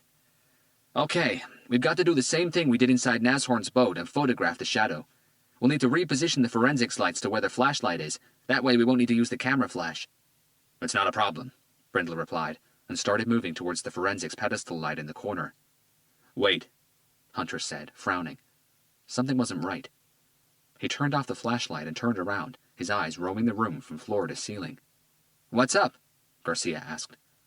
It doesn't seem right. What doesn't? The image. It's incomplete. Garcia, Dr. Hove, and Brindle exchanged intrigued looks. No one seemed to know what Hunter was referring to. Incomplete how? Dr. Hove asked. Hunter switched the mag light on again. The shadow image resurfaced on the wall behind the sculpture. What do you see? The same as I saw just a moment ago, she replied. Just what Carlos suggested. It looks like someone standing in front of a container that seems to be occupied by someone else. Maybe a bathtub. Why? What do you see? The same. Surprised looks all round. So why did you say there's something missing? Garcia asked. He was used to Hunter seeing things that no one else did, questioning things that no one else questioned. It was like his mind was never satisfied. He just had to keep on digging, even when the images were clear in front of his eyes. The image of the container is obviously created by the fake book on the desk, and the image of the person inside it by the torn fingers. That's right, Garcia agreed. And the image of the person standing in front of it is being created by the hand. Okay, Hunter said. But from this angle, we've got nothing from the second hand. Everyone looked at the victim's right arm at the opposite end of the large desk, the one with the shorter walking fingers. In front of it, the killer had laid several carved-out pieces of Littlewood's thigh. The two arms are too far apart, Hunter continued. The light beam isn't wide enough. Maybe it isn't part of the sculpture, Brindle said. Hunter shook his head. I'd agree that the legs and the severed feet aren't part of the sculpture. They've been discarded by the side of the desk, but not the arm. It's on the stage for a reason. Hunter's gaze was again slowly searching the room. His eyes rested on the bookshelf lined with thick volumes to the left of the large executive desk, and he paused. 3 shelves from the bottom, about level with the desktop, the killer had carefully placed Littlewood's extracted eyeball on top of a book that was lying flat. The eye was looking straight at the second sculpture from a peculiar angle. 2 separate images, Hunter said. Everyone's gaze followed Hunter's. Son of a bitch, Garcia murmured. Hunter crossed to the bookshelf, held the flashlight level with the bloody eyeball, and turned it on. It took them less than 5 minutes to reposition the forensic lights and capture 2 separate snapshots of the 2 sculptures, or the 2 parts of the one sculpture, depending on how one looked at it. The body and severed body parts were already being prepared for removal. Hunter and Garcia left Dr. Hove and Mike Brindle to carry on with their work, and walked over to the next office along the corridor. It belonged to an accountant, but it was now being used by the police. Cheryl Sellers, Littlewood's office manager, who had found his body early that morning, had been sitting in there for over an hour, accompanied by a female police officer. Cheryl still hadn't stopped shaking or crying. The female officer practically had to force-feed her a glass of sugary water. Cheryl had answered a few questions from Detective Jack Winstanley and his partner when they first arrived at the scene, but since then she'd been speechless, sitting in the accountant's office, blankly staring at a wall. She'd refused the offer to speak with a police psychologist. She said that all she wanted to do was leave that place and go home. As Hunter and Garcia stepped into the office, Hunter gave the female officer a subtle nod. The officer returned his nod and stepped outside. Cheryl was sitting on a brown, beat-up 2-seater sofa. Her knees were locked together, her hands clasped around a half-drunk glass of water resting on her lap. Her whole body looked tense and stiff. She was perched right at the edge of her seat. Tears had made her eye makeup run down her cheeks, and she hadn't bothered wiping it off. The white of her eyes had completely disappeared. They were so bloodshot from crying. "Miss Sellers," Hunter said, crouching down to catch her eye. He was careful to settle just below her line of vision, putting him in a less challenging position. It took her several seconds to bring her attention to the man in front of her. Hunter waited until their eyes locked. "How are you doing?" he asked. She sucked in a long breath through her nose, and Hunter noticed her hands starting to shake again. "Would you like a new glass of water?" It took her a moment to grasp the question. She blinked. Do you have anything stronger? Her voice was a wavering whisper. Hunter gave her a quick smile. "Coffee?" Anything stronger? "Double coffee?" Her expression softened a touch. In different circumstances she would have smiled. She shrugged instead, and nodded once. Hunter stood up and whispered something in Garcia's ear, who then left the room. Hunter went back to his crouch position. "My name is Robert Hunter. I'm another police officer with the LAPD. I know you've had to talk to a few today. I'm really sorry for what has happened and for what you had to witness this morning." Cheryl felt the sincerity in his voice. Her gaze moved back to the glass in her hands. "I know you've done this already, and I apologize for asking you to do it again. But could you run me through the chain of events since yesterday, from Dr. Littlewood's last session to when you got here this morning?" Slowly, and in a quivering voice, Cheryl Sellers recounted all the events she'd already told the first two detectives at the scene.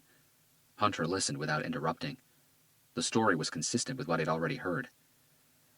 "I really need your help, Miss Sellers," Hunter said when she was done.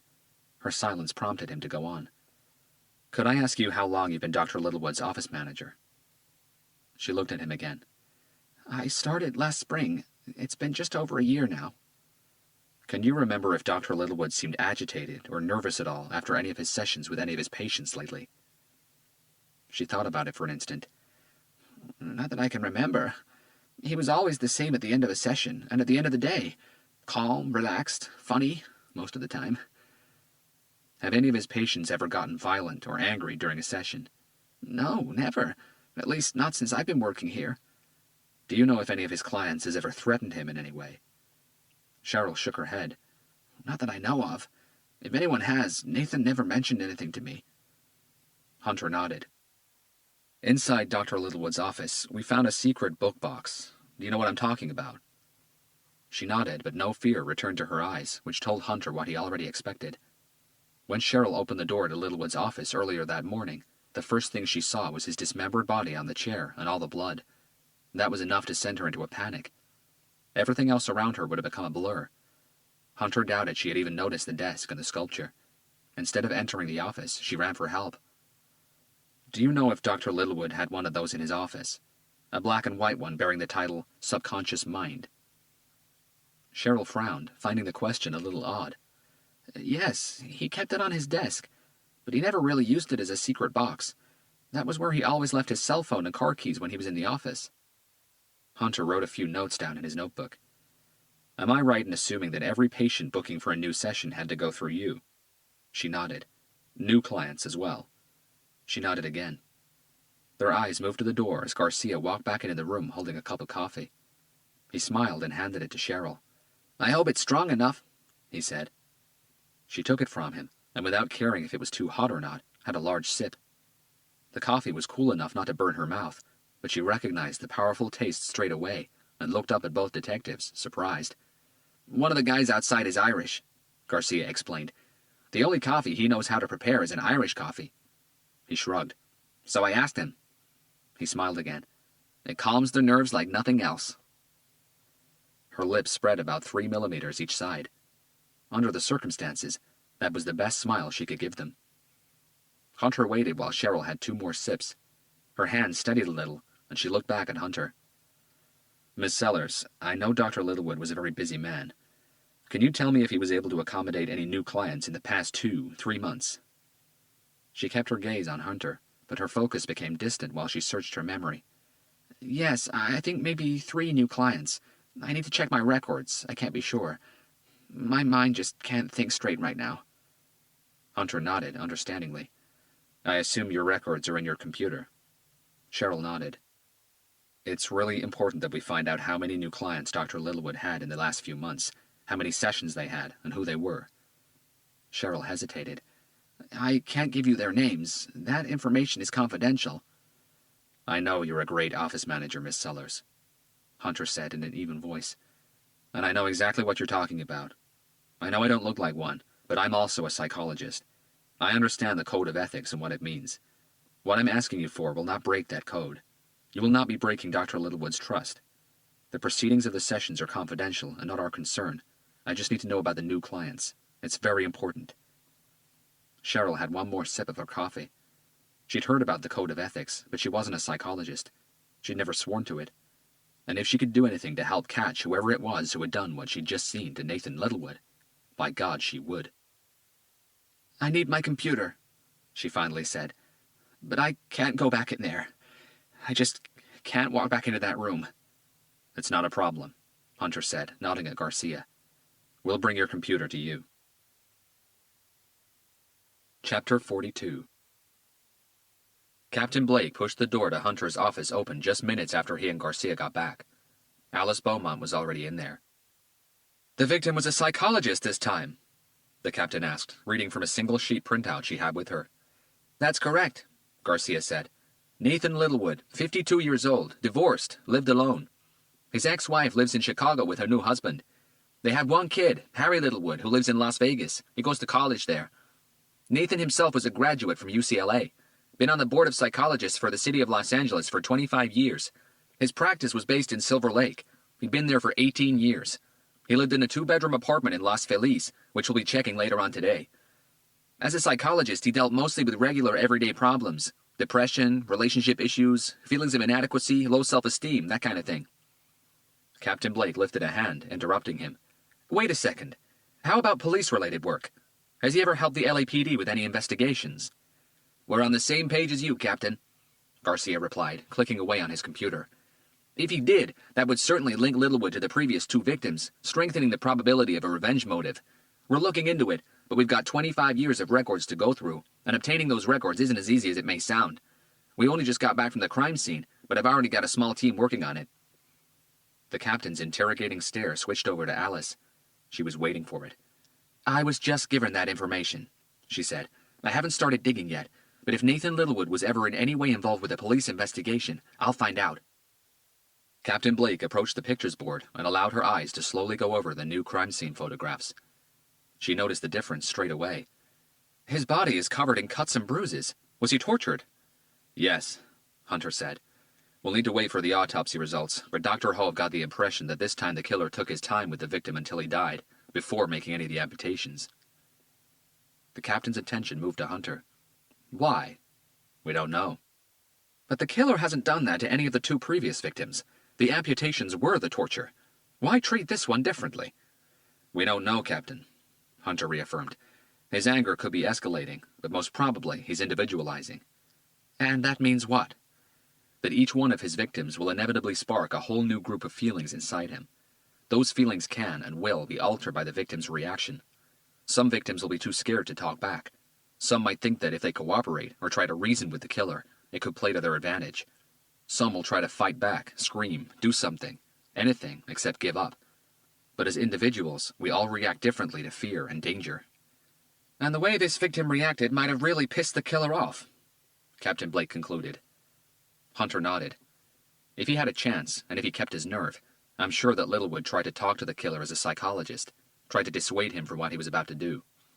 If the killer caught a hint of a patronizing tone in Littlewood's voice, it could have set off an anger bomb inside him. We don't know what went on in that room prior to the murder, Captain. What we do know is that this crime scene carried a lot more anger than the previous 2. More anger? Captain Blake looked at the 2 previous sets of crime scene photographs. How's that possible? The cuts and bruises to the victim's body suggest that the killer wanted to extend the victim's suffering. He wanted a very slow death, one that he wouldn't be able to achieve or control if he'd gone for the amputations too early. Littlewood's secretary left the office at around 7:30 in the evening. We can't confirm it yet, but I'd say the killer got to him not much later than that. He had at least 10 uninterrupted hours with the victim. Hunter pointed to the photograph of Littlewood's body on the chair, and he tortured him for most of them. And no one heard a peep.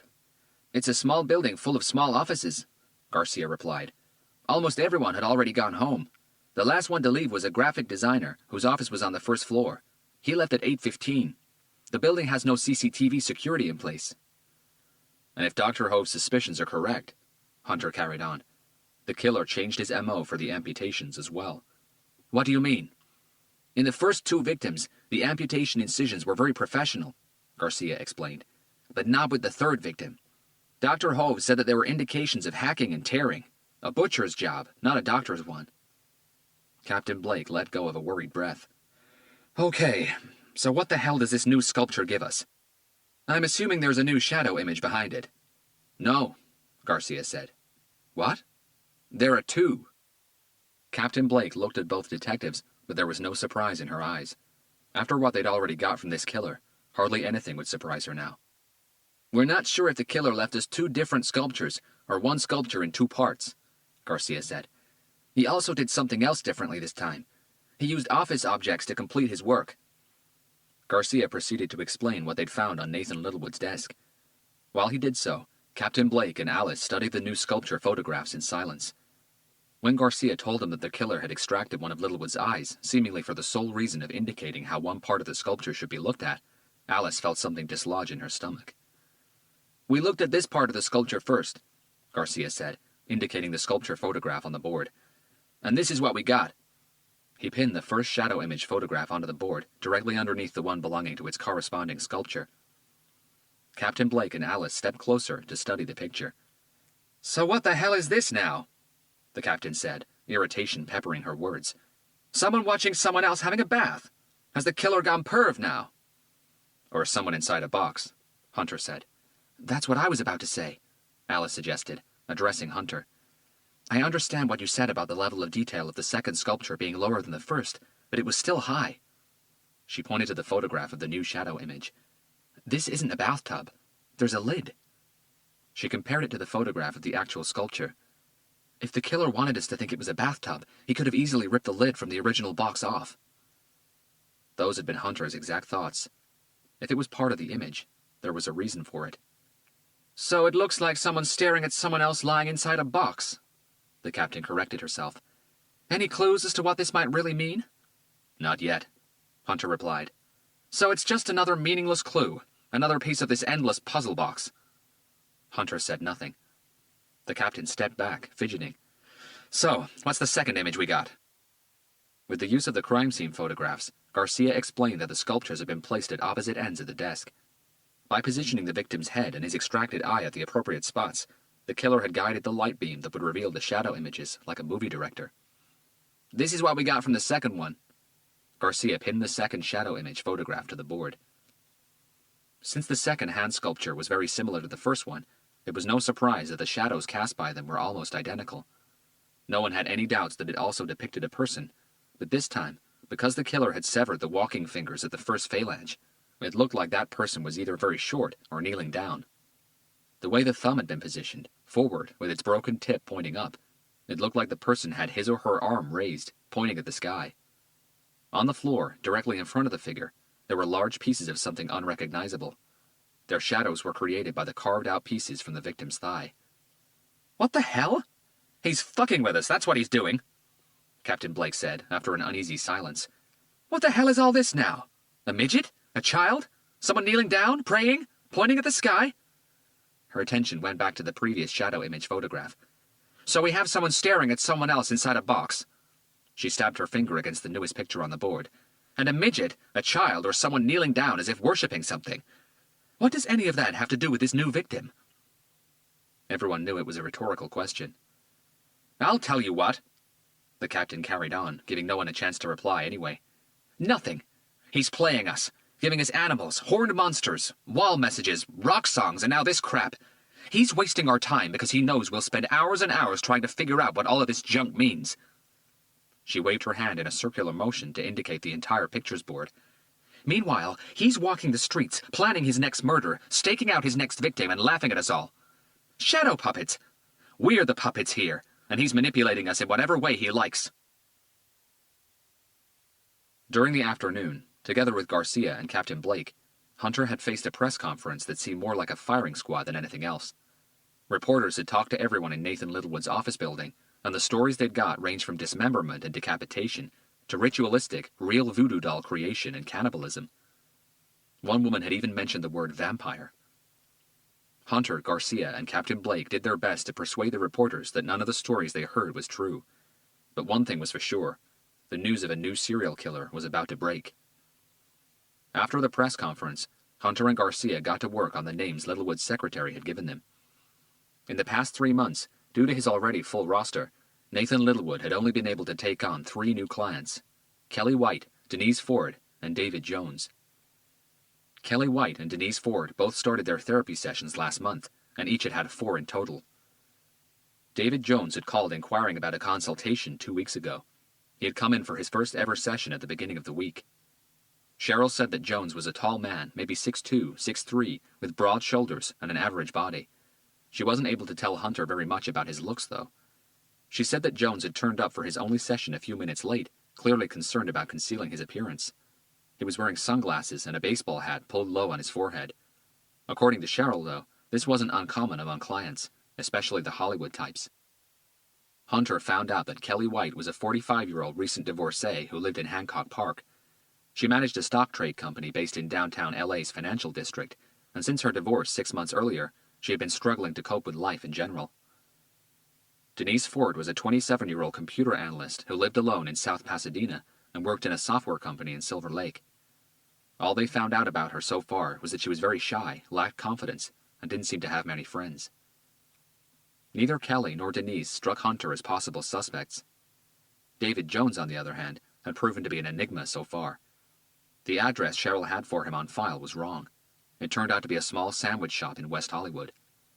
The cell phone number on file rang indefinitely without being answered, and David Jones was too common a name for its owner to be easily traced. A quick search showed that in downtown Los Angeles alone, there were over 45 of them. In any case, Hunter had no doubt that the name was false. He was sure the killer had visited Littlewood's office before the day of the murder. This killer was too thorough not to have done any reconnaissance. The killer knew that Littlewood's office building was deserted at night. He knew that the building had a very low security level, with no night watchman and no CCTV. He knew that gaining access to the building was child's play. But most of all, he knew he didn't have to bring a small box to complete his sculpture. He knew Littlewood kept that secret book box on his desk. This killer was too bold, too arrogant.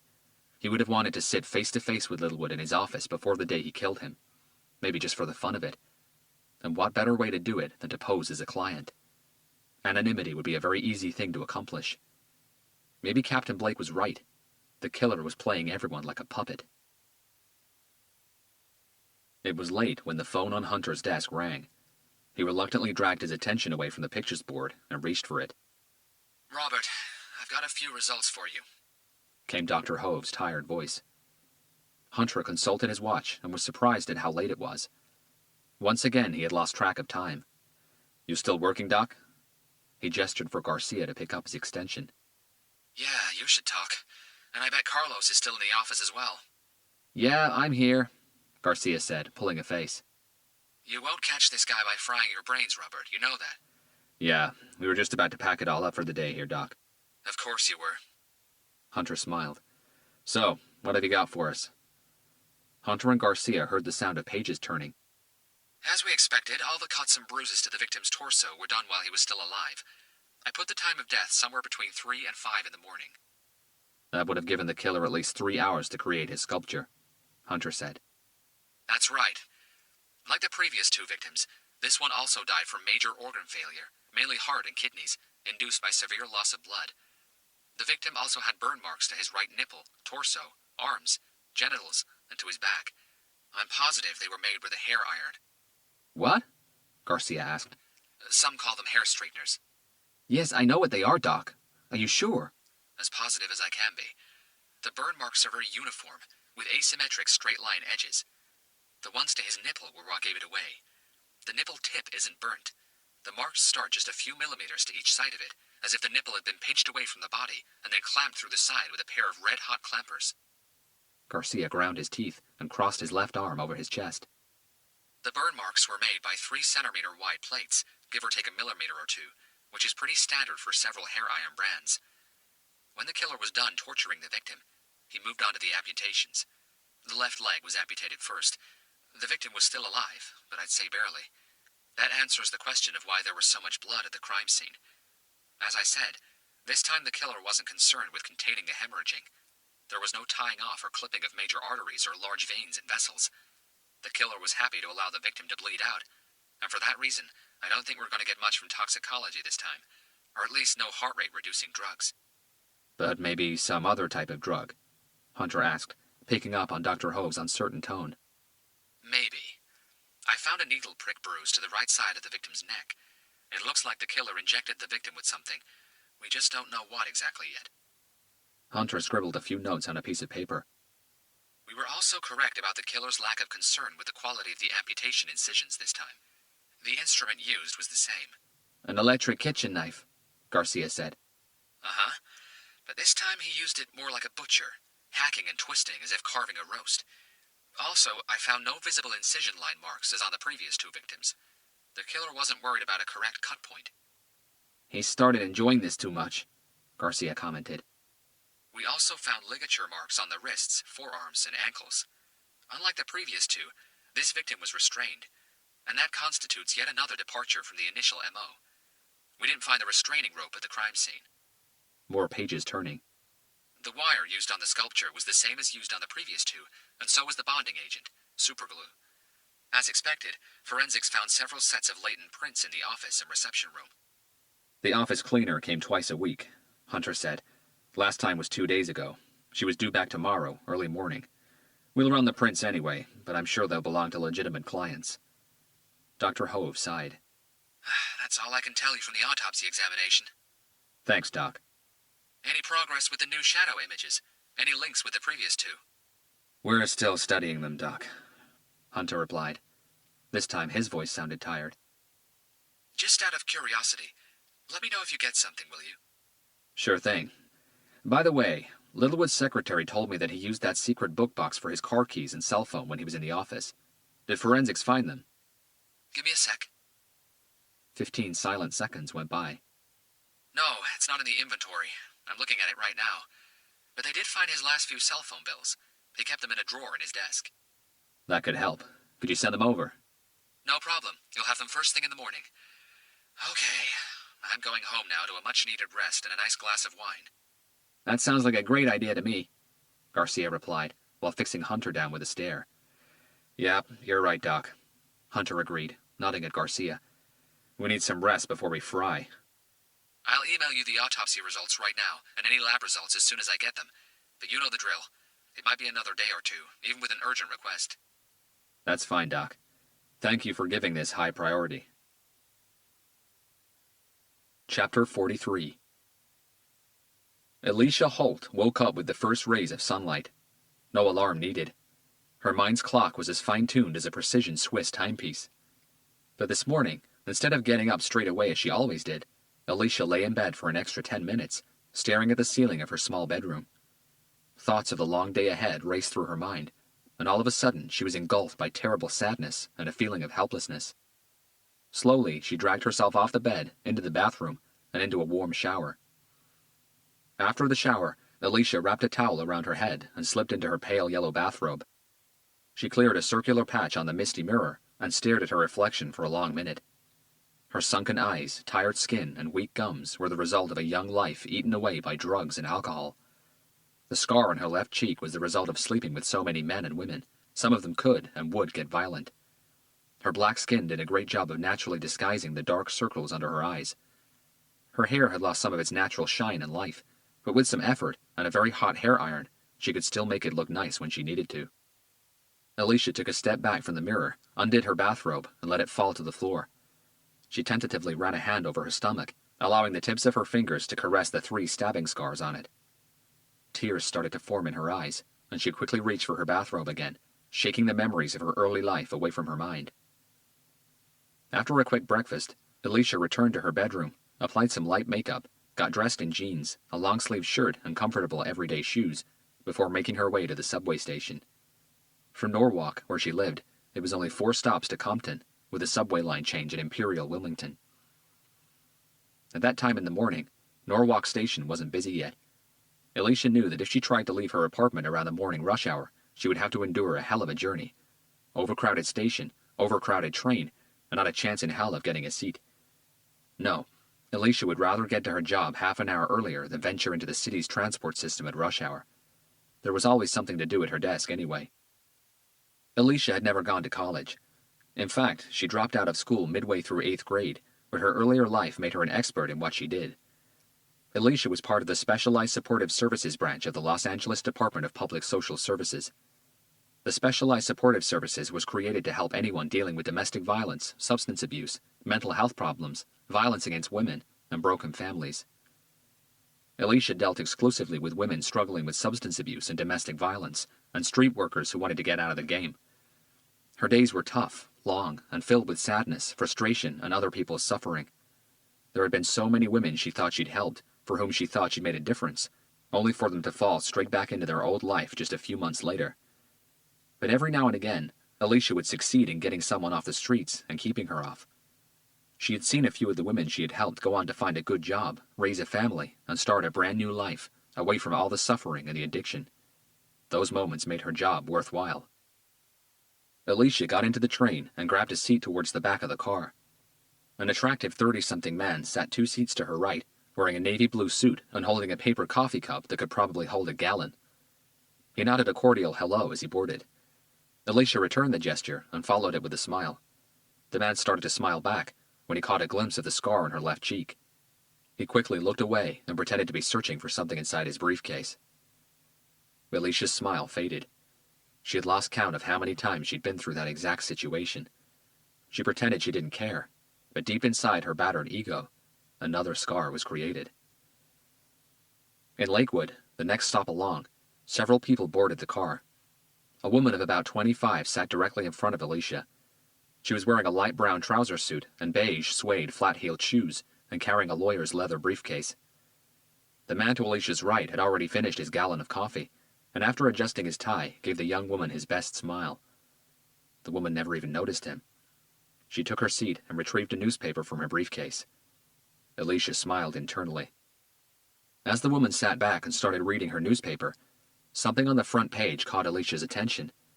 Her eyes narrowed. The headline read, "Sculptor Serial Killer Claims Third Victim." Alicia leaned forward and squinted even harder at the woman's paper.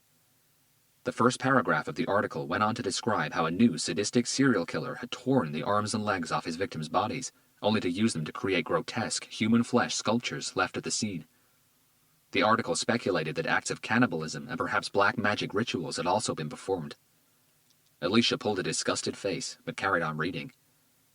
The next line sent her memory swirling like a tornado. No, she thought. It can't be the same. Only then did her eyes register the photographs at the bottom of the article. Her heart stuttered as all doubt quickly vanished from her mind. Chapter 44. "Have you seen this pile of shit?" Captain Blake blurted as she stormed into Hunter and Garcia's office, holding a copy of the morning's edition of the LA Times. Hunter, Garcia, and Alice Beaumont had all read the article. In keeping with the best practices of shocking journalism, the LA Times went on to create its own pseudonym for the killer. It called him, fittingly enough, the Sculptor. There were 4 pictures in total. One showed the building where Nathan Littlewood's body was found. The other 3 were portrait photographs of each of the 3 victims. The article ended by saying that even after 3 respectable members of the community, an attorney for the state of California who had been diagnosed with terminal cancer, a police officer, and a psychologist, had become victims of the most terrifying killer the city of Los Angeles had seen in decades, the LAPD were still chasing their tails like silly dogs. They had no tangible leads. "Yes, we've seen it, Captain," Hunter replied. "Silly dogs?" The captain threw the paper on Hunter's desk. "God damn it! Did they hear a fucking word we told them in that press conference yesterday? This makes us look like incompetent clowns. And the worst of it all is that they're right. 3 victims in 2 weeks, and we don't have shit, except shadow puppets." The captain turned and faced Alice. "And if you're right about the meaning behind the second sculpture, then that's 1 more victim off his list. That means he's only got 1 more to go."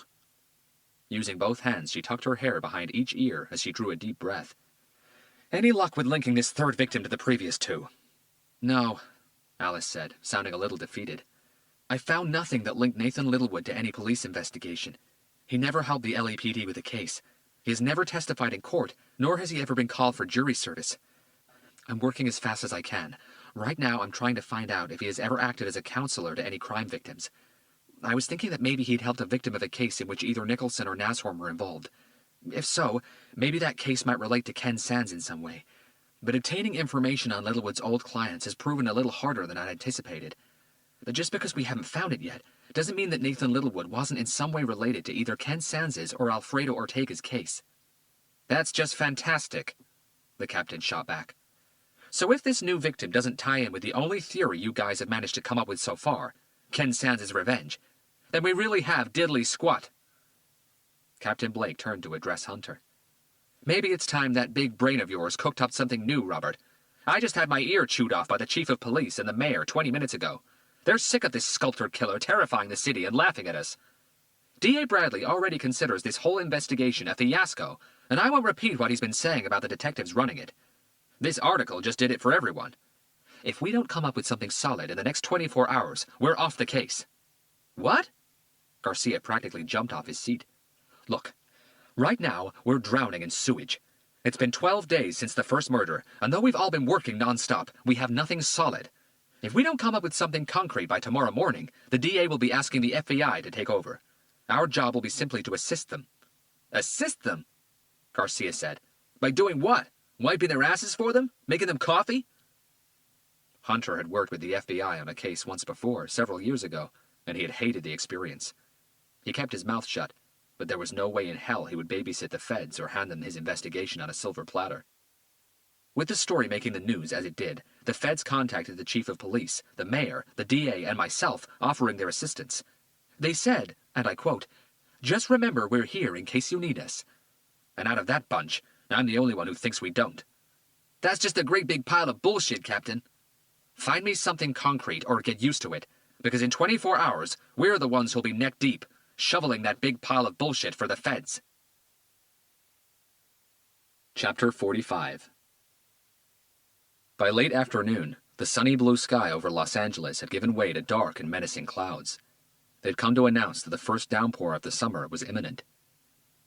Hunter got to Los Feliz, a hilly neighborhood north of East Hollywood, just as the first roar of thunder cracked the sky. Garcia had gone back to Nathan Littlewood's office. He wanted to re-interview a few of the people he'd already talked to and have another look at the crime scene. Littlewood's apartment was located on the 10th floor of a 14-story building on the corner of Los Feliz Boulevard and Hillhurst Avenue. Hunter had acquired a spare set of keys from his secretary. The building's entrance lobby was large, well-lit, and very clean and welcoming.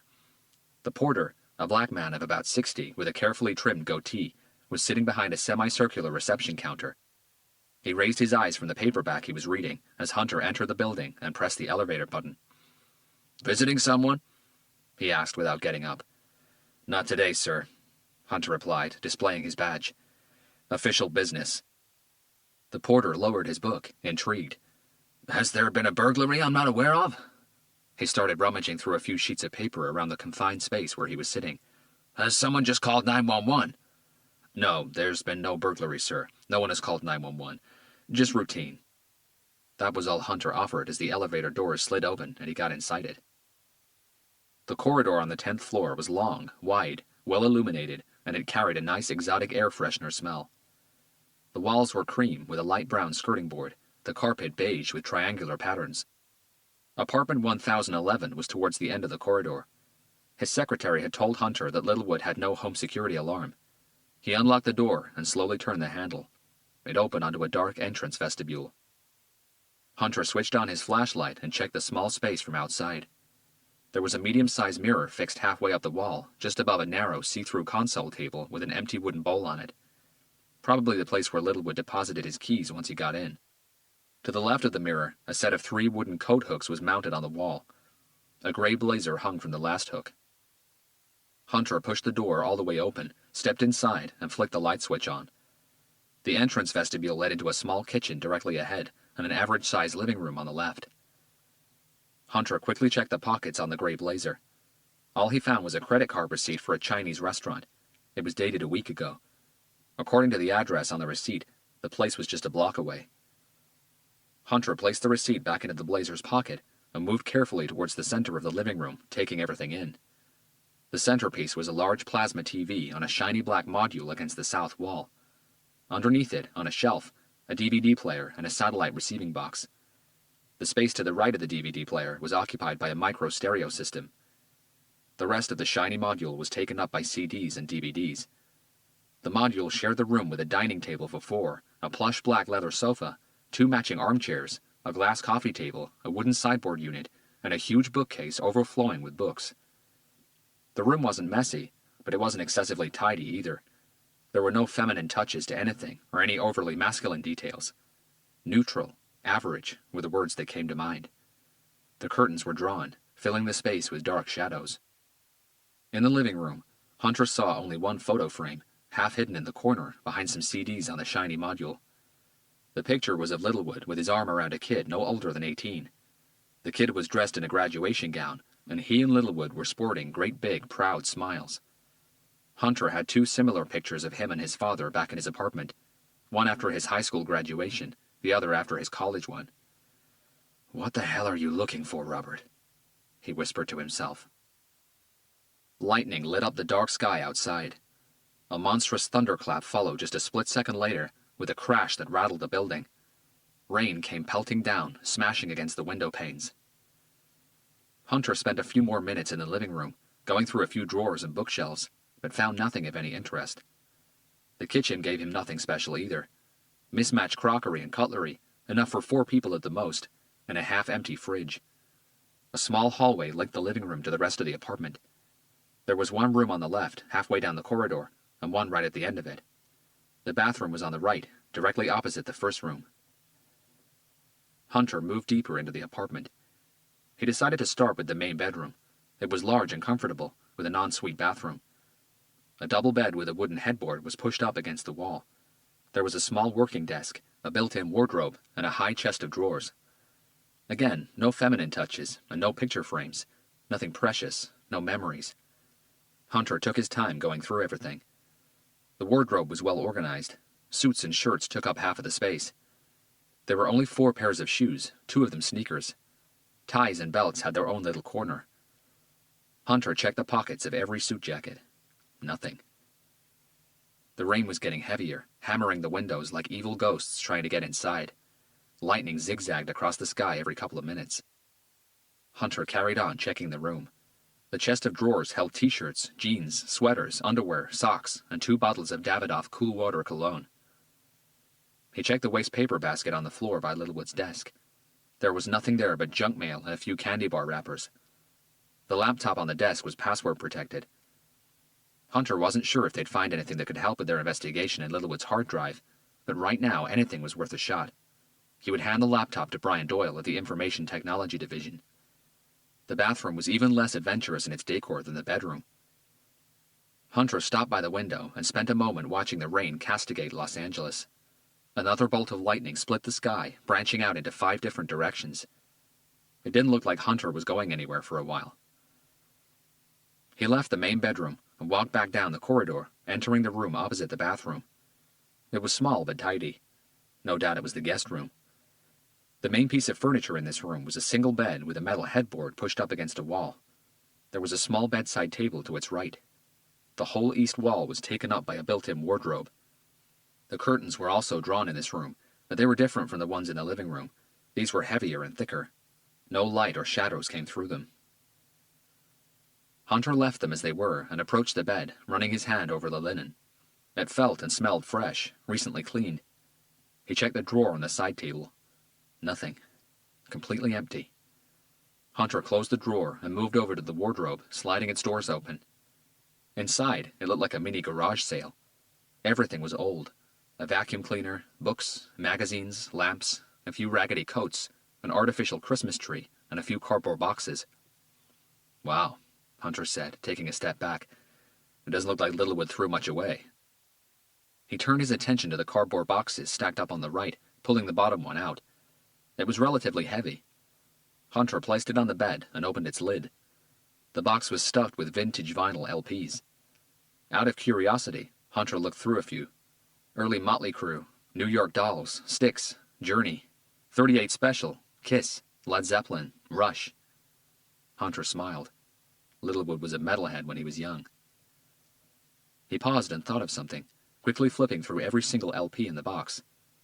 Faith No More's album, The Real Thing, which contained the song the killer had left playing inside Nashorn's boat, wasn't there. Hunter returned to the wardrobe and retrieved another box. This one was packed full of photographs, very old ones. He grabbed a handful and started leafing through them. A new smile split his lips. Nathan Littlewood looked desperately young. Late teens, maybe, several pounds lighter, with back-combed hair that went just past his shoulders. He looked like a garage rock band reject. Hunter reached deeper into the box and grabbed another bunch of photographs. This time he came up with a group of wedding pictures. Littlewood was wearing an elegant dark suit, and in every photo he looked genuinely happy. The bride was about 3 inches shorter than he was, with eyes that made you want to stop and just stare at them for a while. She looked stunning in her wedding dress. She, too, seemed ecstatic. The next bunch of photographs Hunter came up with weren't wedding ones, though Littlewood looked just as young. Hunter had flipped through several of them, when something grabbed his attention. Wait a second. He brought the picture about half a foot from his face and squinted at it, concentrating hard, his memory racing like a computer, searching through all the images he'd seen in the past 2 weeks. As he finally made the connection, a rush of adrenaline found its way to every corner of his body. Chapter 46. Thunder ruptured the sky one more time, making Alice jump in her seat. She didn't like rain, and she hated tropical thunderstorms. Jesus Christ! She clasped her hands together, brought them up to her mouth, and started blowing into her thumbs as if they were a whistle. She always did that when she got scared, something she'd started doing when she was a little girl. Alice had spent the whole afternoon in Hunter's office, frantically querying databases and unlocking back doors to restricted online systems, searching for some sort of connection between the 3 victims. She still hadn't found anything yet, nor had she had any luck linking Littlewood to Ken Sands. But she'd been doing this type of work for a long time. She knew that just because she hadn't found a connection yet, didn't mean it didn't exist. Another bolt of lightning snaked through the sky, and Alice shut her eyes tight, holding her breath. Lightning didn't scare her, but she knew that after lightning, there was thunder, and thunder petrified her. The rumble of thunder followed a heartbeat later, and this one sounded reluctant to go, stretching for several seconds. There was nothing Alice could do to avoid the memories. Her eyes filled with tears. When she was 11 years old, while visiting her grandparents in Oregon, Alice got caught in an enormous thunderstorm. Her grandparents lived in a farmhouse near Cottage Grove. The entire place was gorgeous, just one huge national park-like area full of woodlands, lakes, and tranquility. Alice loved playing outside. She loved helping her grandpa when he was working with the animals, especially when he was milking the cows, collecting eggs from the henhouse, or feeding the pigs. But what she loved doing more than anything else when she was at her grandparents' house was playing with Nosy, her grandma's 3-year-old black and white beagle. Most of her time in Oregon was spent holding, cuddling, or running outside with Nosy. This particular day in June, her parents, together with her grandpa, had driven to town to get a few supplies. Alice stayed at the house with her grandma. While Grandma Geller was getting things ready for dinner, Alice and Nosy went outside to play. They both loved playing near the bushy trees, as Alice always called the distinct group of elms just down the hill from the house. Though her parents had told her many times never to go play there alone, Alice, being the stubborn little girl she was, never took much notice of their advice. Alice had no idea how long she'd been running around the trees with Nosy, but it must have been a while, because the sky had darkened down to pitch black with tiny patches of deep blue peeping through. Alice didn't even notice the strong smell of wet soil that had slowly crept up on them. The first bolt of lightning that colored the sky froze Alice to the spot. Only then did she notice the dreadful wind that had started blowing and how cold it had suddenly got. When thunder exploded above her head, shaking the ground, Alice started crying and Nosy went nuts, barking like a crazy dog and running around in all directions like he'd been blindfolded. Alice didn't know what else to do other than cry and curl up under the first tree she saw. She kept calling Nosy to come to her, but he just wasn't listening. As he rushed from tree to tree, a new bolt of lightning came down like an evil hammer. Its target, the large metal plate on Nosy's collar. Alice had her eyes wide open, her right arm extended, calling the little dog to come to her, but he didn't have a chance. The lightning bolt grabbed hold of Nosy and held him for what seemed like an eternity. The little dog was propelled up in the air like a bouncing ping-pong ball, When he hit the ground again, Nosy wasn't moving anymore. His eyes had gone milky white, and his tongue, hanging lifelessly from his mouth, tar black. Despite the heavy rain, Alice could see smoke lifting from Nosy's body. It took almost a year for the nightmares to subside. To this very day, Alice was absolutely petrified of thunderstorms. Even camera flashes made her feel uncomfortable. They reminded her of lightning. Tropical thunderstorms in Los Angeles don't usually last more than 45 minutes to an hour, but this one was approaching an hour and a half, and it was showing no signs of easing. Alice had a lot of work to do, but there was no way she could sit at the computer right now. Her fingers just wouldn't move. Instead, she decided to try and look through her paperwork. The itemized cell phone bills that the forensics team had found in Nathan Littlewood's office had arrived a few hours earlier. They were the first thing she saw on her desk. She had spent about 10 minutes identifying Littlewood's most dialed numbers when she noticed something that made her forget the storm outside. "Wait just a moment," she said to herself, and started rummaging through the pile of documents on her desk. When she found the one she was looking for, Alice flipped through the pages, scanning every line. There it was. Chapter 47. The rain had finally stopped about an hour ago. The clouds had scattered away, but the sky remained dark as night took over. There were too many photographs inside that cardboard box for Hunter to be able to thoroughly go through all of them while in Nathan Littlewood's apartment. One photo had already gotten his heart racing with suspicion. He needed to get back to his office, and the box of photographs was going with him. Before leaving Littlewood's apartment, Hunter checked the other 2 cardboard boxes inside the guest room's wardrobe. They contained several old bits and pieces of Littlewood's past, but nothing that Hunter thought relevant. Garcia was sitting at his desk when Hunter walked back into his office. Alice was nowhere to be seen. "Everything okay?" Hunter asked, noticing the aura of tiredness around his partner. Garcia puffed his cheeks up with air before slowly letting it out. "I got a call from Detective Corby from South Bureau, the detective in charge of Tito's murder investigation. One and the same. And guess what? They just had a result come back on a DNA test performed on an eyelash they found in the bathroom. Matches Ken Sands' DNA." Hunter placed the box of photographs on his desk. "An eyelash?" "That's right. And I know that kind of blemishes the theory that Ken Sands could be both Tito's killer and the sculptor. The sculptor has given us 3 messy crime scenes, blood and guts everywhere, but he didn't leave anything behind he didn't want to leave behind. Not even a speck of dust. So how come, if Ken Sands really is both, he acted so carelessly in Tito's apartment?" Garcia didn't wait for Hunter to reply. "The problem is, he might not have been careless at all. He might have made a genuine mistake." Hunter's interest grew. "Eyelashes don't shed as easily as regular hairs. I checked it," Garcia explained. "Humans lose between 40 and 120 strands of hair a day, while eyelashes will live on average 150 days before falling out. It's not a contingency most criminals worry about, no matter how careful they are. So unless Tito's killer was wearing goggles, it was a genuine mistake." "What did you say to Corby?" "Nothing. Still kept him in the dark about the fact that Sands is a person of interest in the sculptor case.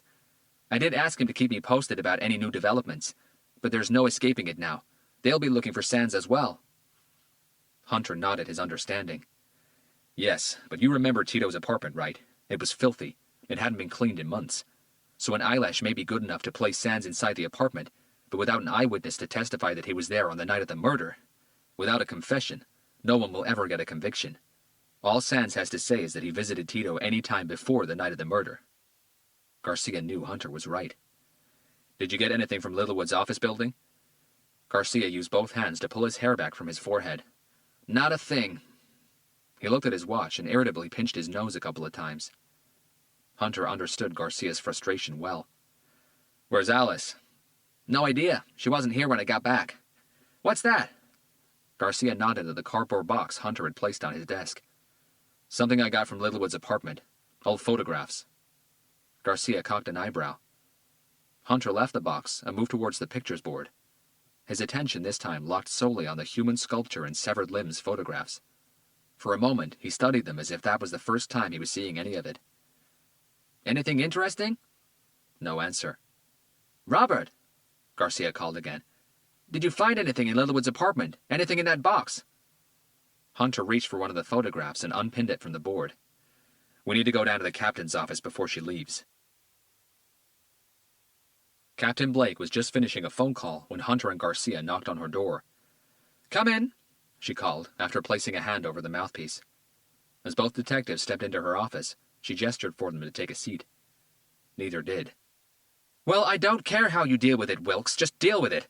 You've got lead on this, so lead, goddammit!" Captain Blake slammed the phone down and pinched the bridge of her nose while shutting her eyes for just a moment. Hunter and Garcia waited in silence. "Okay." The captain looked up at them and exhaled a weighted breath. "Tell me we've at least got a sniff of something new." Hunter reached inside his breast pocket and retrieved an old 6x4-inch photograph, placing it on the captain's desk. "What is this?" she asked. "A sniff of something new," Hunter replied with no sarcasm in his voice. "I found it in Nathan Littlewood's apartment." Garcia stepped forward, craning his neck. Captain Blake picked up the photo and stared at it for several seconds. "What the hell am I looking at here, Robert?" "Could I have a look, Captain?" Garcia asked, extending his hand. She handed him the photo and sat back on her swivel chair. The picture wasn't of fantastic quality, but it clearly showed a skinny man barely in his 20s standing outside by a tree holding a bottle of beer. It was a bright sunny day and he had no shirt on. His hair was dark and curly. He was smiling. The beer bottle in his right hand was angled towards the camera as if he was toasting something. It didn't take Garcia long to place him. "A very young Nathan Littlewood," he said. Captain Blake looked at Hunter, unimpressed. "Hardly surprising since you found that picture in his apartment." "Not him," Hunter replied. "The other person in the picture." Captain Blake stole another peek at the photograph in Garcia's hands, then looked back at Hunter as if he'd lost his mind. "Are we talking about this picture? Because if we are, you might need to see an eye doctor, Robert. There's only one person in it." Garcia was already searching the picture's background for any secondary characters. He knew Hunter well enough to know that he'd seen something that most people would have missed. But there was no one. Littlewood was standing by that tree alone. There was nothing in the background but empty space. "Look closely," Hunter said. That was when Garcia noticed part of someone's left arm at the right-hand edge of the picture. Due to its proximity to the camera, it was out of focus, but it was easy to tell that the arm was bent at the elbow. Most of the forearm was out of shot. "The arm?" Garcia asked. Hunter nodded. "Stay with it." He watched as Garcia concentrated on the picture again. His stare went from confusion to doubt to surprise, and then it finally clicked. "I'll be damned," Garcia said, his eyes darting towards Hunter. "No, I'll be damned," the captain said, zapping both detectives with a laser stare. Her voice pitch went up a notch. "Do you see me sitting here? What about the arm?" Garcia stood directly in front of her desk and showed her the picture. "This isn't just somebody's arm," he addressed Hunter. "That's why you were checking the photos upstairs again." Hunter agreed and placed the picture he took from the pictures board on the captain's desk. The picture showed a few body parts lying side by side on a stainless steel table. He pointed to one of the two arms in the photograph, specifically to a point high up on the triceps. "See those?" he asked. The captain cocked her head forward and squinted at it. "I see them all right. What are they?" "Moles," Garcia replied, placing the picture he was holding next to the one the captain was looking at. "Birthmarks." He indicated the same cluster of 6 small, oddly shaped dark red moles on the triceps of the person who had inadvertently got in front of the camera. Despite the arm being out of focus, there was no mistaking it. They were exactly the same. Captain Blake sat still for a while longer, her gaze fixed on the photographs on her desk. She knew that birthmarks were as unique as fingerprints. The odds of 2 people having the exact same birthmark were about 1 in 64 million. Not even identical twins share them. 2 individuals having the exact same birthmarks in a small cluster like the one she was looking at was virtually impossible. "So that means that this guy was—" She stabbed her finger over the out-of-focus arm on the photo from Littlewood's apartment. "Andrew Nashorn," Garcia said. "The killer's second victim." Her eyes glinted with a new sparkle. "So they knew each other." "It looks that way," Hunter said. "Or at least, they did a long time ago." She turned the picture over. Nothing. "When was this taken?" "We can send it to the lab for analysis, but judging by how young Nathan Littlewood looks, and the fact that he got married 27 years ago, and in that picture he isn't wearing a wedding ring, I'd say that picture is probably 27 to 30 years old." Garcia agreed. Captain Blake leaned back on her chair again, clearly running something over in her mind. She looked up, tilting her body to the right and looking past both detectives towards her office door. "Where's the DA girl?" Garcia shrugged. "I haven't seen her since this morning," Hunter said. "Well, it looks like she could be right." Captain Blake stood up. "This killer could have a set agenda. That was her reading of the shadow image cast by the sculpture found at the killer's second crime scene, wasn't it? 2 victims claimed, 2 more to go." She moved around to the front of her rosewood desk. "Well, he's now claimed his 3rd one. We now know that 2 of them knew each other. Because of the nature of their jobs, I have no doubt Derek Nicholson and Andrew Nashorn were at least acquainted. Do we have any idea if Nicholson knew the 3rd victim? Was he part of the same group of friends all those years ago?" Hunter brought his left hand up to his neck to massage it. "I just came across this information about an hour ago, Captain. I haven't had time to do a lot of digging yet, but we'll obviously be looking into that. I've got a box of old photographs upstairs that might still give us something else. But we now have a whole new angle to look at." "I'd say that's definitely a sniff of something, Captain," Garcia said. The captain still looked ill at ease, but Garcia was right. They did have something new. She checked her watch and opened the door. "Well, get digging then, and let me know the moment you get anything. Right now, I've got to talk to the chief of police and the Los Angeles district attorney." Hunter spent most of the night going over every photograph inside that cardboard box. He found more wedding pictures, old holiday snapshots, several photographs of Nathan Littlewood with other friends and family, and a huge collection of photos of Harry, Littlewood's only son. His birth, his first ever steps, his first day at school, his graduation, his first prom. Basically, every important occasion in his life until he left home. Littlewood was certainly a proud father. After hours of image searching, Hunter was sure that Andrew Nashorn appeared in none of those photographs. That was all they had, an out-of-focus arm at the edge of an old picture, identifiable only by the small cluster of birthmarks on his triceps. Hunter had examined every face in every snapshot with a magnifying glass. He was fairly certain that none of them was Derek Nicholson, but fairly certain wasn't certain enough. He would contact both of Nicholson's daughters, Olivia and Allison, and check if they had any pictures of their father in his early 20s for comparison. Maybe Nicholson was one of those whose appearance drastically changed as they grew older. Hunter finally managed to fall asleep just before 5 in the morning. He woke up at 8:22 a.m. The scar on the back of his neck was itching like crazy. He had a long shower, hoping that the warm water he allowed to drum down on his nape for 5 solid minutes would soothe some of that itch. It didn't work. When Hunter got to his office an hour later, Garcia was sitting at his desk, shoulders hunched over his keyboard, attentively reading something on his computer screen. He looked up as Hunter placed the box of photographs on his desk. "Anything?" Garcia asked expectantly, nodding at the box. "Nope, that was it. I've been through every photograph, every face. That picture in the park is all we got. If Nathan Littlewood also knew Derek Nicholson, there's no evidence of it in this box." "Yeah, but that doesn't mean that he didn't.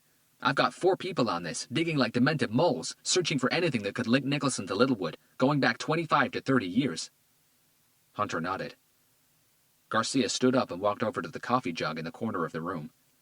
"Just to be 100% sure, I asked one of the image technicians to compare the birthmarks from the picture you got in Littlewood's apartment and the ones on the autopsy photographs. There is no doubt. Dimensions, distance, pattern, everything. It's all exactly the same. That's Nashorn's arm." Garcia didn't need to ask. He could see the lack of sleep in his partner's face. He poured 2 cups of black coffee and handed one to Hunter. "Guess what?" Alice said as she stepped through the door, a proud smile on her face. Hunter and Garcia turned at the same time to face her. They knew each other. Despite the fresh makeup, the neatly combed hair, and the immaculately ironed skirt and blouse, Alice looked tired. Her eyes were what gave it away. The grit that came from lack of sleep was almost visible in them. Neither Hunter nor Garcia said a word. Alice placed her briefcase on her desk. "They knew each other," she repeated. "Andrew Nashorn and Nathan Littlewood knew each other." Hunter hadn't seen Alice since yesterday morning. She hadn't come back to the office in the afternoon. He knew she hadn't heard the news from him, and judging by how excited she sounded, and the fact that he and Garcia were her audience, it was obvious that she didn't know a thing about the photograph he had found in Littlewood's apartment. "We already—" Garcia started saying, but Hunter interrupted him. "How do you know this?" Her proud smile stretched. Alice retrieved 2 sheets of paper from her briefcase. "This is part of Nathan Littlewood's cell phone bill." She handed one of the sheets to Hunter. "They were delivered yesterday while both of you were out. This one," she passed him the second sheet, "comes from the cell phone records we obtained from Andrew Nashorn." Hunter didn't have to search the lists. Alice had highlighted the numbers. The same exact phone number appeared 3 times in Nashorn's records and twice in Littlewood's. "That's the number for an escort girl. Independent, not an agency," Alice said. "They both use the same escort girl." Doubt colored the face of both detectives. "Escort?" Garcia asked. "That's right. She calls herself Nicole." Alice paused and lifted her right index finger. "Let me rephrase that. Submissive Nicole. She caters for a specific type of clientele." Garcia put down his coffee cup. "Okay, I agree that finding out that Nashorn and Littlewood use the same call girl is something we should definitely look into, but that doesn't necessarily mean they knew each other." "She's not a call girl," Alice corrected him. "She's a submissive escort. She offers a very specialized service. Her words, not mine." "You've talked to her?" Garcia was genuinely surprised. "Last night," Alice nodded. Neither detective was expecting that. "Look, I knew you were both out chasing new leads. I came across this information late yesterday and decided to dig a little deeper instead of waiting. It so happened that I managed to meet up with her last night, and we talked." "How did you manage to get her talking?" Garcia knew from experience that getting anyone related to LA's illegal sex trade to talk was no easy feat. "I proved to her I wasn't a cop or a reporter and guaranteed her that whatever information she gave me, it would never be detrimental to her." "And that worked?" "Well, I also have different avenues open to me that you, as police officers, usually don't." "You paid her," Garcia concluded. "It works every time," Alice admitted. "How do you think the DA's office keeps its informers? By giving them donuts and hot milk. She's a submissive escort. She gets paid to do worse things than simply talk. Getting money in exchange for a conversation was probably her easiest ever job. Plus, I gave her a free get-out-of-jail card. I told her to call me if she ever needed a lawyer, and in her profession, that's a very attractive proposition." Garcia couldn't argue. "So what did you talk about?" "You can hear it for yourself." Alice took a dictaphone out of her briefcase and placed it on Hunter's desk. "I've done this kind of thing before." She gave both detectives a quick wink. Surprised, Hunter and Garcia approached the desk. "It's all queued up," Alice said. "I had just showed her Andrew Nashorn's picture." She pressed the play button. "Oh, yes, Paul. He's pretty much a regular. I see him about once a month. Sometimes more, sometimes less." The voice that came through the tiny speaker was very feminine and sensual, the voice of someone who was probably in her mid-20s. But there was a hard edge to it, the kind you'd expect from a streetwise person. "Paul!" Alice's questioning voice came through the speakers. "That's the name he uses. Look, I know that none of my clients use their real names. He told me his name was Paul. I call him Paul. That's how it works, lady." There was a short pause. "He likes playing rough." "Rough?" "Yep. He likes to tie me down, gag me, sometimes blindfold me, slap me about a little. You know, play the tough guy." Nicole chuckled. "It's all right. I enjoy it too." Hunter guessed that last comment was made because Alice had pulled a shocked face. "Did he come to you?" "Sometimes. Sometimes I went to his boat. Sometimes he hired a professional dungeon. There are a few scattered around LA. The equipment is better." "And how long has he been a client?" "A few years." "When was the last time you saw him?" "Not so long ago." "Could you be more specific?" There was a new short pause, soundtracked by the sound of objects being shuffled. Hunter presumed that Nicole had reached into a handbag or a drawer. "Just over 5 weeks ago, May 13th. "Okay, how about this guy?" Alice paused the recording. "Right then, I showed her a picture of Nathan Littlewood," she clarified before letting it play on. "Yeah, I see him too, from time to time. Not as often as I see Paul, though. This one calls himself Woods." A more animated chuckle this time. "I wouldn't quite put it that way, if you know what I mean. But that's the name he likes. That's the name I call him." "Was he also rough?" Nicole gave a dirty, full-throated laugh that sounded too old for her. "All my clients are rough in their own way, lady. That's why they come to me and not some $2 an hour hoe from West Hollywood. They get what they pay for here." In the office, Alice subtly shook her head, obviously failing to understand how any woman could subject herself to verbal and physical abuse and other humiliations for money. "And when did you see him last?" Some more pages flipping. Right at the beginning of the month, June the 2nd. Let me show you one more picture. Looking at Hunter and Garcia, Alice mouthed the words, Derek Nicholson. No, I've never seen him before. Are you sure? Several silent seconds. Yep, positive. So he wasn't a client. That's what I just said, lady. Okay, just one more thing. Do you know if Paul and Woods knew each other? Have they ever done a session together with you or something like that? No, I don't do group sessions. Way too intense. And my clients are too greedy. When they book me, they want me all for themselves. Another throaty laugh. But yes, they knew each other. That's how Woods became a client. When Paul first started seeing me years ago, he said that he had a friend who would probably love to see me too. I told him to pass his friend my number. A week later, Woods called me. When Alice turned the recording device off, Hunter brought her up to speed on what he'd found in Nathan Littlewood's apartment the day before. She couldn't hide her disappointment that her big discovery turned out to be not so big after all, but Hunter knew it was significant. What he'd found out from the picture he'd got from Littlewood's apartment was that Andrew Nashorn and Nathan Littlewood knew each other about 30 years ago. What Alice had found out was that they had kept in touch ever since, which was a whole new discovery. Hunter knew it was easy to lose touch with old friends, people from school, college, neighborhood, or former workplace.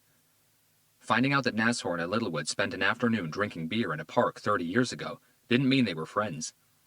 Alice's discovery had proved that they had been, and still were. I went through all the phone records, Alice said. There's no direct contact between Nashorn and Littlewood, at least not through that phone. But as you know, many people have more than one cell phone, and sometimes their second phone is the untraceable kind. How about Derek Nicholson? I spent half of the night going over all the phone records we have for him, Alice said, going back 6 months prior to him being diagnosed with cancer. Neither Nashorn nor Littlewood's cell phone numbers showed up. His number doesn't show up on their bills either.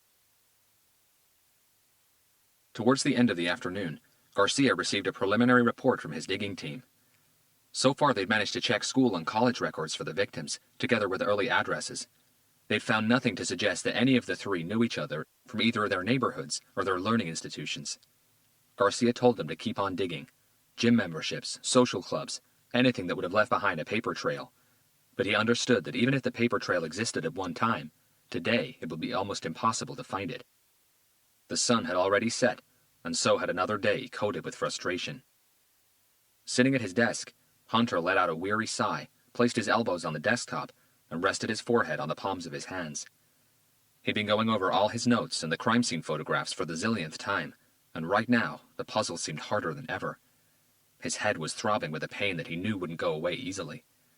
Questions kept colliding with each other inside his mind, but the answers simply weren't there. What were they looking at? A coyote and a raven to signify a liar. A devil figure looking down at possible victims, 4 in total. Someone looking and pointing at someone else inside a box. Was that a coffin? Were those images supposed to represent a funeral? Was that why the next image they got looked like someone down on his knees, praying? Or was that a kid? And how in the world did they relate to each other? Drink? Garcia said from his desk. Hunter lifted his head and blinked a few times. Let's go for a drink. Garcia checked his watch, already getting up. This office is claustrophobic. It's hot as hell, and I swear I saw smoke coming out of your ears about 2 minutes ago. We both need a break. Let's go get a drink, maybe some food, and definitely some rest. We can start again fresh tomorrow. Hunter had no argument against that. If he'd had fuses in his brain, some of them would have burned out a long time ago. He shrugged and started powering down his computer. Yep, a drink sounds like a great idea. With probably the tackiest decor in downtown Los Angeles, Bar 107 sat just a block away from the PAB. Sporting walls redder than communist Russia, vinyl booths, and a shabby chic garage-style theme, the place was a 4-room retro drinking spot favored by many for its huge range of cocktails and Scotch whiskies. Bar 107 was busy, but not excessively so. Hunter and Garcia sat at the far end of the long, varnished bar, and each ordered a shot of 10-year-old Abelur. Great choice, the female bartender said with an inviting smile. Her blonde hair was done up in a messy bun, but there was something very attractive about the way its edges fell down, caressing her naked neck. Hunter had a sip of his scotch and let the dark liquid swoosh around in his mouth, fully enjoying the hint of sherry that had been infused into the Abelur's taste, enhancing it, but without letting the wine palate take over. In silence, Garcia watched a well-dressed couple come up to the bar and drink down 2 shots of tequila each in quick succession. The smile on their lips told him that they were celebrating something. The look on the man's face told him that he really lusted after the woman, but she probably had never given in. Maybe tonight would be his lucky night. "How's Anna?" Hunter asked. Garcia dragged his eyes away from the couple. "Yeah, she's great. She started another crazy new diet. You know, no this, no that, no carbs after 7 in the evening." He pulled a face. "She doesn't need any of that." "I know. I keep on telling her that, but she won't listen to me." "Huh." He chuckled. "She won't listen to anyone." He paused and sipped his whiskey. "She's always asking about you, you know. How you're doing and all." "I had dinner with you guys at your place 3 weeks ago." "I know, but that's how she is. And she knows that if I'm not sleeping well, that means you probably aren't sleeping at all. She cares, Robert. It's in her nature." Hunter's smile was full of tenderness. "Yes, I know. Tell her I'm okay." "I do, but she knows better." Garcia started fidgeting with a paper napkin, folding its edges. "You know, she can't understand how come you're not with someone." Hunter scratched just under his right ear and felt a small, painful lump on his skin. A stress zit was just starting to come up. He left it alone. "Yeah, I know. She keeps on trying to introduce me to some of her friends." Garcia laughed. "And you keep on sneakily getting out of it. But you know, maybe she's got a point." Hunter looked at his partner funny. Garcia matched his stare. "She really likes you, you know. Alice." "What?" Hunter had no idea where that came from. "You know she really likes you, don't you?" Hunter studied Garcia for an instant. "And you know this how?" "Because I've got eyes. I don't even need to be a detective to pick that one up. Don't play the blind man, Robert." Hunter said nothing and reached for his glass again. "Seriously, she likes you. It's in the way she looks at you when you're not looking. It's in the way she looks at you when you are looking. It reminds me of school. You know, when you have a crush on someone, but you're just too shy to say something. I know because I was that shy. It took me ages to finally ask Anna out." Garcia allowed the moment to breathe. "Maybe you should take her out for a drink, dinner even. She's a nice girl, attractive, intelligent, determined. I can't think of a reason any single man wouldn't like to take her out. And no offense, but Anna's right. You could do with a steady relationship." "Thanks, Dr. Love, but I do fine the way I am." "I know you do fine. I've seen the way women look at you." Every time the bartender walked past, her eyes lingered on Hunter for a moment. Hunter and Garcia had both noticed it. "Look, don't get me wrong. I'm really not trying to play matchmaker here. I suck at it, and your personal life is none of my business. All I'm saying is, take Alice out for a friendly drink. Get to know her out of her work environment, which, I might add, is filled with pictures of dead people. Who knows? You guys might just click." Hunter swirled his whiskey around in his glass. "You want to hear something funny?" he said. "We knew each other from before." "Who? You and Alice?" Hunter nodded. "What, really?" Hunter nodded. "From where?" Hunter told him. "Wow, that's a coincidence. So she was a prodigy kid as well. Boy, do I feel like the dumb one in the box now." Hunter smiled and finished his scotch. Garcia did the same. "I don't want to talk about the case," Garcia said, "because I'm ready to go home here. But do you want to hear something funny? I hate puppets, including shadow ones. I have done since I was a kid." "Really?" "I know it's silly, but I always thought there was something evil about them. Nothing would scare me more than a puppet theater. And my 5th grade teacher made us stage a puppet play every goddamn month. I either had to manipulate them or sit with the rest of the class and watch." He chuckled uncomfortably. "Huh, who knows? Maybe the killer is my teacher and he came back just to haunt me." Hunter smiled and stood up, ready to leave. "I wish. That would make things much simpler." Chapter 48. Hunter felt so exhausted that no insomnia would have been able to keep him awake tonight. Back in his apartment, he had another warm shower and poured himself another shot of scotch. Against his headache and tired muscles, it worked better than any medicine he could think of. He kept the living room light switched off and headed for the sofa. There was no need for him to see the faded wallpaper, the tired carpet, or the mismatched furniture. Hunter couldn't even remember when the last time was that he turned his TV on. He definitely wasn't a TV man, but he knew he needed something to keep his mind occupied, no matter how trivial. Something to keep his thoughts from running away from him and back to the case, at least for one night. He really needed to disconnect. Though he loved reading, books tended to excite his brain, while television simply numbed it. He searched the channels for late-night sports or cartoons, but without cable or satellite TV, his choice of channels was somewhat limited. He settled for a rerun of some old World Wrestling Federation show. Entertaining, but not enough to keep sleep from taking over. Slowly, his body and mind gave up the fight and eased into a restless sleep. It didn't take long for the nightmares to start, and they came at him in waves.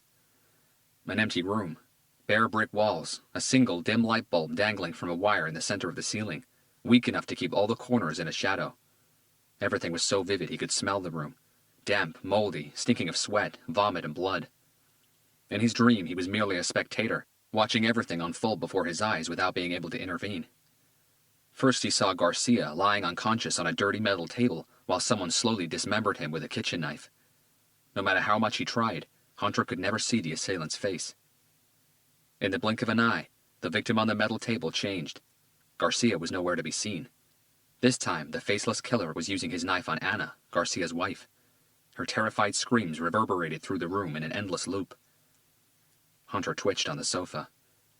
Another change of scene. This time the victim was Alice Beaumont, and the dismembering started all over again. The floor of the room was thick with blood. Hunter was helpless, watching these people he knew, people he cared for, being slaughtered in front of his eyes, like a second-rate horror film. Moments later, the killer proceeded to use the body parts like Play-Doh, molding and sculpting them into grotesque, shapeless sculptures. All Hunter could hear were the animated laughs the killer let out every so often, like a kid having the best of times with his new toys. Hunter's eyes shot open all of a sudden, as if somebody had shaken him awake. His forehead and neck were drenched in cold sweat. He was still in his living room. The TV was still on, now showing some black and white film. Somehow, while still locked inside his nightmare, Hunter remembered something Garcia had said to him at the bar, and his brain made a crazy connection. He jumped up and checked his watch. 6:08 a.m. He had been asleep for close to 6.5 hours. Despite the horrendous dreams, his headache was gone and his brain felt fresh and rested. But he needed to get back to his office. He couldn't believe he hadn't thought of it before. Chapter 49. By the time Garcia arrived at the PAB, Hunter had been sitting in front of the pictures board for about an hour and a half. His mind had run through dozens of scenarios, trying desperately to answer the questions his brain ceaselessly asked. He hadn't managed to answer all of those questions, but one scenario made more sense than all the others, and he wanted to run the idea past everyone. Captain Blake was the last one to join the group in Hunter's office. Alice had arrived 5 minutes earlier.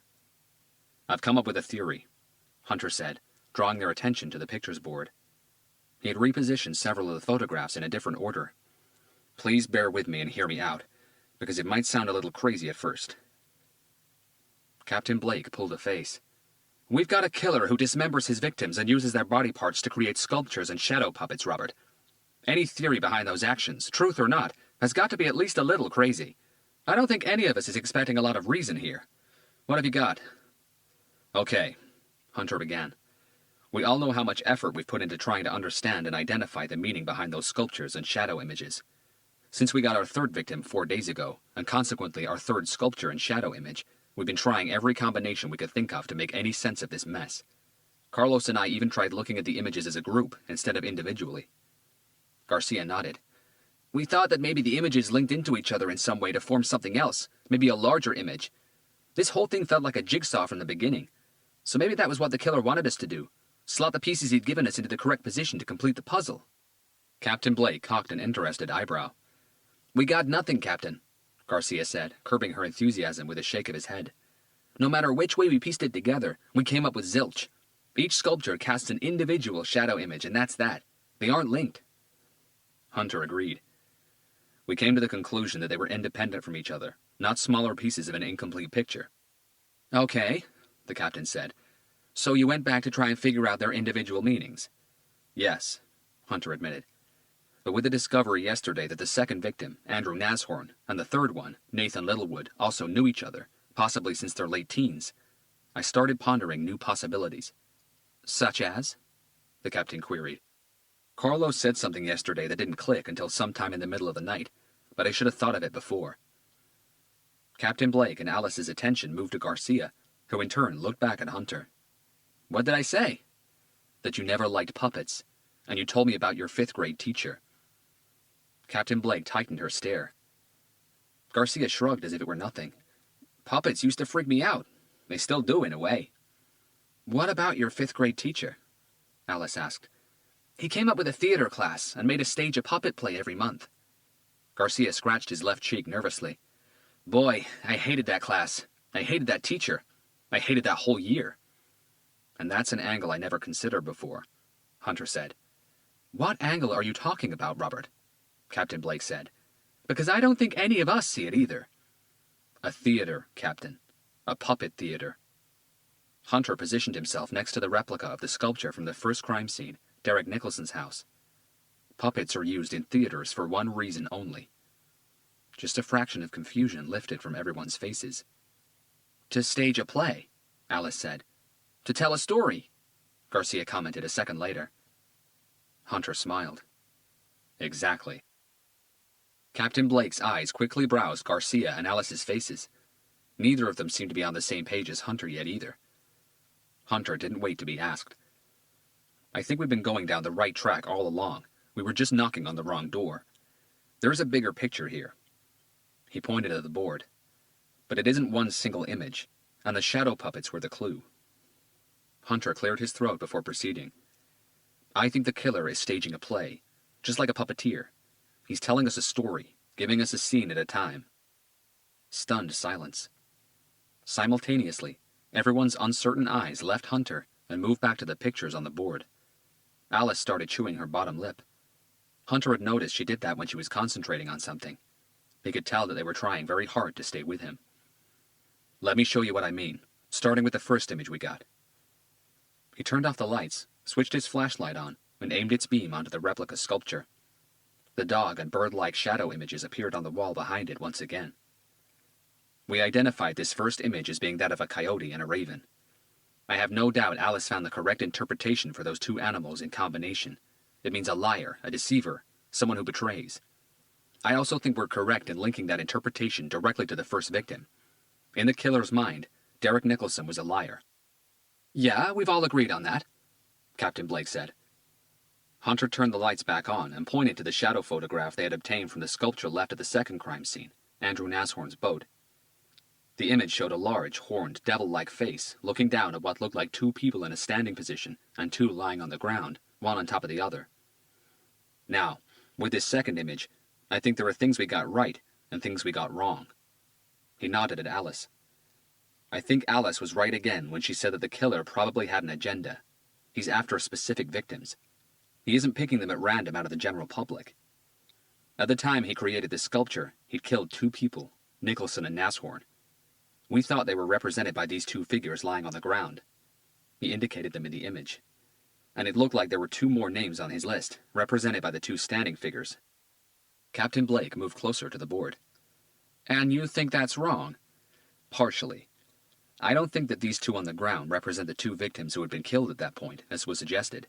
But maybe these two standing up indicate that, at the time of the second murder, there were still two more names on the killer's hit list. Garcia curled his lips over his teeth, considering. So what do you think the two on the ground represent? A fight. Silence ruled again for the next few seconds. Everyone frowned and squinted at the picture, trying to process it under Hunter's new light. Okay, let me walk you through what I think this whole image means, Hunter said, grabbing everyone's attention again. Imagine a group of 4 friends, and for now let's say that those 4 are Nicholson, Nashorn, Littlewood, and a 4th person who we haven't identified yet. This group of friends go out on a drinking night, or a party night or something. They get too drunk, they get too rowdy as guys sometimes do, maybe even too high, and they end up in an argument with someone, either an outsider or someone who was originally part of their group. The argument escalates and turns into a punch-up. Even if it had started as a joke, Hunter indicated the 2 images piled up on the ground once again. It didn't end as one. Garcia was pinching his chin, following Hunter's every word, slowly stepping into his partner's line of thought. Suddenly the dots connected. And they killed him, he said. The shadow image that he'd looked at countless times before now took on a whole new meaning in front of his eyes. The fight got completely out of hand, Garcia continued.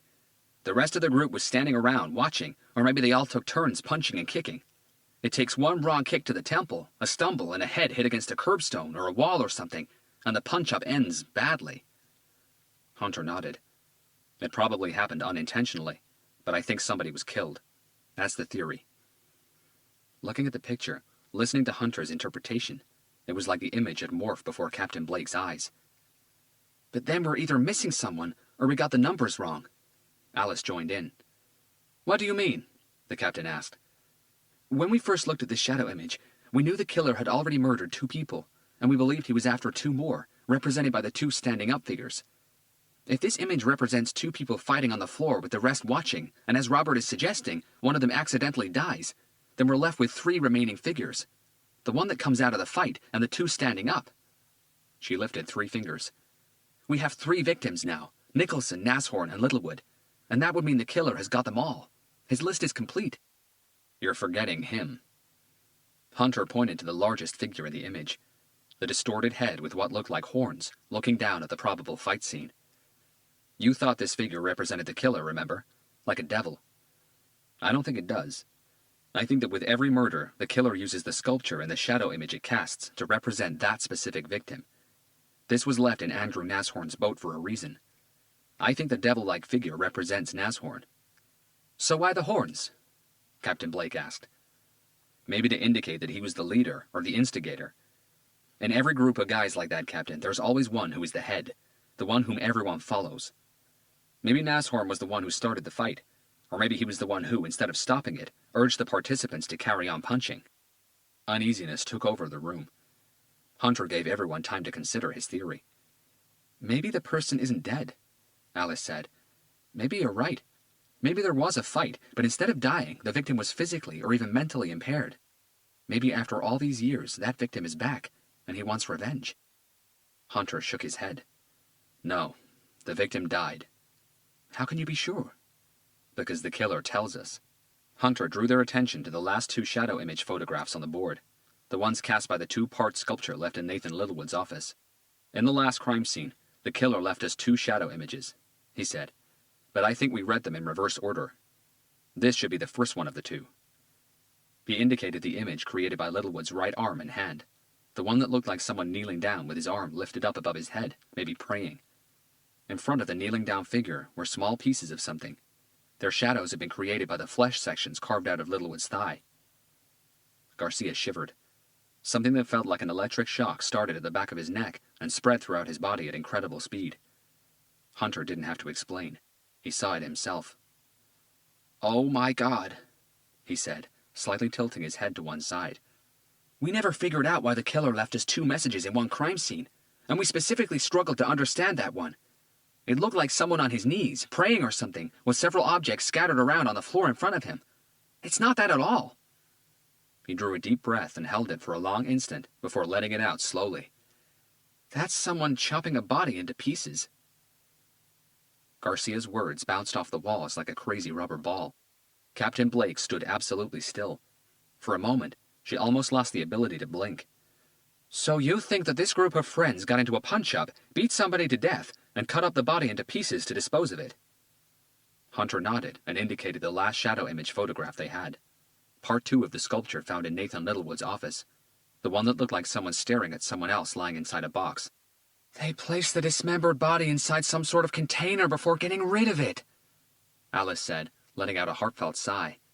Both images now made perfect sense together. Hunter waited, taking in their concerned expressions.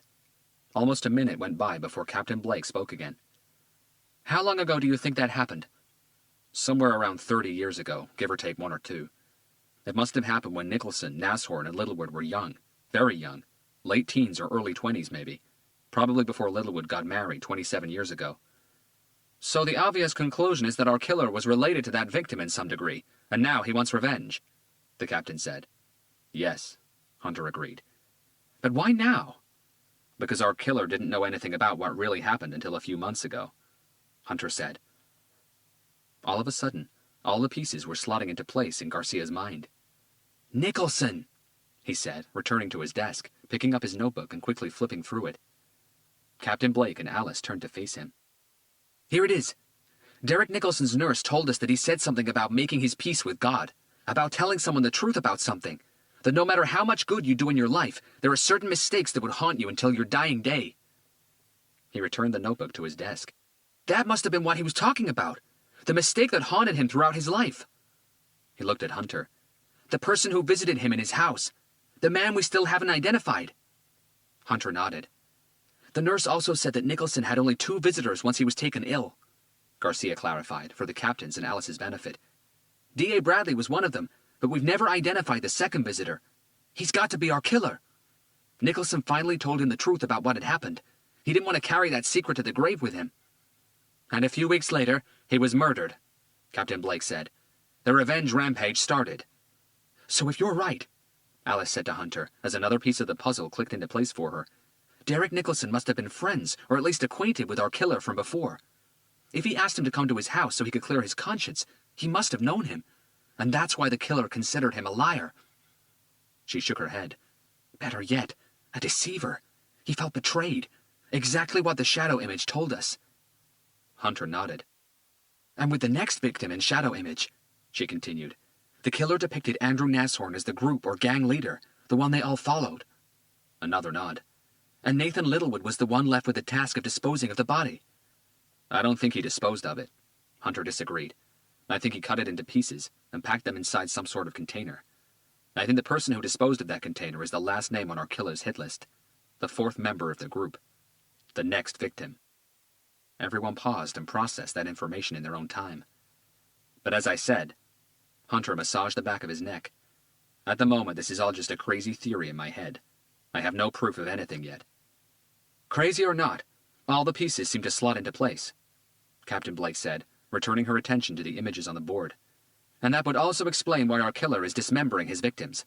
It's payback time. An eye for an eye. Blood in, blood out. She paused for a brief moment while she worked things out in her head. It had been 16 days since the first murder, and as things stood, she was inclined to claw at any reasonable possibility. She also hated working with the FBI. Okay, it's plausible, and it makes more sense than anything else we've got so far. Let's go with it. Let's get a team digging into our 3 victims' past. If that group of friends really existed, I want to know who that 4th person was. If you need to get in touch with the FBI to dig deeper, do it. I don't like them any more than you do, but they have resources that we don't, and they can get access to things a lot faster than we can. Tell the team already digging into Derek Nicholson's life to dig harder. We need to find out who visited him by his deathbed. Talk to his nurses again. And let's get one last team looking into any cases where the victim was found chopped to pieces inside a box, a container, a matchbox, anything. I know there's a possibility that the body was never found in the first place, but if it was found, and if you're right, she addressed Hunter, we identify that victim. We identify our sculptor killer. Chapter 50. The next 24 hours went by in a blur. Everyone was working as fast and as hard as they could, but so far, very little progress had been made. With her experience in navigating databases, Alice had volunteered to run the searches for bodies found chopped to pieces inside any sort of container, but she hit a wall almost immediately. Her expertise was in the digital world. If any records were stored anywhere online, she would no doubt get to them. But when you're searching for something that dates back years before the use of digital databases, it all becomes a lottery. If some underpaid clerk had at some point been given the mind-numbing task of transposing that information from paper to digital, then Alice knew she would find it. But if that information was still packed away inside a dark archive room somewhere, that was exactly where it would stay. Realistically, due to budgeting and lack of staff, most government organizations would never manage to completely digitize their backlog of paper files. Hunter and Garcia went back to Amy Dawson's house, Derek Nicholson's weekday nurse. She had seen the newspaper's front pages and the photographs of all 3 victims. She couldn't understand why a serial killer would go after Mr. Nicholson. Hunter revisited the subject of Derek Nicholson wanting to make peace with God and tell someone the truth about something, but Amy told him that had been all he said. He'd never mentioned anything else or any names. She had no idea what truth he had referred to, and she remembered nothing new about the second person who had visited Mr. Nicholson that day. Speaking to Melinda Wallace, Nicholson's weekend nurse, and the person who had found his body that morning, was a much more delicate affair. Since the murder, she had moved back into her parents' house in La Habra Heights, a rural canyon community located on the border of Orange and Los Angeles counties. Even with Hunter's experience, interviewing her proved almost impossible.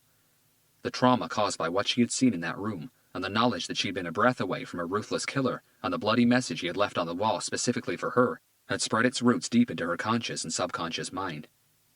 Even with years of psychotherapy, which her family couldn't afford, she would never be the same person again. Sadly, Melinda had become another victim of the sculptor. Chapter 51. Before returning to the PAB, Hunter and Garcia had one more stop, Allison Nicholson's apartment in Pico Robertson, just south of Beverly Hills. Derek Nicholson's youngest daughter lived in a luxurious two-bedroom apartment in the much-sought-after Hillcrest development, adjacent to the famous Hillcrest Country Club. Hunter had contacted both of Nicholson's daughters by phone earlier in the day. They'd arranged to meet at 7:15 p.m. at Allison's apartment. The Hillcrest development looked and felt more like a holiday resort than a residential complex. Its residents enjoyed a very large fitness center with a cardio island, dry sauna, 2 resort-style pools, 2 beauty spas, towering palm trees, waterfalls, and an outdoor fireplace with a lounge area and barbecue grills. After signing in with the security guard at the complex's electronic gates, both detectives were given instructions for finding the visitors' parking lot. The concierge at Allison's apartment block's entry lobby showed Hunter and Garcia to the elevator and told them that Miss Nicholson's apartment was located on the top floor. The luxury that had started right at the electronic gates reached its peak inside Allison's flat. The living room was almost the size of a basketball court, with Karndean flooring, impressive chandeliers, Persian rugs, and even a granite fireplace. The furniture was nearly entirely antique, and expensive paintings hung on the walls. But the decor was charming, giving the place a very relaxing atmosphere. Allison invited both detectives in with a polite but sad smile. Her deep brown eyes were sorrowful. Her sadness had undoubtedly taken a bite at her beauty. Olivia looked just as worn out. Allison was still in her work clothes, a perfectly fitting dark suit, complemented by a gray, frilled V-neck blouse. She'd taken her high heels off, and without them she stood at around 5'5". "Please, have a seat," she said, indicating a pair of light brown leather Chesterfields. Olivia was standing by the window, her long hair pulled back and clipped at the edge of her neck. "We're sorry to disturb you," Hunter said, taking his seat. "We'll take very little of your time." Hunter showed both sisters the photographs of Nashorn and Littlewood that had appeared on the front page of the LA Times. Neither Allison nor Olivia could confirm if their father were friends with either of the other 2 victims. Neither their faces nor their names rang any bells. "Who are these people?" Olivia asked. "Friends of your father," Hunter said, "from a long time ago. We're not sure if they were still friends." Allison looked perplexed. "A long time ago?" Olivia questioned again. "How long?" "Around 30 years, Garcia answered. "What?" Allison's gaze moved from both detectives to her sister, and then back to Garcia. "I wasn't even born then. What did my father and some friends from 30 years ago have to do with any of this?" "We believe these killings aren't random, and that the killer is targeting that specific group of friends," Hunter said. "A specific group of friends?" Olivia joined in. "How many?" "We believe that there were at least 4 of them." Hunter's words hung in the air for a moment. "Why?" Olivia moved closer. "Why is this killer after these people?" "We're not sure." Hunter saw no point in telling Olivia and Allison about his theory at the moment. "And you believe this killer is going to kill again?" Hunter saw the glint in Olivia's eyes. Neither detective answered her question. "So you think this killer is after a specific group of people," Olivia carried on, "but you're not sure how many. People who were friends 30 years ago, but you're not sure if they still are friends. And you're not even sure why the killer is targeting them. You guys don't know much, do you?" Hunter could see that Allison was getting tearful again. He had noticed a wooden sideboard behind the Chesterfields, which held a collection of picture frames of all different sizes. All the photos were of her family. "I was wondering if you have a photograph of your father when he was young that we could borrow," Hunter said to Allison. "It could really help us. You'll get it back." Allison nodded. "I have an old wedding picture." She gestured towards the sideboard Olivia was standing next to. Olivia turned, looked at all the portraits, and hesitated for a moment, emotion running through her again. She reached for a frame and stared at it for a second before handing it to Hunter. The 6x4-inch portrait showed a close-up of Derek Nicholson and his wife, their smiles reflecting how happy they were. Allison looked just like her mother, especially her eyes. Hunter remembered a picture he had obtained of Nicholson a year before he was diagnosed with terminal cancer. Other than a receding hairline and the addition of the mandatory age wrinkles, he hadn't changed much. Back in Garcia's car, just as he turned the key in the ignition, Hunter's cell phone rang. Restricted call. "Detective Hunter," he answered. "Detective, this is Tammy from Operations Crime Line. I have someone on hold who'd like to speak with the detective in charge of the Sculptor investigation." Hunter knew that the crime line team was trained to filter all bogus calls. Every time a high-profile investigation made the news, they received tens of those a day. People looking for rewards, drunks, druggies, cranks, pranks, tricksters, attention seekers, or simply people who like to waste police time. If the investigation was related to a possible serial killer, the call volume would multiply tenfold, easily going into the hundreds, sometimes even thousands every day. Since this investigation had started, this was the first call Operations Crime Line had put through to either Hunter or Garcia. "She says she has some information," Tammy said. "What kind of information?" Hunter asked, signaling Garcia to wait a moment. Tammy cleared her throat. "She says she knew all 3 victims." Chapter 52. The Greasy Cafe sat at the corner of Ratcliffe Street and Gridley Road in Norwalk, southeast Los Angeles. All tables but one were taken. Sitting alone, facing the shop's front window, was a black woman in her early 50s. On the table in front of her, a half-drunk cup of coffee had been pushed to one side. Twice now, in the 15 minutes she'd been sitting there, she'd thought about getting up and leaving. She still wasn't sure if she was making something of nothing, but it seemed like way too much of a coincidence to be just a coincidence. She had clocked them way before they entered the cafe as they parked their car outside. She could still tell cops from a mile away. She looked up as both detectives stepped through the door, and Hunter immediately saw a face that, long ago, must have been pretty, but now looked hollowed out and emptied of life. There was a long, thin scar on her left cheek that she made no effort to conceal. They locked eyes for just a second. "Jude?" Hunter asked, coming up to her table. He knew that wasn't her real name, but it was the name she'd given him over the phone.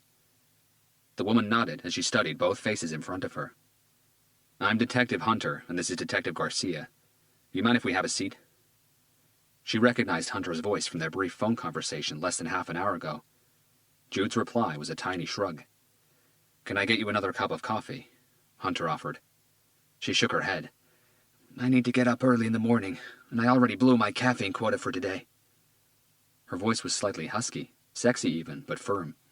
She was wearing a collarless, long-sleeved white shirt with a red rose embroidered over her left breast. There was a delicacy to her perfume, with a base note of spice, something dry and exotic like clove or star anise. "What can I get you, gentlemen?" an overweight waitress asked, approaching the table. "Are you sure?" Hunter tried again, sending a smile Jude's way. She nodded.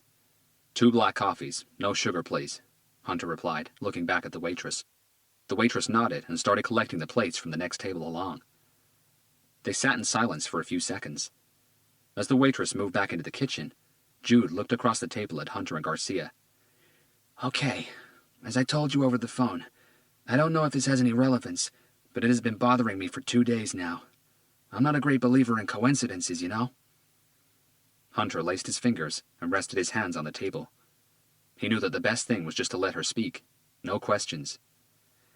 "I was taking the subway to work 2 days ago, as I do every morning," she carried on. "I tend to avoid reading the papers, especially the LA Times. It's just too much crap, you know? And I already deal with a lot of that every day. Anyway, the woman sitting opposite me had the morning paper with her. As she flipped through it, I caught the front page headline." She pursed her lips and quickly shook her head. "I didn't think anything of it at first. So there was another killer running loose in LA. What's new, right? But then, one of the pictures made me look again." The waitress came back with 2 cups of black coffee. "Which picture?" Garcia asked, once the waitress was out of earshot. "One of the victims." Jude leaned forward and rested her elbows on the table. "The guy called Andrew Nashorn." Garcia nodded calmly. "What about the picture? What made you look again?" "Actually, it was the name underneath it. I recognized the name." Jude picked up on the hint of doubt that had colored Garcia's face. "When I was in school," she explained, "I had this big crush on this kid, Andreas Kohler. His family had immigrated from Germany." A melancholic smile parted her lips. Her teeth looked stained and damaged. "Anyway, I thought that I could increase my chances of getting with him if I could speak a little German. So I borrowed a few tapes from the school library. I listened to those tapes for about a month solid. Didn't learn much. It's a difficult language. But one of the things I did learn was the names of animals, and I still remember them. Garcia's confusion intensified, but he tried not to show it. Nashorn means rhinoceros in German. Really? Garcia looked at Hunter. I didn't know that either. It does, Jude affirmed. And that made me take a closer look at the picture. He obviously looked older. His hair was all gray, but I would recognize that face anywhere. It was the same person. And that's when I paid a little more attention to the photographs of the other two victims, and it all came back to me. They were all much older, but the more I looked, the less doubt I had. I knew all of them. Hunter hadn't touched his coffee yet. His eyes were studying Jude's facial and body movements. There were no twitches, no rapid eye movement, no fidgeting. If she was lying, she was really good at it. Well, I didn't actually know them, Jude clarified. I was beat up by them. Those words fell over Hunter and Garcia like slabs of rock, almost knocking the breath out of them. Garcia shook the surprise off his face. You were beaten up by them? For the first time, Jude broke eye contact with the detectives. Her gaze moved down to her unfinished coffee cup. I'm not proud of it, but I'm also not ashamed of my life. We've all done things we wish we never did. She paused, collecting her thoughts. Hunter and Garcia respected her breathing space. When I was a lot younger, I worked the streets down in Hollywood Boulevard, the low end of the Strip. The east end of the famous Hollywood Boulevard used to be LA's best-known red light district. I was new to the area. My usual spot used to be around Venice Beach, but back then the Strip was a much more popular place. If you could handle the numbers, you could make some serious cash. There was no shame in her words. She couldn't change her past, and she accepted that with tremendous dignity. Anyway, I was picked up one night by this guy. It was really late, past midnight, I think. He was quite good-looking and funny. He took me to this place out by Griffith Park, but what he never told me in the car was that there were another 3 guys waiting for us. Jude's gaze moved past both detectives and up into the distance, as if she was trying to see what was coming. Well, I told them right then that I didn't do gangbangs, not for any money. She stopped talking and reached for her cold coffee. But they didn't care, Hunter said. No, they didn't, she replied after having a sip. They were all high on something, and they were drinking a lot. The problem wasn't really having sex with 4 drunken men at once. The problem was that they liked it rough. She paused and thought better of her words. Well, 2 of them did, more than the other 2. By the time they were done, I was so bruised I wasn't able to work for a week. It was pointless asking Jude if she'd gone to the police. She was a working girl, and the sad truth was that the police would have barely lent an ear to her story. She might even have been arrested for prostitution. But things like that happened. It came with the job, Jude said in a resigned tone, without bitterness. And they still do. It was a risk us girls took when we chose to work alone. I was beaten up before, worse than that. The reality is that out on the streets, you never really know what kind of jerk is going to roll down his window and call you over. By work alone, both detectives knew Jude meant she didn't have a pimp. Pimps provided protection for their girls. If anyone laid a rough hand on them or decided they didn't want to pay, they would have their legs broken, or worse. The problem was, the girls had to work for peanuts. Pimps would take 80 to 90% of all the money their girls made, sometimes more. The driver, Jude continued, the one who picked me up and took me to his friends. That was the guy in the picture in the paper. Nashorn, Rhinoceros Man. He told you his name? Garcia asked. No, but while he was on top of me, slapping my face with his animal hands, I heard 1 or 2 of the others cheer him on. First I thought it was a joke or something, that they were calling him Rhinoceros in German for fun. But then I realized it couldn't be. I remember thinking that he wasn't the only rhinoceros in that room. They were all animals.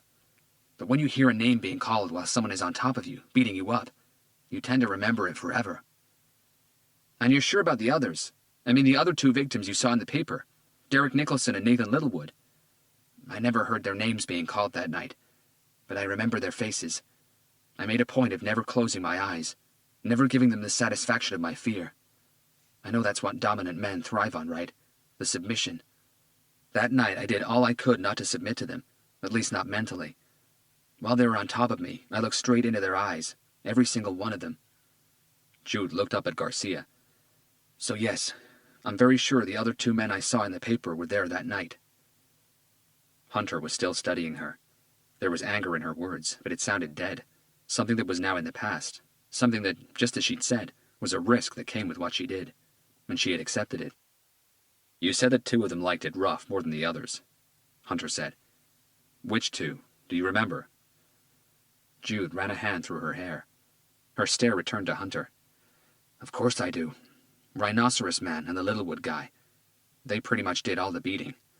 The other 2 joined in for the sex, but they weren't violent. In fact, I think they even asked the other 2 to take it easy. Hunter's eyes dropped at the plastic tablecloth, and he thought about Jude's last words. He'd seen that sort of situation many times when young, and countless times in his adult life. Peer pressure. It happened everywhere, even inside the LAPD. People would do things they didn't agree with, or didn't want to do, simply to be accepted, to feel part of a group. It ranged from common behavior like smoking and bullying, to terrible and damaging acts like committing a crime, even murder. How long ago was this? Hunter asked. 28 years, Jude confirmed. A few months after that, I quit the streets. For a long moment, they all sat in silence. Jude had just confirmed that Derek Nicholson did indeed know Andrew Nashorn and Nathan Littlewood, and that they all used to hang out together. Further to that, Hunter's theory seemed to be correct when it came to the group having a 4th member. Are you sure you can't remember any other names? Hunter said finally, rupturing the silence. Jude ran her tongue over her dry bottom lip. I've been thinking about it since I saw their pictures in the paper and realized who they were. That was one of those nights you just don't want to remember. And to tell you the truth, I hadn't thought about it for years. As I said, I'd been beaten up before, just never by anyone called Rhinoceros and his gang. She reached for her handbag. That's everything I had to say. I don't know if it'll help you any, but at least now the weight is off my shoulders, and I can hopefully get some sleep again. Just one more thing, Hunter said before Jude got up. Did you ever see them again? Any of them? Jude stared at her thin hands. Her pale pink nail varnish was chipped everywhere. I saw the Rhinoceros Man once, a few months after that night. I just told you, I quit the streets later that year. Where did you see him? Garcia this time. Same place, down Hollywood Boulevard. He was picking someone else up. She paused and gave them what sounded like a suppressed chuckle. Huh. Is there something else? Hunter read her expression. Jude took a moment, searching her brain for an old memory. She put her handbag back down. There was this girl who had just started down at the Strip. Roxy, she called herself. Because she was new, she was easily hustled away from the good spots by the other girls. I told her she could work the corner where I was. Jude tilted her head to one side and explained. I know how hard it can get, especially for the new girls. I was just trying to give her a little hand. She was nice, not stunning, but attractive enough. Very petite, though. I told her she had to get some more meat on her bones. Men like curves, it's a fact. The problem was she was way too nervous, and she had no idea of how to stand. Neither Hunter nor Garcia said anything. Jude explained anyway. Out on the streets, we had to sell ourselves, and it's all about the way you stand and the way you look. You stand wrong, you never get approached. That's how it works. Well, after about an hour, I took pity on her. I bought her a coffee and decided to give her a few tips. That was her first night on the job. She told me that she'd tried, but she couldn't get a job anywhere. She was desperate, and that was why she decided to hit the streets. But she wasn't a junkie. I know a user when I see one. Both Hunter and Garcia knew that prostitution and drugs were like twin sisters. Jude looked down at her hands. Her desperation wasn't for drugs. At least, not the usual drugs. Hunter looked intrigued. She told me she had a kid who was ill. She needed money for medicine. She was really scared for her kid. She said that she only needed to do that once, maybe 2 nights, and she'd have enough for her kid's medicine. Jude shook her head as if trying to erase the memory. Anyway, I gave her a few tips, and we went back to my corner spot. Okay, Garcia said. What about her? Well, later that night, I got an easy job down a back alley. 20 minutes. When I was walking back, I saw her jumping into a car. She waved as they drove past me. And that was when I saw the driver. It was Rhinoceros Man. I tried waving them down, but they were too fast. And what happened? Hunter asked. I don't know. She didn't come back that night. Jude shrugged. She didn't come back any night after that either. At least not to my corner. I was a little worried. I thought that maybe what happened to me had happened to her. The same 4 bastards ganged up on her. As I said, it took me a week to be able to hit the streets again after they were done with me, and I was much stronger than she was. I never saw her again. But maybe she quit after that night. I hope she did. She said she only needed to do it that one night. Or maybe she got scared. It happened a lot to the new girls. As soon as they encountered their first rough customer, and inevitably they all did, that was when they figured out that that life wasn't for them. After that, I never saw a rhinoceros man or any of his friends again. Hunter was still intrigued. Did this Roxy girl ever tell you her kid's name? He asked. She probably did, but there's no way I'll remember it now. That was 28 years ago. Jude got up to leave again. Hunter got up with her and handed her a card. If you remember anything else, any of the names of the others in that group, could you please give me a call, any time? Jude stared at Hunter's card as if it were poisonous. After a long, hesitating moment, she took it and walked out of the cafe. The only thought in Hunter's mind was that he'd been wrong. The shadow image they'd got from Andrew Nashorn's boat didn't depict a fight. It depicted a sexual attack, a gang rape. Chapter 53. It was past 10 at night by the time Hunter got back to his apartment. Sleep didn't come. His brain just wouldn't disconnect. Instead of forcing it, he went back to the box of photographs he'd retrieved from Littlewood's apartment and spread them on the floor of his living room. He checked them against the portrait Allison had given him of her parents. He already knew that the victims knew each other, but if Derek Nicholson were in any of those pictures, then maybe the missing 4th member of the group was too. After an hour on his knees with a magnifying glass, Hunter had got nothing. He felt tired. His legs hurt and he needed rest. His eyes were burning from fatigue and his neck and shoulders ached, but his brain still wouldn't let go. He heard the couple next door come back in from another night out drinking, slamming doors and slurring their words. I need to get some new neighbors, Hunter chuckled to himself. He turned his attention to the photographs of the shadow images. All the information he had come across in the past few hours was bouncing around inside his head. Giggling and moans started coming through the wall. Oh, no, Hunter whispered. Please, not in the living room. The moans got a little louder. Damn. Hunter knew that the banging against the wall would start soon. He laced his fingers and placed his palms on the top of his head, while his eyes returned to the images on the floor. The more he thought about it, the more it made sense. Nicholson, Nashorn, Littlewood, and whoever the 4th member of their group was, had sexually attacked somebody. It could have been the girl Jude told him about, Roxy, or some other street prostitute. But what had happened to their victim? Had the attack gone terribly wrong? Was she dead? The loud noises coming from next door didn't bother Hunter anymore. He was in his own bubble now, mentally reviewing every piece of information relating to the case. He was so absorbed in his thoughts that it took Hunter a few seconds to register the sound of a phone ringing. He blinked twice and searched the room, as if momentarily disorientated. His cell phone was on the improvised computer desk by the printer. The phone rang again, and Hunter snapped it up without checking the caller display window. Detective Hunter. Detective, it's Jude. We talked earlier today. Yes, of course. Hunter was surprised, but his tone gave nothing away. I'm sorry for calling so late, but I did remember something, and though I thought about calling tomorrow morning, it's been bugging me and I can't sleep. You said that if I remembered anything else, I could call at any time. Yes, of course. It's no problem at all, Hunter said, checking his watch. What did you remember? A name. The muscles on Hunter's neck tensed. The 4th member of the group. No, I told you, I never heard any of the other names that night. A short pause. I remember the name of Roxy's kid.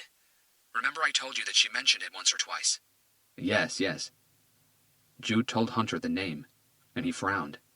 Unusual, but at the same time there was something familiar about it. Jude disconnected, glad to have called, and hoping that her brain would now disengage and allow her to get some sleep. Hunter placed his cell phone back on the desk. The name Jude had given him was swimming around in his head. He decided to run it against the LAPD database. Maybe that's why it sounded vaguely familiar. Hunter switched his laptop on, and as he waited for it to boot up, his eyes went back to the mess of photographs and files on the floor. He paused as he felt a cold swirl whip around inside his stomach. There was no need to search the LAPD database. He just remembered where he'd heard the name before. Hunter didn't sleep. He spent the rest of the night exhausting his memory, searching for more clues. Even the possibility that he was right scared him. He had to drop by either Olivia or Alison Nicholson's house to obtain one last piece of information, but it was too early to go knocking on anyone's door. He reached for his cell phone and dialed Alice's number. She answered it on the third ring. Robert, is everything okay? She sounded half asleep. I need a favor. Okay, what do you need? Can you hack into the California Department of Social Services database? A confused pause. Yeah, that won't be very hard. Can you do it now, from your house? Sure, as soon as I power up my gear. You do realize that you're asking me to commit a felony, right? I promise I won't tell anyone. Alice laughed. Hey, you don't have to convince me. This is what I do best. Okay then. Here's what I need you to find out. Olivia Nicholson was about to have breakfast when Hunter knocked on her door. Without giving much away, he explained that they had come across some new information overnight, and he just needed to ask her a few more questions. Their conversation was brief but fruitful. She told him that, as far as she could remember, her father's oldest friend was Dwayne Bradley, the Los Angeles District Attorney. Chapter 54. It was late afternoon when the phone on Garcia's desk rang. He hadn't seen or heard from Hunter all day, but that wasn't uncommon. "Detective Garcia, Homicide Special," he answered, and he listened in silence for several seconds. His expression took on such a deep frown that his forehead looked like a tire print. "You're kidding! Where? Are you sure? Okay, stay put, keep your eye on the house, and if anything changes, call me straight away." Garcia disconnected and ran down to Captain Blake's office. 5 minutes later, he was dialing Hunter's cell phone number. Hunter answered it on the first ring. "Robert, where are you?" Sitting in my car, waiting, gambling on a hunch. "What? What hunch?" Too complicated to explain now. Hunter had already picked up the anxiety in Garcia's voice. What have you got? "You're not going to believe this. One of our teams hit the jackpot. We got a solid lead on Ken Sands. Apparently he's been working for an Albanian drug outfit. We have a positive lock on his present location." Where? "Somewhere in Pomona. I've got the address here with me." Pomona was way out of town. "We've got a green light from the captain," Garcia said. "A search warrant is being pushed through the courts as we speak." How fast can we get a SWAT team in place? 5 to 10 minutes to get a team deployed. I already have someone getting me all the information on the location, including architectural drawings. We'll probably be able to brief the SWAT captain in 15-20 minutes max. Hunter consulted his watch. I won't make the briefing, Carlos. I'm on the other side of town, and rush hour started 20 minutes ago. Give me the address in Pomona, and I'll meet you there. Hunter disconnected, and at that exact moment, the car he'd been following all day started moving again. "Damn," he said, turning the key in his ignition and stepping on the gas. Chapter 55. The windowless room was located at the basement of the PAB. 5 SWAT team members were sitting 2 by 2 in school classroom formation, with the 5th member sitting by himself at the back. They were all wearing black fatigues and bulletproof vests with the word SWAT spray-painted across the back. Their black helmets were resting on their desks. At the front of the room, their captain, Jack Fallon, was standing behind a podium. Garcia and Captain Blake were to his left. "Listen up, gents," Fallon said in a commanding voice. The room went absolutely still. He pressed a button, and Ken Sands' latest photograph, the one Hunter had obtained from the prison board, was projected onto the white screen to his right. "This charming individual goes by the name of Ken Sands," Fallon continued. "This is the last known picture we have of him, taken 6 months ago on the day of his release from the California State Prison in Lancaster." "Looks like a regular scumbag to me, Cap," Lewis Robinson, one of the SWAT agents, said, causing all the others to laugh. "That might be," Fallon said, sucking their attention back to him. "And that's why we're here. Sands is a major suspect in a multiple homicide investigation. His record shows that he's very violent, very dangerous, and apparently very intelligent. There's a good chance that he's the Sculptor serial killer we've all read about in the papers." An uneasy murmur broke out among the agents. "Which means I don't even have to tell you how royally disturbed that makes him." Fallon pressed the button again, and the image on the screen changed to the blueprint of a single-story house. "This is our target's location in Pomona. Our intel tells us he's inside at the moment." The blueprint showed a house with 3 bedrooms, one of them en suite, a living room, a dining room, a bathroom, and a large kitchen. "Is he alone in the house, Cap?" Neil Grimshaw, the youngest of the SWAT agents, asked. Grimshaw had joined the team only a week ago. This was his first major operation. He looked tense, but in control. "It looks like he's got at least one other person in there with him," Fallon replied, and looked at Garcia. That's the intel we've got so far, Garcia explained. There's an LAPD detective watching the house as we speak, trying to gather whatever new info he can. Do we know if this other person is hostile? Robinson asked. We don't know, Garcia replied. Are they armed? We don't know. Do we know which room the target is in? We don't have that intel. Fuck, is this guessing day or what? Robinson said. Might as well walk in there blindfolded. So what do we know? All the information we have is in the folders on your desks, Fallon cut in. That's what we have. That's what we'll work with. That's why we're SWAT. Is that a problem, Robinson? Just a bit worried about walking into any environment with an uncertain number of hostiles, having zero intel on their firepower and next to nothing on everything else, Cap, that's all. Oh, I'm sorry, Fallon said, as if addressing a 2-year-old. I didn't mean to scare you. Would you like to sit this one out, Shaky Shorts? We can call you when we go looking for the marshmallow monster in the cupcake factory. That won't be very dangerous, I promise. The room burst out into laughter. Okay, we all better be on our toes on this one, Fallon carried on. The room went quiet again. Sands has been linked to an Albanian drug outfit, and we all know what that crowd is capable of. We're taking no risks. We're going in guns first. I want 3 teams of 2, double-back formation, usual partners. Grimshaw, you're with me. We've got surprise on our side. Sands doesn't know we're coming for him tonight, so we've got to act fast. Let's pack it up, gents. We've got a scumbag to take down. Chapter 56. Dusk had taken over Los Angeles, and the wind had picked up considerably by the time they reached Pomona. The house in question was at the end of an isolated road in a quiet neighborhood. SWAT, together with Garcia and 2 other police cars, parked at the top of the road and went the rest of the way on foot. At the moment, their most powerful weapon was the surprise factor. The last thing they wanted to do was give away that advantage by alerting the house occupants to their presence. On their way to Pomona, Jack Fallon had laid out their assault plan to the 3 SWAT teams. One team was to enter the house through the back, via the kitchen. One would burst through the front entrance, and the 3rd team would enter through the veranda doors that led to the main bedroom at the left side of the house. LAPD would provide cover from the outside in case Ken Sands tried to escape through a window. The detective who'd been observing the house had nothing new to report. All the windows and curtains were shut. They'd been shut all day, which made further reconnaissance impossible. No one had left or entered the house in the past 2 hours.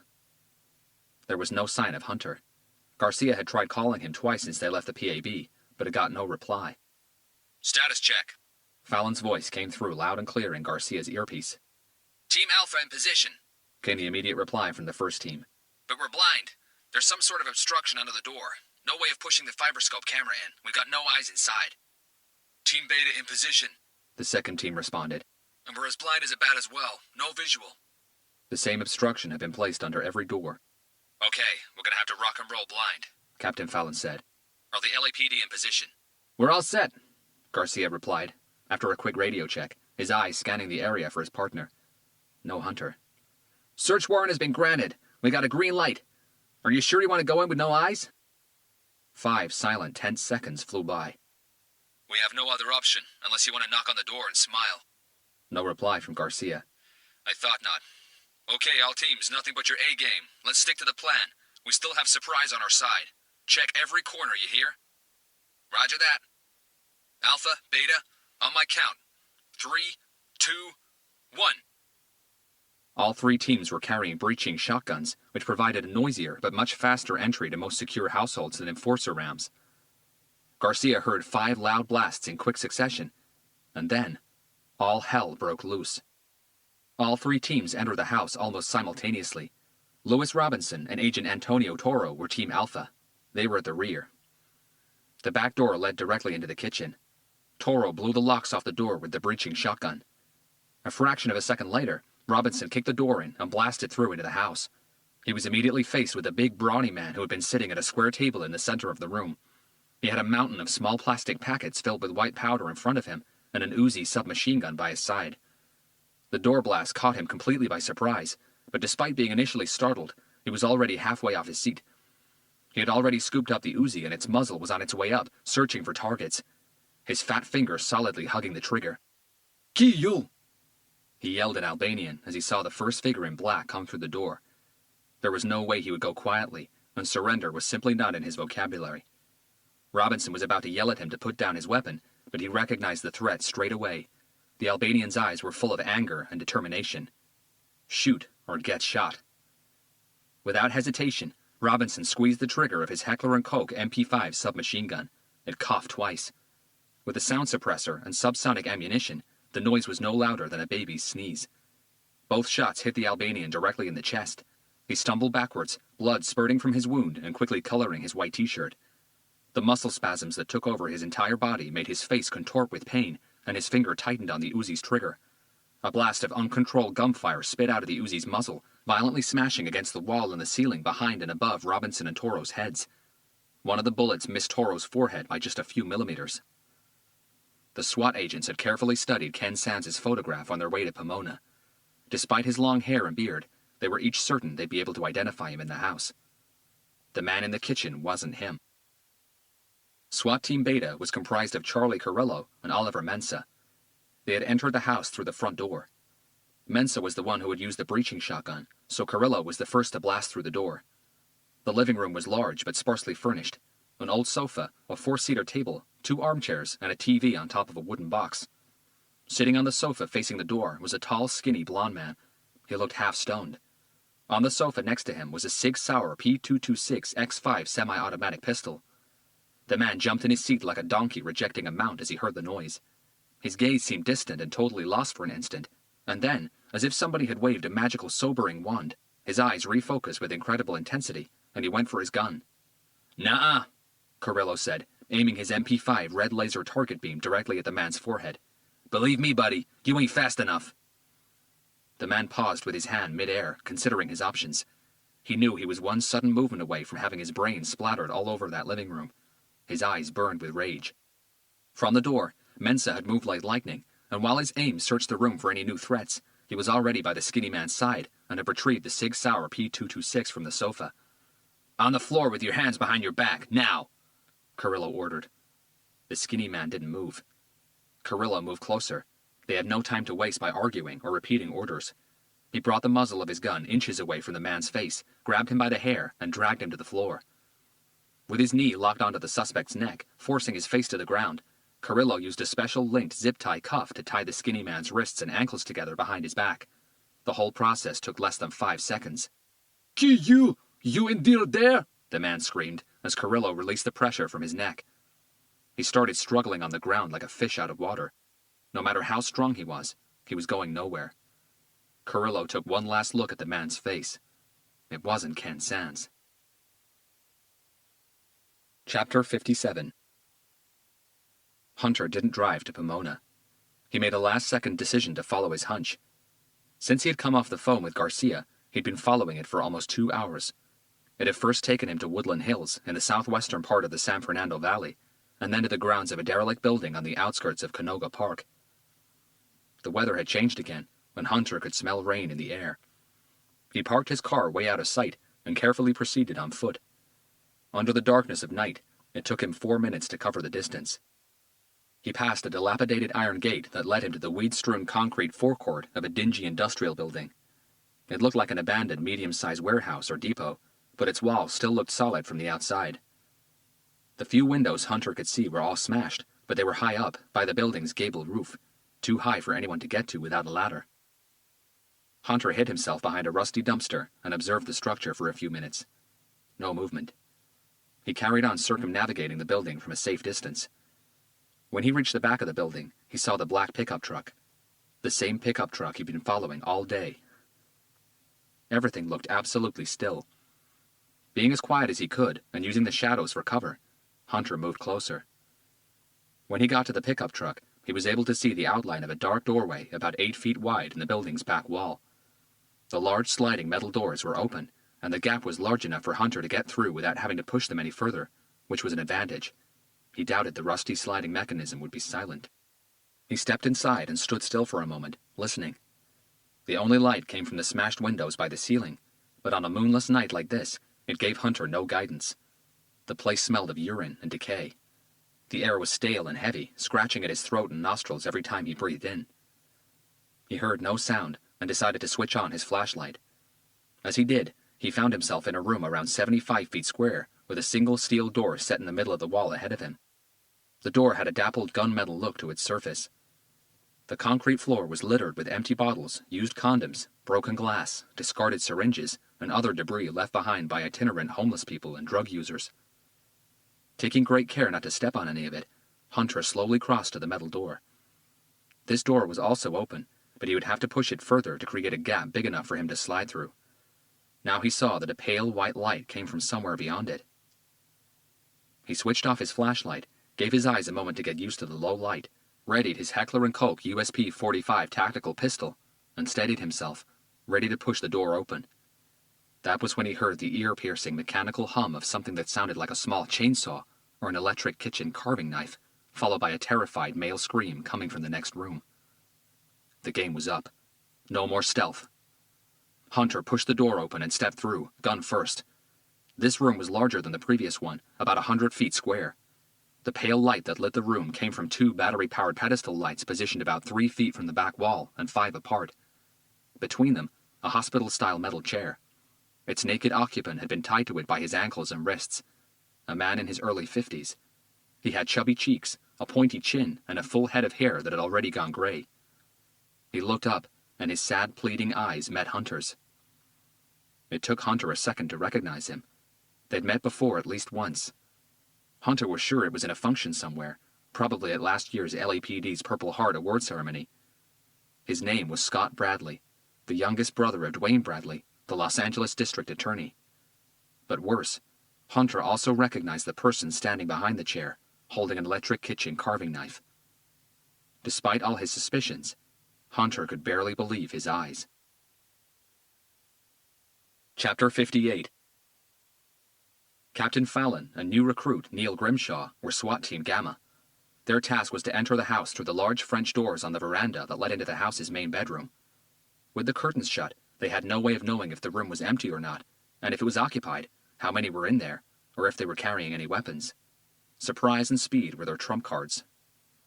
Grimshaw blasted the door's lock with a single shotgun shot, sending a shower of broken glass up into the air and splintering the wood. Before the glass hit the ground, Fallon had kicked the doors open and entered the house, his trained eyes taking in the entire room at once. There was a built-in wardrobe on the left, a double-bed mattress on the floor pushed up against the wall directly in front of him, a small portable TV on top of a sideboard to the right, and a large mirror on the floor with tens of already cut lines of what could only be cocaine. A naked man with a bushy ponytail was on the mattress. His back was towards Fallon. The moans of pleasure from the petite, short-haired blonde girl who had her legs around him quickly became frightened screams. She couldn't have been older than 18. The man didn't even turn. Still with the girl's legs wrapped around his hips, he rolled to the left and reached for the Uzi submachine gun that was resting against the wall. He didn't get there. Fallon squeezed the trigger on his MP5, and the gun coughed silently once. The shot hit the back of the man's hand as his fingers were just a couple of inches away from the Uzi. The blast shattered bone and ruptured tendons, sending a red mist of blood into the air and spraying the girl's face.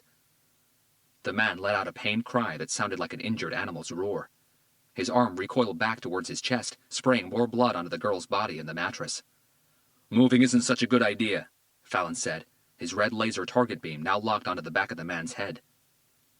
Grimshaw was also in the room by now, his laser target coloring the girl's chest with a red dot. He was concentrating so hard, he didn't notice the door to the ensuite bathroom opening behind him. The blast from the shotgun was deafening, and it was aimed directly at Grimshaw's back. He took the full force of the impact, sending his MP5 flying from his hands and propelling him forward before he collapsed to the ground. Fallon had sensed the danger and had started turning before the shot was fired, but he didn't get there in time. In slow motion, he saw the plume of smoke that came out of the 12-gauge shotgun and Grimshaw taking the shot to his back. Everything else came automatically. Fallon was the best close-quarters marksman the LA SWAT had to offer. He'd been through thousands of simulations and hundreds of real-life scenarios just like this one. He saw the shotgun barrel start to move again, re-aiming at him. He locked eyes with the shooter for only a millisecond. Despite what he saw, there was no hesitation. He squeezed the trigger, and this time his gun coughed twice. Both shots entered the center of the target's forehead almost millimeter perfect, exiting at the back, leaving a hole the size of a small apple, and splattering gray matter, blood, and fragmented bone across the wall. The girl holding the shotgun looked even younger than the one on the mattress under Ponytail Man. She had an innocent schoolgirl's face, with dimples and freckles on her cheeks. As she fell to her knees, her sad, almost tearful eyes had no more life in them, but they never left Fallon's face until she slumped forward, hitting the ground. The man on the mattress took advantage of the distraction and reached for his Uzi for the second time, but his left hand was out of action. That forced him to twist his body and reach for it with his right. He grabbed the gun, but the position he was in was no good. He had to turn his body around the other way to be able to target Fallon. There was no way that would happen fast enough. As soon as he started turning his body back the way he came, Fallon's aim was back on him. "Drop it!" Fallon shouted, but the man was screaming in anger as he rotated his body, thirsty for blood. Another squeeze of the trigger from Fallon, another double shot. Both hit Ponytail Man in his right shoulder, fracturing his clavicle and scapula bone before he could aim the Uzi. His arm went limp instantly. The girl under him, now covered in his blood, let go of a petrified scream that had been gaining momentum in her throat since the girl from the bathroom had hit the floor, and then she became hysterical. Ponytail Man dropped the gun and collapsed on top of the blonde girl. She started kicking and jerking, trying to get him off of her. Without lifting his aim from the man and the girl on the mattress, Fallon moved purposefully towards the ensuite bathroom, stepping over the teenager's body. The bathroom was clear. "I've got a man down!" he yelled into his helmet mic. 2 seconds later, the door to the main bedroom burst open. Alpha Team stepped inside, immediately followed by Team Beta, each of their guns targeting a different quadrant of the room. "The room is clear," Fallon announced. "Whole house is clear," Taro said from the door. The entire operation had lasted 33 seconds, and unfortunately had turned into a bloodbath. While Robinson and Toro kept their aims on the mattress occupants, Fallon turned his attention to Grimshaw on the floor. "Grimshaw!" he called, crouching down next to the boy. No reply. His whole neck was covered in blood. "Fuck!" he said, holding Grimshaw's bloody head in his hands. "Why didn't you check the bathroom? I had the room under control, kid." Fallon took Grimshaw's pulse. Nothing. A 12-gauge shotgun releases lead pellets. They spread upon leaving the barrel. That means that the power of the burning charge is divided among the pellets, and they lose energy as they travel. From a distance, shotguns aren't very useful, but the large number of spreading projectiles makes it the perfect weapon for close-quarters combat. By chance, the girl with the shotgun had aimed high. Most of the pellets missed Grimshaw's bulletproof vest, hitting him in the back of the neck. They had torn through skin, muscle, artery, and veins. Blood was pouring from his neck like an open faucet. "We need a medic in here!" Fallon shouted down his mic, already starting to massage and pump Grimshaw's heart, refusing to believe what he already knew. There was nothing any of them could do. "Fuck!" Fallon shouted, still clutching at Grimshaw's lifeless body. His eyes were still open. Beta Team had crossed to the mattress where the blonde girl was still screaming. Robinson took one look at the bleeding man slumped on top of her. They had got their man. Chapter 59. "Drop the gun, detective," the sculptor said, staring deep into Hunter's eyes and pressing the electric knife against Scott Bradley's throat. Hunter didn't move. His aim didn't flinch. "Are you sure you want to play this game, Robert? 'Cause I sure as hell am ready." The powerful electric knife was turned on, its whir reverberating inside the room like 1,000 dentist's drills. Scott was so terrified that only a feeble whimper left his lips. He wet himself. Hunter still didn't move. "Suit yourself." In a super-fast move, the sculptor grabbed Scott's right hand and swung the knife against his index finger. The blade sliced through skin and bone with tremendous ease. The finger dropped to the floor like a dead maggot. Blood spurted everywhere. Scott let out a guttural cry and tried to jerk his hand away, but it was all too late. It was already a bloody mess, the finger gone. He looked like he was about to pass out. "Okay," Hunter yelled, raising his left hand in surrender. "Okay, you win." He thumbed the safety on and placed the gun on the floor. The sculptor switched the knife off. "Kick it this way, and make it far away." Hunter did as he was told, kicking his gun towards the sculptor. It slid against the concrete floor until it hit the wall. "The backup, too." "I don't have one." "Really?" The knife came back on. "No!"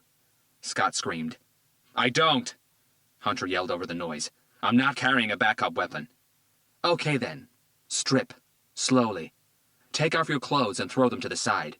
You can keep your underwear." Hunter did as he was told. "Now lay on the floor, face down, legs and arms spread. Star position." Hunter knew he had to comply. Time was running out for him and Scott. "Do you know something?" the sculptor said, wrapping a piece of medical gauze around Scott's hand. "I had no doubt you would figure it all out. I knew you would manage to piece everything together, to see the real meaning behind the sculptures, to see their shadows and understand what I was telling you.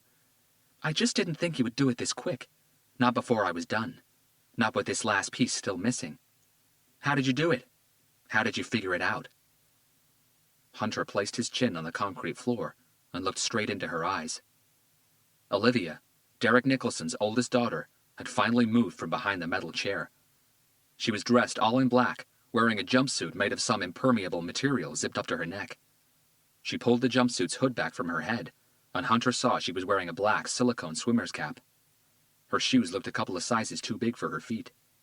Hunter remembered what the lead forensics agent had said about the shoe prints found at the second crime scene, Nashorn's boat, that the distribution of weight from each step seemed to be unequal.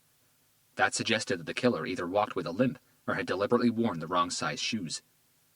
She was still holding the electric knife in her hand. "You really had me convinced," Hunter said, remembering the first day he saw her in her father's house. "The way you acted, the tears, the uncontrollable shivering, the despair in your voice. I bought it all." Olivia didn't even flinch. "So, how did you do it?" she asked again. Hunter swallowed. He would gain every second he could. "A friend of your mother's," he said, and saw those words hit Olivia like a whip. She paused, anger and sadness slushing around inside her eyes. She took a moment to compose herself. "Which friend?" "Someone she knew. I don't have a real name. She called herself Jude." "What did she tell you?" Hunter coughed. "Nothing much." Olivia waited, but Hunter said nothing else. "You better carry on talking, or I will start cutting." "She came to talk to us about the victims. Your victims." "What about them?" "She was beat up by them, as a group. Just like your mother." Hunter saw rage recolor Olivia's face. Her burning eyes focused on Scott, who was listening attentively, but still looked frightened and in tremendous pain. "We did figure out the shadow images," Hunter quickly added, trying to force her attention back to him. "But we read them wrong, partially wrong." It worked. Olivia turned and faced Hunter again. "It took us a little while, but we figured out the meaning behind the coyote and the raven. You were telling us that your father was a liar." "He wasn't my father!" she spat out in disgust. "Okay," Hunter said. "I'm sorry. You were telling us that Derek Nicholson was a betrayer, a liar." He corrected himself. "He was." Her voice quivered with anger. "I was 3 years old when my mother died. I was lied to for 28 years, tricked like a little dog to believe a lie." "I'm so sorry for that," Hunter said, and paused for a moment. His strained neck was starting to hurt. "But it took us forever to figure out that what you were doing was telling us a story, scene by scene, like in a puppet theater." Scott looked confused. Olivia said nothing. "But we read your second sculpture and its shadow image wrong," Hunter continued. "We went through tens of interpretations, and in the end I was convinced that you were showing us a fight scene, a group of guys who used to hang out together, get drunk and high together. One day they got into a fight, things got out of hand, and someone died. We also concluded that you were telling us that Andrew Nashorn was the group leader." "He was a scumbag," Olivia said. "But it wasn't a fight scene you were showing us, was it?" Hunter said. "You weren't showing us two people fighting on the floor, with the rest of the group watching. You were showing us a rape scene, with the rest of the group watching." "They didn't watch. They took turns." There was a glow burning in her eyes, like a storm building. "She was a street hooker." Scott had finally found enough strength to say something. "Andy picked her up on a dark corner on Sunset Strip. She was looking for it. That was what she did. She fucked people for a living. How is that rape?" Olivia turned so fast she almost became a blur and slammed her closed fist into Scott's jaw, rupturing his lower lip and sending a spray of blood across the room. "You don't get to speak until I tell you to, you sack of shit!" Hunter twitched on the floor. "And you better not move until I tell you to." "I'm not going anywhere." The moment was tensing up. "I'm listening," Olivia said. "How did you figure out it was a rape scene?" "Jude used to work the streets as well. When she got in contact with us, she told us how she got into the car with Nashorn one night, and he took her somewhere where the rest of the group was waiting for them. They ganged up on her, beat her up, and had their way with her." Hunter cleared his throat again. "Then she told us about this woman she met. Roxy." He looked up at Olivia to assess her reaction. Recognition was written all over her face, but she didn't say anything. Hunter continued. "Roxy told Jude that she wasn't a street worker. She'd never done it before, but she was desperate. She had a child who was ill, and she couldn't afford her kid's medicine. Her idea was to work the streets for only one night so she'd have enough money. She was sacrificing herself for her kid. Hunter looked at Scott. So no, she wasn't a hooker. She wasn't looking for it, and she didn't fuck people for a living. She was desperate, out of options, and scared for her kid's health. Tears welled up in Olivia's eyes. I used to suffer from asthma. I remember having terrible fits when I was a small kid. As I grew older, it all just cleared away. Jude told us that she saw Roxy get in the car with Nashorn one night. She tried to stop her, but she was too late. She never saw Roxy again. Her name was Sandra, Olivia said. Sandra Elwood. And my name is Olivia Elwood. She moved behind Scott's chair again. Hunter couldn't see what she was doing. Tell him, she said to Scott through gritted teeth, parading the knife before his eyes.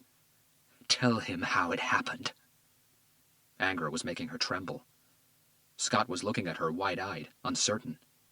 In a lightning-fast move, before Scott could react, Olivia grabbed his pinky finger and pulled it backwards until it snapped. The bone-cracking sound was loud enough for Hunter to hear it across the room. Scott screamed in pain, and Olivia slapped him across the face. Tell him, or I'm going to carry on breaking every bone in your body before I start cutting you! Scott Bradley's scared and confused gaze moved from Olivia to Hunter, and then back to Olivia. Please, he said. I have a family. I have a wife and 2 daughters. Olivia slapped him across the face again. I had a mother. Scott saw something in her eyes that he'd never seen in anyone else's. Something that scared him like nothing ever had. His cut lip was beginning to swell up. He swallowed a mouthful of saliva and blood, and fought the desire to vomit before speaking again. We knew each other from bars and clubs in West Hollywood, he said. You know, back then we were out all the time. We bumped into each other everywhere. Pretty soon we started hanging out together. Andy was the one who came up with the idea the first time. He would get a street hooker and take her to some isolated place somewhere. The rest of us would be waiting and hiding. He looked away. Don't stop talking, Olivia ordered. Andy was LAPD, fresh out of cop school. His beat was West Hollywood. He knew the women who had no pimp, no protection. Hunter closed his eyes and let out a heavy breath. Without the protection of a pimp, there wouldn't be many consequences for the group if things ever got ugly. This one night, Andy brought this skinny Scott stopped himself before saying the word. This skinny woman with him. She was pretty. Andy said her name was Roxy. He shook his head as he remembered. She looked really scared when she saw all of us. He looked down, avoiding their eyes. And you all liked that, didn't you? Olivia asked. You all liked it when they showed how scared they were. Scott didn't reply. Hunter's eyes were tracking Olivia. She was still behind Scott's chair. She had picked Hunter's gun up from the floor, and he saw her flick the safety off. They were all running out of time. That night, things went wrong. Really wrong, Scott continued. We all had our fun, except Derek Nicholson. That night, he didn't want to do it. Maybe it was because he was just about to get married, or maybe it was because this Roxy chick kept on begging us not to hurt her. Hunter knew that Roxy's pleas would have fed the sadistic flame in all of them. The more scared she got, the more excited they got. She kept telling us that she had a daughter who was ill. Scott stopped talking, and silence took over the large room for a moment. And for a moment, each of them was left alone with their thoughts. Tell him how bad things got. Olivia broke the silence. We were all high and drunk. Nathan had been really rough with her. We didn't really notice when it happened, but she stopped breathing. Did you beat her up? Derek and I didn't do anything. Andy and Nathan did. Olivia's eyes dropped to Scott's hand. She was ready to snap another finger. They beat her up, yes, but it wasn't anything too violent. It just added to the excitement for them. Derek and I just watched, I swear. We didn't hit her. We didn't like the beating up part. It did nothing for us. Those had been Derek Nicholson's exact words to Olivia when he confessed to her. Maybe she hit her head or something, Scott continued. She couldn't have died from only a few slaps. Olivia looked at Hunter before returning her attention to Scott. Carry on. Scott spit out a mouthful of blood. When we realized she was dead, we panicked. We didn't know what to do. No one was thinking straight. Too much booze and acid. I suggested we just left her there and got the hell out, but Andy said that was no good. The amount of evidence the cops would find in that room and on her body would put us all away for good. We could try cleaning it up, but there were no guarantees. Then Andy came up with a plan.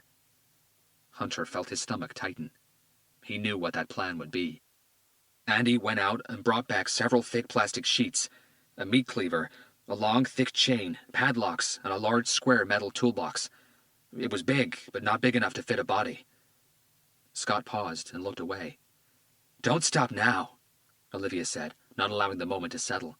"Tell him what you did." "I didn't do anything," he pleaded. Olivia slapped him across the face. The gash on his lower lip ripped a little more, sending another spray of blood flying across the room.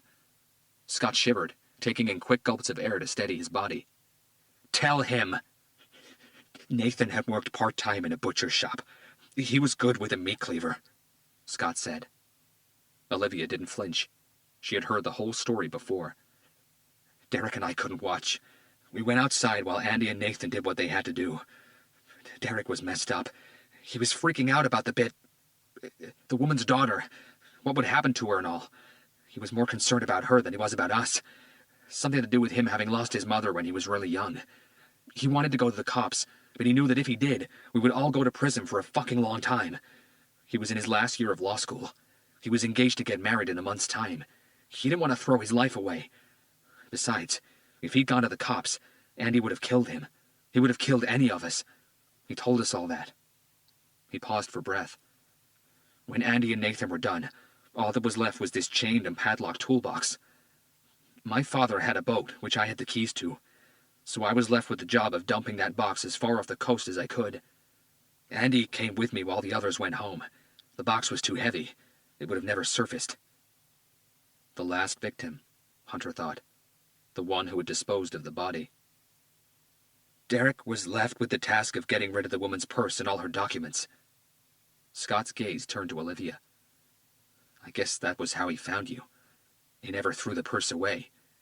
He kept her things." Olivia said nothing. "After that night, we saw each other less and less, until we just drifted apart. We all moved on with our lives, but we all kept our secret." "Not all of you," Olivia said, slamming the butt of Hunter's gun into the back of Scott's head, knocking him out cold. Hunter twitched on the ground again, and Olivia aimed the gun at his head. "Don't, detective. Trust me. I know how to shoot, and from this distance, I won't miss. If there was one thing my She cleared her throat angrily. "Derek taught me. It was how to shoot." "My neck hurts. I was just stretching it." "Well, don't." "Okay, I won't." Olivia moved to the left side of the room. "You still haven't told me how you got to me. I know you figured out what I was telling you with my shadow puppets, but how did you figure out it was me?" "After I heard the story Jude told me about what had happened to her, things started moving in my head. I suspected I had read the second shadow image wrong. It wasn't a fight, it was a gang rape. I didn't know Roxy was your mother, but I guessed that if they had done what they did to Jude and Roxy, there probably were others. Others who, like Roxy, also had a child, and that child had found out about everything. From the first shadow image you left us, I was certain that the only way that child could have found out was through Derek Nicholson, a confession on his deathbed." Olivia chuckled angrily. "He was able to live with it, but not die with it. How ironic is that?" Hunter knew how common it was for human beings to endure unspoken guilt throughout their entire lives, but to die with it was something few were prepared to do. For Derek Nicholson to be able to call that child to his home in order to reveal everything, Hunter continued, it meant that he had to have somehow kept tabs on who and where that child was. I was running through possibilities in my head when Jude called me again last night. She had remembered the name of Roxy's child. Levy. Olivia twitched on the spot. At first I thought it was a last name, or maybe a male name. It sounded vaguely familiar, but when I looked at the picture your sister had given me of Nicholson and his wife, I remembered where I'd heard that name before. It was a nickname. Allison had called you by it that day in your house. Not a common nickname for Olivia, but it was your nickname. Olivia gave Hunter a melancholic smile. "My mother always called me Levy, never Liv or Ollie or anything else. I liked it. It was different. Allison was the only other person who called me that. First I checked your background. You went to medical school." Olivia shrugged. UCLA, but in the end I decided I didn't want to do it. The knowledge came in handy, though. She offered nothing else, so Hunter continued. I called someone I know who could access the California Department of Social Services database. I found out that Nicholson had adopted you during his first year of marriage. An odd choice for a young couple that had no known problem bearing children. In fact, Nicholson adopted you the same year his wife became pregnant with her daughter, Allison. So you know that he adopted me out of guilt for what he'd done. The anger was back in Olivia's voice. Guilt for being part of the group of animals who raped and killed my mother. Guilt for allowing it to happen. Guilt for not telling the police. Hunter didn't reply. How could I live with all that knowledge, Robert? Can you tell me? Because I struggle with it. He called me to his deathbed to tell me that my whole life had been a lie. I was adopted not into a family who wanted to share their love and care for me, but into a family who wanted to bury their guilt. I don't think Derek's wife knew about what happened, Hunter said. It doesn't matter! Olivia spat the words out. He convinced her to take me. He told her that my mother was a drug addict who had left me. He told her that I was this poor kid, unwanted, unloved. But I was loved, and I was wanted until they took her from me. He was the one who didn't want me. All he wanted was to lessen the guilty feeling that was eating him inside.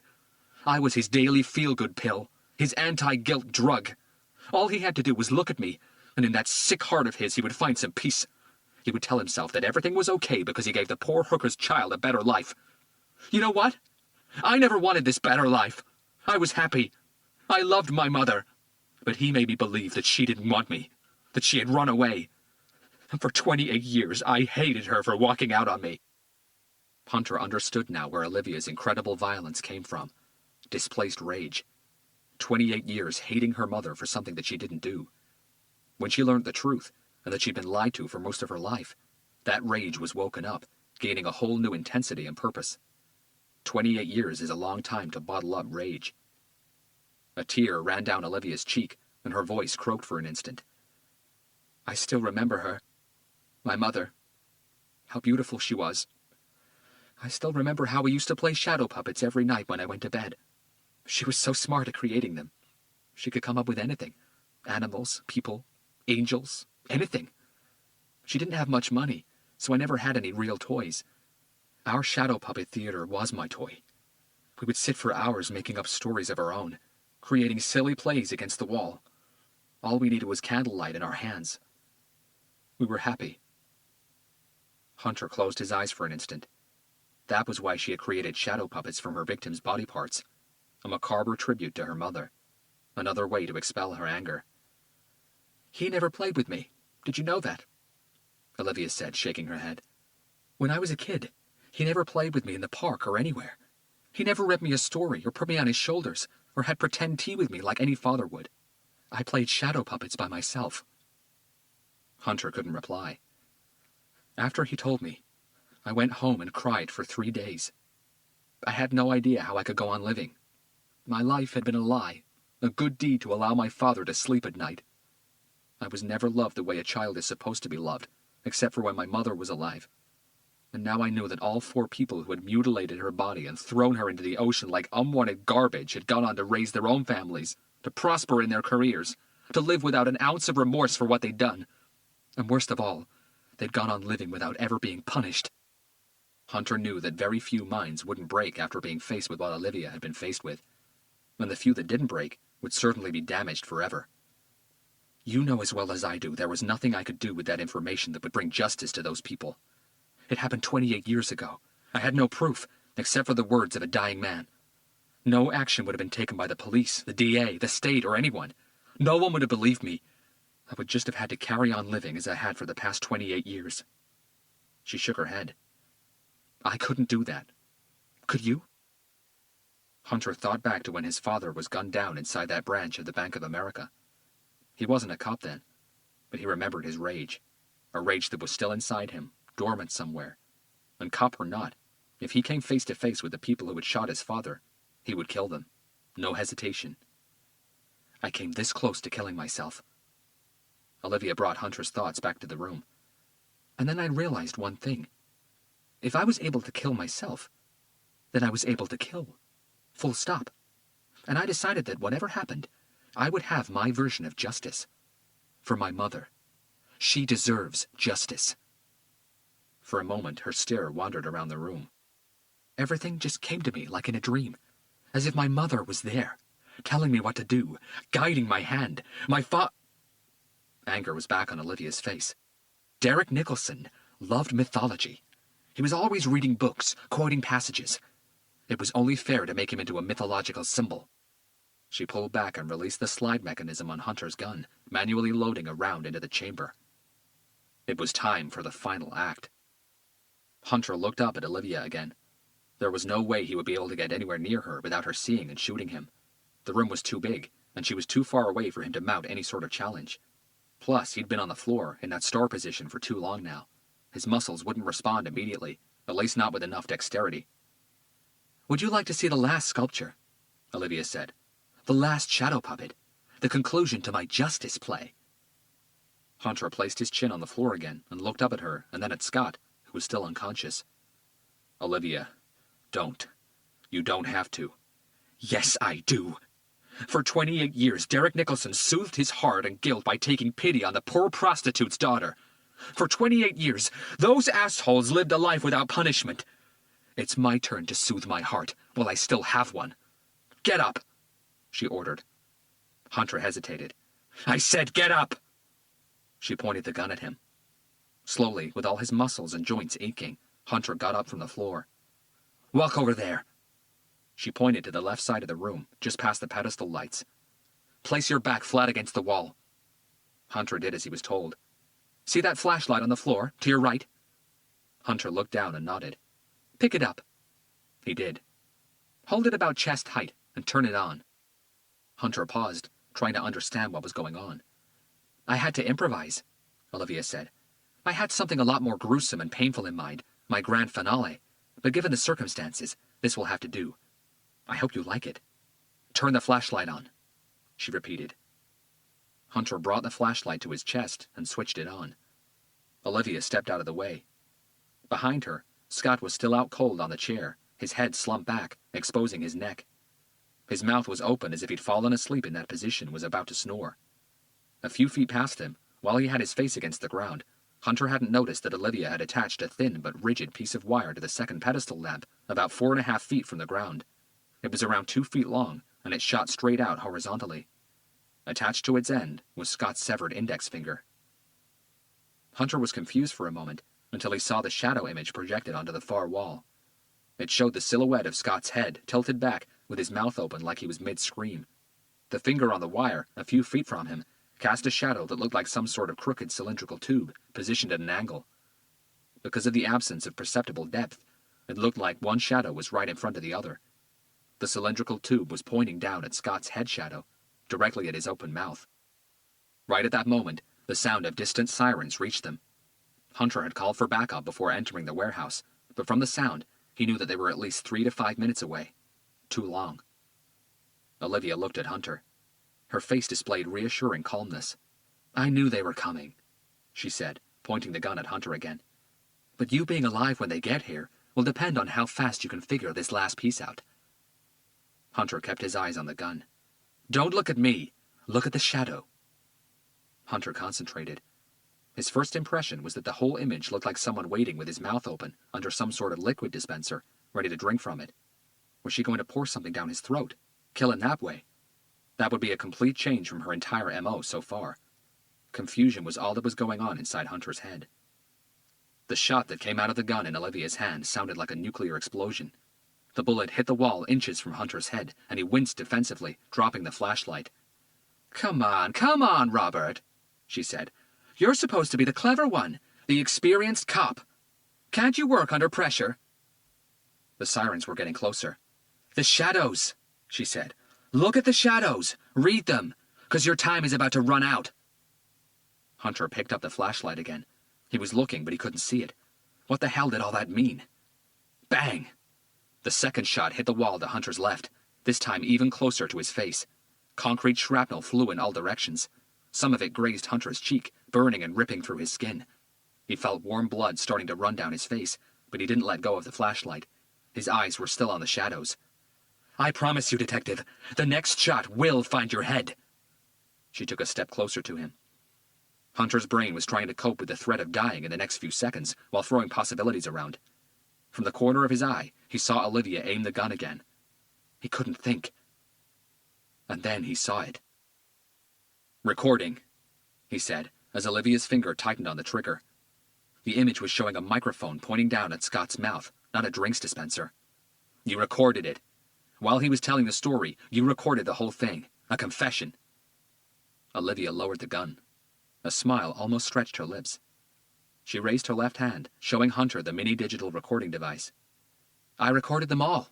I made them tell me what happened every time. The stories are all identical. Their voices are all here, telling how they all took turns beating and raping my mother before dismembering her, shoving her mutilated body into a box, and dumping her in the ocean. All except Andrew Nashorn. His jaw was broken. He couldn't speak. But none of it matters anymore." Hunter couldn't think of what to say. Scott mumbled something incomprehensible, and his eyes slowly flickered open. "Catch," Olivia said, and threw the recording device to Hunter. He caught it in midair. He stared at it for a moment, doubtful, before looking back at her. "You can keep it," she said. "This might help, but I won't lie to you," Hunter said. "In our less-than-perfect justice system, it won't make much difference, Olivia." "I know. I already made the difference I wanted to make. I've had my justice." She gestured towards the recording device in Hunter's hand. "I thought I would send that to the press, expose the whole thing. Not for me. I know what's going to happen to me. But for my mother." Olivia wiped a tear from her eye before it could run down her cheek. "She deserved justice. Do whatever you think you should do with it." She placed Hunter's gun on the floor and kicked it towards him. "Arrest that fucking bitch!" Scott yelled from his seat. "Get me the fuck out of here, you moron!" He started jerking his body in his chair. "That slut cut my fucking finger off! Did you see that? I'm gonna make sure you fry in the chair, you hear me, you motherless bitch! My brother will rip you into little whore pieces in court!" This time Hunter was faster than Olivia. The powerful punch he threw hit Scott square in the temple. He slumped to one side, knocked out cold for the second time.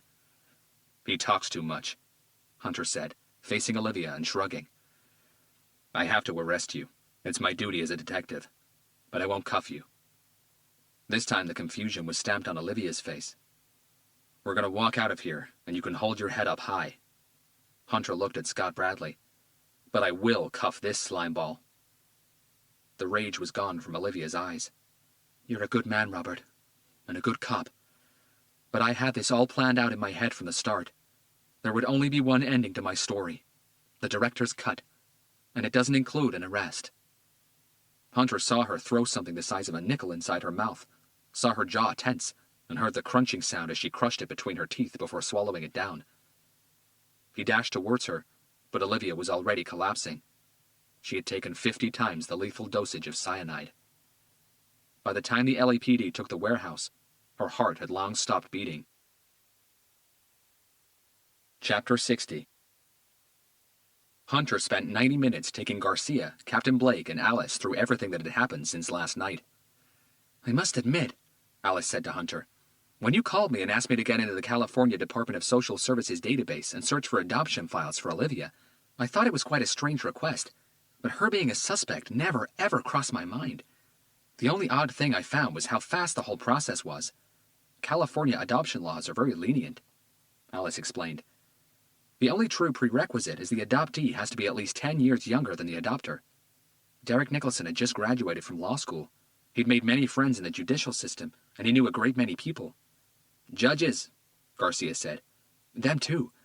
With his contacts and knowledge of the law, he was able to fast-track everything. A typical adoption process in California can last anywhere from 6 months to a year. Derek Nicholson got all the documentation and everything approved in less than 90 days, no questions asked. Everything seemingly above board." "To circumvent the law, one needs to know the law," Hunter said. "That's true," Alice agreed. "And with powerful friends, anything is possible." "Okay, but how did you know Olivia would go after the next victim tonight?" Garcia asked. "I didn't. All I had were suspicions, so I gambled." Hunter ran the tips of his fingers over the 2 cuts on his left cheek. He'd refused any bandaging. "Gambled?" Captain Blake asked. "I dropped by Olivia's house this morning unannounced, with the excuse that I had some new information, and I wanted to ask her a few more questions. When Garcia and I talked to Olivia and her sister last night, I asked them for a photograph of their father when he was younger. Allison had an old wedding picture which was on a sideboard in her living room. Olivia handed it to me. As she held the frame and looked at the picture, I saw something in her eyes. Some strong emotion, which I thought was grief. This morning, when I dropped by her house, I handed the picture back to her, and her eyes burned with it again. It wasn't grief. It was something much deeper, much more pained. Hunter rubbed his eyes for an instant. That was when I asked her if her father ever played shadow puppets with her or her sister when they were kids. You were letting her know that we knew about the real meaning behind the sculptures, Alice said. Hunter nodded. But Olivia played it really cool. She pretended to be surprised by the odd question, but she gave me nothing else. Then I asked her if her mother ever had, and her coolness wavered for just an instant. Her eyes focused on nothing at all, and for a split second her expression softened to something tender, before hardening in a way I hadn't seen before. And that was when I decided to gamble. I told Olivia that during the night we had come across a new development. We were now sure that the killer had only one more name on his list. I told her that we would have that last victim's name in 24 hours, and when we did, we would put him under constant surveillance. Garcia smiled.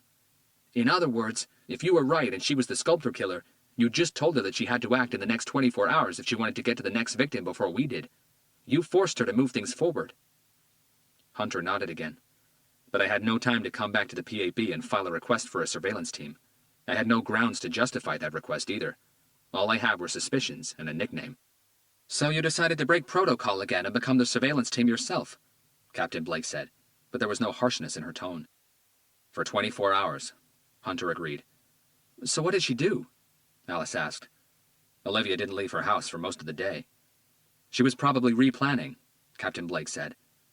When she left, she drove straight to Woodland Hills, where she met up with Scott Bradley in a parking lot. He left his car and jumped in with her. Everyone frowned. My guess, Hunter said, is that Olivia had already made contact with Scott in the last few days. He's married, but he has a weakness for pretty women, especially if they tell him they're submissive. Olivia knew how to entice him. I'm sure she'd been grooming him for days. And that explains her change in M.O., Garcia said. All the previous murder scenes had been a place where the victim felt comfortable and secure. Nicholson's house, Nashorn's boat, and Littlewood's office. Scott Bradley had a wife and 2 daughters, which made using his house that much harder. He didn't have a private office either. He was a market broker working from a large open-plan floor with tens of other people. Hunter agreed. So all she had to do was call him and tell him she wanted to meet him tonight, Alice said. I'm sure he would have dropped whatever he had planned for the evening. She never intended to walk out of this alive, did she? Even if she hadn't been caught, Captain Blake said. She knew she wasn't going to prison. She knew she wasn't going to carry on living either. Hunter said nothing. When Derek Nicholson told her the truth, Alice said, he condemned her psychologically, giving her much more than she could cope with. If you were suddenly told you'd been lied to your entire life, that your mother was brutally murdered, dismembered, and disposed of like unwanted trash, if you were told the names of everyone responsible, but knew that they'd never been punished, and that they never would be, what would you do? How could you ever have a normal life again with that knowledge swinging back and forth in your head? For her, to carry on living would have been a torture, in prison or not. Olivia gave up her life so her mother could have justice, Hunter said. A justice that our system would never have given either of them. In the end, those men killed mother and daughter. Thorn's silence spiked the air. I know we did what was expected of us, Captain Blake said, shaking her head. But maybe we should have moved a little slower. If Olivia Nicholson had succeeded in taking out all 4 victims, I wouldn't have minded it. Not in the least. That scumbag Scott Bradley got away easy, minus a finger. He deserves worse. And he's saying that you knocked him out cold. Hunter stayed silent. Well, the way I see it, the captain proceeded, he was under immense stress. Things can easily get distorted under those circumstances. What happened was that he simply imagined you punching him. She paused and her eyes moved around the room. Yep, that answer sounds great to me. Garcia then told Hunter what had happened in Pomona. Ken Sands had been arrested, and Garcia would now contact Detective Ricky Corby, the detective running the investigation into Tito's murder.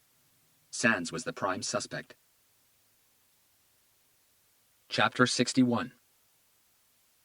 It was the middle of the night by the time Hunter finished all the paperwork.